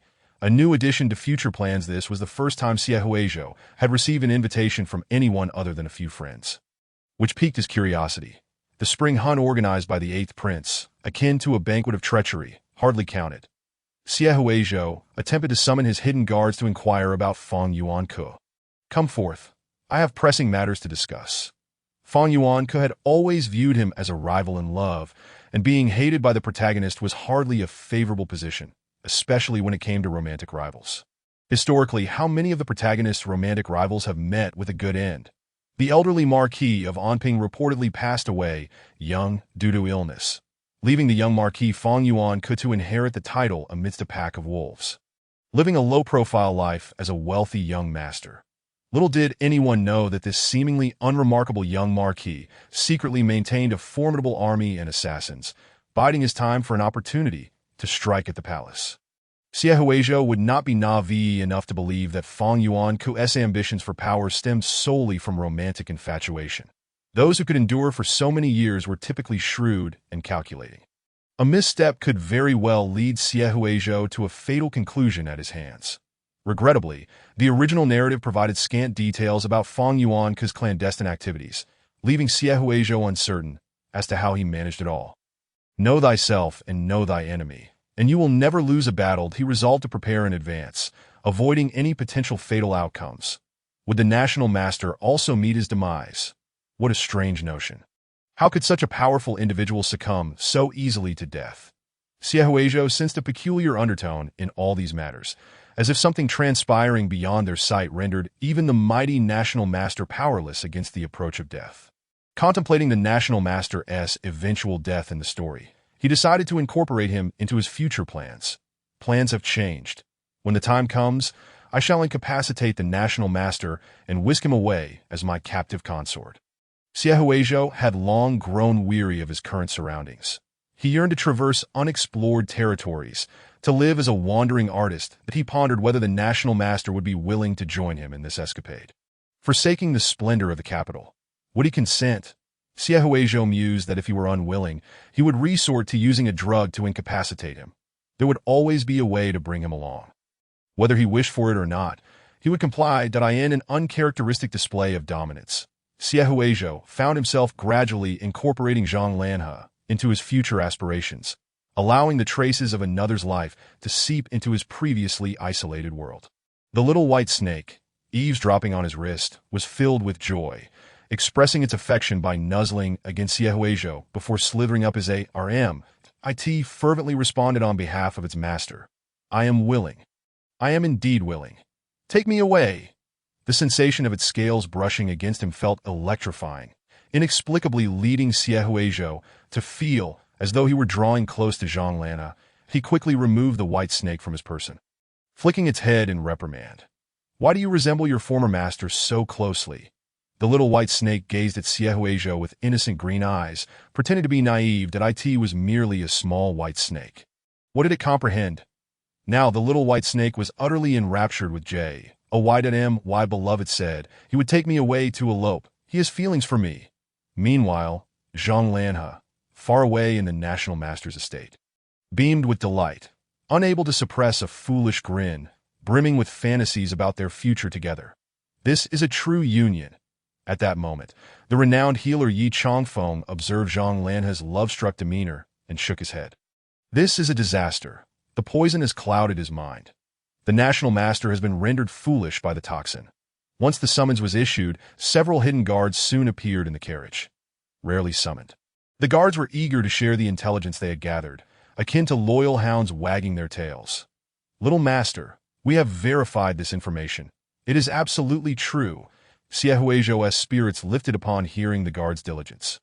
They had proactively investigated matters concerning Feng Yuanke, demonstrating remarkable efficiency. "Speak." The guards presented him with a thick stack of documents. Upon opening it, Xiehuizhou was taken aback. Instead of the anticipated dossier on Feng Yuanke, it contained comprehensive information about the national master, Zhang Lanhe, detailing his preferences and background, far more thorough than what he had previously known. "What is this? What have you uncovered?" The contents seemed to diverge from his expectations. The guards elaborated. "Little master, we have investigated for you. The national master is virtuous, possesses immense wealth, and is exceptionally considerate in private. Truly a worthy match." During this time, Xiaohuizhou had been frequently residing in the national master's estate. And as hidden guards, they had to conceal their presence in the perilous environment while ensuring the little master's safety, significantly enhancing their stealth capabilities. They had also observed the peculiar atmosphere between Xiaohuizhou and Zhang Lanhe, quickly discerning that the two harbored feelings for one another. After all, the latter was infamous. They worried about the little master encountering the wrong person, prompting them to investigate the national master discreetly. Their cautious efforts yielded a wealth of information about the national master. Initially intending to present this to Xiaohuizhou sooner, they found the two inseparable, often engaging in intimate swordplay, which made it difficult for them to present themselves. Finally, they managed to find an opportunity when Xiaohuizhou was alone. Seeing the thick stack of private documents on Zhang Lanhe, Xiaohuizhou tucked it into his sleeve, finding it perfectly aligned with his desires. You've done splendidly, that he wished to learn more about the national master. Continuing his inquiries regarding the young Marquis of Anping, the guards provided scant information that "Go, fetch me some fruit. Bringing gifts is always a safe choice." Xiaohuizhou leisurely made his way to the Marquis's estate with a basket of fruit. Ninth Prince, the elderly steward, squinting through his failing eyesight, stared at Xiaohuizhou for what felt like an eternity. As if encountering an old acquaintance, his excitement palpable. Only after a prolonged moment did he realize the person before him was not who he had envisioned, letting out a long sigh, recalling their similar features. Xiaohuizhou asked the old steward, "Do you recognize me? Or do you recognize this face?" Could it be that the steward had met his mother? "Your Highness, such words are too much for this old servant. My sight has failed me," the steward murmured, denying his earlier statement. "Your Highness, who could compare to you?" Some matters were better left unspoken, and the steward understood the principle of avoiding disaster through discretion. He guided Xiaohuizhou into the Marquis's estate. Upon entering, Xiaohuizhou spotted a pair of lovebirds enjoying tea and chess in the pavilion, their camaraderie radiating warmth. The nearby atmosphere, filled with pink bubbles, made him want to turn and leave. That it appeared their relationship continued to blossom. "Why must you two draw me here alone in your flirtation? At least extend the invitation to a few more people." Xiaohuizhou felt the awkwardness enveloping him. Hearing the commotion, Zhou Yanqing, engrossed in chess, noticed Xiaohuizhou hesitating at the entrance and quickly abandoned Fang Yuanke to approach him. "Ninth Prince, you've arrived. I secretly inquired about your preferences and prepared a feast for you. You must try it." Young Marquis Fang Yuanke also approached, his piercing gaze fixed on Xiaohuizhou, his expression complex. "That it is an honor to meet you. Your Highness, that I have a grand gift awaiting you." Xiaohuizhou sensed an ominous atmosphere. Could this be a banquet of treachery, intended to ensnare him? Chapter 54. Fang Yuanke's hostility towards Zhang Lanhe. This was the first time Xiaohuizhou had seen the original text young master Fang Yuanke up close. He boldly cast a glance at him. Xiaohuizhou had an appreciation for the beauty in the world. No exquisite person could escape his discerning eye.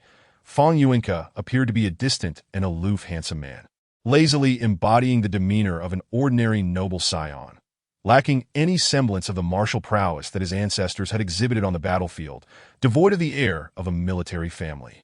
As Xiaohuizhou fixated on Fang Yuanke's visage, he couldn't shake the feeling that his brows and eyes seemed somewhat familiar. Was it possible that this beauty was merely a common face in the capital? Such a niche observation. Xiaohuizhou observed him, and Fang Yuanke raised an eyebrow in return, both lapsing into silence. Zhou Yanqing, watching their interaction with contemplation, took the initiative to usher them to their seats. "Your Highness, Lord Marquis, if we don't start dining soon, the food will surely grow cold. Please take your seats." Upon hearing the mention of a feast, Xiaohuizhou wasted no time in digging in. The chefs at the Anping Marquis were quite skilled, and he resolved to have his shadow guards recruit a chef to cook for him later. Although the atmosphere during their initial meeting was somewhat tense, the conversation at the dining table flowed pleasantly. True to his reputation as a charming protagonist, he spoke with an engaging eloquence, recounting his travels and experiences, captivating his audience. Xiaohuizhou mused that these remarkable tales might prove useful in the future. diligently jotting them down as he listened. This ignited a yearning within him, prompting a decision to acquire several properties and parcels of land in the places he had visited, as he began to fantasize about his future days. Meanwhile, the little white snake, perceiving everyone as a rival in love, surveyed its surroundings with its beady eyes, ever vigilant. Should anyone harbor any restless thoughts, it would not hesitate to strike, injecting venom to swell their faces like that of a pig. "Your Highness, when did you acquire a little snake?" Zhou Yanqing inquired curiously, gazing at the stunning little white serpent. Its beauty was so extraordinary that it astonished him, seeming at odds with your aura. "I had assumed you would prefer to keep cats or dogs." Before the little white snake emerged, they had believed Xie Huizhou was merely wearing a beautiful serpent-shaped bracelet. Beneath the snake's exquisite exterior lay a lurking danger. As it raised its head high on Xie Huizhou's arm, covertly observing that in his mind, Xie Huizhou did not strike one as someone who would keep a snake. He seemed as gentle as a prized Persian cat. And such a dangerous yet beautiful creature was incongruous with him, that it was precisely this incongruity that led others to subconsciously believe he would not carry a live snake with him. The little white snake, embodying the spirit of Zhang Lanhao, quietly retorted, "Nonsense. We are clearly a match made in heaven. You, a flower-picking scholar, seem to have poor eyesight."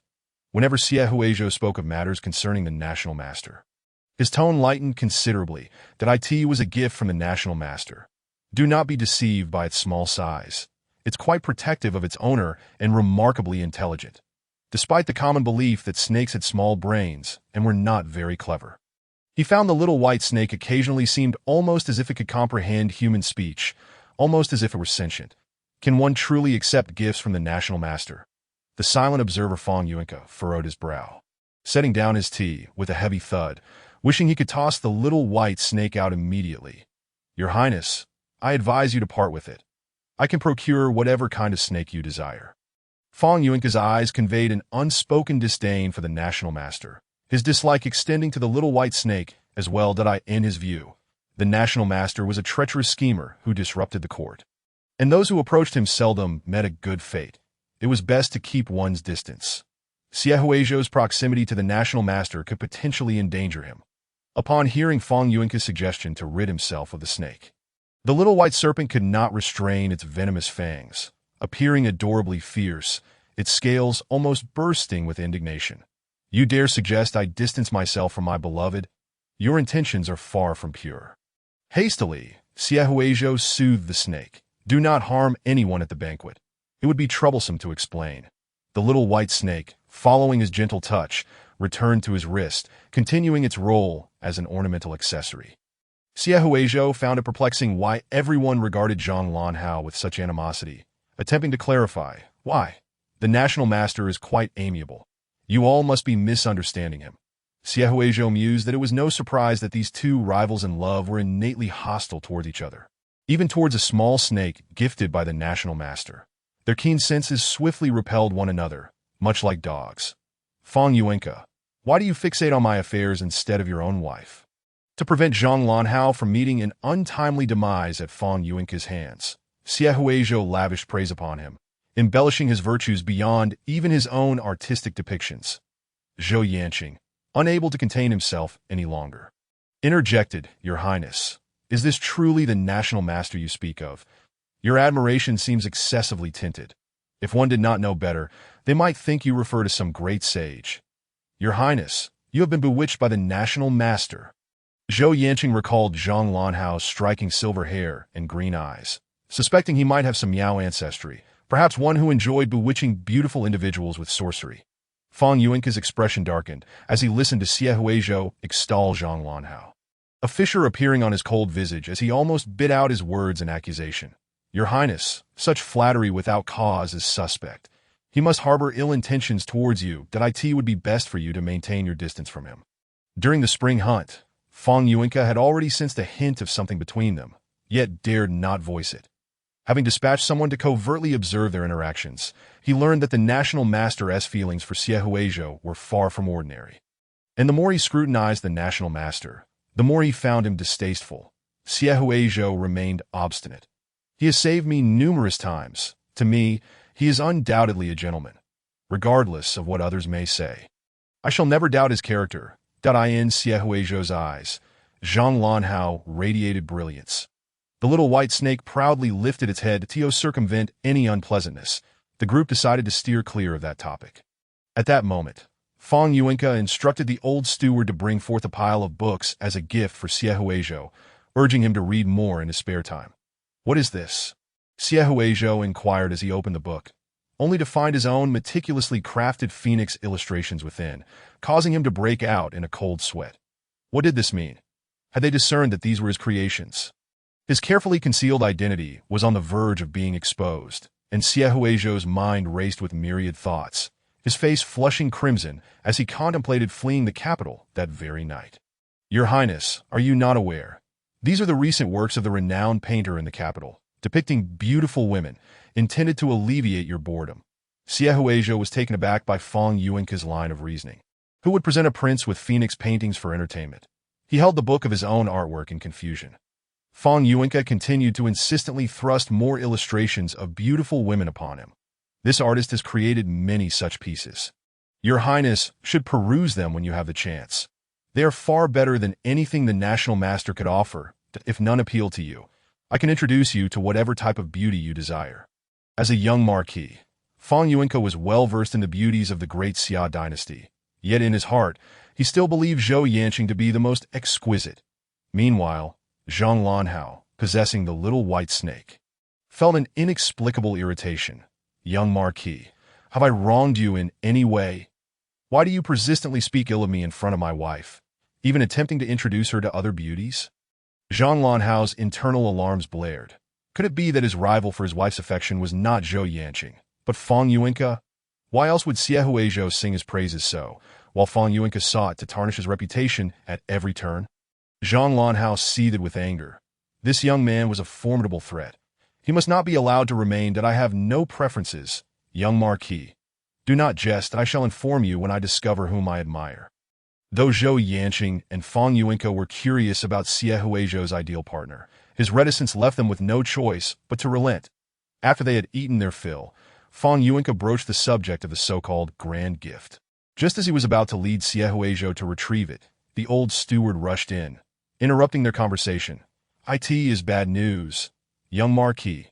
Your Highness, there are visitors from the palace." Chapter 55. The Emperor among my 9 lineages. What could the palace want at this hour? Xie Huizhou sensed an ominous aura, for the protagonist's side was often accompanied by unexpected incidents, and those like them, mere cannon fodder, were easily caught in the crossfire. Alarm bells rang in his mind. Zhou Yanqing pondered briefly. Could it be my appointment edict? We should investigate. In this dynasty, new scholars were typically appointed during the Qianlin banquet, either remaining in the capital or dispatched to provincial offices. Everyone aspired to stay in the capital, a position there promised a swift ascent, whereas postings in the provinces were fraught with uncertainty. Coincidentally, with the 8th prince's incident, the appointment edicts had been delayed. And now, with the 8th prince's funeral still ongoing, it had taken this long to be addressed. The protagonist's career arc has begun. Xie Huizhou felt a surge of alertness, and driven by curiosity, he followed the others to the gates of the Anping Marquisate, where they encountered several eunuchs at the entrance of the Anping Marquisate. A few palace eunuchs had arrived, their voices high-pitched, holding an imperial edict and gazing at the desolate state of the Marquisate with deep sentiment. Once, the Anping Marquisate had been a formidable presence. However, after the old marquis's passing, it had fallen into decline, leaving only a young boy, yet to reach adulthood, to preside over it. And now, scarcely anyone remembered the Anping Marquisate. The venerable Anping Ho, having earned his title through military prowess, led his formidable army to the heights of glory atop the formidable Wolf Mountain, once a general esteemed and revered by all during the Grand Xia dynasty.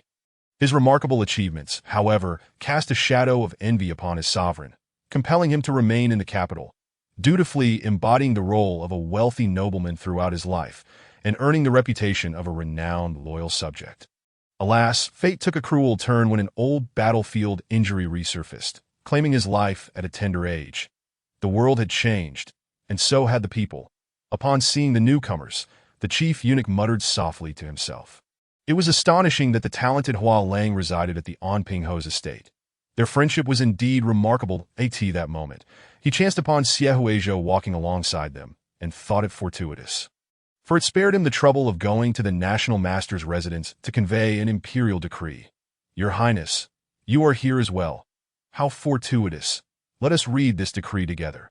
Upon hearing that he was included, Xie Huizhou felt a sudden chill run down his spine, sensing the impending doom. What matter of state could possibly require the presence of the three of them? How was he, a mere pawn, hastily brought forth to advance the plot? Relevant to this? Yet, with the decree representing the emperor's will, they had no choice but to accept it to be why the grace of heaven, the emperor proclaims. The eunuch's shrill voice recited for what felt like an eternity. And Xie Huizhou finally comprehended the gravity of the situation. They were being sent forth to meet their demise. His already pallid complexion grew increasingly ghastly. Unbeknownst to him, the narrative of the plague had commenced. In the original text, Fang Yuanke and Zhou Yanqing were dispatched to address the plague, accompanied by a divine physician.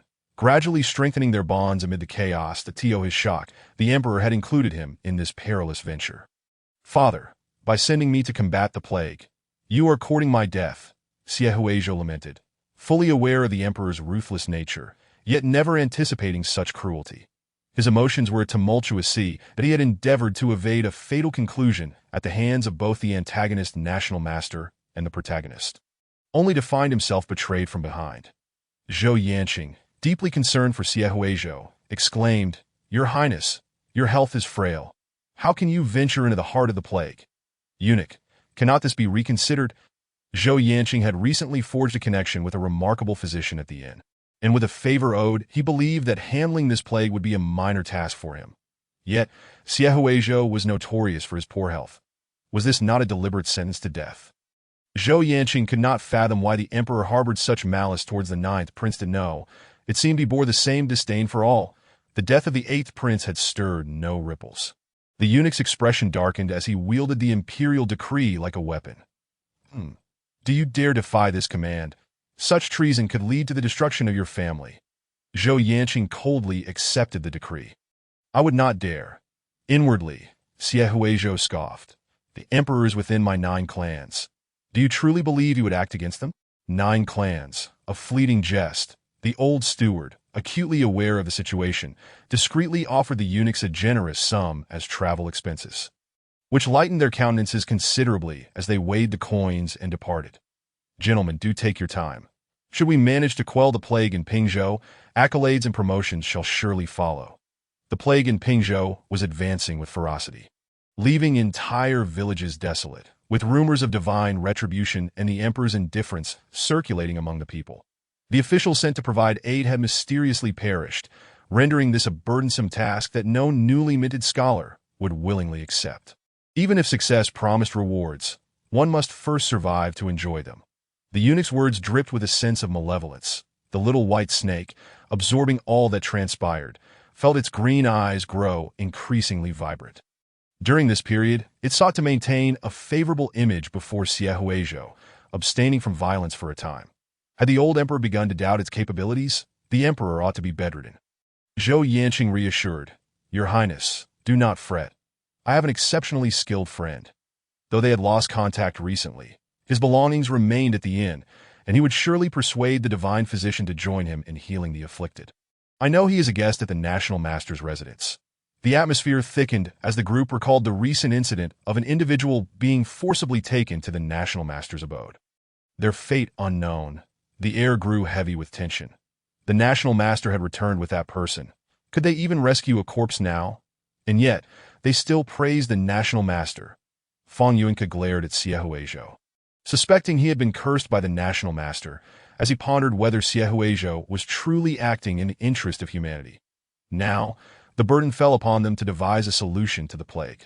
Xie Huizhou, eager to defend Zhang Lanha's tarnishing reputation, insisted he is still alive. He has not perished. After his fervent explanation, they learned that Yi Changfeng had been summoned to the national master's residence to treat Xie Huizhou, receiving favorable treatment. The group's expressions turned complex. The to label him as acting in the interest of humanity seemed absurd, given his public abduction. Yet to dismiss his actions would overlook his intent to save lives. I must return to consult with the national master on how to address this matter. Xie Huizhou, overwhelmed, rubbed his temples in preparation to depart. I shall take my leave for now. Could he simply eliminate these eunuchs along the way? Claiming he never received the decree. A surge of malevolence coursed through Xie Huizhou, even contemplating becoming the first to slay his father, that a man born of this world cannot languish beneath others for long. Your Highness, please wait.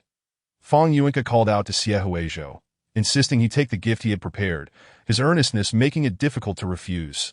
Your Highness, if you do not see this, I fear you may harbor regrets. Xie Huizhou considered that it would not consume much time. Thus he agreed to follow. Upon seeing the grand gift Fang Yuanke referred to, he was left in stunned silence. What is this? Chapter 56. In league with my brother, Fang Yuanke led Xie Huizhou into the secret chamber of the Onpingho's estate. Navigating a labyrinthine path that grew increasingly secluded, raising Xie Huizhou's suspicions of a potential betrayal. This seems the perfect spot for foul play. Am I to meet my end here today? Visions of various criminal cases from his past life flashed through his mind, and he felt increasingly akin to a victim. The most tragic fate would be to possess wealth in this lifetime, yet not have the chance to spend it before death. His paranoia surged. The little white snake coiled around his wrist, remaining vigilant, poised to strike at Fang Yuanke, who held the flickering candle. You take me to such a deserted place. Surely there is something amiss, the national master. Zhang Lanhe sensed the thickening purple aura surrounding Fang Yuanke, vaguely reminiscent of the auspicious purple star, leading him to a terrifying conjecture.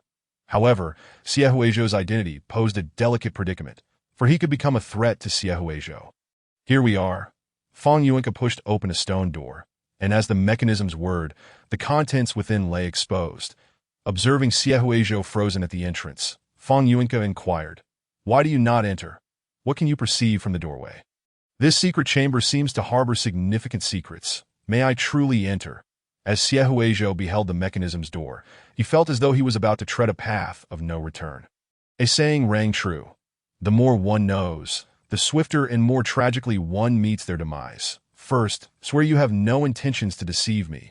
What gift could possibly require a trip to a secret chamber? This must surely be a trap. You villain, to lead me to such a fate. Xie Huizhou contemplated retreating. To turn back is to find safety. Can I now feign ignorance? Come inside. Everyone is aware of your presence in my estate today. Would I allow you to come to harm? Fang Yuanke chuckled, pulling Xie Huizhou inside. What could I possibly do to harm you? At times, Xie Huizhou was audacious, willing to scheme against anyone. At others, he was timid, cherishing his life. The secret chamber was not as fearsome as he had envisioned. There were no instruments of torture or water dungeons, but rather it resembled a study that in the center stood an altar, upon which rested a spirit tablet. Xie Huizhou was perplexed. Fang Yuanke, a marquis, held a noble title. Whom could he possibly be honoring in secrecy? The sight was undeniably strange. Fang Yuanke busied himself lighting incense for the tablet, and Xie Huizhou discerned the inscription. Spirit Tablet of the Beloved Mother, Lady Xin Yuxiang of Onping Hou. An image of Onpingho's wife adorned the tablet. What is this? Xie Huizhou was taken aback as he beheld the likeness of the woman, identical to that found within the palace, though devoid of tears and melancholy. Instead, the figure radiated warmth and kindness, a maternal smile piercing through the canvas and gazing at him. This moment left Xie Huizhou utterly astounded, rendered speechless, unable to utter a word. This cannot be. He had been speculating about the identity of his mother's previous child, only to discover that it was none other than the seemingly unrelated young marquis. Fang Yuanke, in a twist of fate, he had inadvertently forged a connection with the protagonist. Wherever I go, I am your elder brother, and my seniority surpasses yours. This jest has gone too far. Fang Yuanke raised an eyebrow. Regardless of your acknowledgement, I am your full-blooded elder brother. Call me elder brother and let me hear it. He had long been aware of Xie Huizhou's existence, and for many years he had been secretly observing him. With numerous spies planted around him, the individuals surrounding Xie Huizhou came from all walks of life, making it a veritable sieve. Xie Huizhou fell silent. The news struck him with overwhelming force, leaving him at a loss for how to respond. For so long, Fang Yuanke had merely appeared to him as a bystander. Yet now he had transformed into a blood brother, a title that he could scarcely bring himself to utter. However, the brothers he had encountered throughout his life had been far from virtuous. Zhang Lanhe was equally astonished, finally understanding the source of Fang Yuanke's animosity. He believed that Zhang was coveting Xie, which displeased him. It turned out that the brother-in-law harbored a distaste for those who sought to pursue his sibling. My apologies, indeed, that if you choose not to address him, so be it, but I still advise you to maintain your distance from the national master. Fang Yuanke remained undeterred, relentlessly insisting that Zhang keep away from the national master, declaring him to be as treacherous as a serpent, and suggesting that his kindness was laced with ulterior motives. Zhang Lan's stance shifted in an instant. That it was rather irksome. They clearly harbored feelings for one another, yet were here, playing matchmakers. Xie resolutely stood by the national master, continuing to advocate for him. I believe the national master is innocent. You simply despise him and fail to see his merits. Xie recalled that in the original text, the antagonistic national master had slain the ninth prince, only to be killed by Fang Yuanke in the end. Initially, he had thought their relationship was one of romantic rivalry, but now he pondered whether, in his eyes, the national master had killed the ninth prince, and Fang Yuanke's actions were motivated by brotherly vengeance.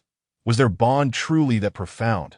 Discussions about the national master were too emotionally charged, and they once again declined to delve into the matter. Why did you even bring this up? Xie heart was a tumult of conflicting emotions. It was I who caused the death of the empress. You should harbor hatred towards me instead. That it was precisely due to his birth that his mother had perished during childbirth, and he had faced ridicule for being a maternal killer from a young age, with a few friends stepping in to defend him. Xie mused that his very existence was detestable. Others should have sought ways to distance themselves from him. That it was time for you to learn certain truths. If you continue in ignorance, you may find yourself schemed against and unaware of the reasons. Fang Yuanke's intentions were deliberate. His plan would soon come to fruition, and he did not wish for Xie to stand opposed to him, forcing him to tearfully slay his own brother. I have never harbored hatred towards you. He had promised his mother to protect Xie, and he could not go back on his word. Fang Yuanke's ire was directed at the emperor, who had condemned his father to death, that a loyal minister of the great Xia, who had fought for many years, was unjustly given poison under the pretense of absurd reasoning. His mother had been taken from him in tears, leaving him a helpless child, and he had not even been granted the right to honor her memory. The young Fang Yuanke knelt before the grave of the old marquis, filled with resentment, vowing that one day he would kill that treacherous emperor, and if the Son of Heaven was unjust, then let him perish beneath my sword. Xie rationally inquired, Are you not afraid I will speak of this to others? Fang Yuanke, emboldened, replied, You are an astute individual. Initially, the Son of Heaven killed many innocents to conceal his misdeeds. That if you were to disclose this, he already despises you. Would he not seek to eliminate you? It is better to ally with your elder brother, eating 9 meals over 3 days. Fang Yuanke had his own motives. Xie recognized that he was being courted to join a rebellion, a perilous path that required his utmost composure. This matter was too significant for me. I must return to reflect in solitude. Xie was uncertain how to confront him, fleeing in disarray, his mind in turmoil as he prepared to seek solace at the national master's residence. In the carriage, Xie placed the drowsy little white snake on the pillow to let it rest. Today, the little white snake had been exceptionally vigilant, utterly exhausting him.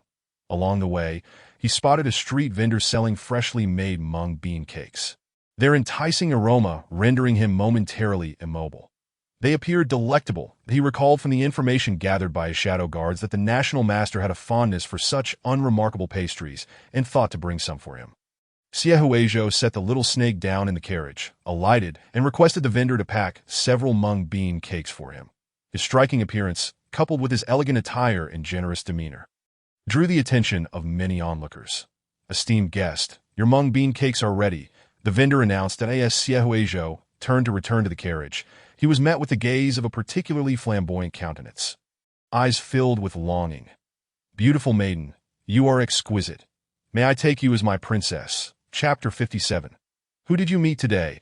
The onlookers at the marketplace were struck dumb by the foreigner's words, staring at him as if he were a ghost.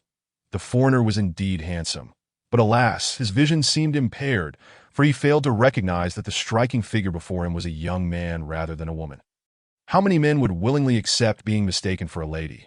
This was bound to provoke outrage. Maiden? Xie could hardly contain his composure. It was the first time someone had referred to him as such. inciting his ire as he shot the foreigner a glare. "Who are you calling a maiden? Open your eyes and look closely. Can you not discern whether I am male or female?" While Xie was indeed handsome, anyone observing closely could easily identify him as a man. No one would mistake his gender. He scrutinized the individual before him, who not only misidentified him, but had the audacity to propose marriage. Even if he were a woman, he would not entertain the advances of such a frivolous man. The suitor was a foreigner, with features that did not resemble those of the Central Plains. His striking appearance, suggesting he hailed from a northern nomadic tribe, that he had a sun-kissed complexion and a robust physique, exuding an aura of exotic charm. His name was a prince from a northern kingdom currently at war with the Great Xia, who had come to negotiate after a stalemate in the conflict. The emperor had declined to meet the envoy from the northern kingdom, citing the illness of the 8th prince as an excuse. And this matter had been delayed until now, leaving them to reside in the capital city. Although Was spoke the language of the Central Plains fluently, he was wary of assassins and had refrained from venturing outside. Accompanying him was a great shaman, who had urged him to explore the city, suggesting he might encounter his beloved. With nothing to occupy his time, he decided to stroll through the streets to observe the local customs and perhaps find someone suited to bring home as his bride. Not long after he stepped outside, he spotted an unparalleled beauty purchasing mung bean cakes amidst the crowd, so striking that it left him spellbound. Dressed in a blue robe, the green garment accentuated his graceful figure, and the strands of hair cascading by his ears made him all the more enchanting. When Xie smiled while receiving the mung bean cakes, it caused Wa's heart to race. Truly, this was a beauty worthy of the Central Plains. Fairer and more delicate than the maidens of their grasslands, he made up his mind. She was the one, the perfect choice to be his princess. To his surprise, when the beauty heard his words, she grew angry, and realized that Xie was indeed a man. Was looked around, taking a moment to confirm that Xie was, without a doubt, male, leaving him dumbfounded. "Ah, a man? Your Highness, it is indeed a man," his personal attendant said, feeling a wave of embarrassment at the prince's reckless behavior amidst the crowd. "We have come to the Great Xia to negotiate. If His Majesty learns that you are neglecting your duties and pursuing a man, he will surely be furious." Was interest in the beauty buying mung bean cakes grew. His attendant sensed the impending disaster, unable to intervene. "Your Highness, please be rational. This is a man, dressed in fine attire, and likely from a distinguished family. You cannot afford to provoke him." Was heart shattered into 1,000 pieces. For the first time, he felt a spark of affection for someone, only to discover that it was for a man. Yet even in his anger, the man remained captivating, almost endearing in a way. It was not entirely unappealing. Was quickly adjusted his mindset, steeling himself to embrace his feelings. "Our customs are quite liberal. We do not mind the gender. I would love you even if you are a man." What? Xiehuizhou's spirit nearly left him, this wretched world of male affection. Why was it that no matter where he went, there were those who desired his body? Was it conceivable that I might not fancy you? I do not even know who you are. Just because you say you wish to marry me, does that mean I must comply? All I wanted was to buy some mung bean cakes, and suddenly a man appears out of nowhere declaring his intent to wed me. It is utterly terrifying. This cursed charm of mine. Does no one ever find me unappealing? Xiehuizhou suspected that the aura of attraction that should have belonged to Yuanqing had somehow transferred to him. Was then realized that he had forgotten to introduce himself. In an effort to win the beauty's favor, he flamboyantly presented his lineage. "I am the 3rd prince of the Northern Kingdom, and I am currently in search of a princess. Would you consider coming back to the grasslands with me?" Was exceedingly confident. The grasslands would eventually be his domain, and with such vast territory, wealth and prosperity were assured. Being with him would certainly not lead to misfortune. The more he looked at the person before him, the more he felt that they were more beautiful than all the treasures of the grasslands. He was deeply enchanted by Xiehuizhou. What a coincidence. I am also a prince. Xiehuizhou composed himself for 3 seconds, deciding to playfully dismiss him. "I am the 4th prince, Xiehuangqiu. I have no interest in you, and I wish to never see you again." The 4th prince had left him vulnerable within the walls of the Locking Phoenix Palace, and he was displeased. He would borrow Was' name to make a point. You can bear this burden, that he intended to return and continue washing away his misfortunes with pomelo leaves. Xiehuizhou turned on his heel and walked towards the carriage, leaving the dazed Was behind. Was gazed at the retreating figure of the beauty, unable to tear his eyes away. The fourth prince, even if he is a prince, I would still be enamored. Zhang Lanhe's ethereal white serpent, though imbued with the essence of his being, often found itself in need of repose due to the immense energy it expended.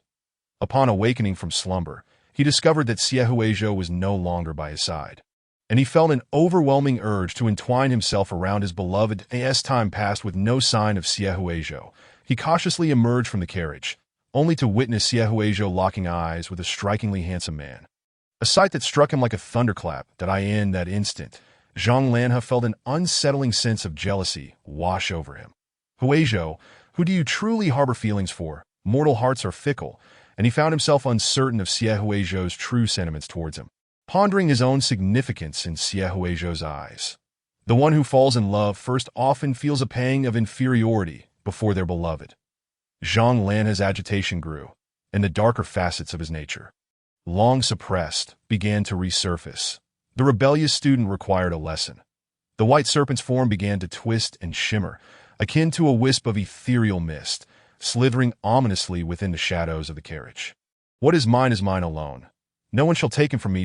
As Xie Huizhou climbed into the carriage, he sensed an unusual chill enveloping the space. Little White, where are you? Come here quickly. It is so cold, you might fall into hibernation. He speculated whether the little white serpent, unlike ordinary snakes, would indeed enter a state of winter slumber. Don't you dare sneak away from the carriage. In his search for the slumbering serpent, which had vanished during the brief moment he had taken to buy a mung bean cake, he grew increasingly distressed. Just as he was thoroughly engaged in his search, a familiar voice suddenly broke the silence. It was a serpent demon who had forcefully kissed him the other day. Stop looking. It knows better than to show itself in my presence. Suddenly, hands appeared to obscure his vision. The serpent demon that had abducted him before now re-emerged, drawing him into an embrace and whispering into his ear, "Long time no see. Who have you been meeting today?" Chapter 58. He does not lower himself to the level of non-humans inside the spacious carriage. A small spell conjured an enchanting and bizarre tableau. Amidst the swirling mists, a silver-haired, green-eyed beauty clad in dark garments emerged, shimmering with scales that held the captive beauty in a tight embrace. The serpent's possessive gaze fixated on him, a smile dancing upon its lips, brimming with intent. "You seem quite delighted with that foreigner." I can't help but feel a twinge of jealousy. It was evident that despite Xie Huizhou being the first to arrive, his gaze was invariably drawn to others. Zhang Lanhe yearned for Xie Huizhou's attention to rest solely upon him. The beauty in his arms, cold as snow, glowed faintly beneath the luminous pearl atop the carriage. Her alabaster skin tinged with a delicate blush, ensnared as if caught in the constricting coils of a great serpent. Their contrasting skin tones intertwined in a struggle reminiscent of a fierce contest between predator and prey.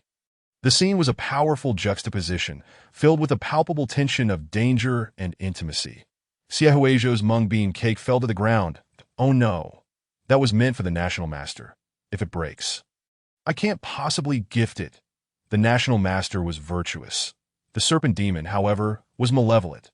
Perhaps due to his recent stay at the National Master's residence, he had almost forgotten the presence of the elusive serpent demon, only to be ensnared once again by its enigmatic allure.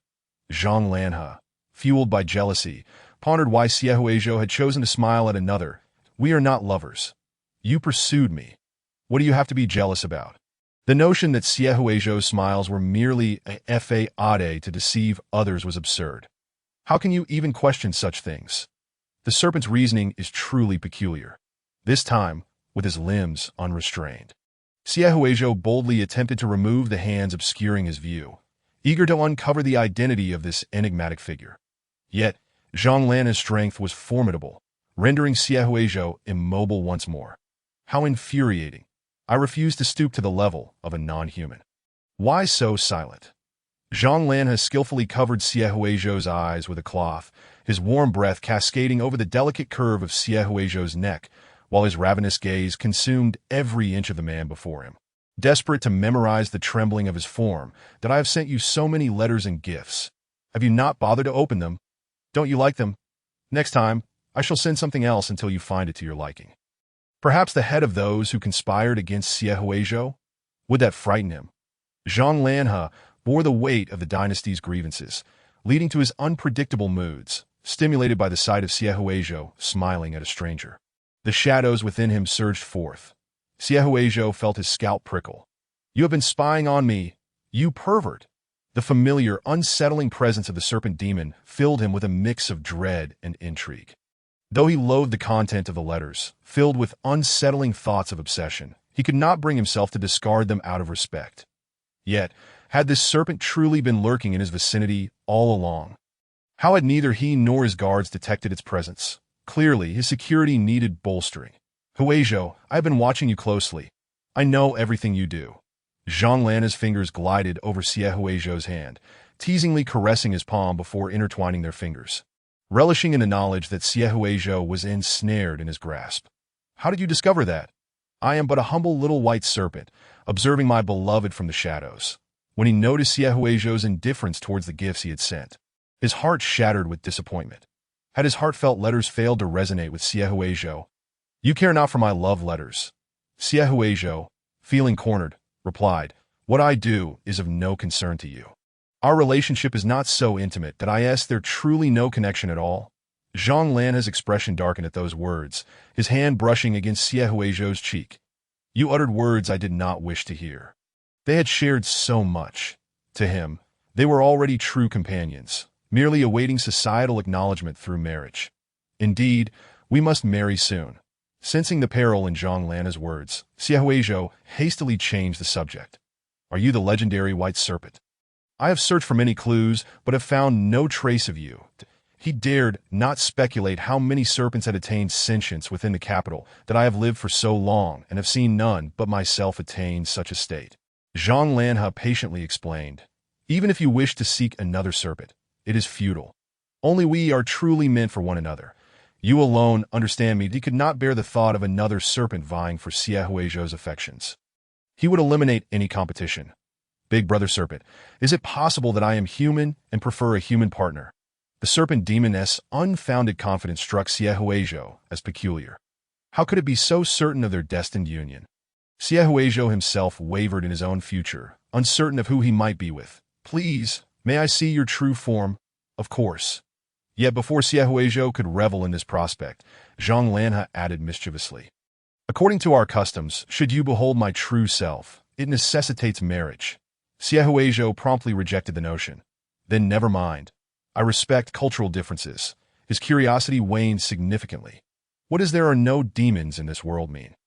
With the white serpent so close, he could not resist asking, "Is it true that your true form is hidden within the palace?"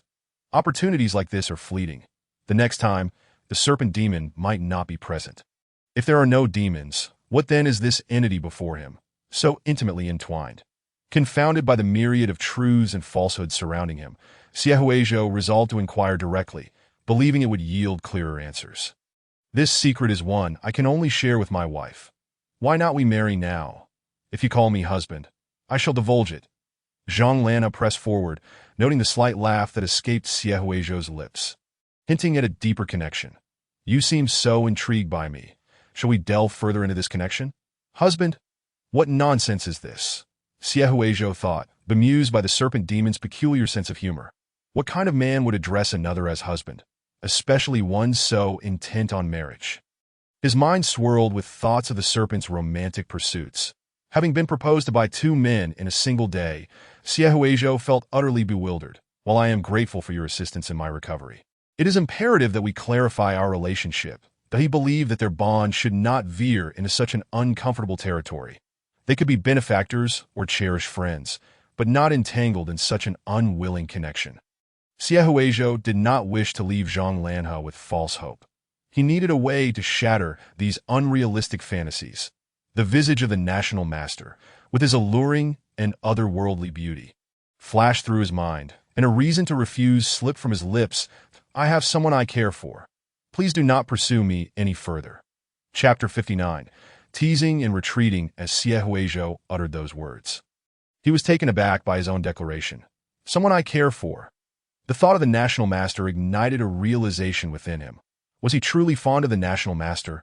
Xie Huizhou's previously ambiguous feelings gradually became clear, leaving him astonished. The antagonist, Zhang Lanhe, was someone who could potentially take his life, yet now he stood as his guide and mentor. Both emotionally and rationally, he should not entertain any improper thoughts that a moment of confusion was already inappropriate. Yet how could he find himself sinking deeper? Who was it? Who was the person you truly loved? Zhang Lanhe eagerly inquired, coaxing Xie Huizhou to reveal the name he longed to hear. Tell me his name. Zhang Lanhe felt exceedingly confident.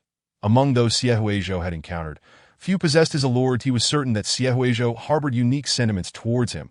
He understood that Xie Huizhou admired him in his heart. But the latter had always been coy, unwilling to acknowledge his feelings. Zhang Lanhe yearned to hear Xie Huizhou speak it aloud, that he relished it at times. Zhang Lanhe considered himself to be somewhat of a perverse individual. With your vast abilities, why not guess who my beloved is? Xie Huizhou teased with a sly smile, refusing to divulge and prompting Zhang Lanhe to guess. You care so much. Could it be that you truly have feelings for me? This was the perplexing aspect for Xie Huizhou. Love could not arise without reason, and moreover, this serpent demon was far too familiar with him. Testing his reaction, Xie Huizhou sought to discern who this person truly was. Zhang Lanhe raised an eyebrow. Then let me take a guess. Kill one? Surely, there must be someone who holds your heart, Huizhou. Just right to eliminate a rival, that he uttered Xie Huizhou's name as if it were a term of endearment. The name gliding over Zhang Lanhe's tongue, as if he were savoring the very essence of Xie Huizhou. Zhang Lanhe's unpredictable nature caused Xie Huizhou to lose his composure. Have you gone mad? You would kill someone just to make a guess? We barely know each other. Who I like is none of your business. This perverse serpent seemed as if he intended to annihilate all of Xie Huizhou's friends and family. Exhibiting an unexpectedly obsessive nature, the serpent demon had always behaved in a manner that was both perverse yet amicable, and Xie Huizhou almost forgot that this was not a human, but a wild beast. Huizhou, you bite me quite painfully. Those who are disobedient must face punishment. Then a mark of blood appeared on Zhang Lanhe's shoulder, and his heart blossomed with joy. This was a reward from his beloved. He hoped it would never fade away. Xie Huizhou felt an ominous premonition. Punishment. You are so handsome, it's evident you wish to steal a kiss. Zhang Lanhe's gaze fixated on the person he yearned for day and night. As Xie Huizhou sat proudly in his embrace, he emanated an otherworldly chill, keeping others at bay, as though he might flee from his arms at any moment. Zhang Lanhe's slender fingers brushed against his lips. Feeling the warmth of Xie Huizhou's rosy mouth, unable to resist delving deeper. This was undeniably excessive. Enraged by embarrassment, Xie Huizhou bit him, seeking to distance himself from this audacious individual. Little fox, you are truly fierce. Zhang Lanhe, unfazed by the bite, retreated with a calm demeanor, then unleashed a tempestuous kiss that surged forward. This won't do. You must behave. Xie Huizhou, a refined gentleman, could no longer suppress his outrage at Zhang Lanhe's shameless words. He scolded Zhang Lanhe, who became exhilarated by the reprimand. The harsher Xie Huizhou scolded, the more fervent Zhang Lanhe's kisses became, their tongues engaging in a fierce battle that left Xie Huizhou feeling breathless. Suddenly, Xie Huizhou sensed that the poison within him had diminished, and his body began to feel light once more. His emotions were complex. This serpent demon, under the guise of punishing him, was forcibly kissing him and simultaneously alleviating his poison. Oh no, could he truly be a heartthrob? Utterly captivated by this serpent demon, genuinely falling in love with him. Xie Huizhou's curiosity about this individual intensified, and trapped in the serpent demon's embrace, he resolved to investigate further. Xie Huizhou's delicate, slender hands began to explore Zhang Lanhe's form, attempting to ascertain who this audacious and lecherous serpent demon truly was. Through the fabric, he could feel the increasing warmth radiating from the other. Recognizing a tall and robust physique, indeed a rather fine man. Previously, he had been ensnared by the serpent's tail, yet now he discovered the presence of legs, further broadening his understanding of Zhang Lanhe. Xie Huizhou's intentions were innocent. Yet he remained unaware that his actions were akin to igniting a fire upon Zhang Lanhe. As his beloved explored the sensitive areas upon Zhang Lanhe's body, a wave of heat surged through him, causing his breathing to become erratic, and his gaze upon Xie Huizhou grew increasingly dangerous, as though he longed to devour him whole. Perhaps Zhang Lanhe's ravenous gaze was too intense. Xie Huizhou sensed something was amiss. The piercing gaze enveloped him, sharpening his senses, leaving him utterly astonished. The phoenix he had once drawn had come to life. "Release me, or you will bear the consequences." Zhang Lanhe warned Xie Huizhou against acting recklessly, his tone both suggestive and perilous. "You wouldn't want to be caught in the carriage, would you?" He had refrained from touching Xie Huizhou for quite some time, yearning to merge with him and relish in their shared pleasures. Yet, it was unwise. Given his ambiguous identity, Xie Huizhou would surely resist fiercely, risking harm to himself, especially as he was still recovering. Zhang Lanhe felt a pang of sympathy, only daring to tease him in a twisted manner. Zhang Lanhe felt somewhat aggrieved. After all, he was his beloved, yet he could only watch and not indulge that I have employed a spell. "Whatever we do here will go unheard," that I end that instant. Xie Huizhou felt the dangerous serpent drawing near. Concealed beneath his garments, exhaling its serpentine breath, the serpent could strike at any moment, and the impending doom rendered him immobilized. "Let bygones be bygones. Do not hold it against me." Xie Huizhou felt an overwhelming embarrassment. As they maintained a slight distance, his understanding of the white serpent deepened. His worldview shattered anew. Zhang Lanhe's cheeks flushed, desire bubbling forth without an outlet, fearing that if this continued, his beastly instincts might overwhelm him. Leading him to act impulsively, he transformed into a wisp of mist, vanishing into the wind. Did Dio not forget, "You are mine," that he would have to return to a cold bath the moment Zhang Lanhe departed. Xie Huizhou felt the chill in the carriage dissipate, the invisible restraints swiftly loosening, that he removed the cloth strip, regaining the light, and the serpent demon vanished as before. Once more, he had been teased and left without a glimpse of the true face. Observing the fallen Meng bean cake, he pondered, his heart filled with uncertainty. This person felt so much like the National Advisor. Chapter 60. Xie Huizhou's doubts. Could it truly be the National Advisor? Was he secretly engaging in such perverse behavior? The thought of the usually composed and reliable National Advisor behaving so perversely left Xie Huizhou at a loss.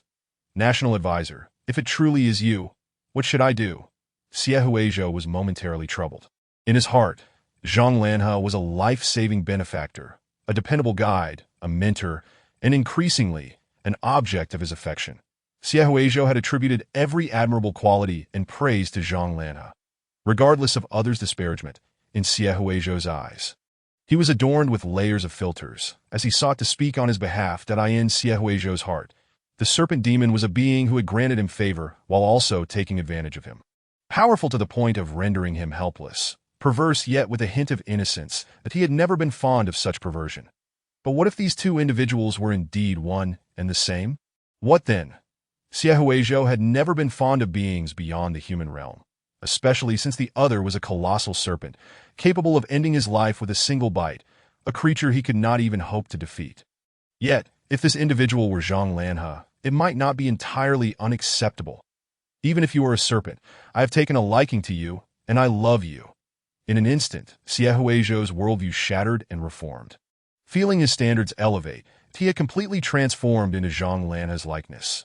Xie Huizhou's suspicions regarding Zhang Lanhe were well-founded. Seizing the opportunity while alone in the carriage, he discreetly loosened his garments, revealing the silver serpent patterns that had come alive at his waist. Coiling and flicking its tongue, its emerald eyes gleaming with a dangerous light, as though protecting its territory. Previously, when the serpent demon had appeared, Xie Huizhou had been blissfully unaware due to intoxication. Now, however, he could distinctly feel the heat emanating from his waist. As the serpent demon drew near, the serpent patterns began to heat up and awaken. They only reacted in such a manner when Zhang Lanhe was near. Only moments ago, Xie Huizhou had been engrossed in a confrontation with the serpent demon. Completely oblivious, upon regaining his senses, he suddenly realized something was amiss. Moreover, his earlier boldness in exploring the serpent demon's body had revealed a familiar tactile sensation, nearly identical to that of the National Advisor. As he reminisced about the myriad details of their past interactions, Xie Huizhou felt a chilling suspicion creep into his heart. Zhang Lanhe was akin to a serpent coiling within the capital. He recognized the debauched Xie Huizhou from that fateful night, and, for reasons unknown, harbored a fondness for him. While approaching under the guise of a trustworthy national master, he simultaneously drew near in the guise of a twisted serpent demon. This awkward manner of closeness left Huizhou at a loss for words. However, It also aligned with Huizhou's own failure to discern his true feelings, which remained unvoiced in response to Zhang Lanhao's advances. Recalling the times he had been taken advantage of without ever seeing the other's face, a sense of indignation washed over his features that I shall return to find evidence that Zhang Lanhao is indeed a serpent demon. And then I shall tease him thoroughly. Xie Huizhou lifted the mung bean cake, placing it on the table as he pondered whether he could intercept Zhang Lanhao before he returned to the National Master's residence. He longed to glimpse whether Zhang Lanhao's serpentine tail was as alluring as it had appeared in his dreams, wondering if it had reverted to its original form after Zhang Lanhao departed. The guards also noted the unusual commotion emanating from the carriage and inquired, "Your Highness, is everything all right?" "No worries. Continue to the National Master's residence that I intend to deliver this mung bean cake to the National Master. It would be a pity if it were to cool and lose its flavor." Xie Huizhou unwrapped his own portion of mung bean cake, tasting it to gauge the National Master's preferences.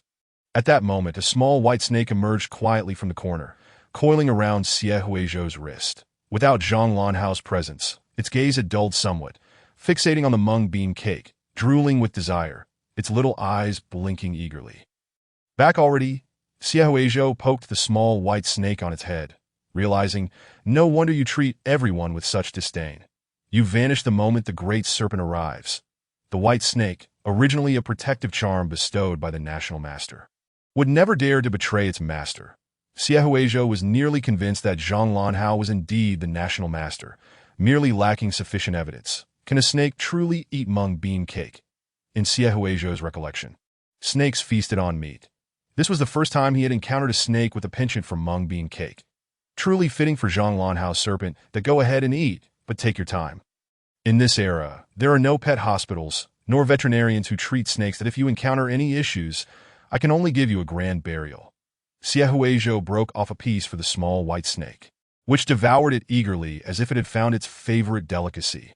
After observing for a while and seeing that the snake was round and healthy, he felt a sense of relief. You and the National Master share the same disposition. Sometimes I even suspect there is a connection between you two. At hearing this, the small white snake instinctively shuddered, retreating to pretend to be a bracelet, its innocent little eyes wide with feigned ignorance. The multitude of secret Zhang Lanhao harbored ignited Xie Huizhou's fervent desire to know more, that he wished to understand Zhang Lanhao's life story, to comprehend his pain, to share in the bittersweet experiences of life together, and to be each other's pillar of support. Upon arriving at the National Master's residence, Xie Huizhou strolled in unannounced. Without even a formal announcement, having resided there for a time, he became well acquainted with the household, everyone aware of the special bond between him and Zhang Lanhao. Offending Xie Huizhou equated to offending two individuals. No one impeded his entry. The guard simply turned a blind eye, allowing him passage. Xie Huizhou navigated the National Master's residence with ease, feeling more at home than in his own abode, as if he were another master of the place.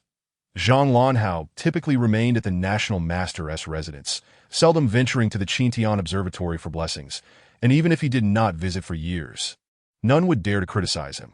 However, when Xie Huizhou searched for Zhang Lanhao in his usual haunts and found no one, confusion began to settle in. Could it be that the National Master had not yet returned? Just then, the steward passed by, and Xie Huizhou quickly detained the elderly steward, casually requesting him to take the mung bean cake. "Where is the National Master? I have urgent matters to discuss with him. Please inform me of his whereabouts." The plague in Pingzhou required immediate attention, as did the probing of the National Master's true identity. Every matter was pressing, and he could not afford to let him slip away today. The steward recalled Zhang Lanhao's hurried demeanor upon returning and mentioned, "The National Master has gone towards the cold spring in the rear courtyard." Before he could finish his sentence, Xie Huizhou dashed towards the direction indicated. Not a shadow of a figure was in sight. The steward, unhurried, continued, "My lord is soaking in the cold spring. I advise against going there, Your Highness." Zhang Lanhao occasionally indulged in solitude within the cold spring, claiming it helped him attain clarity and prevented him from harboring thoughts of indiscriminate violence. However, given their relationship, the ninth prince's presence should not anger the National Master. It might even please him. The steward's keen eyes had seen far too much to "My lord, you must persevere. If you take too long, the ninth prince might just get whisked away by someone else." the steward concealed his own capabilities and reputation. Chapter 61. I am ever at your service. The National Master's residence was built upon a mountainside, rumored to possess exceptional feng shui that nourished its inhabitants. A large portion of the mountain lay within his rear courtyard. Among the features was a cold spring, perpetually icy even in the hottest summer days, said to extend one's lifespan and allow for ascension during daylight. Many coveted this locale, yet dared not voice their envy, knowing it belonged to the national master. Xiaohuizhou was not accustomed to climbing mountains, and thus was reluctant to traverse the rear courtyard. Yet in pursuit of finding someone, he toiled through the mountainous terrain. Truly a serpent at heart, he seemed to relish the ascent. After a while, he arrived at a picturesque spot resembling a garden of rocks and waters, filled with peculiar stones and exotic flowers he had never encountered before, with mist rising gracefully, resembling a celestial realm. The beauty of this place was breathtaking. Xiaohuizhou mused that he should return with his painting supplies to capture this scene. It was perfect for art. Hearing the sound of flowing water nearby, he concluded that the cold spring must be close, that he wondered what the national master could be doing there. Splash! Zhang Lanhao, immersed in the cold spring, was consumed by thoughts of Xiaohuizhou. Only the frigid water, cold enough to chill him to the bone, could ease the heat within him. Gradually restoring his senses, that he repeatedly called out the name he cherished, as if to engrave it upon his heart. Huizhou.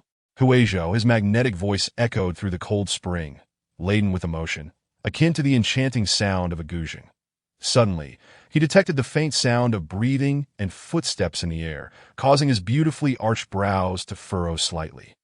Hadn't he ordered that no one approach while he was in the cold spring? Was it an assassin? In an instant, he connected with all the clones he had stationed in the mountains. Upon realizing it was Xiaohuizhou approaching, his furrowed brows relaxed, transforming his anger into joy. His beloved was making his way toward him as Xiaohuizhou drew nearer.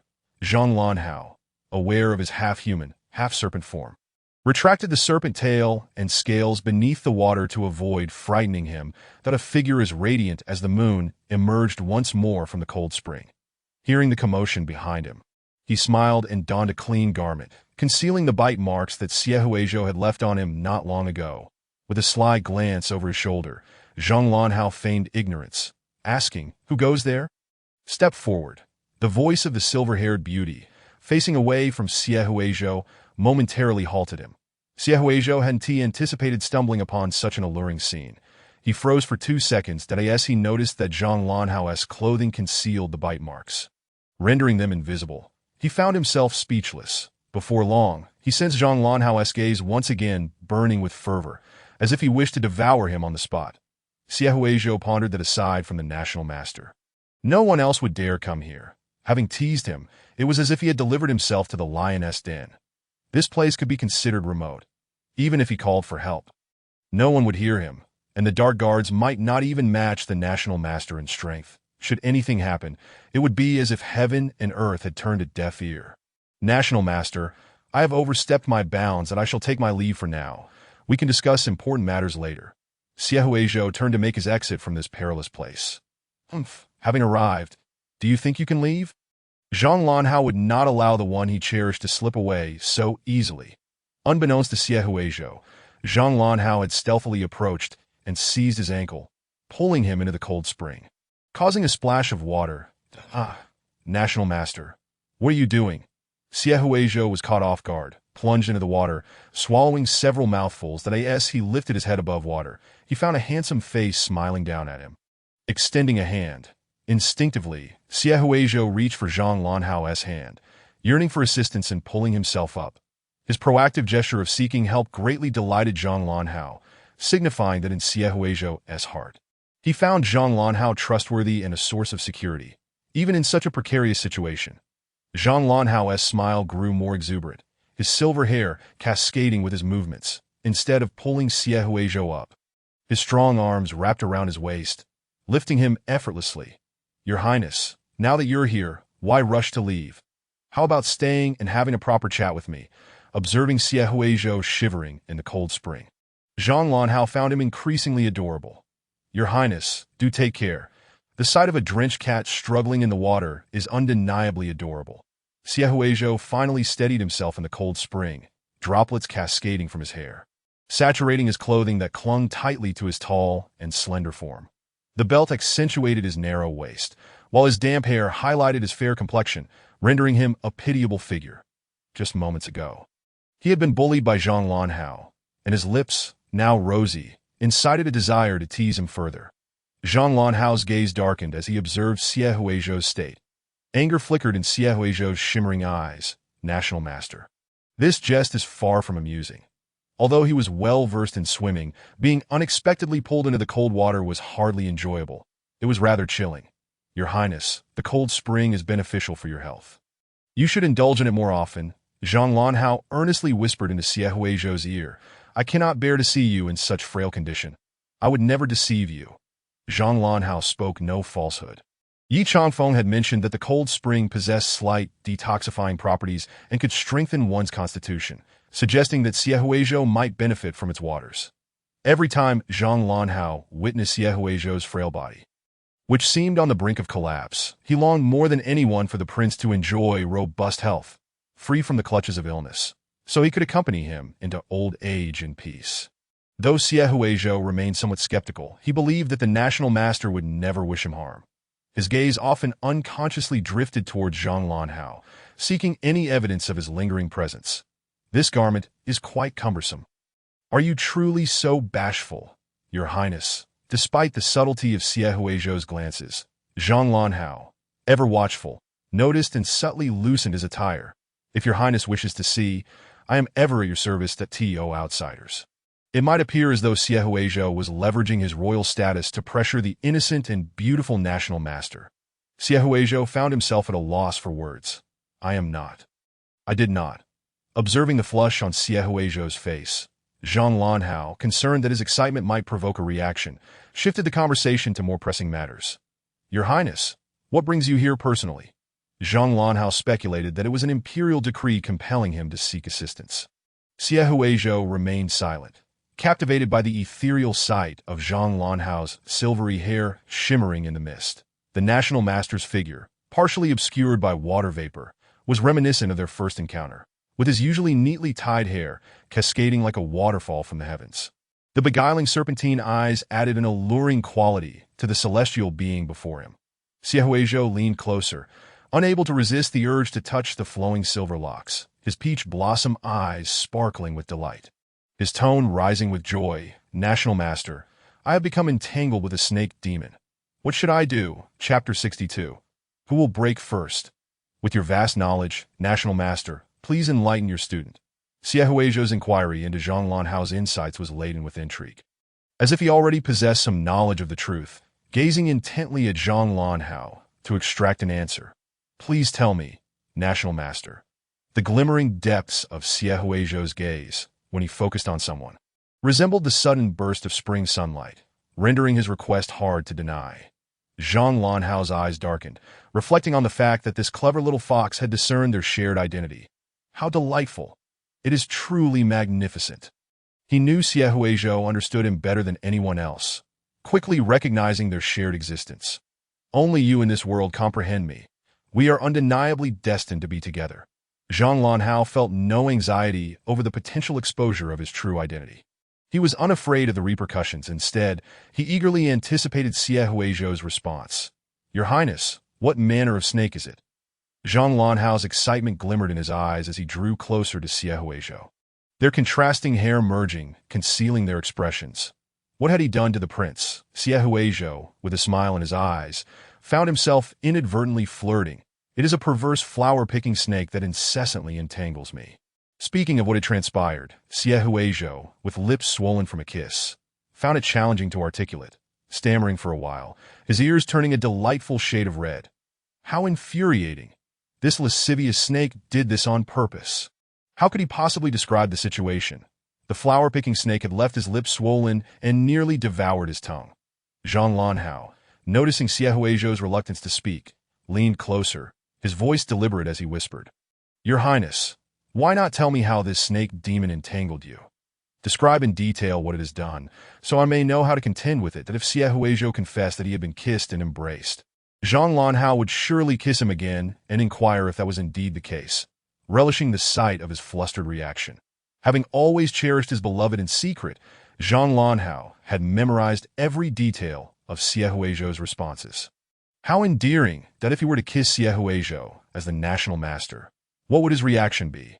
Would he return the kiss with joy, or would he weep in fear, left with no escape? Allowing Zhang Lanhao to kiss away his tears while holding him captive. Your Highness, I wish to see. Xie Huizhou felt as though he were being toyed with, and he fell silent. You feign ignorance. Haven't you been the one kissing and embracing me, even playing blindfold games, and now you wish for me to recount the entire process? You must find it quite amusing, don't you? Xie Huizhou began to perceive a new side of Zhang Lanhao.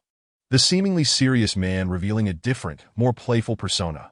What a peculiar fascination you have. Why are you not speaking? Zhang Lanhao continued to close the distance, cornering Xie Huizhou against the stone wall. Clarify your thoughts. I need to understand the ill intentions of this snake demon, lest I unjustly harm a living being. Zhang Lanhao's tall, imposing figure trapped Xie Huizhou against the wall, casting a shadow that concealed him. There was no escape. The crystal-clear waters of the cold spring could not hinder the intensifying atmosphere between them. The unspoken tension drew them closer. That or perhaps, Your Highness, you might directly share your findings with me. I am all ears. You may inform me that you have discovered my serpentine identity, but whether this triggers any perilous consequences remains another matter. Having unraveled his secret, the little rascal ought to face some consequences. Wouldn't you agree? For instance, Your Highness, why not shed a few tears for me? The more Zhang Lanhao cherished someone, the more he delighted in teasing them, eagerly awaiting Xie Huizhou's confession. Once reminded, Xie Huizhou recalled the sensations he had experienced in the carriage. A sudden shiver coursing through him. His gaze instinctively flickered towards the water below. Did the national master possess both human and serpentine attributes? Regrettably, the national master was fully clothed in the cold spring, as if attending a gentlemanly class, leaving Xie Huizhou to privately lament the missed opportunity. Xie Huizhou's concentrated stare elicited a slight arching of Zhang Lanhao's elegant brows. Your Highness, what captures your attention? For reasons unknown, he felt a foreboding sensation, as if this moment had been experienced before. That it seemed eerily reminiscent of a prior encounter. Xie Huizhou's mind raced, recalling the absurdity of his earlier remarks. I was merely observing if the national master harbored any hidden ailments. He couldn't possibly claim he was watching fish in the water, for the cold spring contained no fish, which would be an implausible excuse. Zhang Lanhao's expression shifted dangerously as he seized Xie Huizhou's hand and submerged it below the surface. Do you not know whether I possess any hidden ailments? Xie Huizhou had learned poorly from Li Su, flippantly mentioning hidden ailments, as if Li Su's penance had not been sufficient. Upon returning, he would have to provide Li Su with some sensible literature to copy. So his mind would not be filled with such absurdities. Zhang Lanhao harbored his own doubts. Was he not exerting enough effort? Did he truly believe himself inadequate? Knowing the risks he faced, he persisted in drawing closer. Xie Huizhou's repeated provocations stirred something primal within Zhang Lanhao, his gaze growing increasingly intense, the serpent's eyes locking onto Xie Huizhou. Little rascal, if you continue to tempt me, I shall take you right here. Perhaps due to the blatant nature of his gaze, Xie Huizhou sensed the predatory intent, as if Zhang Lanhao would devour him whole. That I was jesting. Disregard my words. Xie Huizhou abruptly realized that Zhang Lanhao showed no concern for the risk of exposure, and he even felt a wild urge to indulge in a passionate encounter. Thus, he swiftly shifted the topic. I was merely curious. My apologies for any offense. Feeling as though he had touched a hot potato. Xie Huizhou hurriedly retreated, opting not to mention the snake any further. Recently, he sought a period of tranquility, and engaging in activities that might leave him bedridden for days was best avoided. His fragile constitution could hardly withstand such turmoil. Xie Huizhou had come to a clear conclusion. Zhang Lanhao was indeed that perverse snake demon. At this point, Zhang Lanhao still refused to reveal his true identity, leaving Xie Huizhou to ponder what he truly feared. Xie Huizhou had no intention of revealing the truth first, as that would imply he was the one clinging desperately to the matter. He would not grant Zhang Lanhao the satisfaction of having him admit it first. You may keep your secret. I shall wait for you to disclose it to me in due time. With mischief in mind, Xie Huizhou resolved to continue feigning ignorance, teasing Zhang Lanhao and relishing in his exasperation. I shall drive you to the brink. Let us see who can no longer hold their composure first. Chapter 63. The The conspiracy after the plague point two individuals, both well aware of each other's intentions. Engage in subtle flirtation while secretly competing, neither willing to concede defeat. The frigid water has rendered me nearly incapacitated. Let us first retreat to the shore before discussing serious matters. Siehuejo cast a lingering glance at Zhang Lanhe. Stepping out of the cold spring and shedding any pretense, leisurely donning the garments laid aside. His movements were languid, revealing a luminous expanse of fair skin at his waist, where the serpentine patterns shimmered and spread with warmth, lending an otherworldly allure to the handsome youth. Zhang Lanhe's throat felt parched. Longing for something to quench his thirst, he yearned to kiss that waist, deepening the imprint he had left on Siehuejo. Ensuring that Xie would recognize just whose he truly was that in an instant, Siehuejo had swiftly adorned himself in his attire, transforming back into the graceful young man, leaving Zhang Lanhe somewhat disheartened. It was akin to a renowned chef presenting a delectable dish, allowing only the aroma to tantalize, yet denying a taste, leaving one ravenous. Once they had donned their clothing, servants brought forth a table for them to enjoy tea and warm their bodies, dissipating the previously charged atmosphere amidst the picturesque landscape.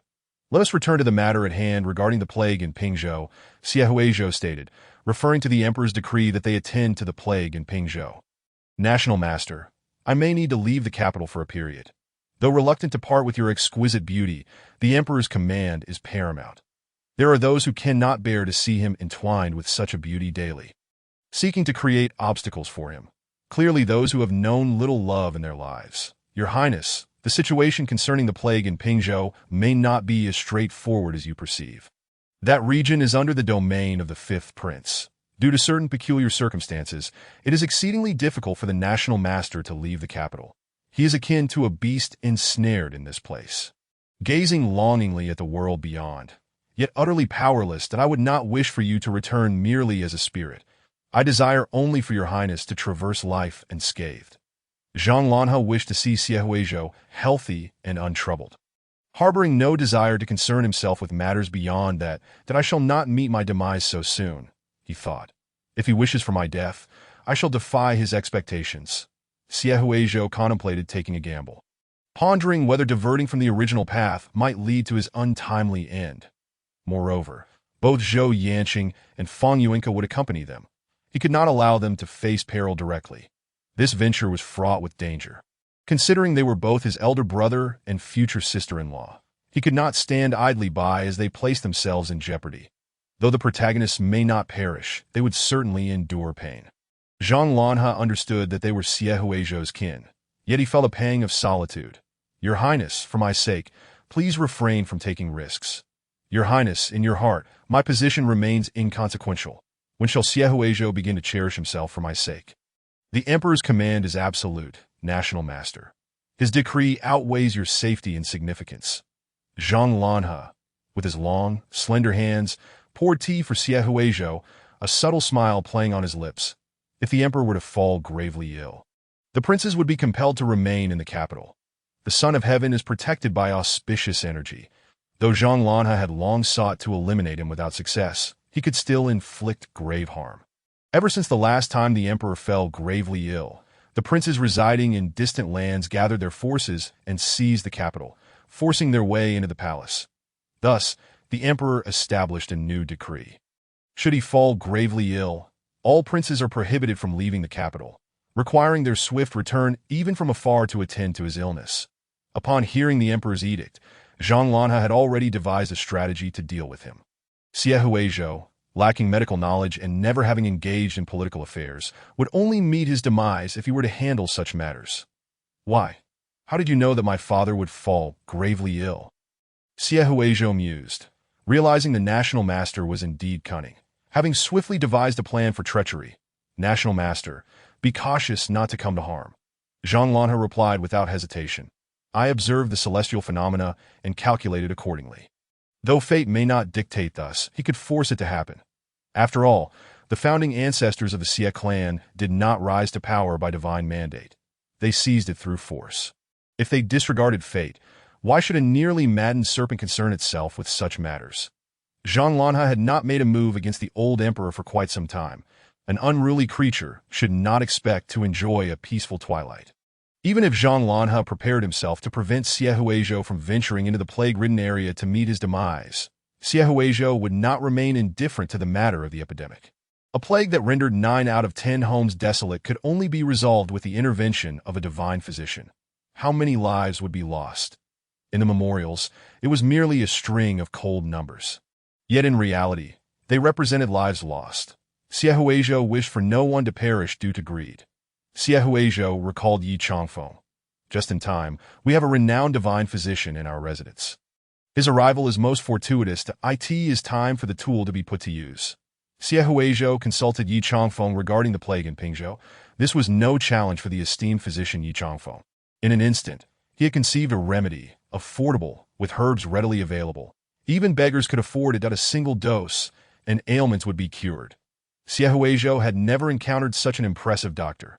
Dr. Yi, your merits are immeasurable. Once I achieve success, I shall establish a shrine in your honor. Yi Changfeng preferred to remain low-key. You flatter me. I cannot bear such incense offerings. Xie Huizhou suddenly recalled that the origin of this plague, as described in the original text, stemmed from avaricious individuals seeking profit by discarding the bodies of those who succumbed to the epidemic in the water supply of Pingzhou. The inhabitants, lacking sanitary awareness and unable to abstain from drinking water, soon fell ill en masse. Behind these individuals was the fifth prince, profiting from ill-gotten gains, and he even contemplated murdering Zhou Yanqing to prevent exposure. Xie Huizhou yearned for modern hygiene and epidemic prevention measures to be employed. He shared his thoughts with Yi Changfeng. Ninth Prince, I see remarkable potential in your bone structure. You would make an excellent medical apprentice. Why not forsake wealth and glory to study medicine with me? Yi Changfeng's face lit up with astonishment. The more he observed Xie Huizhou, the more he felt delighted, thinking he should indeed learn medicine under him. In 100 years, you may inherit my divine physician valley. All my wealth shall belong to you. Xie Huizhou reminded him. We are not far apart in age. By the time you reach 100 years, I may very well have departed this world before you. Is the divine physician making a cold jest? Avert your gaze. If you find it undesirable, you may say so outright. Zhang Lanhe disapproved of others fixating on Xie Huizhou and issued a warning. Yi Changfeng retorted, a petty man indeed. Your gaze is quite unyielding. I am not seeking your opinion. Xie Huizhou shook his head in refusal. I appreciate your kindness, but I have no intention in that regard. I prefer painting. Persuading others to study medicine is akin to inviting divine retribution. This time, he harbored different intentions. Xie Huizhou's paintings gained widespread acclaim throughout the land. He sought to draw attention to the underlying conspiracy while simultaneously preparing for epidemic prevention. He shared his plans with Yi Changfeng. Upon hearing, Yi Changfeng found it feasible. Excellent idea. Should your highness have any uncertainties, feel free to consult us. Xie Huizhou illuminated the night with his brush, while Zhang Lanhe's presence silently approached the emperor's golden dragon hall. The emperor, engrossed in reviewing memorials, was suddenly startled by the appearance of the gradually serpentine national master Zhang Lanhe, materializing before him as if confronted by a specter, causing him to rise abruptly from his dragon throne. What brings you here? Chapter 64. The winds of change rise again. The golden dragon hall, suffused with ominous energy, shrouded in mist, appeared both ethereal and demonic. The cold, haughty silver-haired serpent demon coiled within the palace, his indifferent serpentine gaze filled with disdain and loathing for the emperor, resembling a death-dealing Asura. His silver serpent tail hung ominously above the emperor's head like a sword. Poised to strike at any moment, did I traverse the palace with ease. Why should I not appear here? Your Majesty, are you not well aware of my purpose in coming? Had the emperor not dared to scheme against Xie Huizhou, sending him to his doom, Zhang Lanhe would not have set foot in this place. I never imagined the national master would come to care for someone so deeply. This truly surprises me. The emperor mused, regarding Zhang Lanhe with a hint of astonishment that I merely provided him a chance for trial, and you are enraged to the point of revealing your serpentine form. How curious that you, a mere beast, would exhibit human emotions that I in the emperor's eyes. Regardless of Zhang Lanhe's beauty and strength, he remained a serpent, inferior to humanity, merely a tool for their enduring dynasty, disobeying orders and perpetually harboring thoughts of rebellion. You are far superior to such an unfeeling and ungrateful creature. Zhang Lanhe retorted without reservation, mocking him. And what of your humanity? The sins committed by the royal family will ultimately manifest as retribution upon you. And Zhang Lanhe had long harbored resentment. You are not as formidable as before. Are you aiding Xie in detoxification? As Zhang Lanhe drew closer, the emperor discerned that his strength had waned slightly. For the sake of beauty, you have indeed made a grave miscalculation. The emperor reveled in the fact that the national master now possessed a weakness. How had he not thought to orchestrate a chance encounter involving Zhang Lanhe and a beauty, thereby creating a vulnerability? When the poison afflicting Xie Huizhou was mentioned, Zhang Lanhe's voice turned grave. Where is the antidote? Surrender it, and I shall not prolong your suffering. That he had dispatched numerous individuals. Yet none could ascertain the location of the antidote. The emperor had hidden it well. Antidote. Such a thing I destroyed long ago. Why would I leave a means to prolong my own life? The emperor sneered coldly, an unnamed rage swirling in his heart. How dare the jade concubine betray me? What purpose does it serve to keep a wild seed of unknown origin alive? The emperor was uncertain of the lineage of the child born to the jade concubine. Xie Huizhou. The mere thought that it could belong to another's bloodline ignited his fury. The more he beheld Xie Huizhou's existence, the more it appeared as a stain upon his honor, time and again.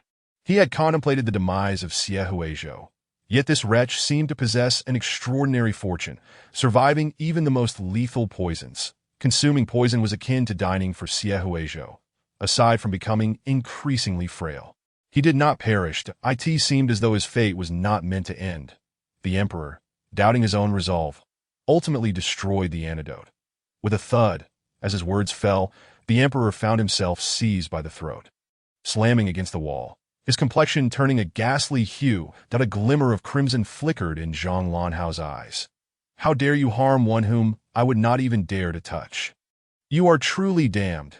The sight of Xie Huizhou's frail form tugged at his heartstrings. Just as the emperor teetered on the brink of suffocation, the celestial aura surrounding him repelled Zhang Lanhe's grip. Coughing violently, the emperor proclaimed, I am shielded by the divine aura of royalty.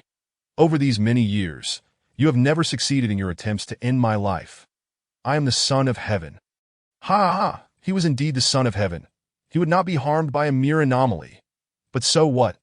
Even so, I can still ensure that you remain incapacitated for a while longer. Zhang Lanhe then struck the emperor's crown with a powerful palm. Though he could not crush him outright, due to the protective aura, a dark force penetrated the emperor's mind, causing his expression to shift. What a pity!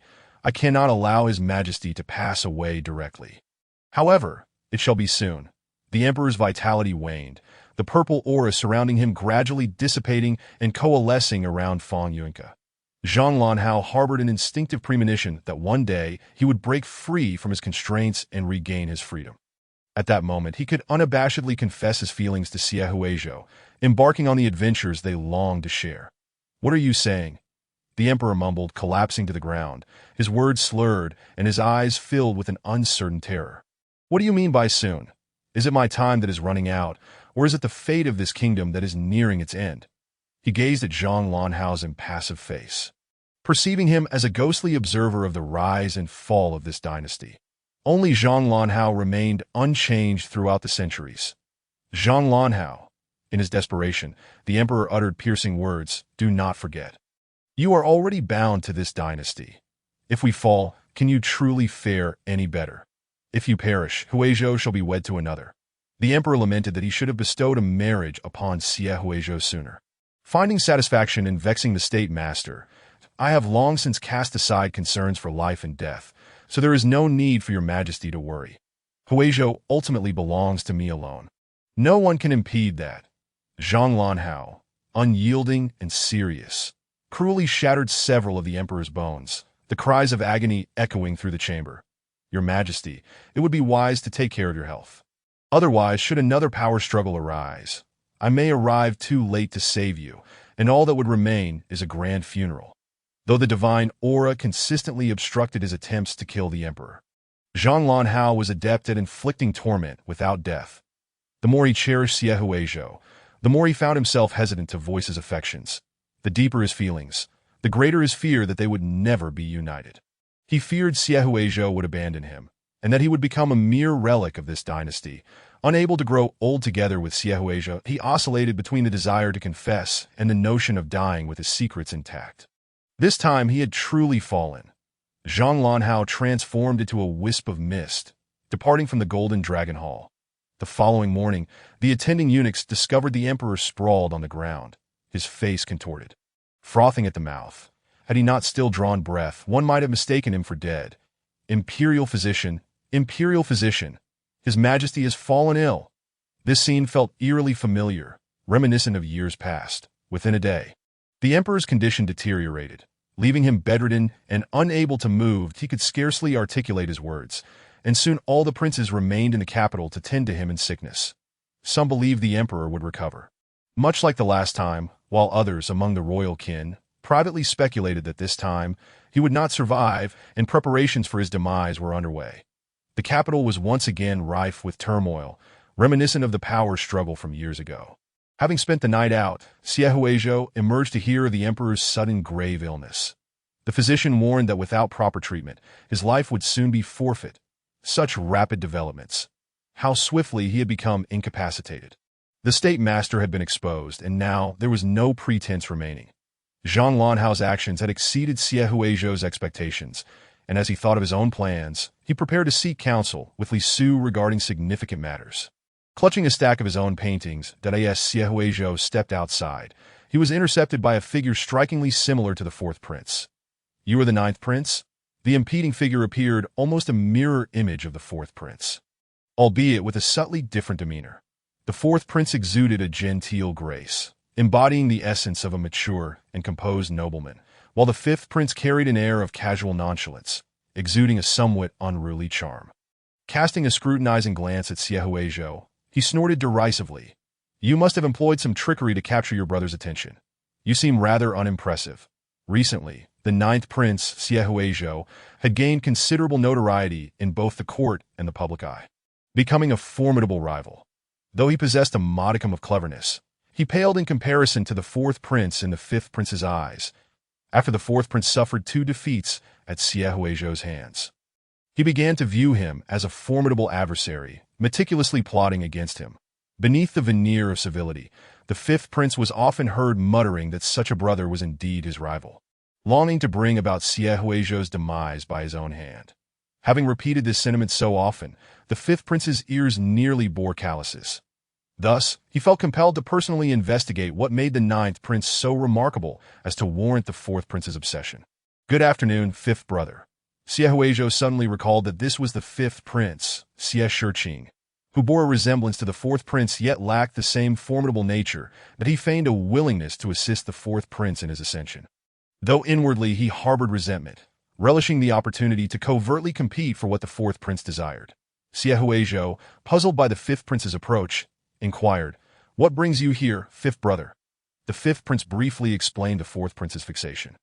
"Ninth brother, given your brother's current state, do you have any insights?" Xie was rendered speechless. How had he attracted the attention of the deranged fourth prince, who sought to regard him as a rival and wished to slay him?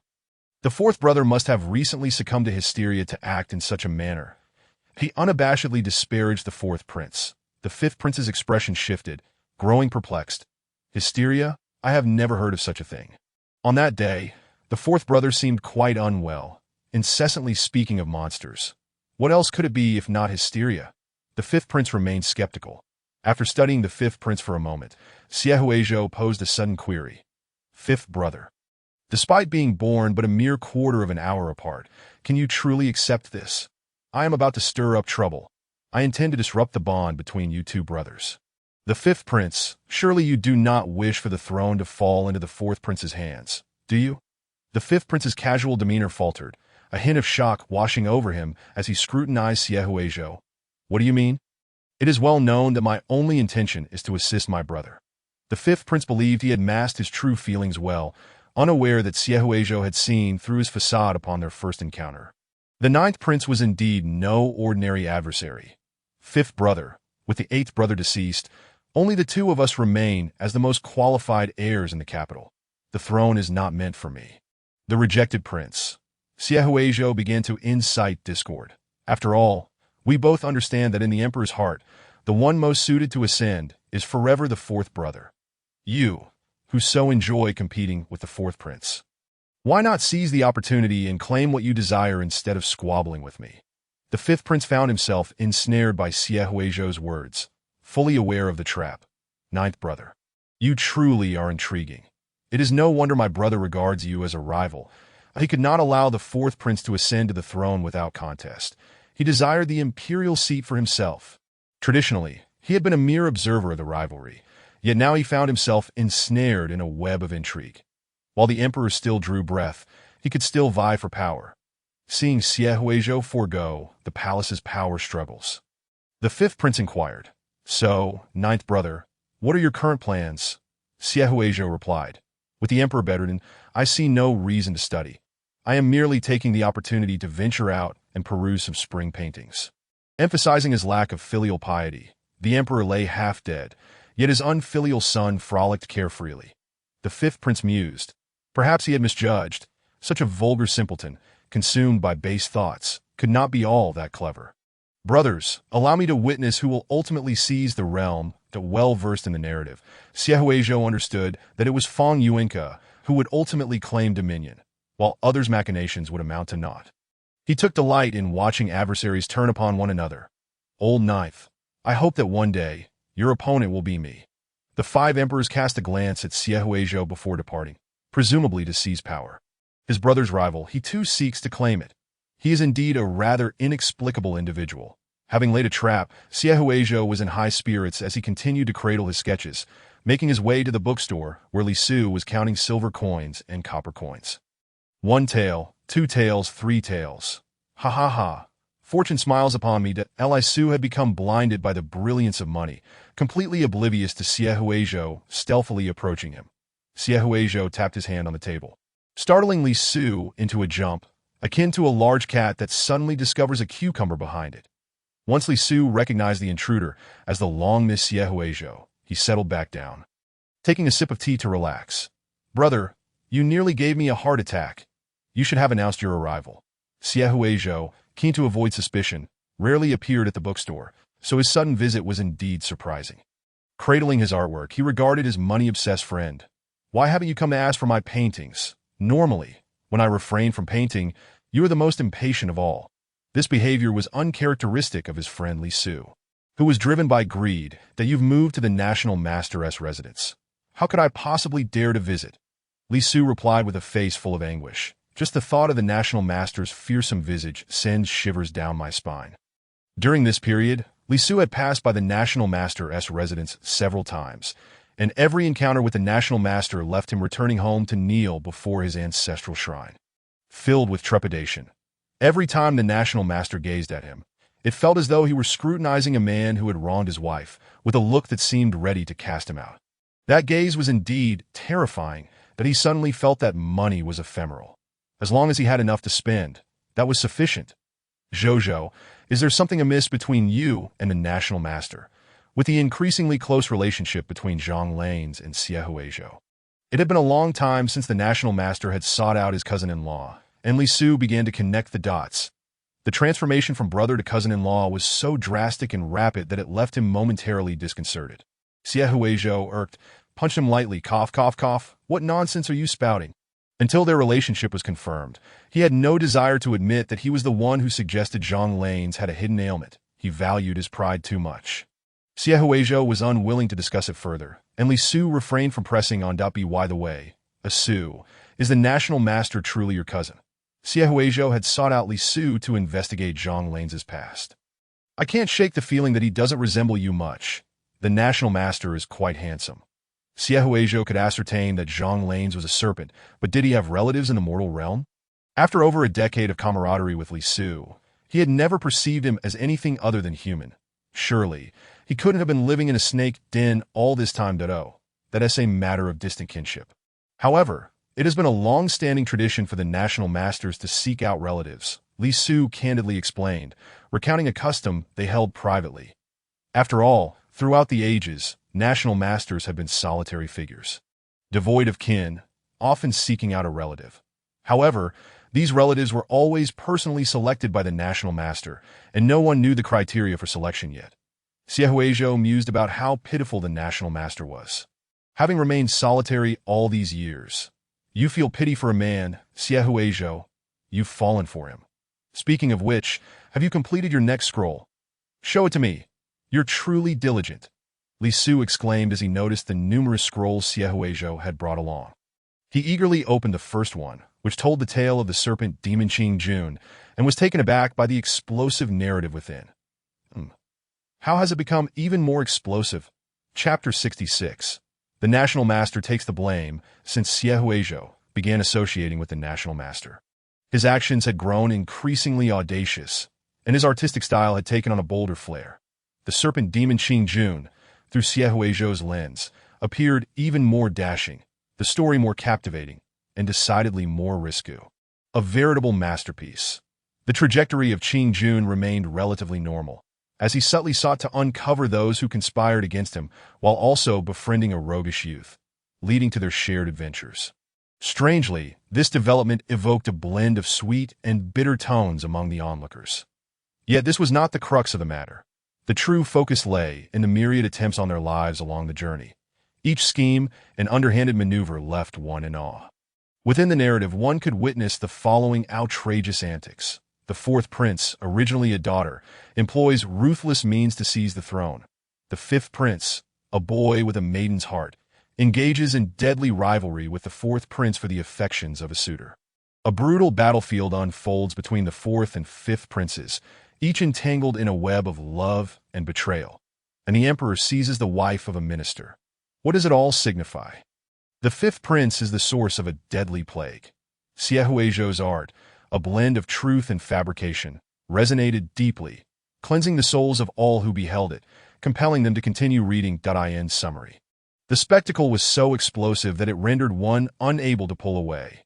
Before his phoenix-themed artworks became banned literature of the dynasty, he could still paint freely as long as his physical form did not descend into the dungeons. He could revel to his heart's content, the fourth prince, the fifth prince, and his majesty. Zhou, it seems you are courting danger, offending individuals of considerable stature, Li Su remarked, wiping the sweat from his brow as he observed the royal family members depicted in his friend's work, sensing that they were not far from facing dire consequences. The last incident involving the eighth prince had led many to discover that Xie Huizhou's fanciful portrayals were rooted in reality. And now many were keeping a watchful eye. Initially, they merely sought a thrill, but unexpectedly, amidst the thrills, they stumbled upon the eighth prince's dark history. Consequently, no one believed that the eighth prince had succumbed to illness. Whispers circulated in the capital that he met his demise due to illicit dealings with the imperial concubines. Various rumors spread throughout the city. Those who possessed the scrolls began to discern the unsettling truths within. Realizing that the artist known as Chunjai Jushi was indeed alluding to the eighth prince, correlating numerous details. Suddenly, many began to experience a chilling realization, overturning their previous assumptions about Chunjai Jushi's identity. They had thought that the artist producing such scandalous works was merely impoverished, forced to paint licentious scenes to make a living. Yet it now appeared that Chunjai Jushi's identity was far from simple. He possessed profound knowledge of the sordid affairs of the royal family, insight only someone who frequently interacted with them could possess. All of these individuals were skilled officials on the path to greatness. Moreover, given that he had depicted so many plots against the national master and the darker dealings of the royal family, it was evident that he had formidable backing, as no one had yet uncovered his true identity. They pondered for an eternity, but could not deduce which high-ranking, talented official could be so adept at both governance and artistry. Certainly, no one considered Xie Huizhou, as very few were aware of his artistic abilities. And scarcely anyone had seen his works. Only Li Su and a few others had, while the court painter who had taught him had long since retired to his hometown, and rumors had it that he had already passed away.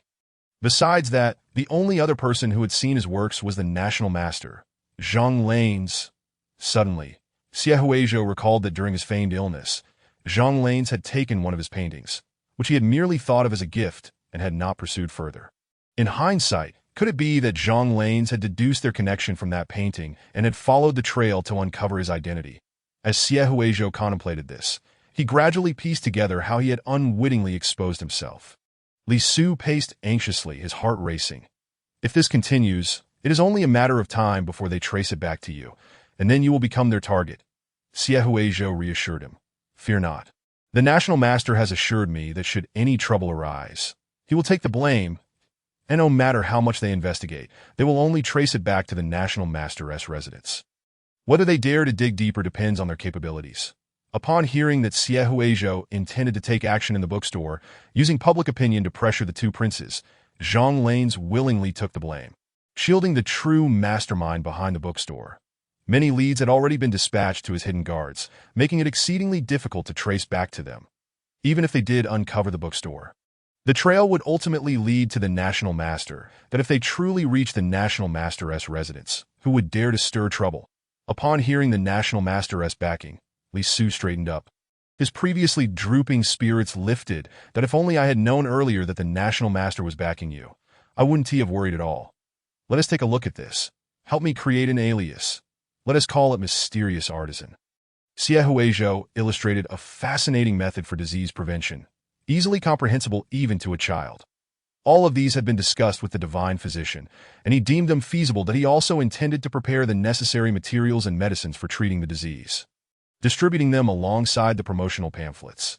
This would also save time explaining to those afflicted with the illness. Xie Huizhou contemplated that while focusing on his artistic endeavors was essential, he should also consider the public good. Using a single alias seemed rather peculiar, so he decided to adopt a different name for the sake of appearances. This venture might incur losses. Thus, he resolved to draw from his own treasury. Though his heart ached at the thought of spending, the prospect of saving countless lives made the expenditure worthwhile.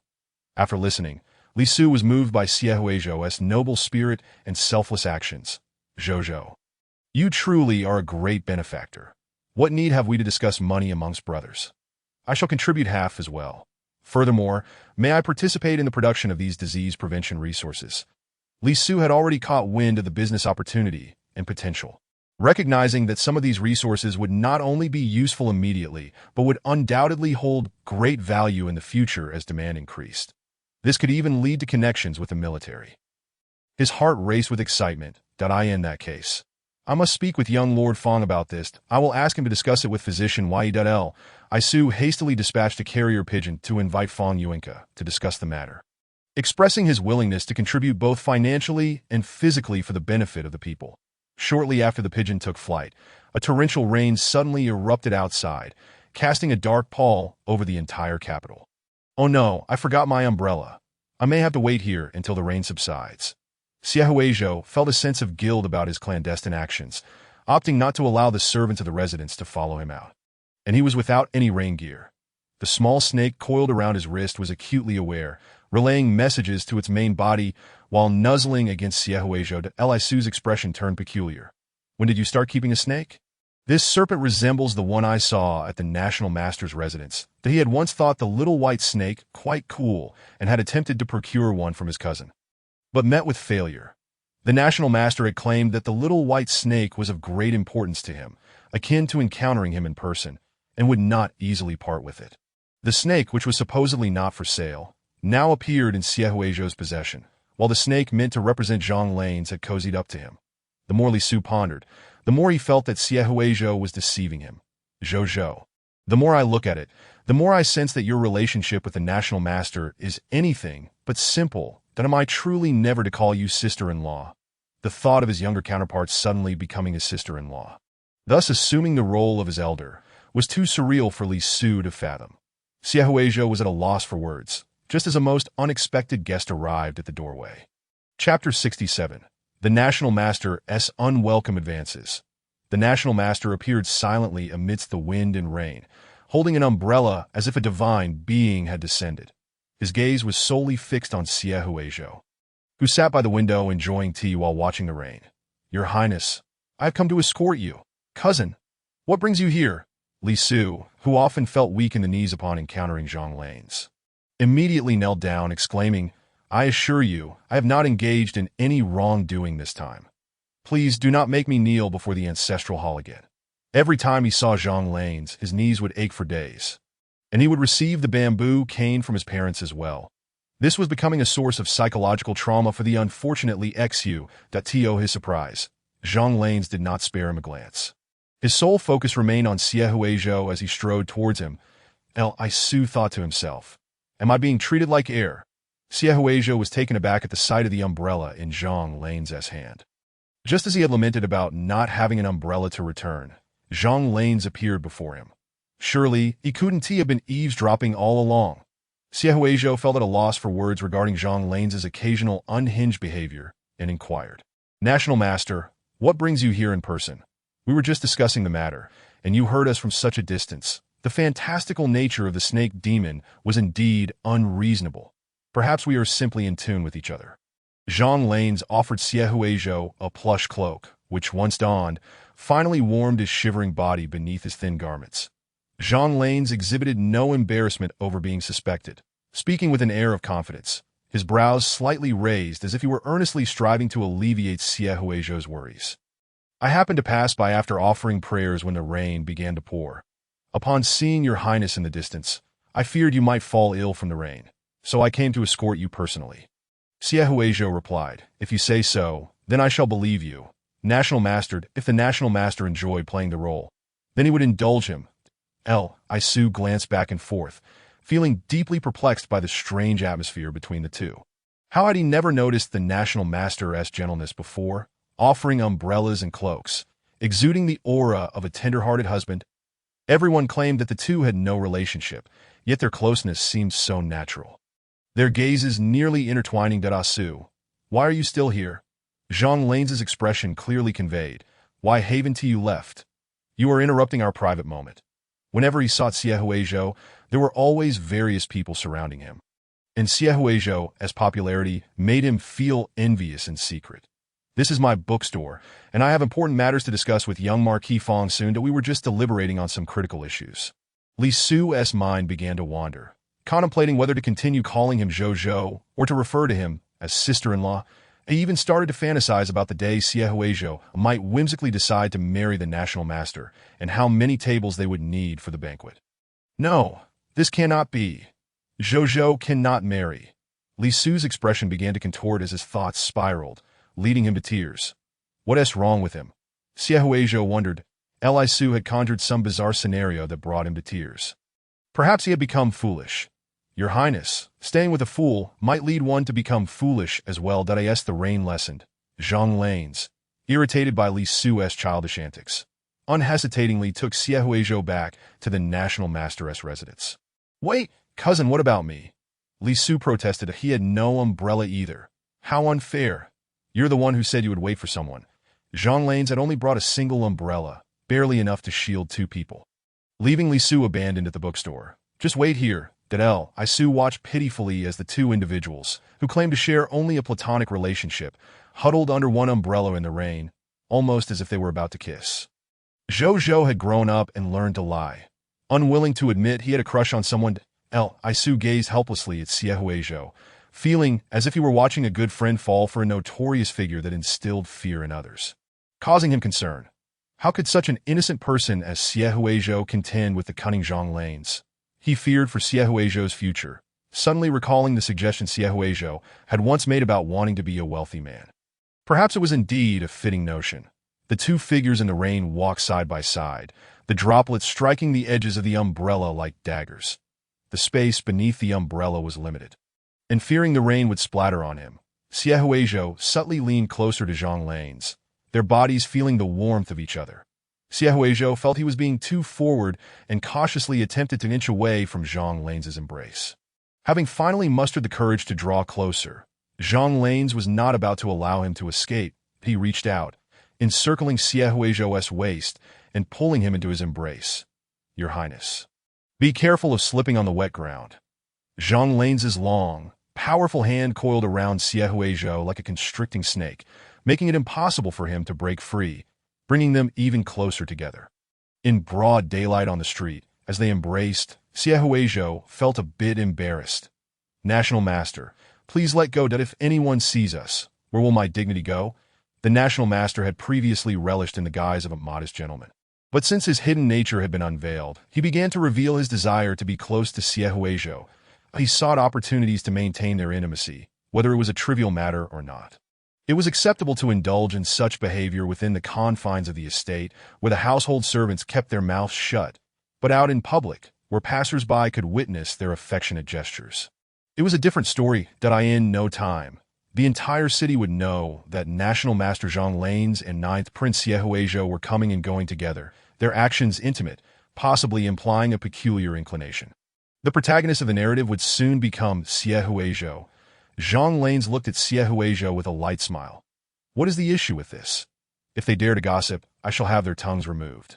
Those who had once openly insulted his appearance now refrained from uttering a single vulgarity, transforming into genteel individuals. They ought to be grateful he spared their lives. Xie Huizhou remarked, Indeed, National Master, you still possess that villainous demeanor. Just as the two found themselves unable to resist each other's allure, a figure approached from a distance, and upon catching sight of them, was so shocked that the spare umbrella in their hand fell into the rain with a thud. How outrageous! Fong Yuanke, who had come to discuss matters with Li Su, halted in his tracks upon seeing Zhang Lanes and Xie Huizhou so close together. Witnessing Zhang Lanes brazenly making advances towards Xie Huizhou, while the latter bore an expression of reluctance, Fong Yuanke nearly crushed the handle of his umbrella. The National Master, who appeared so dignified and aloof, was secretly making advances on my brother. Xie Huizhou had previously tried to defend Zhang Lanes in front of Fong Yuanke, only for that effort to now be rendered futile, deepening the protagonist's disdain for the antagonist. In that instant, Fong Yuanke, who had been secretly uniting his former subordinates to raise an army, had devised 100 ways to dispose of the National Master. This man must be eliminated. As Fong Yuanke brushed past them, he swiftly pulled Xie Huizhou under his umbrella and turned back, sternly questioning, National Master, why are you making advances on His Highness? What kind of conduct is this? Chapter 68. Truly a divine being. The beloved figure in his arms was abruptly taken away, and Zhang Lanes' eyes darkened, becoming even more fearsome than the dreadful weather. Young Marquis, return His Highness to me. Did he merely wish to draw closer to Xie Huizhou? Yet others were always intervening, as if they were born to be at odds with him. What was wrong with him embracing his own partner? It was entirely reasonable. Jealousy of their affection was inevitable. The more Zhang Lanes observed Fong Yuanke, the more irritable he became. What of your auspicious aura? You dare to covet my wife? Fong Yuanke showed no signs of fear in the face of Zhang Lanes' threatening gaze, meeting his eyes defiantly as the two stood off in the street. The tension between them escalated, their hands resting on their swords, the conflict on the verge of erupting.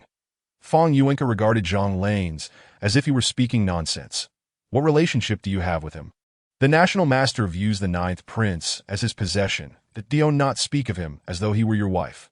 What distinguishes you, the National Advisor, from those vile bandits who brazenly seize men in the streets? The more Fong Yuanke observes the smirks of these so-called dignitaries, the more he senses the impending doom of this dynasty, that a fiery resolve to incinerate all that he sees is growing stronger within him. He has bided his time for years, waiting for this moment to exact revenge on those who cast him into the depths of hell and to protect those he wishes to shield. By what right does the young Lord Fong presume to obstruct our affairs? You possess no authority whatsoever. Zhang Lan's words cut deeply, yet they are undeniably true that on the surface, Fong Yuanke and Xie Huizhou are neither kin nor friends. To the outside world, they are mere strangers who have crossed paths that he has no right to meddle in Xie Huizhou's life. Fong Yuanke yearns to retort that a brother is akin to a father, and thus he possesses such rights. Yet he remains silent. This is not a matter to be aired publicly. It could lead to the demise of many, and Xie Huizhou could suffer the consequences that he had sworn to protect him. In the rain, Fong Yuanke's thoughts drift back over a decade, to a time when he was but a child, surrounded by the love of his parents, enjoying a blissful childhood at their knees. Later, his mother, pregnant once more, would anxiously caress her still flat belly, her once gentle, smiling face now clouded with worry. What a predicament! She was with child at such an inopportune time. How could she ensure the safety of this unborn child? She longed for the child's arrival, yet feared it would come amidst impending calamity. Young Fong Yuanke could not comprehend why his mother returned from a court banquet often troubled. He would burrow into her embrace, offering comfort. Mother, do not worry that I will protect you and my future siblings. But then his mother was taken from him, and his father was executed. Fong Yuanke could protect nothing. witnessing his family torn apart and becoming an orphan who felt more bereft of home than ever. His father, who had encouraged him in martial arts, was now lost to him, and though he knew where his mother lay, he could no longer call her by that name, nor could he acknowledge his brothers. Hatred had long since taken root in his heart, and under the emperor's watchful gaze, he feigned compliance to lower their guard. After years of lurking in the shadows, he had been in contact with old allies.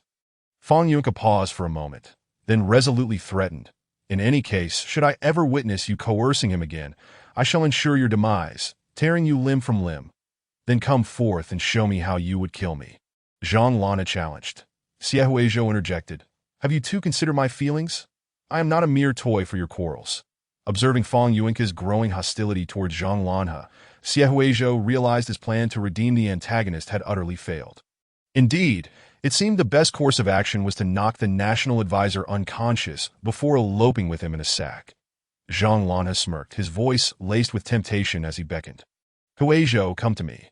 Xie Huizhou exclaimed, "Wait. My legs refuse to obey. They are moving on their own." Zhang Lanhe, you truly have thrown caution to the wind. Once you called me affectionately in dreams, and now you dare to act so brazenly in public. Do you? Fang Yunke's heart shattered.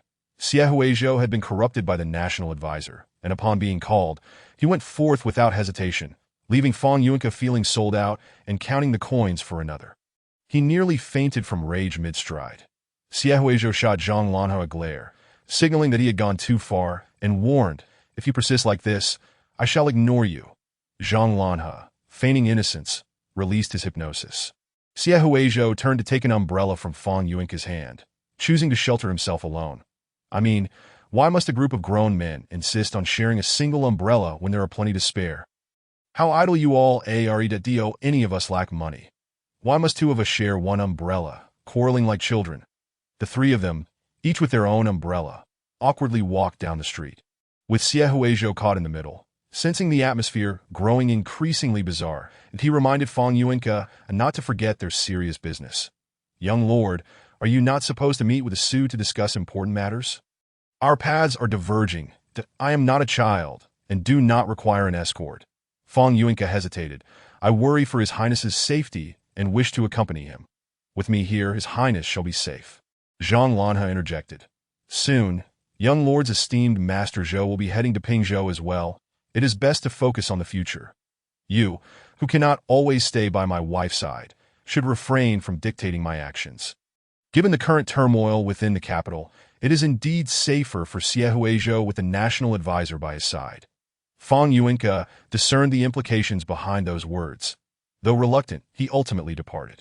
Xie Huizhou returned to his idle pursuits, occasionally visiting the medical supply factory set up by Li Su and the main cast, engaging in jovial conversations with Dr. Yi.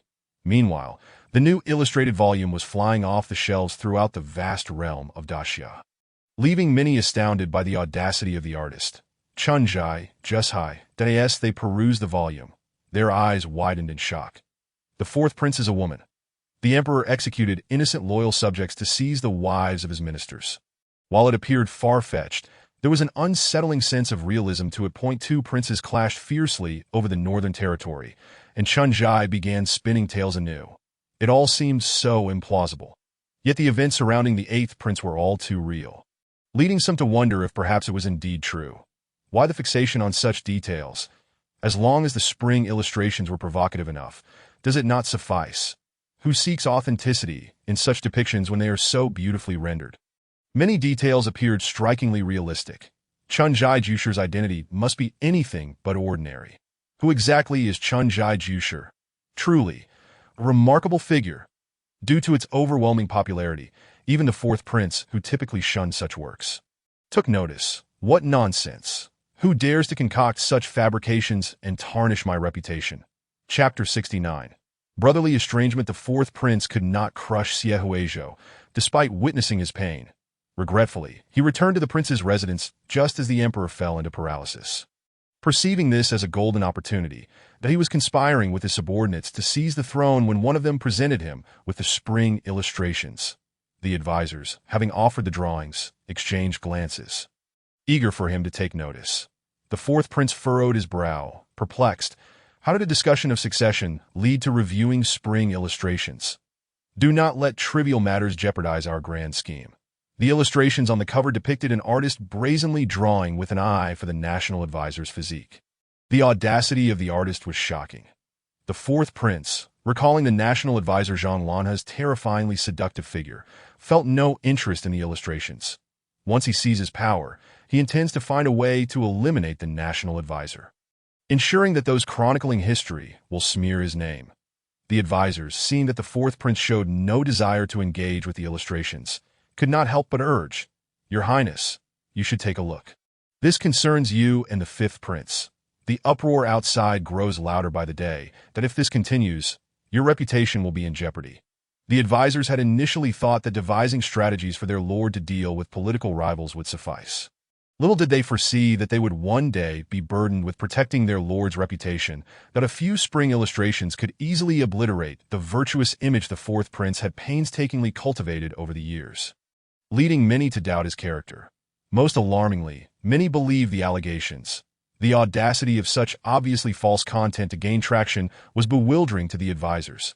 "This artist is slandering me," the fourth prince fumed, trembling with rage as he hurled the drawing to the ground. "How could I possibly be a woman? What utter nonsense! If you accuse me of conspiracy, I might concede, but your fabrications are intolerable. Moreover, the fifth prince is the very one who competes fiercely for the throne against me. Brother, what troubles you? You seem so furious." Upon entering, the fifth prince found the fourth prince's residence in disarray, strewn with scandalous illustrations, his gaze falling upon the portrait of the national advisor, momentarily rendering him speechless. Who would have thought his brother harbored such interests? The fifth prince casually picked up a drawing, intending to discern how the fourth prince could react so furiously over spring illustrations. But to his astonishment, he discovered himself depicted within.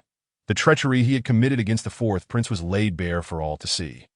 When the fifth prince met the fourth prince's penetrating gaze, he instantly pledged his loyalty. "Brother, these are all misunderstandings. The artist is deliberately targeting us." The fifth prince had no intention of openly clashing with the fourth prince so soon. Having grown up together, he understood the fourth prince's treacherous nature well, that he merely wished to strike when the fourth prince least expected it. The fourth prince, Xie Wangxiu, scrutinized his brother, the fifth prince, with suspicion, yet maintained a gentle demeanor as he helped him to his feet, inquiring, "Fifth brother, you truly have not been scheming behind my back, have you?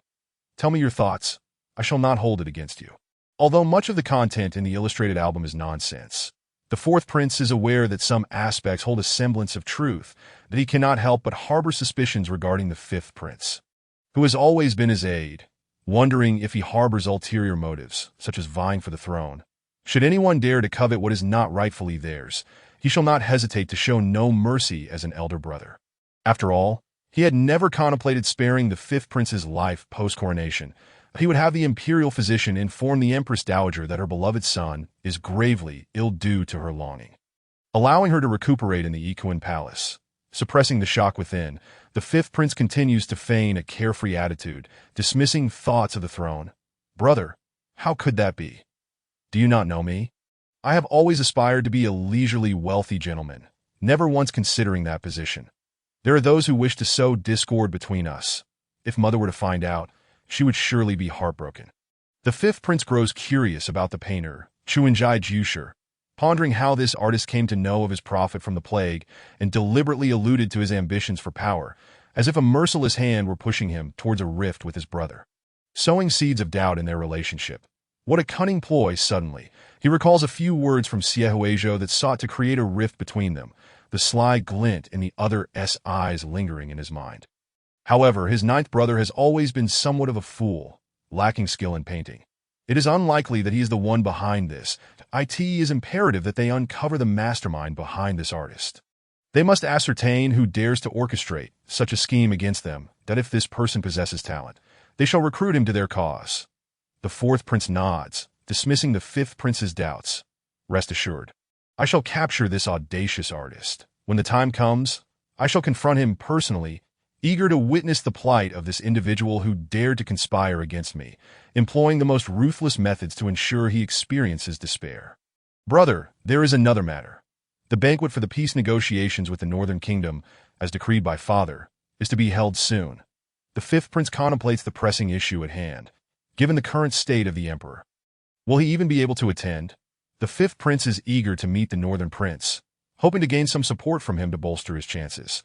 There is a lingering fear that the Northern Kingdom may learn of the emperor's deteriorating condition, prompting them to continue their aggression, leading to internal strife during the power struggle. In no matter, the fourth prince reassures, as he is responsible for the negotiations.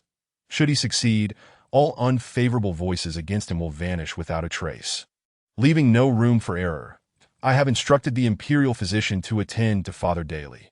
With acupuncture, he can utter a few simple words without issue, that we shall merely cover his face with a curtain, claiming it to be a formality of the daxia etiquette, thus preventing the northern visitors from discerning the emperor's afflictions. What complications could possibly arise from a peace banquet? What unforeseen calamities could lead to the emperor's demise? If he were to pass away, it would perhaps save him from committing the heinous act of patricide to ascend the throne legitimately. Meanwhile, the lovesick northern prince, Wuji, pines for his beloved day and night, neglecting food and drink, causing concern among his retainers. In an attempt to alleviate the prince's gloom, his attendants discover that the populace in the capital has taken to viewing erotic paintings, contemplating whether it might provide some distraction for the unmarried Wuji. Upon opening the book, he finds illustrations concerning their affair, recalling the stunning youth who captivated him before the mung bean cake stall, filled with anticipation for the upcoming negotiations. Indeed, that enchanting figure is none other than the fourth prince.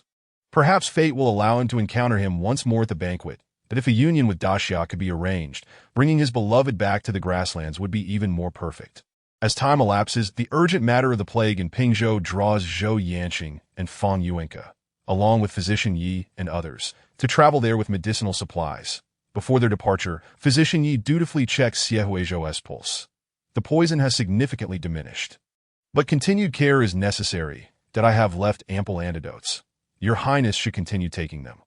During this period, please refrain from engaging in reckless behavior that might jeopardize your health. Physician Yi, recalling the increasingly intimate exchanges between the two, cannot help but offer a subtle warning. Yet he hesitates, deeming it too cruel to press further. Just a little less. Xiehuizhou interjects. Wait a moment. We are merely growing closer. There has been no impropriety. Physician, please do not tarnish my reputation with unfounded accusations. Whether Physician Yi believes him or not, he leaves behind a considerable stash of medicine and departs for Pingzhou alongside Zhou Yanqing, a journey that will take 2 to 3 months. Xiehuizhou resumes his routine of painting, taking his medicine, and covertly investigating the true identity of the national master. The serpent demon. It is during this period that both the national master Zhang Lanhe and Xiehuizhou receive invitations to the peace banquet with the Northern Kingdom's emissaries. Peace negotiations? This is a matter for the emperor and the emissaries. What concern is it of mine? Xiehuizhou finds it baffling that such significant court affairs would require his involvement, for he is merely a languid prince living off the spoils of life. After years of conflict, both Daxia and the Northern Kingdom find themselves at an impasse, each holding equal sway over the territories. They contemplate a truce to allow the border citizens a respite. The emperor's premature predicament inadvertently coincides with Zhou Yanqing's absence from the negotiations. In the original narrative, the northern prince fell for Zhou Yanqing at first sight, openly declaring his desire to wed him. That plotline seems destined to vanish. Reflecting on the events before the mung bean cake stall, Xiehuizhou muses that perhaps the butterfly effect might not apply. Given Wuji's infatuation, he might very well propose marriage to the fourth prince in person. The thought of such a scene is too beautiful for him to contemplate. Assuming he adopts a false identity that day, it remains to be seen if Wuji will recognize him. Xiehuizhou begins to feel anxious, for he knows all too well how his appearance captivates many. Should the northern prince catch sight of him in the crowd, what if he insists on marrying him? Given the emperor's vehement desire to eliminate him, he might indeed resort to the audacious act of marrying him off to the Northern Kingdom. The pastries in Xiehuizhou's mouth lose their flavor, and he begins to pace restlessly. Meanwhile, Zhang Lanhe is engrossed in perusing Xiehuizhou's latest work, growing increasingly fond of it, contemplating investing heavily in the publishing house to ensure everyone can view his art. Noticing Xiehuizhou's furrowed brow, he inquires, Your Highness, what weighs upon your mind? I am here, ready to assist you with any troubles that he urges. Please rely on me a little more. Your Highness." Xie Huizhou recounts his encounter with the northern prince, Wu Ji, and Zhang Lanhe recalls with disappointment that he has yet to receive the mung bean cake meant for him. After their playful antics in the cold spring, it seems the subject of the mung bean cake has not been mentioned since. The mere mention of it prompts Xie Huizhou to remember how the insufferable serpent demon had shattered it. That day, when entangled with the serpent demon, by the time we returned and the steward opened the package, it was already in ruins, unsightly, and thus left unpresented. The serpent demon had proven to be a formidable opponent, and the mung bean cake succumbed to their fierce struggle. Zhang Lanhe laments. His jealousy led to the destruction of the mung bean cake you graciously gifted him. It was a token of affection that could have been cherished. Now, due to his caprice, it has been lost forever. Zhang Lanhe's expression shifts to one of dejection, his demeanor shattering like a fragile glass lantern, visibly wilting. After a moment of contemplation, his gaze hardens with resolve. "Your Highness, may I inquire where it was lost?" It is not beyond redemption that he dares to consume even the most toxic of substances. Surely, he can manage a spoiled mung bean cake. Xie Huizhou has no intention of subjecting the national master to such a fate. Offering a new promise. "Let it be. It is merely a mung bean cake, that if the national master desires it, I shall send another in due course." With that, Zhang Lanhe's disappointment transforms into anticipation as he queries further about Prince Wu Ji. "That Wu Ji, having set his sights on you, sought my hand in marriage the other day. What if he renews his proposal at the banquet?" Xie Huizhou regards Zhang Lanhe, pondering whether this master of the mystical arts possesses any means to ensure Prince Wu Ji does not spot him amidst the crowd. "National master, if you do not intervene, I may find myself sent off to marry." Zhang Lanhe, feeling it excessive for the northern prince to covet his beloved after merely one meeting, is reluctant to allow too many eyes on Xie Huizhou. He harbors a selfish desire to keep Xie Huizhou hidden. "Your Highness, I shall handle this. However, on the day of the event, please remain close to my side and do not wander too far." As the fourth and fifth princes engage in casual banter at the entrance, they fall silent upon seeing Xie Huizhou, unable to resist asking, "Ninth brother, it is merely dinner. What has happened to your face?" Xie Huizhou is widely acknowledged as the most beautiful person in the capital, and the people have grown accustomed to this fact. Yet upon seeing him in his current state, their expressions turned peculiar. Xie Huizhou's visage bore several marks resembling vermilion dots, and though they were merely the lightest touches of Zhang Lan's brush, they rendered his face rather unremarkable that in a crowd, he would be utterly indistinguishable. Zhang Lan referred to this as a form of sleight of hand, though it required his constant presence. Should the vermilion on Xie Huizhou's face fade, his true identity would inevitably be revealed. Xie Huizhou marveled at this, appreciating the utility of having a knowledgeable companion in metaphysics like Zhang Lan. Faced with the curiosity of two princes, Xie Huizhou maintained his composure and fabricated a tale. He had consumed some fruit yesterday, resulting in a rash upon his face. Indeed, after Xie Huizhou's frail image had taken root in their minds, neither of the princes harbored any suspicions. Together, Xie Huizhou and Zhang Lan entered the banquet, seeking a discreet corner to enjoy some melon and observe the festivities. Xie Huizhou glanced at the dragon throne, catching sight of the emperor concealed behind a beaded curtain, and thought to himself that this was quite advantageous.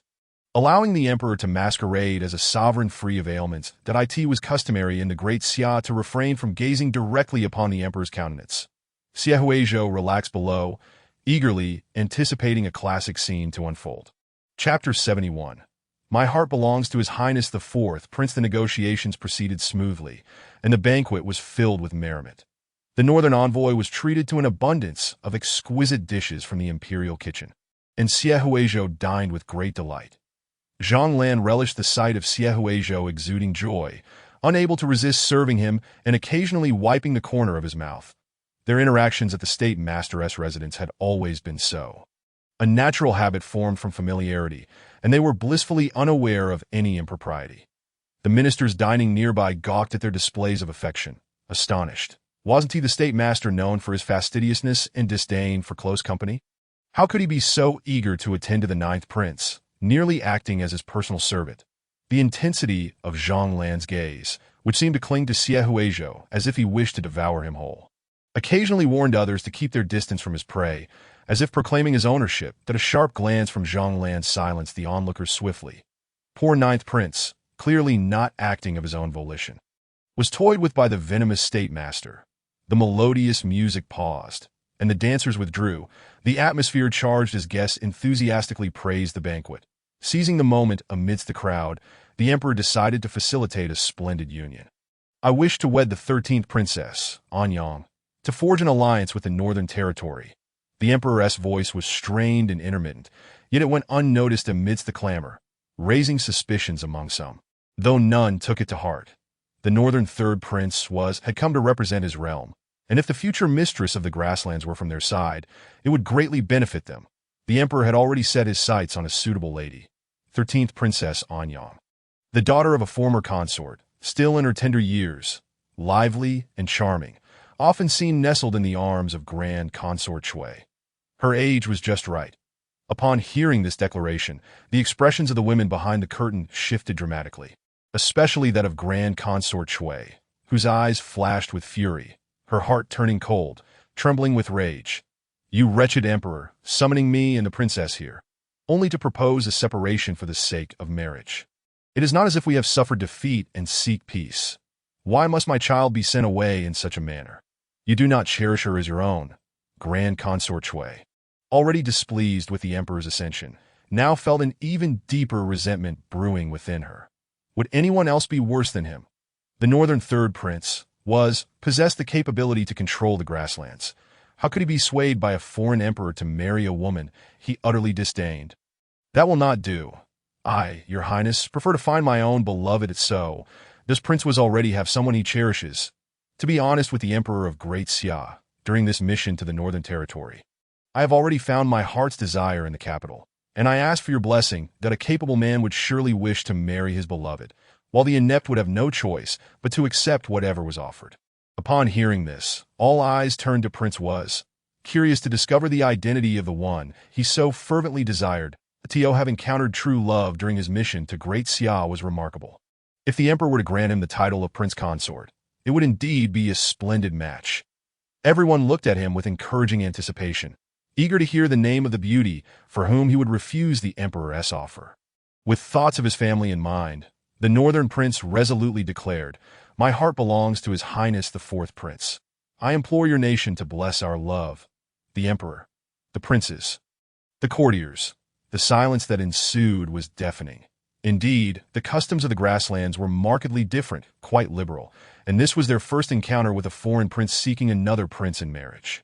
Xie Huizhou, listening from afar, nearly spat out his tea despite having prepared himself for this moment. Fortunately, everyone was too stunned to notice, assuming Xie Huizhou was simply taken aback. Laughter erupted among the attendees. He watched as the fourth prince's face turned an alarming shade of ashen, delighting in the unfolding drama and quietly relishing the mischief he had orchestrated. The fifth prince, pondering deeply, almost rose to applaud. If the fourth prince were to marry off, wouldn't that eliminate a rival? He would only need to contend with Xie Huizhou, making it all the easier to ascend to the throne. The fifth prince's mind raced with calculations, eager to support the emperor in this proposal. After all, the Great Xia was not lacking in eligible suitors. Marrying a fourth prince was quite normal. I am a man. What nonsense are you spouting?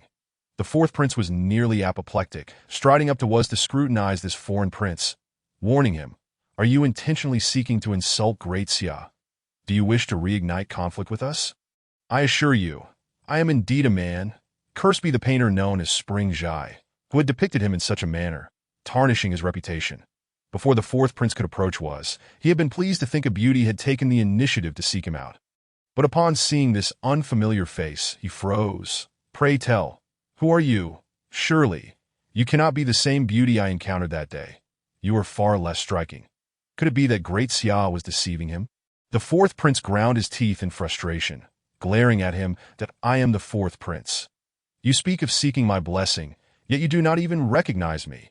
Is this a deliberate affront to my dignity? One day, my iron cavalry shall trample your northern territory, and I shall see to it that you, who dare to mock me, face dire consequences." Realizing this was not the prince he sought, was instantly lost interest. "Then the one I wish to marry is not you. He is far more appealing." The fourth prince pressed on. "Then who do you wish to wed?" Appeared somewhat dejected that he revealed himself. It seems I must search for him slowly. When the time comes, I shall bring him back to the grasslands." The emperor, already incapacitated and struggling to speak, felt a surge of fury upon seeing his favored prince embroiled in this scandal.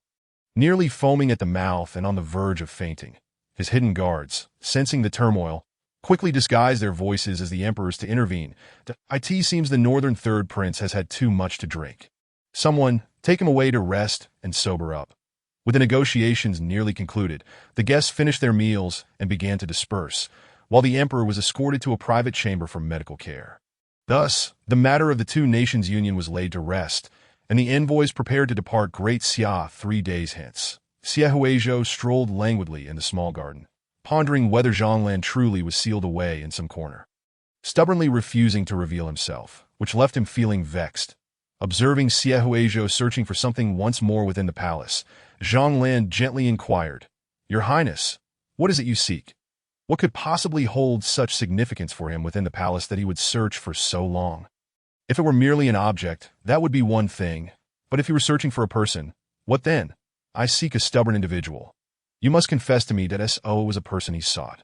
Zhonglan's gaze grew increasingly dangerous, jealousy stirring within him for someone whose identity he did not know.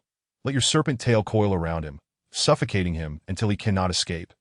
The venom and the burdens of the imperial lineage began to drive him to madness. His mind a tempest of frenzy and restraint. Fearing that he might inadvertently harm Xia Huizhou, he quietly followed alongside him. That as Xia Huizhou walked a short distance, a light sweat broke out, and he could not help but wipe his forehead, inadvertently smudging the vermilion on his face clean off. They crossed paths with Was, who, realizing he had been toyed with, was not drunk but inexplicably sought to marry a princess, his expression melancholic, still unable to forget the beauty he had glimpsed in passing. After washing his face, he turned and found the young man in red, a look of confusion upon his face as he surveyed his surroundings. Upon closer inspection, he recognized the beauty from that fleeting moment. "You are the one who purchased green bean cakes that day. You are not the fourth prince. Who are you?" Chapter 72. Xia Huizhou's deceptive tactics proved successful, adorned in a resplendent red robe embellished with golden cloud patterns. Xia Huizhou exuded an air of unparalleled nobility, resembling a distinguished young lord, radiant as a celestial being. The prince of the northern realm, Yuzi, crossed paths with Xia Huizhou. His once dull eyes sparkled with newfound fervor, and he eagerly approached him, yearning to foster a closer acquaintance, almost wishing to whisk him away to the grasslands on the spot. "Fair one, do you remember me? We encountered each other before the mung bean cake stall. It is a rare fortune to meet such a beauty. Might I inquire your esteemed name and place of residence?" The northern prince, Yuzi, fixated intently on Xia Huizhou, his curiosity piqued to uncover more about him. Nearly contemplating the asking of his birth details, he understood full well that they were within the imperial palace, and Xia Huizhou's presence here suggested a background of considerable significance. Nonetheless, even if the other party were a prince, he dared to express his desire for marriage. Armed with knowledge of the other's identity and name, 3 days would suffice. Xia Huizhou, however, harbored no interest in the northern prince, Yuzi, and had no inclination to become the royal consort of a stranger from the grasslands. His heart would not deceive him. It raced only at the thought of Zhang Lanhe. Not in the presence of Yuzi. Xia Huizhou contemplated how to deflect Yuzi's advances while simultaneously seeking to provoke Zhang Lanhe. Yuzi, sensing a flicker of hesitation, believed he still had a chance and continued to display his affections flamboyantly before him. "I am enamored at first sight. Please divulge your name, that I may pursue you as your rightful suitor." Yuzi favored a direct approach.